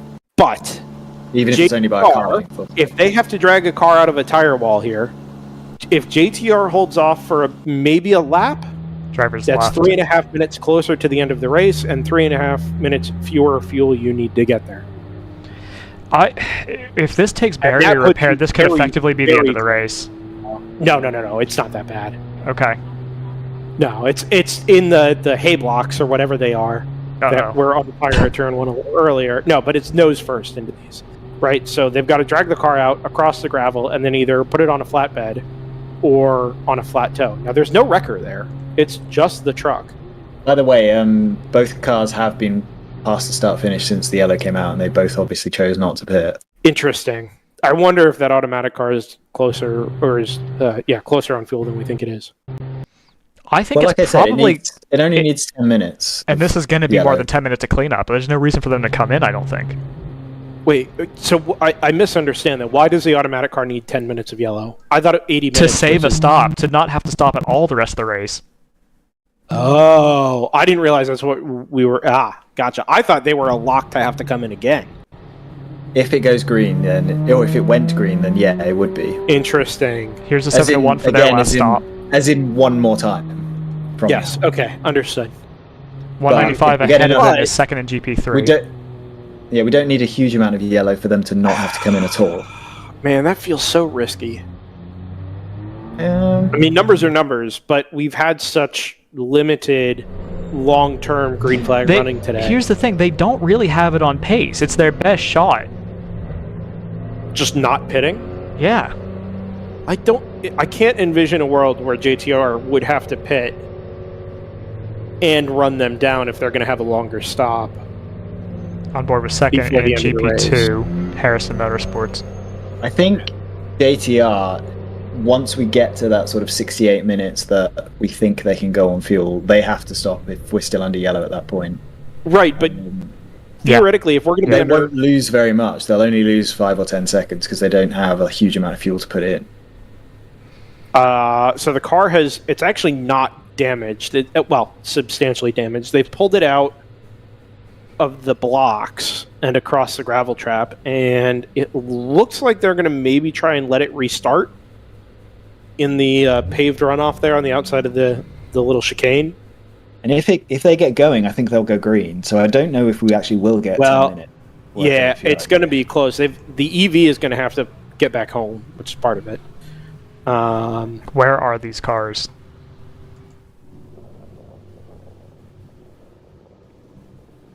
The 909 at all? Yeah. It should be getting towards the end of the lap. 701 is on its way back out. 47 is in with them. That's not of consequence. I kind of think if you're the 696, I think you pit now kind of regardless. Too. Because you're either here they are, coming through turn 13. JT's very excited about something. The Aston's in. The Aston's in, and I don't think the JTR is. Not. Interesting. No, definitely not. They went through the last corner. That is completely backwards from the way I would have envisioned this. That could decide the race. Well, automatic will be easy. Good to go. Easy, good to go from here. Yeah, that is kind of backwards. Yeah. Well, so it was on. I would have pitted if I were automatic anyway. I would have given up the 10 seconds, the 15 seconds, come in, topped off, and said, have at it, run till the end of the race, full rich, and whatever happens, we are good. We're done in the pits. And if that was the decision I was going to make, I would have done it last lap. No, I agree with that, because now you're risking going. There's a chance that we go green. Yeah. Exactly. I completely agree with that. So I had guessed that the 787 Flying Apex was involved in that incident. Race control is saying it was the 197. That would be That's your leader our in GP3 leader. Yeah. So that's going to elevate the 195, which is the team car we saw in pit lane. That's going to elevate them to the lead, you would think. So the misfortune of one leads to the benefit of the other. I don't think they would have preferred that outcome. Automatic's time in the box was a bit longer than I was expecting. The 35 seconds behind, which is obviously going to condense, but not as much as I would have thought. It's going to be a minimum of 15 seconds. It was a pretty crowded lane, so it's possible that they weren't actually going 35. Well, that BMW, for example, does not look like it's going 35. So yeah, that's a little bit of a bigger gap, and if we get it is conceivable that if we get another relatively long 35, that JTR could make it. Yeah, I mean, it would need to be a lot, but I think so. Here's one recovery vehicle on its way home. So the 909 is basically right here. Exiting 5, yeah. I'm looking for the 696 on track to see what the actual distance margin is. He's at 35 seconds at 35 miles an hour. Do your unit conversions as quick as you can. Interestingly, they don't appear to have any plans to rearrange the blocks. Green flag is about to come back out, and now it does. Without another code 35, I feel like that might have decided the race. Now, at this point... In whose favor, Joseph? The 909s. Automatics. Yeah, okay. All right. I wanted to make sure we were on the same page there, because I felt like 696 blew the opportunity here. It's the only caveat to that is we could get another code 35, which would give them the opportunity to make it easily. Yeah, they wouldn't have been able to make it easily with 68 minutes to go. But if you get another code 35, then if you had come in under this full course yellow, you should have the mileage gained from that next code 35 to make it to the end. So why would you risk that? Yeah. Track position is the only answer that I can come up with. I guess, but I mean track position hasn't really been a thing now for a couple of hours. Yeah. No, I agree with you. This is us as amateur race broadcasters trying to project, the next 68 minutes of on-track action, which is in its own right kind of a fool's errand. But if you're calling the shots on top of one of those pit boxes or from behind one of those tables, it's hard for the three of us, I think, kind of in unison, to not look at this missed pit stop as a mistake. There's two devil's advocate calls that I think I would make here. One is that now they're in clean air, albeit not by much, right? So they can gap the 909 a bit. The other one is, like I said, if they had stopped then, they wouldn't have necessarily been free and clear to the end. They might have needed a splash anyway, and so maybe they're just, because we didn't know how long this was going to go for. We've still got 67 minutes on the clock.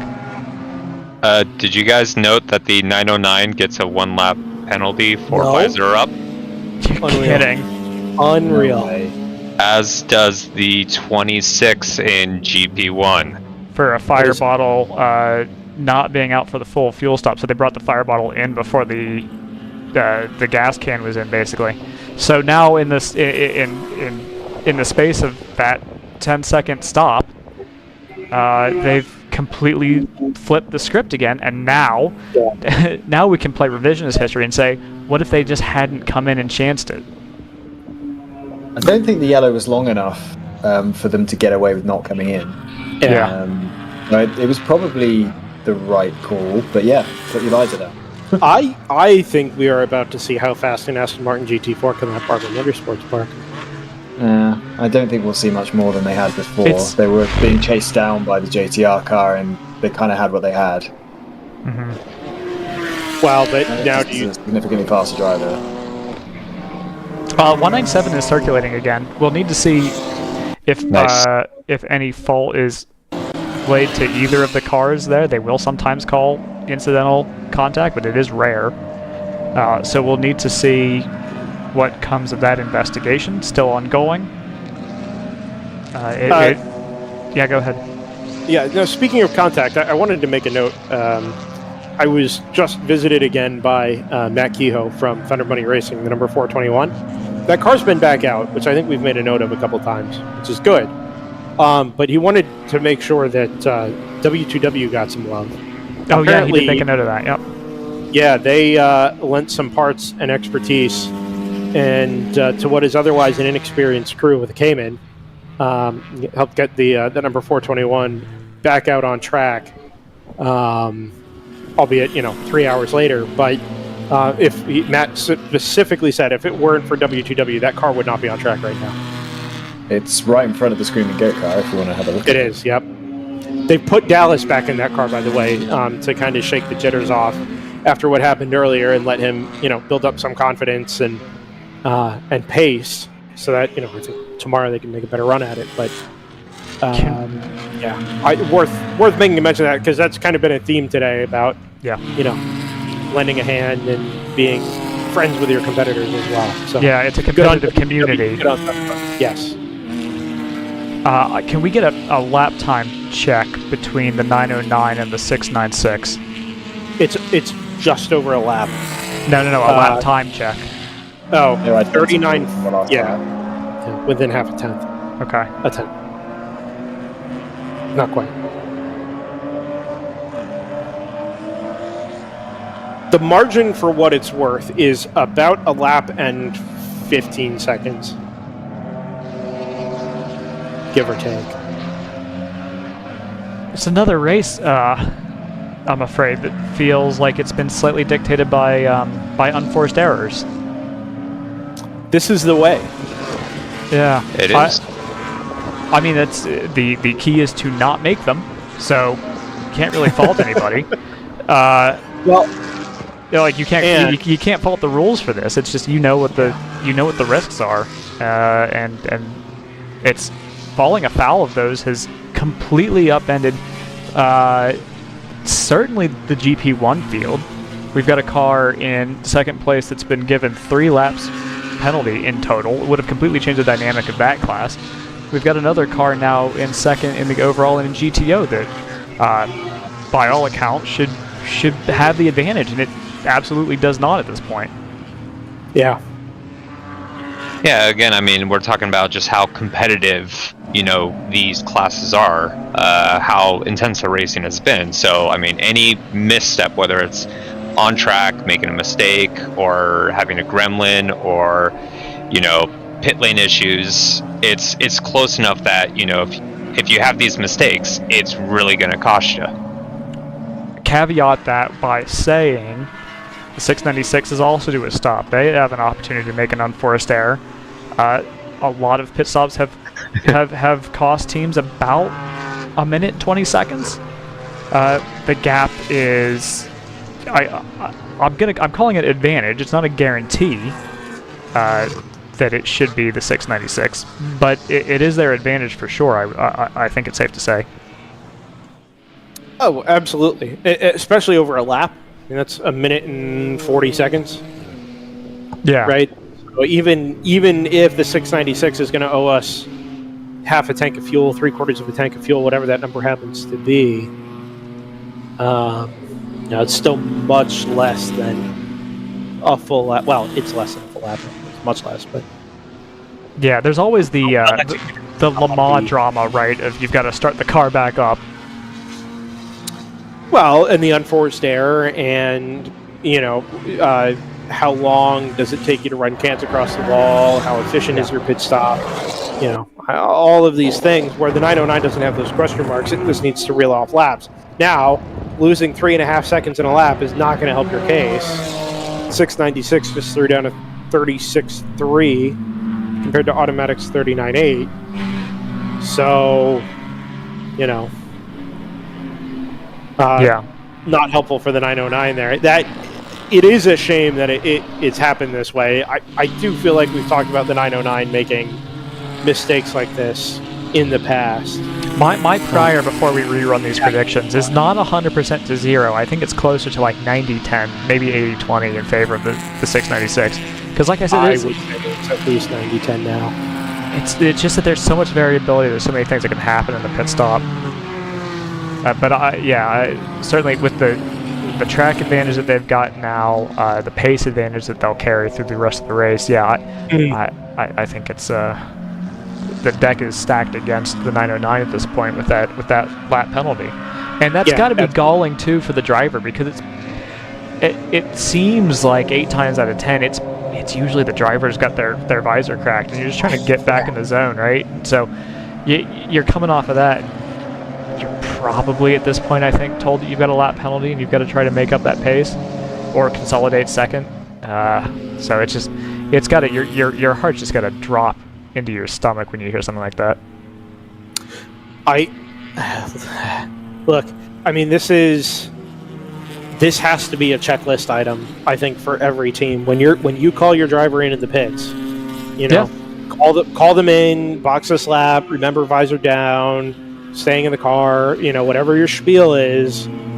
As they approach the stall, you can count them down, 3, 2, 1, visor down, you know, and just because how many times has this happened?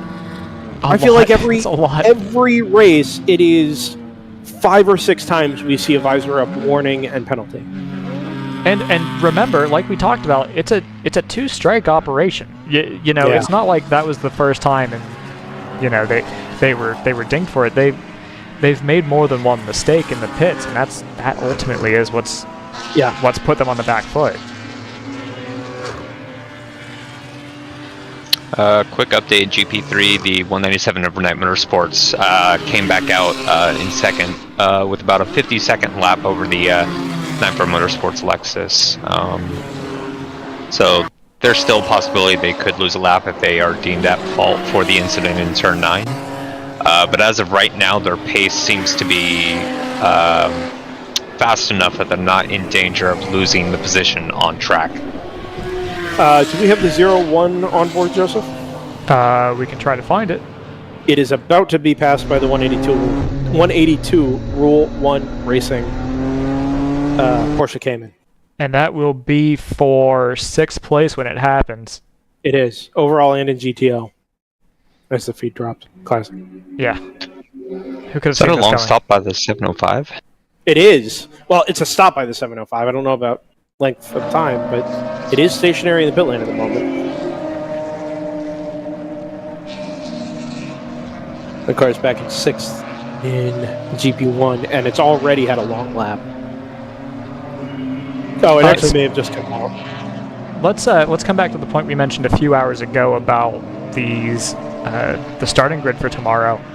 The JTR team car, the 698, just put in their fastest lap of the race. It's not a blinder, but it is a 143.1. So they're still improving their times, and I think they're going to try to claw their way up the order a bit. Not sure where they're gridded at the moment, but they are still fighting for something. Which car? The 698. They're well down the order. I think also in GTO? Question mark.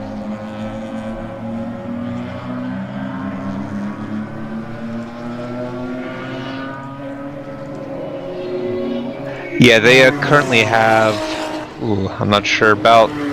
Yeah, 143.1 is their fastest lap. Yeah, that was just set. They improved it by 0.2 about a lap ago. Second quickest car on track is this Rule 1, number 182, as the choice BMW has very slow down the pit lane. And at 3 or 4 seconds a lap, there is more than enough time to make up the margin up to the number 111 Thunder Bunny BMW, which would put it into the top 5.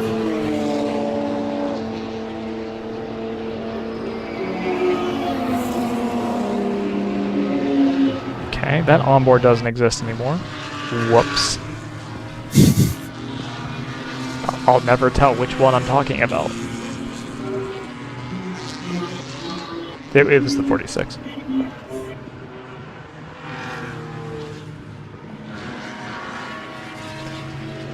So the race has changed, as it tends to do. Not to say it's taken the wind out of the sails, but we had spent the better part of 15 minutes debating pit stop strategy in a Code 35. And it was all the one thing we didn't consider was that somebody might throw their visor up in the middle of a stop. Well, but that was how thin the margins were. Yeah. Is that it was worthy of that debate, right?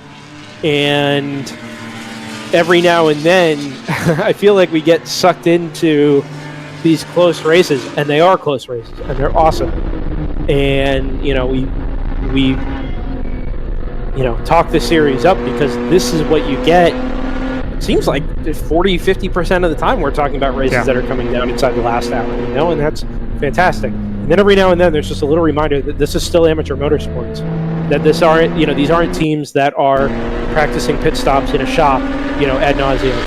They're not, running the same drivers week in, week out that should be intimately familiar with the rules. As a matter of fact, our guest earlier from the 909, first race in the series, first race with the team. Now, I don't know who was on board the car at that point. Don't even know if it was the driver that had his visor up. But when you cycle through drivers like that and you are involved in an operation that isn't motorsport at the highest level, then these little mistakes will happen. And in the interest of fairness, they are to be penalized. Everybody's working with the same rules. You have to let everybody be affected the same way by it. Right. But these things are going to happen, and it just, from our perspective as racing fans and those who have invested, the better part of 9 hours today now in following this race and building it up to something we didn't really expect it to be. Now the wind comes out of your sails a little bit because somebody did something silly like forgetting to put their visor down during fueling. Well, it's not even that it takes the wind out of your sails. It's that you now have to recalibrate, and you're like, okay, now what am I looking at? Because it's not the same race as it was 5 minutes ago. As commentators, you absolutely are looking for the next thing to talk about and guide, and what else can I glean from timing? What am I seeing on track? What are we seeing on cameras, onboards, and all of that? But you've spent, like you mentioned, an hour or some portion of that exploring the ins and outs of that very particular situation, which now has absolutely no bearing on the outcome of the race. Well, but like you say, there's a lot of the reason we were talking about it was because that there was so much to play for, right? That the margins were so close. Look at I think the thing that most intrigues me about how these cars are set up is just like, how's the steering feel? Because some of these feel violently different as an outsider. But anyway, like you said, the reason that we were spending so much time trying to figure it out was because it was so on the nose, and it was really it was a cerebral game until it became a brainstem game, basically. I'll tell you what, Kingpin is putting in some laps here, man. They're over a lap behind the number 29 from Screaming Goat, although it may not be that much more than a lap. Gotta find that number 29 on track, but I feel like I just saw it. We are starting to get those fast laps that we talked about toward the beginning of the race. Edge Autosports has put one in, which I'm going to go on a limb and say that's probably going to put them to the top of the running in top of the grid in GP1 tomorrow. Hammer Motorsports has just put one in at a 138.5. It actually leaves them 5th in GP1, Joseph. Is that true? Wow. Yeah.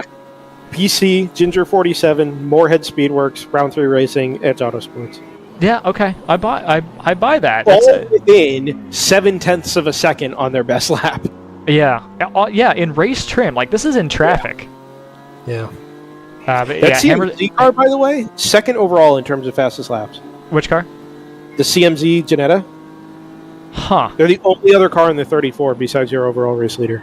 Yeah, I hear what Doug was saying. I'm excited to see what that car can do tomorrow.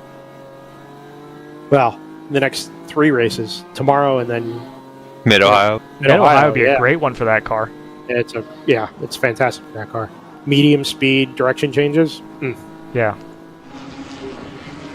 Oh man, the 111 just cut across the nose of a silver BMW in the braking zone on the way into turn 1. So I did run the predictions just to make sure that we had the right kind of feel for the race. And it seems mostly like we do. It's the projections at least give a heavy advantage to the 696, which we were expecting. It's a stronger advantage than I was going to give them credit for, to be honest. You see that? Oh, I'm sorry, that's a different battle. 348 clear favorites in GP2, which won't be a surprise for anybody given the penalty that was given out to 146. And I think that actually that battle might have stretched out before then anyway. Overnight Motorsports, I don't know if I ran this before or after they came back out. Yeah, Overnight Motorsports, it seems more likely than not that they're 195 with the incident that the 197 suffered. 195 is going to be the favorite for that. 197 is going to be in a little bit of a tussle with the number 83 for 9-4. So if you're interested in your podium positions, keep an eye on that. GTO podium position, or not podium position so much, but back in the points, I think we're going to see a lot of scraps. Yeah, I've got a big range for the 111, so we'll see how they shake out. Well, so the 111 is being caught by Rule 1 and being drawn away from by the number 77 Kingpin car, and that 111, the 111 back to 182 margin is something like 55 seconds, 50 seconds. So that's not a done deal yet. I think there is the opportunity for the 182 to make some ground up here and maybe get its way into the top 5. I did mention that a little bit ago, but what you wonder about is consistency, right? Can it pick up 3 seconds a lap every lap from here to the end of the race? The answer now appears to be yes. It's certainly been doing it for the last, 15, 20 minutes. The other battle that I think is worth looking at in terms of lower class podium positions is between the 146 for Harrison and the 196 for Overnight. Overnight's got a shot at overhauling Harrison, so just keep an eye on that. It's after a kind of rough GTO race, which is that the car that Overnight sold out? But they had a rough debut for their GTO car. But did reasonably well in GP2 and GP3, or at least had strong runs. They're having a great run so far. They've got a shot at having 3 cars running, none of them finishing worse than 3rd, maybe worse than 2nd. 3 cars.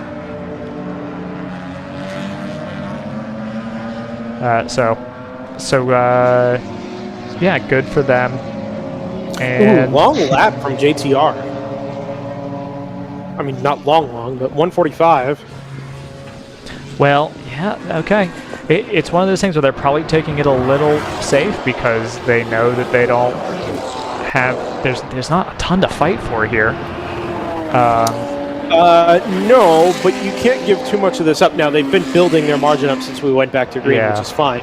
But you are going to have to make the extra stop, so, and potentially under green if we don't get another Code 35, which is its own level of intrigue. But overall, the pace has been there, and I think you are better off keeping that up rather than just relaxing and saying, well, whatever happens, happens. Yeah, one thing... go ahead. No, I was going to say we should set ourselves up for one last run through the old sponsor roll.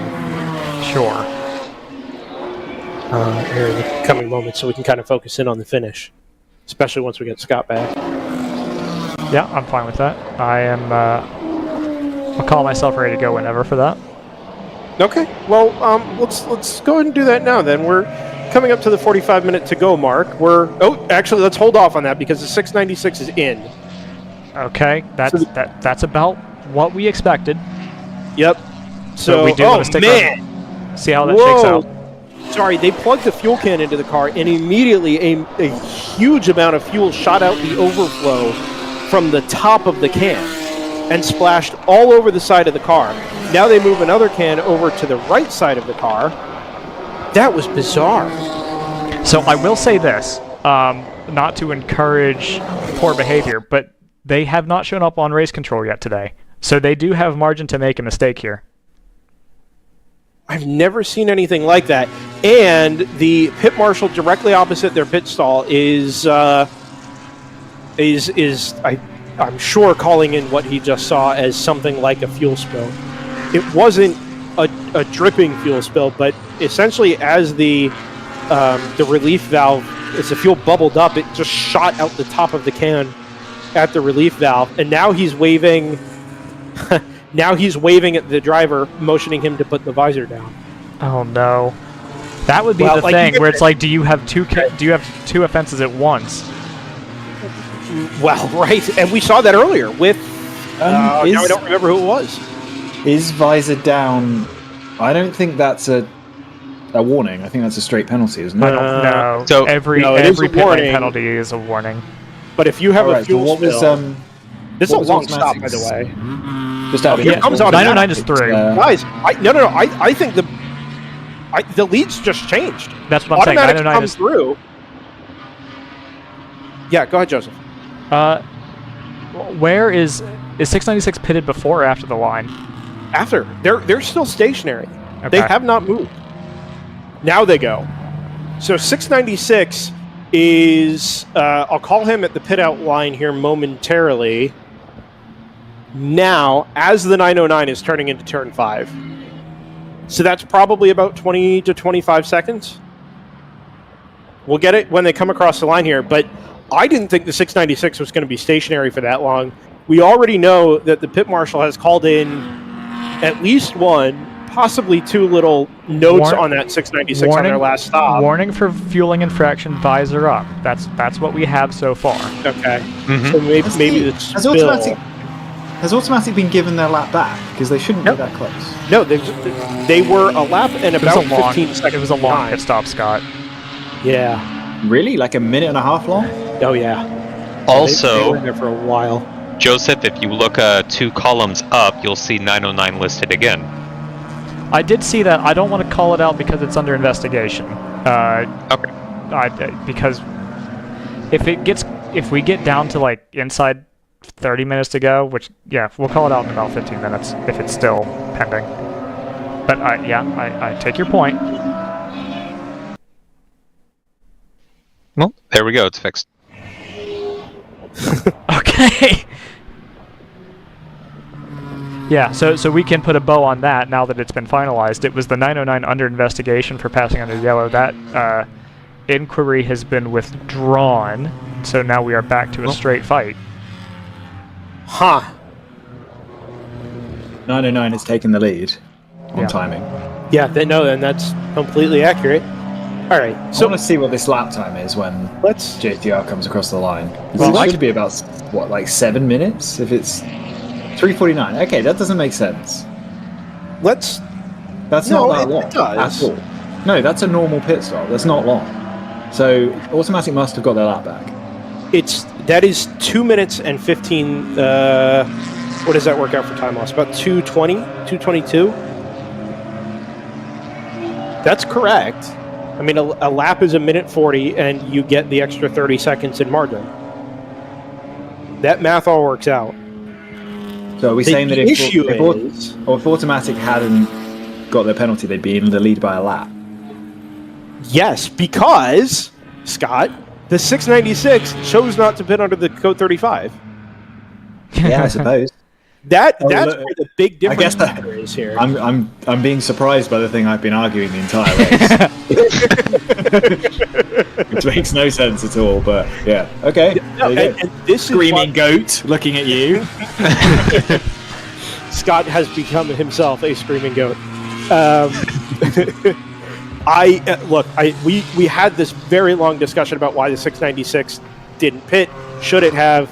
This is the result, right? It had to come in under green, 40 minutes to go, and it lost a lap margin that it really, not that it shouldn't have had, but it kind of lucked its way into. Yeah, this is like this is a very obvious illustration of do whatever you can to pit under code 35.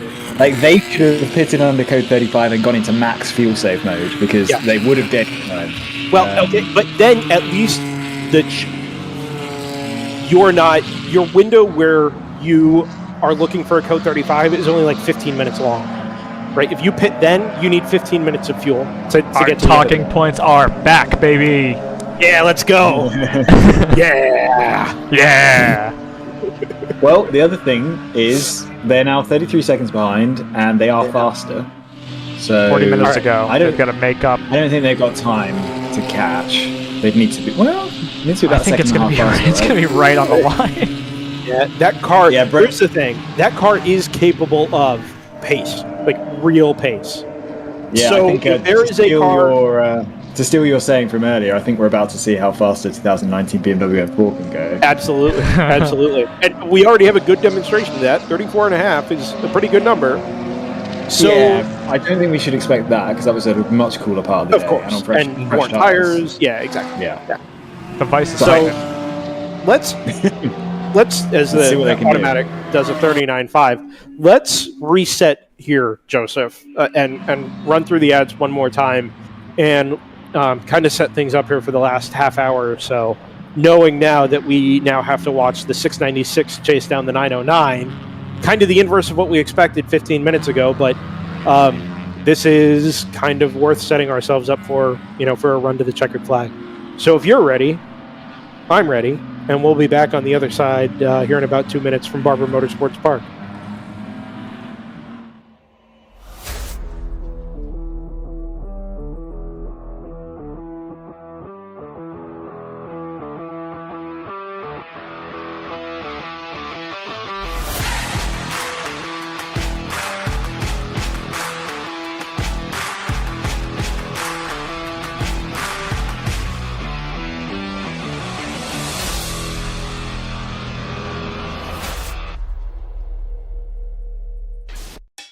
It's your Uncle Cooper.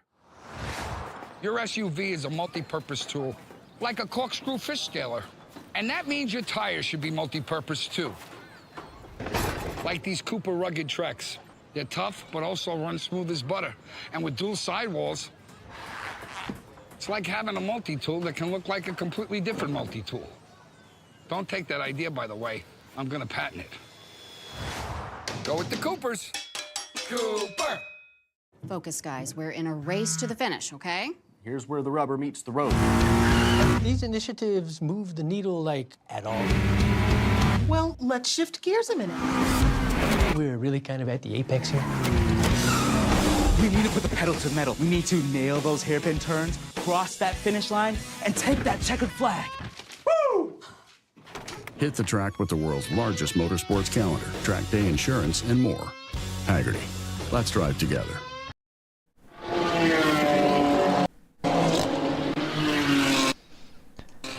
Back approaching the last half hour of a fascinating 9 here at Barber Motorsports Park. First race of 2 for this weekend.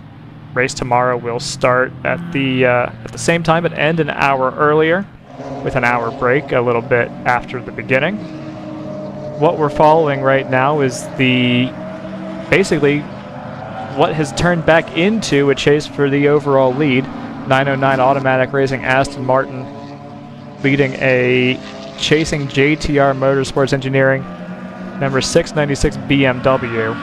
Time running out on the BMW side after a slow pit stop to end the race, and I don't know if we really know for sure what's going to happen here.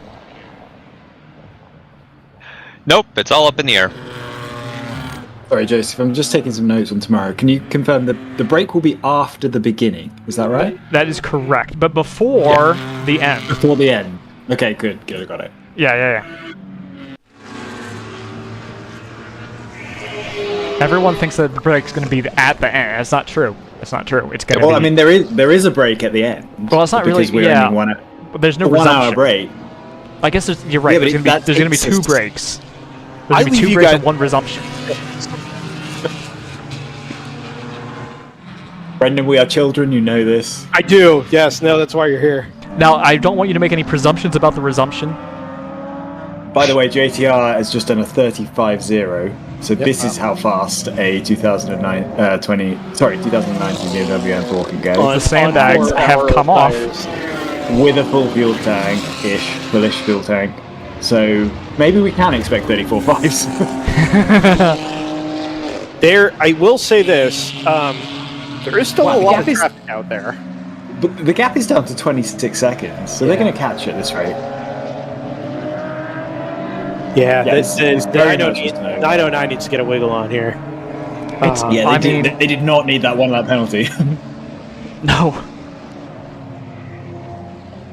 No, but I would say that based on how much time the 696 lost, they're not equivalent by any stretch, but these are unforced errors, right? The 696 made its mistake by not pitting under the code 35. The 909 made its mistake by leaving its visor up. And they're not necessarily equivalent, but okay. You know, they've both made little errors here that have caused. The weird thing is, you would have thought the 1 lap penalty would be the bigger thing, but actually it's not. It's the having to pit under green is really the bigger penalty, and that is the difference. The lap penalty has kind of kept it a contest, actually. Absolutely. Now, what would have been really interesting, and I'm beating a horse that I killed here, but if Screaming Goat had a more optimal yellow flag based pit stop strategy, I genuinely think after automatic's penalty they might be in the lead of this race. Yeah, but I think there's something to that. Lap times come back the other way. Yeah, absolutely. Yeah, what you just said about traffic is obviously hit JTR. And they're still out there in clumps. That's the kind of interesting part. Is now actually JTR got remarkably lucky there. They passed 3 cars at once down the front straightaway, by which I mean they went 4 wide down the front straightaway. 4 wide. It's the intent is there, but eventually, both of these cars are going to get held up in traffic at various points because this is still, the density is still very high, and they still catch them in clumps, and that'll cost you 4 or 5 seconds a lap, like we just saw from the 696. But if we make the assumption that these two have just had clear laps, not the last one for JTR, obviously, but the previous lap, that would put JTR's ultimate pace a second quicker. Absolutely. You'd think their average pace will be a second quicker, and that's actually not enough with only 34 minutes to go. I've also... Now, they might have been playing it a little conservatively because they had the advantage on pace, but I got the feeling that the Aston was a little more aggressive in traffic, too. 38.2 for automatic that time around. So backtracking this, it looks like there's about 21 laps remaining based on a minute 37 average lap time. So they need a second and a half. Yeah, second and a quarter to second and a half.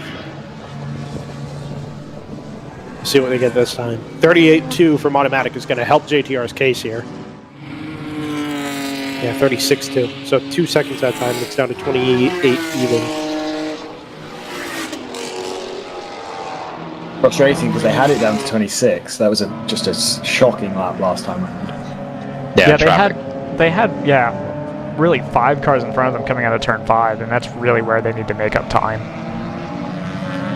Yeah, I haven't seen any behavior out of the 909 that suggests that they're being, more conservative in traffic or anything like that. So I think any differences we see here are going to be down to the 696 is a quicker car outright and luck going one way or the other. Now it's going to work in favor of the 696 here because I think the 909 is going to get held up over the crest at 12 behind one of the ginger cars, the 47.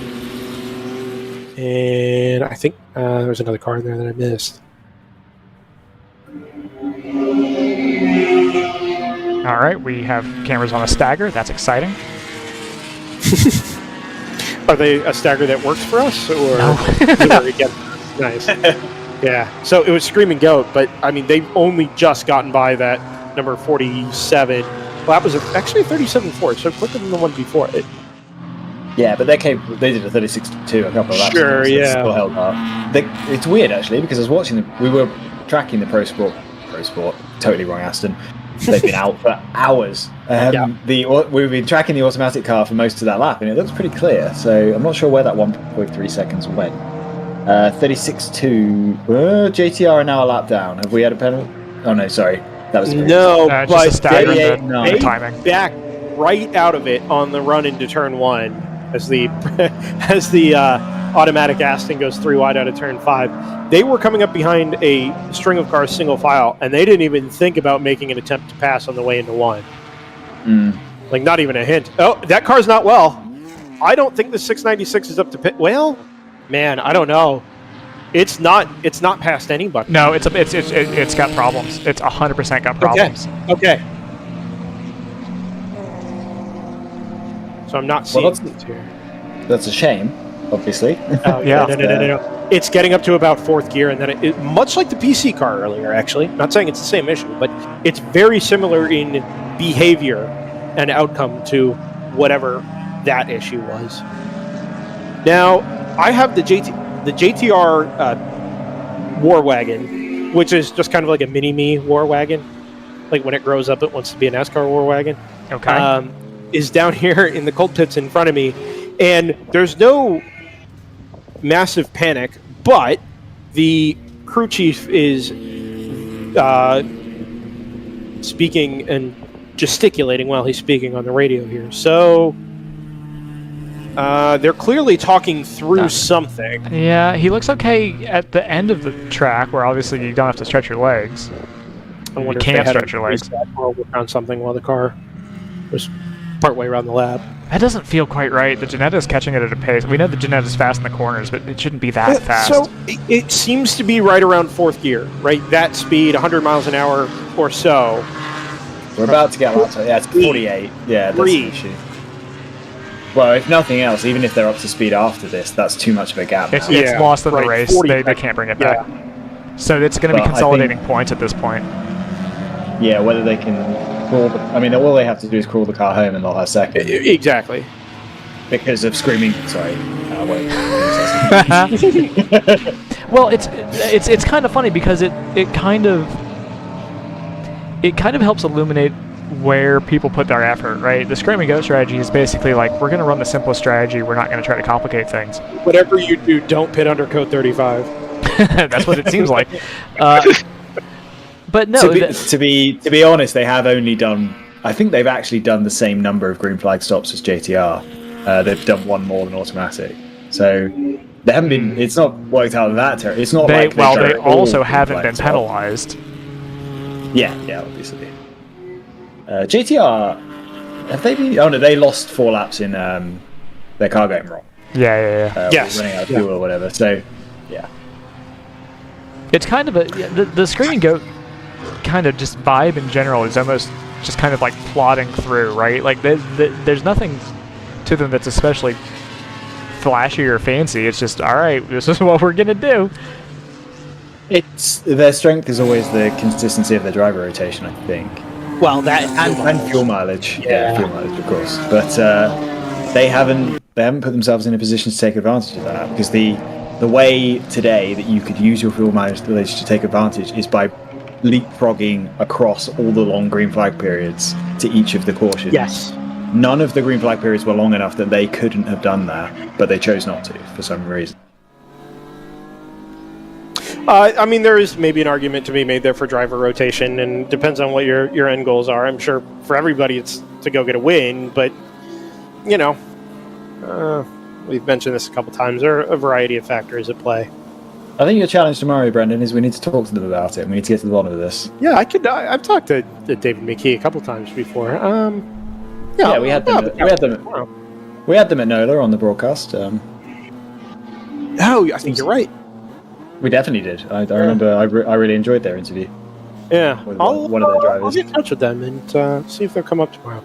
Oh, that's right. I keep forgetting that they weren't talking to you. They were obviously talking to Ryan. Talking to Ryan, yeah. And if it was on Sunday, sorry, yeah, I wasn't there. I forgot that. Yeah, no, it was on Sunday. Yeah, sorry. I completely forgot that wasn't you. Yeah. Well, guess I'm interchangeable with Ryan now. Congratulations. / my memory, as we have discussed many times today, is absolutely atrocious. I feel that. It's fine. JTR is back down to a 41.7. I mean, this is not in the context of catching anybody, but... Well, what we can put it in the context of is what to look forward to tomorrow. We can segue into that pretty smoothly, I think, because we've got a lot of things that... So much of this race, like we've been saying, has been dictated by unforced errors. And if you change that equation, you get a very different race, and you take the mechanical issue that JTR had. This doesn't even come into play, right? They're 4 laps ahead of the field. So they've just done 38.7. What happened on that one lap? I think they've got an electrical gremlin, maybe a Yeah, it software must be. gremlin. Like it doesn't feel like a wiring thing, right? No, they don't tend to fix themselves. Yeah. Can I share something? I want to make sure that can't be. It actually might be correct. I've gone back. I wanted to see what the story on actually mileage completed for the Saturday race was last year. Okay. It was 269 laps, 640 miles, 71 miles an hour average, right? So we're definitely on pace to break that, which is good. Like, fewer Code 35s, quicker pace overall. I'm gonna be frank. It's despite the number that we've had, it's been a much better race than I expected. Because last year's was extremely stop-start. This has been so much better. I agree. The Sunday race. I remember the Saturday race last year not being that stop-start. It was pretty stop-start. I'm not going to go through and count the Code 35s we had, but JT while I will. was here looking at the laps completed, I wanted to look at Screaming Goat because they finished 4th last year, right? And to see if their strategy from this race last year matched up with their strategy from this race this year.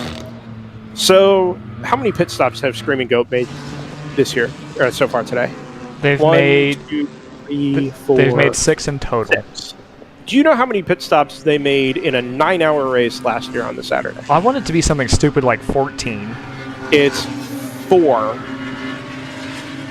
According to Race Hero, they made 4 pit stops. That can't be right, because that would be over 2 hours. Did they I've finish never it? seen- There's a lot of Code 35 in here. Oh, they did. Wow. Hold on, they did make. There were also changes made to the fuel regulations, right?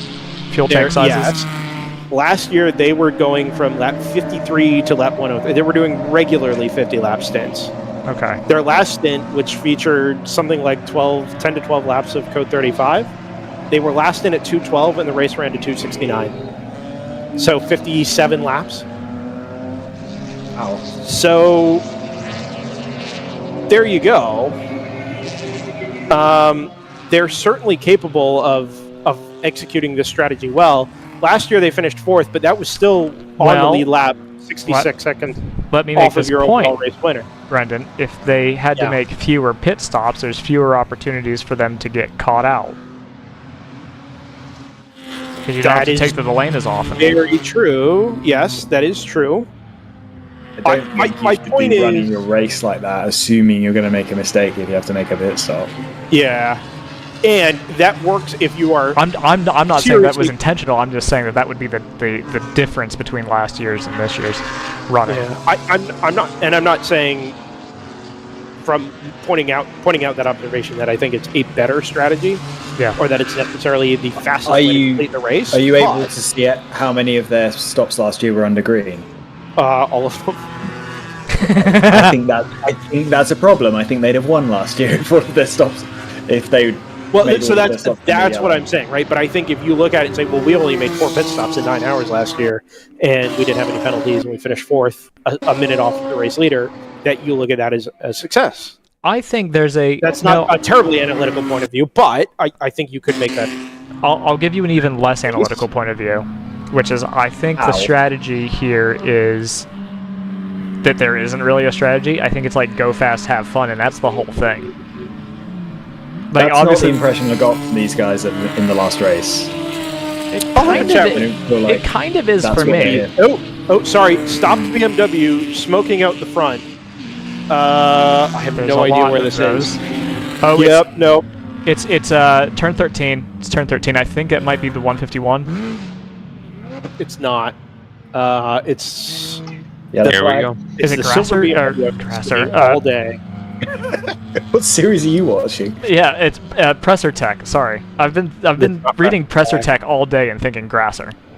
I can see why you would get those two mixed up. Do they have a BMW? Presser is a 944. 944. Yeah. Grasser is a Lamborghini Huracan. I know that. they have no relation to each other whatsoever. Team Operation. It's a number 31. Brendan, that was JTR making a pass under yellow there. I think that's the other way around. I think the 197 went around the outside of them, didn't they? No, they were about to dive. I think they were about to dive down the inside and slam the brakes on when they realized what was going on. I read that completely backwards then. Which I think, well, I mean, JTR just did a 136. There's no way that car would be passing them around the outside. But, well, unless, unless they slowed down for the yellow already. But that seemed, I know we're on a delay, but that seemed to be a long time after the yellow had come out. But anyway. Yeah, I'm hoping the cell situation's a little better for us tomorrow. I don't have any reason to suspect that it will be. Why would you say that out loud? Because I would like to. Is the boat show on tomorrow? Yeah, yeah. Where are the boats? Yeah. Where are the boats? Well, it is what it is. But what I think we maybe can say is that this yellow might have killed the race anyway, even if JTR hadn't had their problems, because that is just fair. It's going to take laps away that they needed laps to catch. I was about to run projections to try to figure out how many laps we could expect, because I can do that now, kind of. That has now gone out the window, so... 421 is headed back into the paddock. Now they've lost hours today, so I think they'll just probably call it a day. Yeah, they probably decided they were just going to park it when the pink flags came out. Yeah. They've had what seems like a pretty successful shakedown, so good for them for getting that car together and back out there. This Code 35 kind of hose anybody that's in the middle of a position battle here? Let's get eyes on the 140. GP1 maybe. I was gonna look at second for GP2. Where is the 196 for overnight? They were holding. They were trying to claw second away from Harrison in the 146. 196 is the foundation car, isn't it? I think they. Well, it's an in the overnight pits? car. It's leaving the pits. Okay. And does Harrison owe us a stop?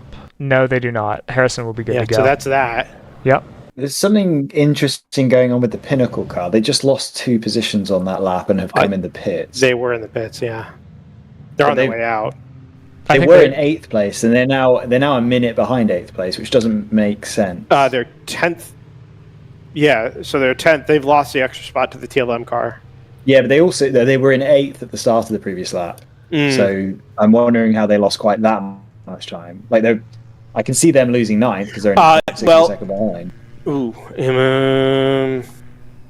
Well, remember, the 1 minute is artificial to what the margin actually is at race speed, right? That's probably about 30 seconds. Yeah. And if you include the pit stop in that, that's believable.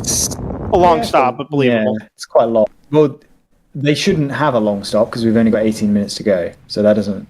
Right. That doesn't quite track either. I can tell you in terms of pit stops, it looks like the 01 is back timing, so I've got them expected in 10 laps, so I think they'll be fine. Yep. Thunder Bunny 111. Can you tell us if Pinnacle, the 727, was actually due? Where are they? They're 10th now. They were 8th.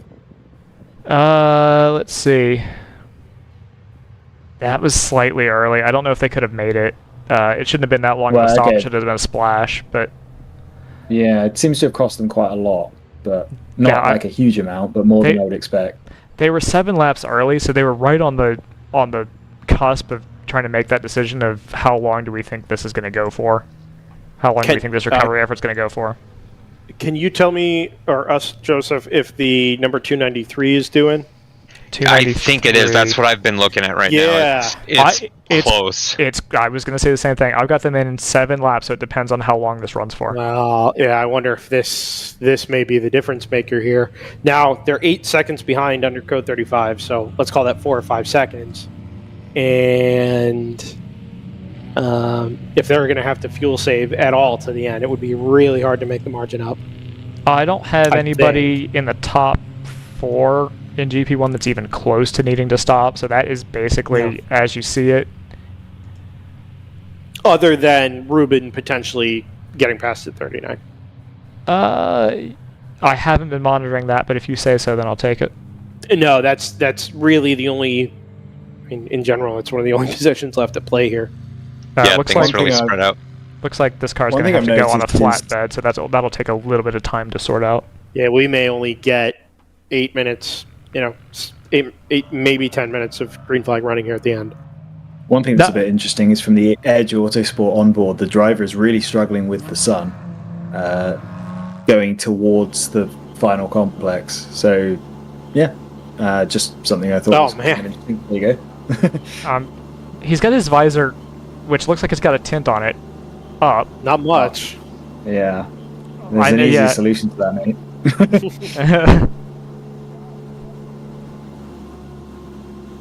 Another thing is I'm expecting Pinnacle to retake 9th, actually, because if they were 0.6 behind while in the pit lane, they're going to shortcut turn 1 and probably retake that position from TLM USA. They are coming across start finish as we speak, right behind the Edge Autosports car. 727 and 172 are absolutely nose to tail. And that'll be your race hero move of the race. That was incredibly well called. Also, we need to work on that sponsorship. I have to call them out at least because they give us so much free data and assistance. Yeah. Well, and part of the Haggerty Motorsports family. Yeah. Another dang brainchild of Brian Guidanelli et al. There's a whole team there that we're a part of developing that, but nevertheless now happily part of Haggerty, which is now, of course, title sponsor of the World Racing League. Screaming Goat on the way into the pits. Title TBD, but we know that an agreement has been reached. I wouldn't have expected Screaming Goat in here. This is surprising to me. Unless they were close and they're just deciding, you know what? Not even in the slightest. 21 laps away, unless they didn't get it full of fuel. No, they just sent it again, so they may have just topped it off. You don't have anything to lose here, right? No, but if other than a lap if you leave the visor up. Scotch respect. That's what you lose. Well, I'm just confused. Well, they did it under yellow, so maybe they felt like they finally had to pit under yellow. Yeah, they were working out the averages. They have pitted under yellow. We're learning our lesson. They put 15 or 20 seconds of fuel in it, based on how long they were sat in the box. Unless they were just checking stuff out. If out. they're 21 laps safe, why would that seems like they've just filled it up, but very strange. Yeah, unless they didn't put it all in, capacity-wise on the last stop, but I can't imagine. More weight for post-tech? Even if they lose a lap, they're still safe in third. No, I think they do a pump-out. Is that true? Yeah, I think so. I mean, they should, but I don't know if they do. Yeah, I think they do. I don't know what the regs are. It's a joke. Well... I pick up Clag. There's your Clag, David. Grazie. Flavio Briatore. Yeah. Is he still alive? etc. Flavio? Yeah. Yeah. It's been a minute. Flavio will probably be the next yeah. prime minister of Italy. Oh, thank God, green flag. Is Flavio not French? What? What? No. Really? Okay. Yeah. Today I learned Scott didn't know where Flavio Briatore was from. Shocking. All right, let's see what Ruben can do. Yeah, so JT says this again. Well, the flip side. Okay, so I was trying to get a handle on that because, as you know, I have not really been following the race, other than physically following the race. So does this? Obviously, we slow think, PC racing, guys. Sorry. Oh, that's gonna blow. Okay, actually, well, that is a podium spot still. That is still relevant. It is, and we have time, more than enough time to do 2 laps here. So, so I want to put a button on this question about the 293. Obviously, this has helped them on the fuel mileage game.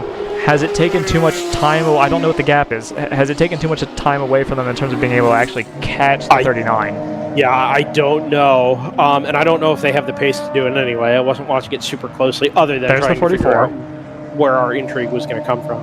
Oh, that's on a big delay. Oh, I'll reset this one. I don't usually have to read that. That camera's been pretty good, so I haven't had to reset it. So here's the 39 coming through turn 3. I don't know what kind of delay that's on. but it's on its way into 7 now. All right, pretty reasonable. But the margin is basically from turn 7 turn in to the little crest exiting 5. So I guess 6. Reset all the cameras. That'll be fun to do. So the gap is coverable if the pace is there, but I don't know that it is. Number one. That's very. And number two, there's probably only about 6 laps left here. Oh, this is going to be dicey. I don't know if that's a white flag out, but there are a couple cars side by side in the way there. That's the 44, isn't it? It is, yeah. Yeah. So this is about to become the podium, a podium battle then. If the 44 is in strife and potentially, I mean, it can't crawl around at this pace, so to the checkered flag. But, it'll be meatball for sure if it stays It's going to out. lose, almost certainly going to lose a lap just being slow on the way in, or the better part of a lap, and then whatever the issue is going to have to go and solve. It's in the lane. Yeah. I think Ruben's good on fuel. You think they're good on fuel, JT? Yeah, I'm thinking so. I'm thinking they're good laps on pace, 60, 261, I think would be their in-lap. 2.5 seconds last time. Maybe was, 62. Pace advantage in favor of 293. So, to clarify, this is currently the battle for 4th in GP1. Which will with the become number 44 PC racing car in trouble. This will become the battle for 3rd in GP1 if you're following along on Race Hero. You can sort that out by class. That's what I'm doing here. The margin stands at 6.082 seconds. And like we said, I think this next time around that will almost certainly bump up to... well, I don't know. I guess we'll see. If the 44 comes back out here shortly, then maybe it won't. But we expect this to bump up to 3rd here next time around. Yeah, I think that's the 44 in the lane, right? It looks like they're making a change to the left front tire. I had wondered if they had a puncture. It looked low at the front, but we didn't have a close enough angle to be able to actually make that call. So, we'll see. It looks like they're maybe trying to pull something away. I don't know if maybe they've contacted something and they've pushed an offender. I didn't see smoke or anything. No, it's moving again. And it was definitely low at the front. So I think they've changed the left front tire there and sent it back on its way. So actually, if that was all it needed, it may hang on to 3rd here. Yeah, I think it actually, well, here comes the 39. So it's going to have to step it up. There's a 293, I think. Oh, there it is. It's actually lost some time this time around. All right, so Ruben Performance Garage has almost 3 full laps over the 6th place Ginger Racing car. I would say if you're, 5 minutes left, just run it dry. Yeah, I think that's a fair call. Because the 39 is held up in traffic here pretty badly on the run into turn 5. And that'll give some hope to the 693 here. I'm going to agree with JT. I'm sorry, the 293. You're guaranteed 5th. I'm going to agree with JT in terms of not needing a pit stop. I agree with that.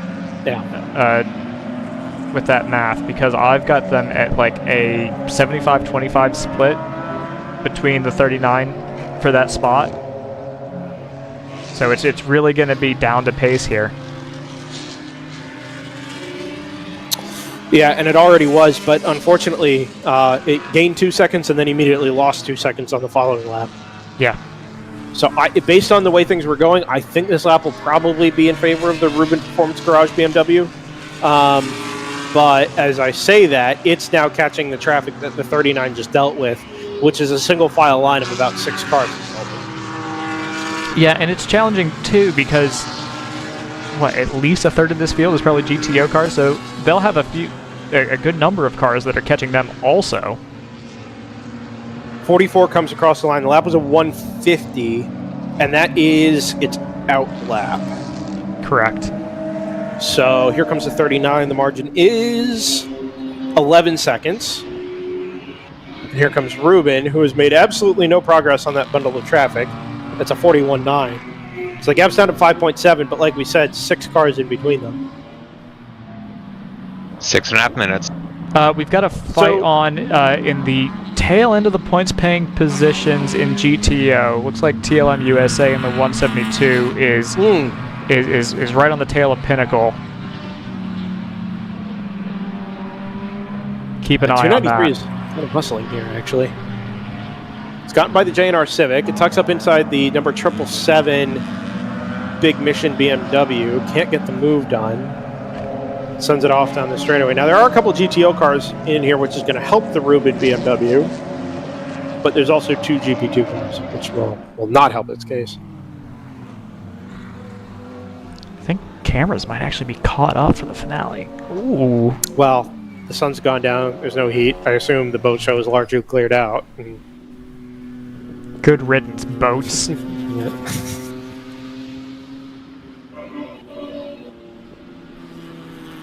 172 is right up on the back of the 727.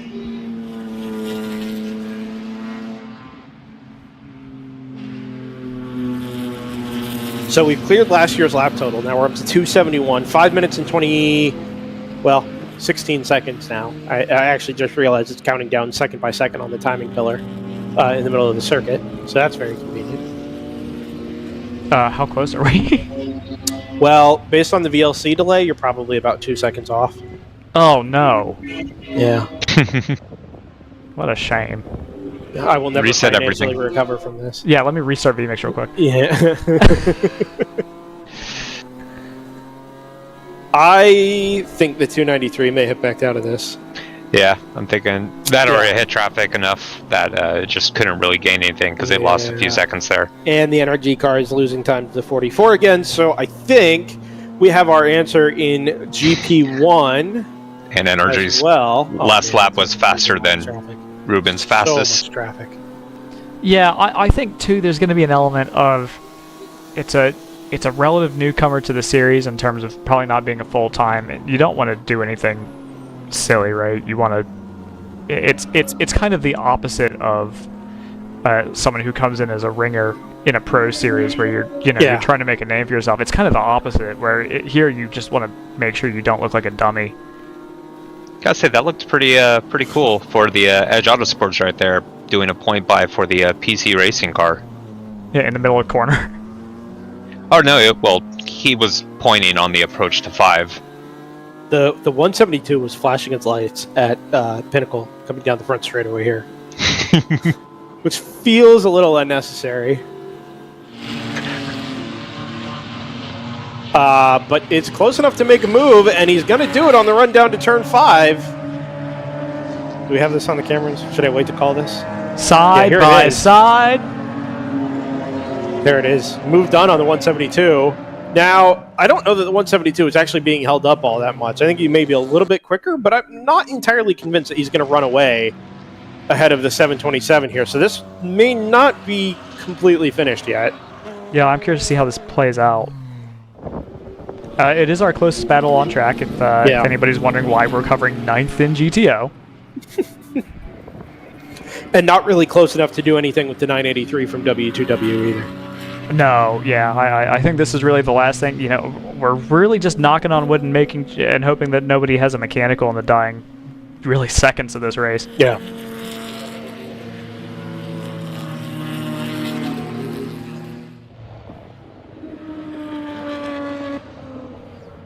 It almost feels like a relief at the end of this race at this point. It does. I mean, it's been a very cerebral last 2 hours or so. Yeah, absolutely. And involved a number of recalculations and having to try and understand what the end of the race was going to look like given the set of circumstances we had, which were constantly changing inside these last 2 hours. So yeah, you're right. It does kind of feel like somebody's opened up a valve here. Yes. Yeah, it's just one of those races where teams were kind of gifting each other advantage off and on. We did have our mechanicals a little earlier in the race, so it seems like everybody that we've talked to that's had those mechanicals is working on getting back out there for tomorrow morning, which is good to hear. Good to hear that they're gonna try to get these cars back out there. I mean, everyone wants to see what that 404 can do, right? Everyone wants to see. Do you think Do you think there's a monkey on the 404's back? Do you think it's that level of pressure, or do you think it's kind of a let's throw it at the series and see what we get? I think if there weren't a dozen plus GT4 cars in the field, there might be. Yeah. But you look at the number of teams that have spent a couple $100K on factory-built GT4 cars, and this is, I wouldn't call it the David against Goliath, but, it's probably less intimidating than, or there's less pressure than there otherwise would be.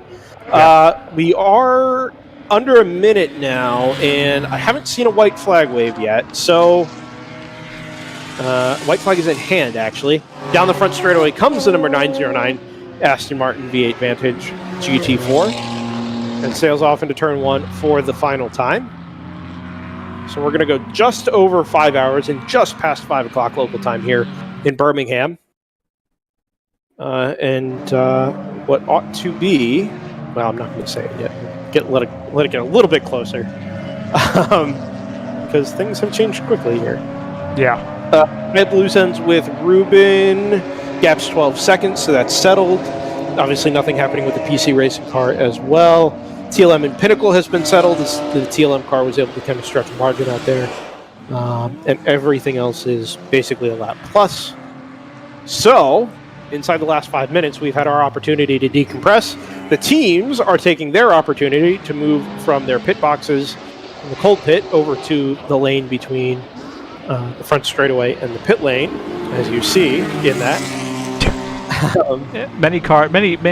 One man is over the wall, as you see in that. No. In any case, I can see out the window, though, now that the number 909 Automatic Racing Aston Martin is headed off into turn 11 and turn 12. And like we mentioned, it's been a very cerebral last 2 hours of this race, with lots of changing circumstances that have made this victory for the 909 range from unlikely to, I think, impossible. Certainly when you go back to the time when they were down 4 laps to the car that currently sits in second place, but it's worked out for them in the end. The number 909 Automatic Racing Aston Martin off the final corner and down the front straightaway wins the Saturday 9-hour race at Barber Motorsports Park by what will end up being slightly over a minute from the number 696 JTR Motorsports Engineering BMW that just past lunchtime this afternoon looked like it would be really hard-pressed to find a way to lose this race. In the end, it ended up finding 2 different ways to lose the race. First with a mechanical issue and a fueling issue. I think they are going to be kicking themselves. They're going to be kicking themselves so much. Yeah, that offset a lap that was gifted to them by a dumb penalty from Automatic. So, in some ways, it's redemption for Automatic Racing. It's kind of worked out for them in the end,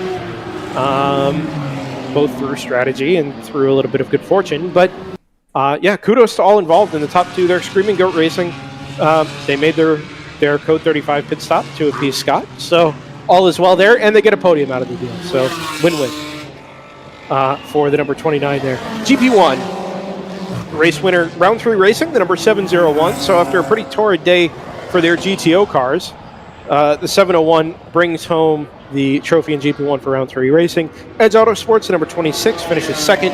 PC Racing finds a way to finish third after, again, what we thought was a surefire win that then became, well, now they're going to end up off the podium.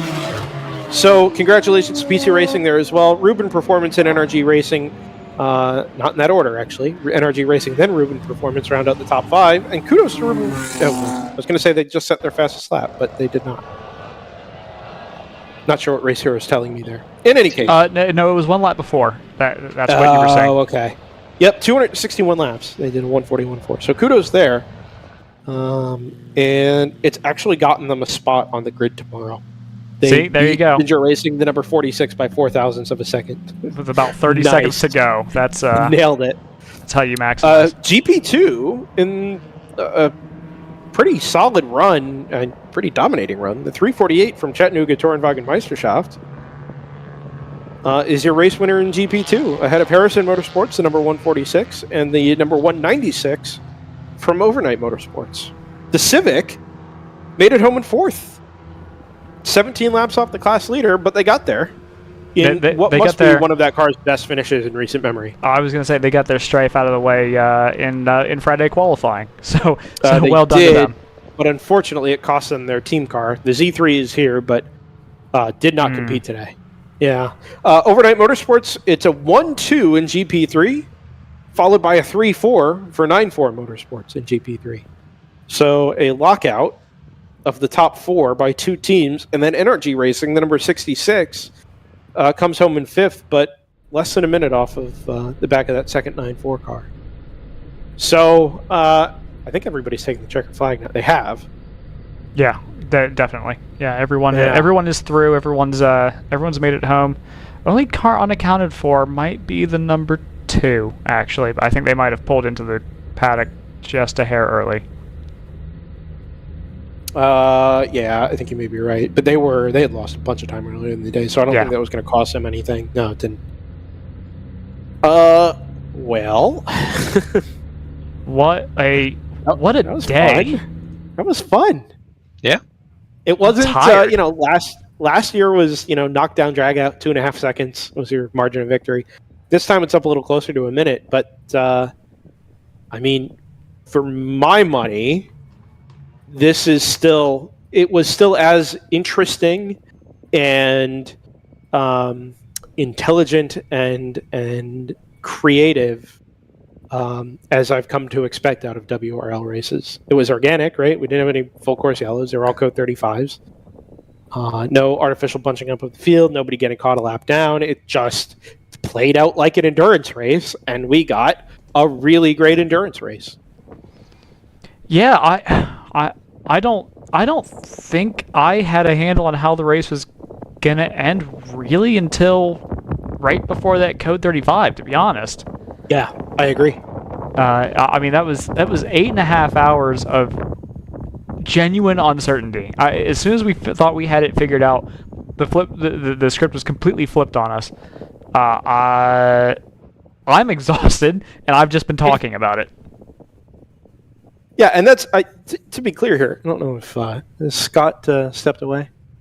I'm here. He's still here. I don't know. I mean, I sort of feel like we occasionally make the assumption that this is running like a professional race, and you should expect, professional precision out of the teams that we get. So we make our projections based on what we get there, and then something happens and the race turns on its head, and. But you can't account for that. You just have to assume that people are going to do what they're usually supposed to with do. 40 minutes to go. No, I know. Well, it was longer than that when the 696 lost their 4 laps, and that was what really threw everything up in the air. Yeah, that's true. But yeah, you have. Yeah, I think we always make this point, and it always seems to be the case that we get this lull in the sort of the third quarter of the race where it looks like it's a bit settled, and we say, if nothing, all else being equal, this is probably going to be a little bit of a boring finish. And 8 times out of 10, it doesn't end up being the case in WRL. But you can't predict what's actually going to occur. No, it's a real calm before the storm. That. Yeah, it always ends up being the case. I was actually really sure at one point that this was going to be. We were actually going to get to the end of a race and say, well, for once, that actually wasn't that interesting a race. But no, obviously, again, it sounds like we end up being. I don't know, almost fake about this because we end up saying the same thing at the end of every race. That was going to be my point. Yeah, it's like every time we get 3/4 of the way through and we're like, how is this going to WRL itself? And it always does somehow. And this was unique again, like that. I said it with an hour or so to go. It was just seems statistically impossible that the 696 would lose exactly the right amount of time to make this a real race. They were either going to just completely drop away and DNF or win by 4 laps. But no, they managed to lose exactly the right amount of time to get exactly back to where automatic were and then make a real race out of it. And then it was just a questionable decision under the final code 35. So did we did have one more code 35, didn't we, after they decided not to pit? I don't think it would have helped. No, it was after they made their green flag stop. Yeah, but if they'd pitted under the previous code 35, would they have been able to make it to the next one? Would they have extended to the next one? It would have been they would have made it to the next Code 35. The question is, would they have been able to avoid making a last splash? I think they may have had to make a last splash, but still would have been cheaper. Probably, yeah. Well, it definitely would have been cheaper. Would it have been cheap enough? And then would they have still had that lap where they were randomly 15 seconds off the pace? So there's clearly some sort of lingering issue as well. Whether they sort of dealt with that and settled for second, or whether if they were genuinely in the race for the lead, whether they could have dealt with that a little bit and kept their pace up a little bit and still raced their automatic, we'll never know, I guess. But yeah, just really, really interesting, strange race with lots of variables all the way up to the finish. Obviously, we did definitely have that lull in the sort of third quarter of the race where it looked like it was all settled. We were just waiting for WRL to WRL. It ended up doing it. Yeah, we were literally like, "What? How is this? What do we talk about now?" Like we were scrambling. Yeah. Like, how do we make sense of what we just saw? And then it kind of I was almost looking forward to getting to the end of the race and saying, "Hey, see, guys, it's not always this." So then we can appreciate the ones that are interesting. But it did what it usually does. JT, any wrap-up thoughts? It's for me. It was a classic endurance race. I mean, obviously you had a lot of cars going very fast, very competitive times up throughout the field. But at the end of the day, it's the same endurance rules that brings you to a good result. Stay out of trouble. Don't get penalties on pit lane. Follow the rule book. Careful with lapping cars, and you will get the good result. One of the cars I always look at that seems to follow this rule is the 46 from Ginger Racing. You would. Doesn't necessarily have the pace of the top cars each race, but if you look at both NOLA results, if you look at the result today, they still get close to that top 5 finish just because they're staying out of trouble. They don't necessarily have the pace, but they're not getting penalties, they're not getting in trouble on track, they're not making mistakes, they're still going, and they get those points. I think I'll wrap things up here because we're rapidly losing daylight. I've got to go get 8 cameras. But I think one of my favorite things about WRL is that everybody finds something different to get out of it. We heard from a ton of drivers today, and team owners and sponsors and partners and you name it. And everybody's here for a little bit of a different reason. Some like the track time, some like the cost, some like endurance racing. For us as commentators, I understand that we talk a lot about strategy, we talk a lot about decision making and numbers, but that's why we're here. I mean, we love promoting the series, but it's because it gives us so much and gives us the opportunity to talk endurance racing and call endurance racing in real time and share our passion for it with the paddock, with the series, with the drivers, the teams, and with you guys as an audience. So if we talk a lot about numbers, it's because that's what we get out of the series. And it's offered us so much over the years. This race is a classic example of what we love about it, and appreciate everybody for sticking with us and being a part of what WRL happened to have to offer today, which was, in the end, just a fantastic race. So with that all being said, I think we're all set to wrap things up here. I want to offer my thanks to, we had like 15 interviews today, so everybody who came up and spoke to us at one time or another, anybody who sent in numbers to the driver, text messages to the Driver's Eye Live phone number, that'll be live again tomorrow. Anybody's welcome to stop by for an interview tomorrow as well. We will be back tomorrow morning at 7:45, 7:50-ish local time, 8 o'clock green flag for 7 hours of on-track action with a little break in between, and more to come on that tomorrow. But you can find us here on YouTube, and you can find us on Facebook at the same places you always can for the 4th race of the 2022 World Racing League season for Barber Motorsports Park. For Joseph Mudrock, for JT Tammy, for Scott Michaels, I'm Brendan Kazmarek, and we will see you all tomorrow morning from high above Barber Motorsports Park for yet another classic WRL endurance race. Bye for now.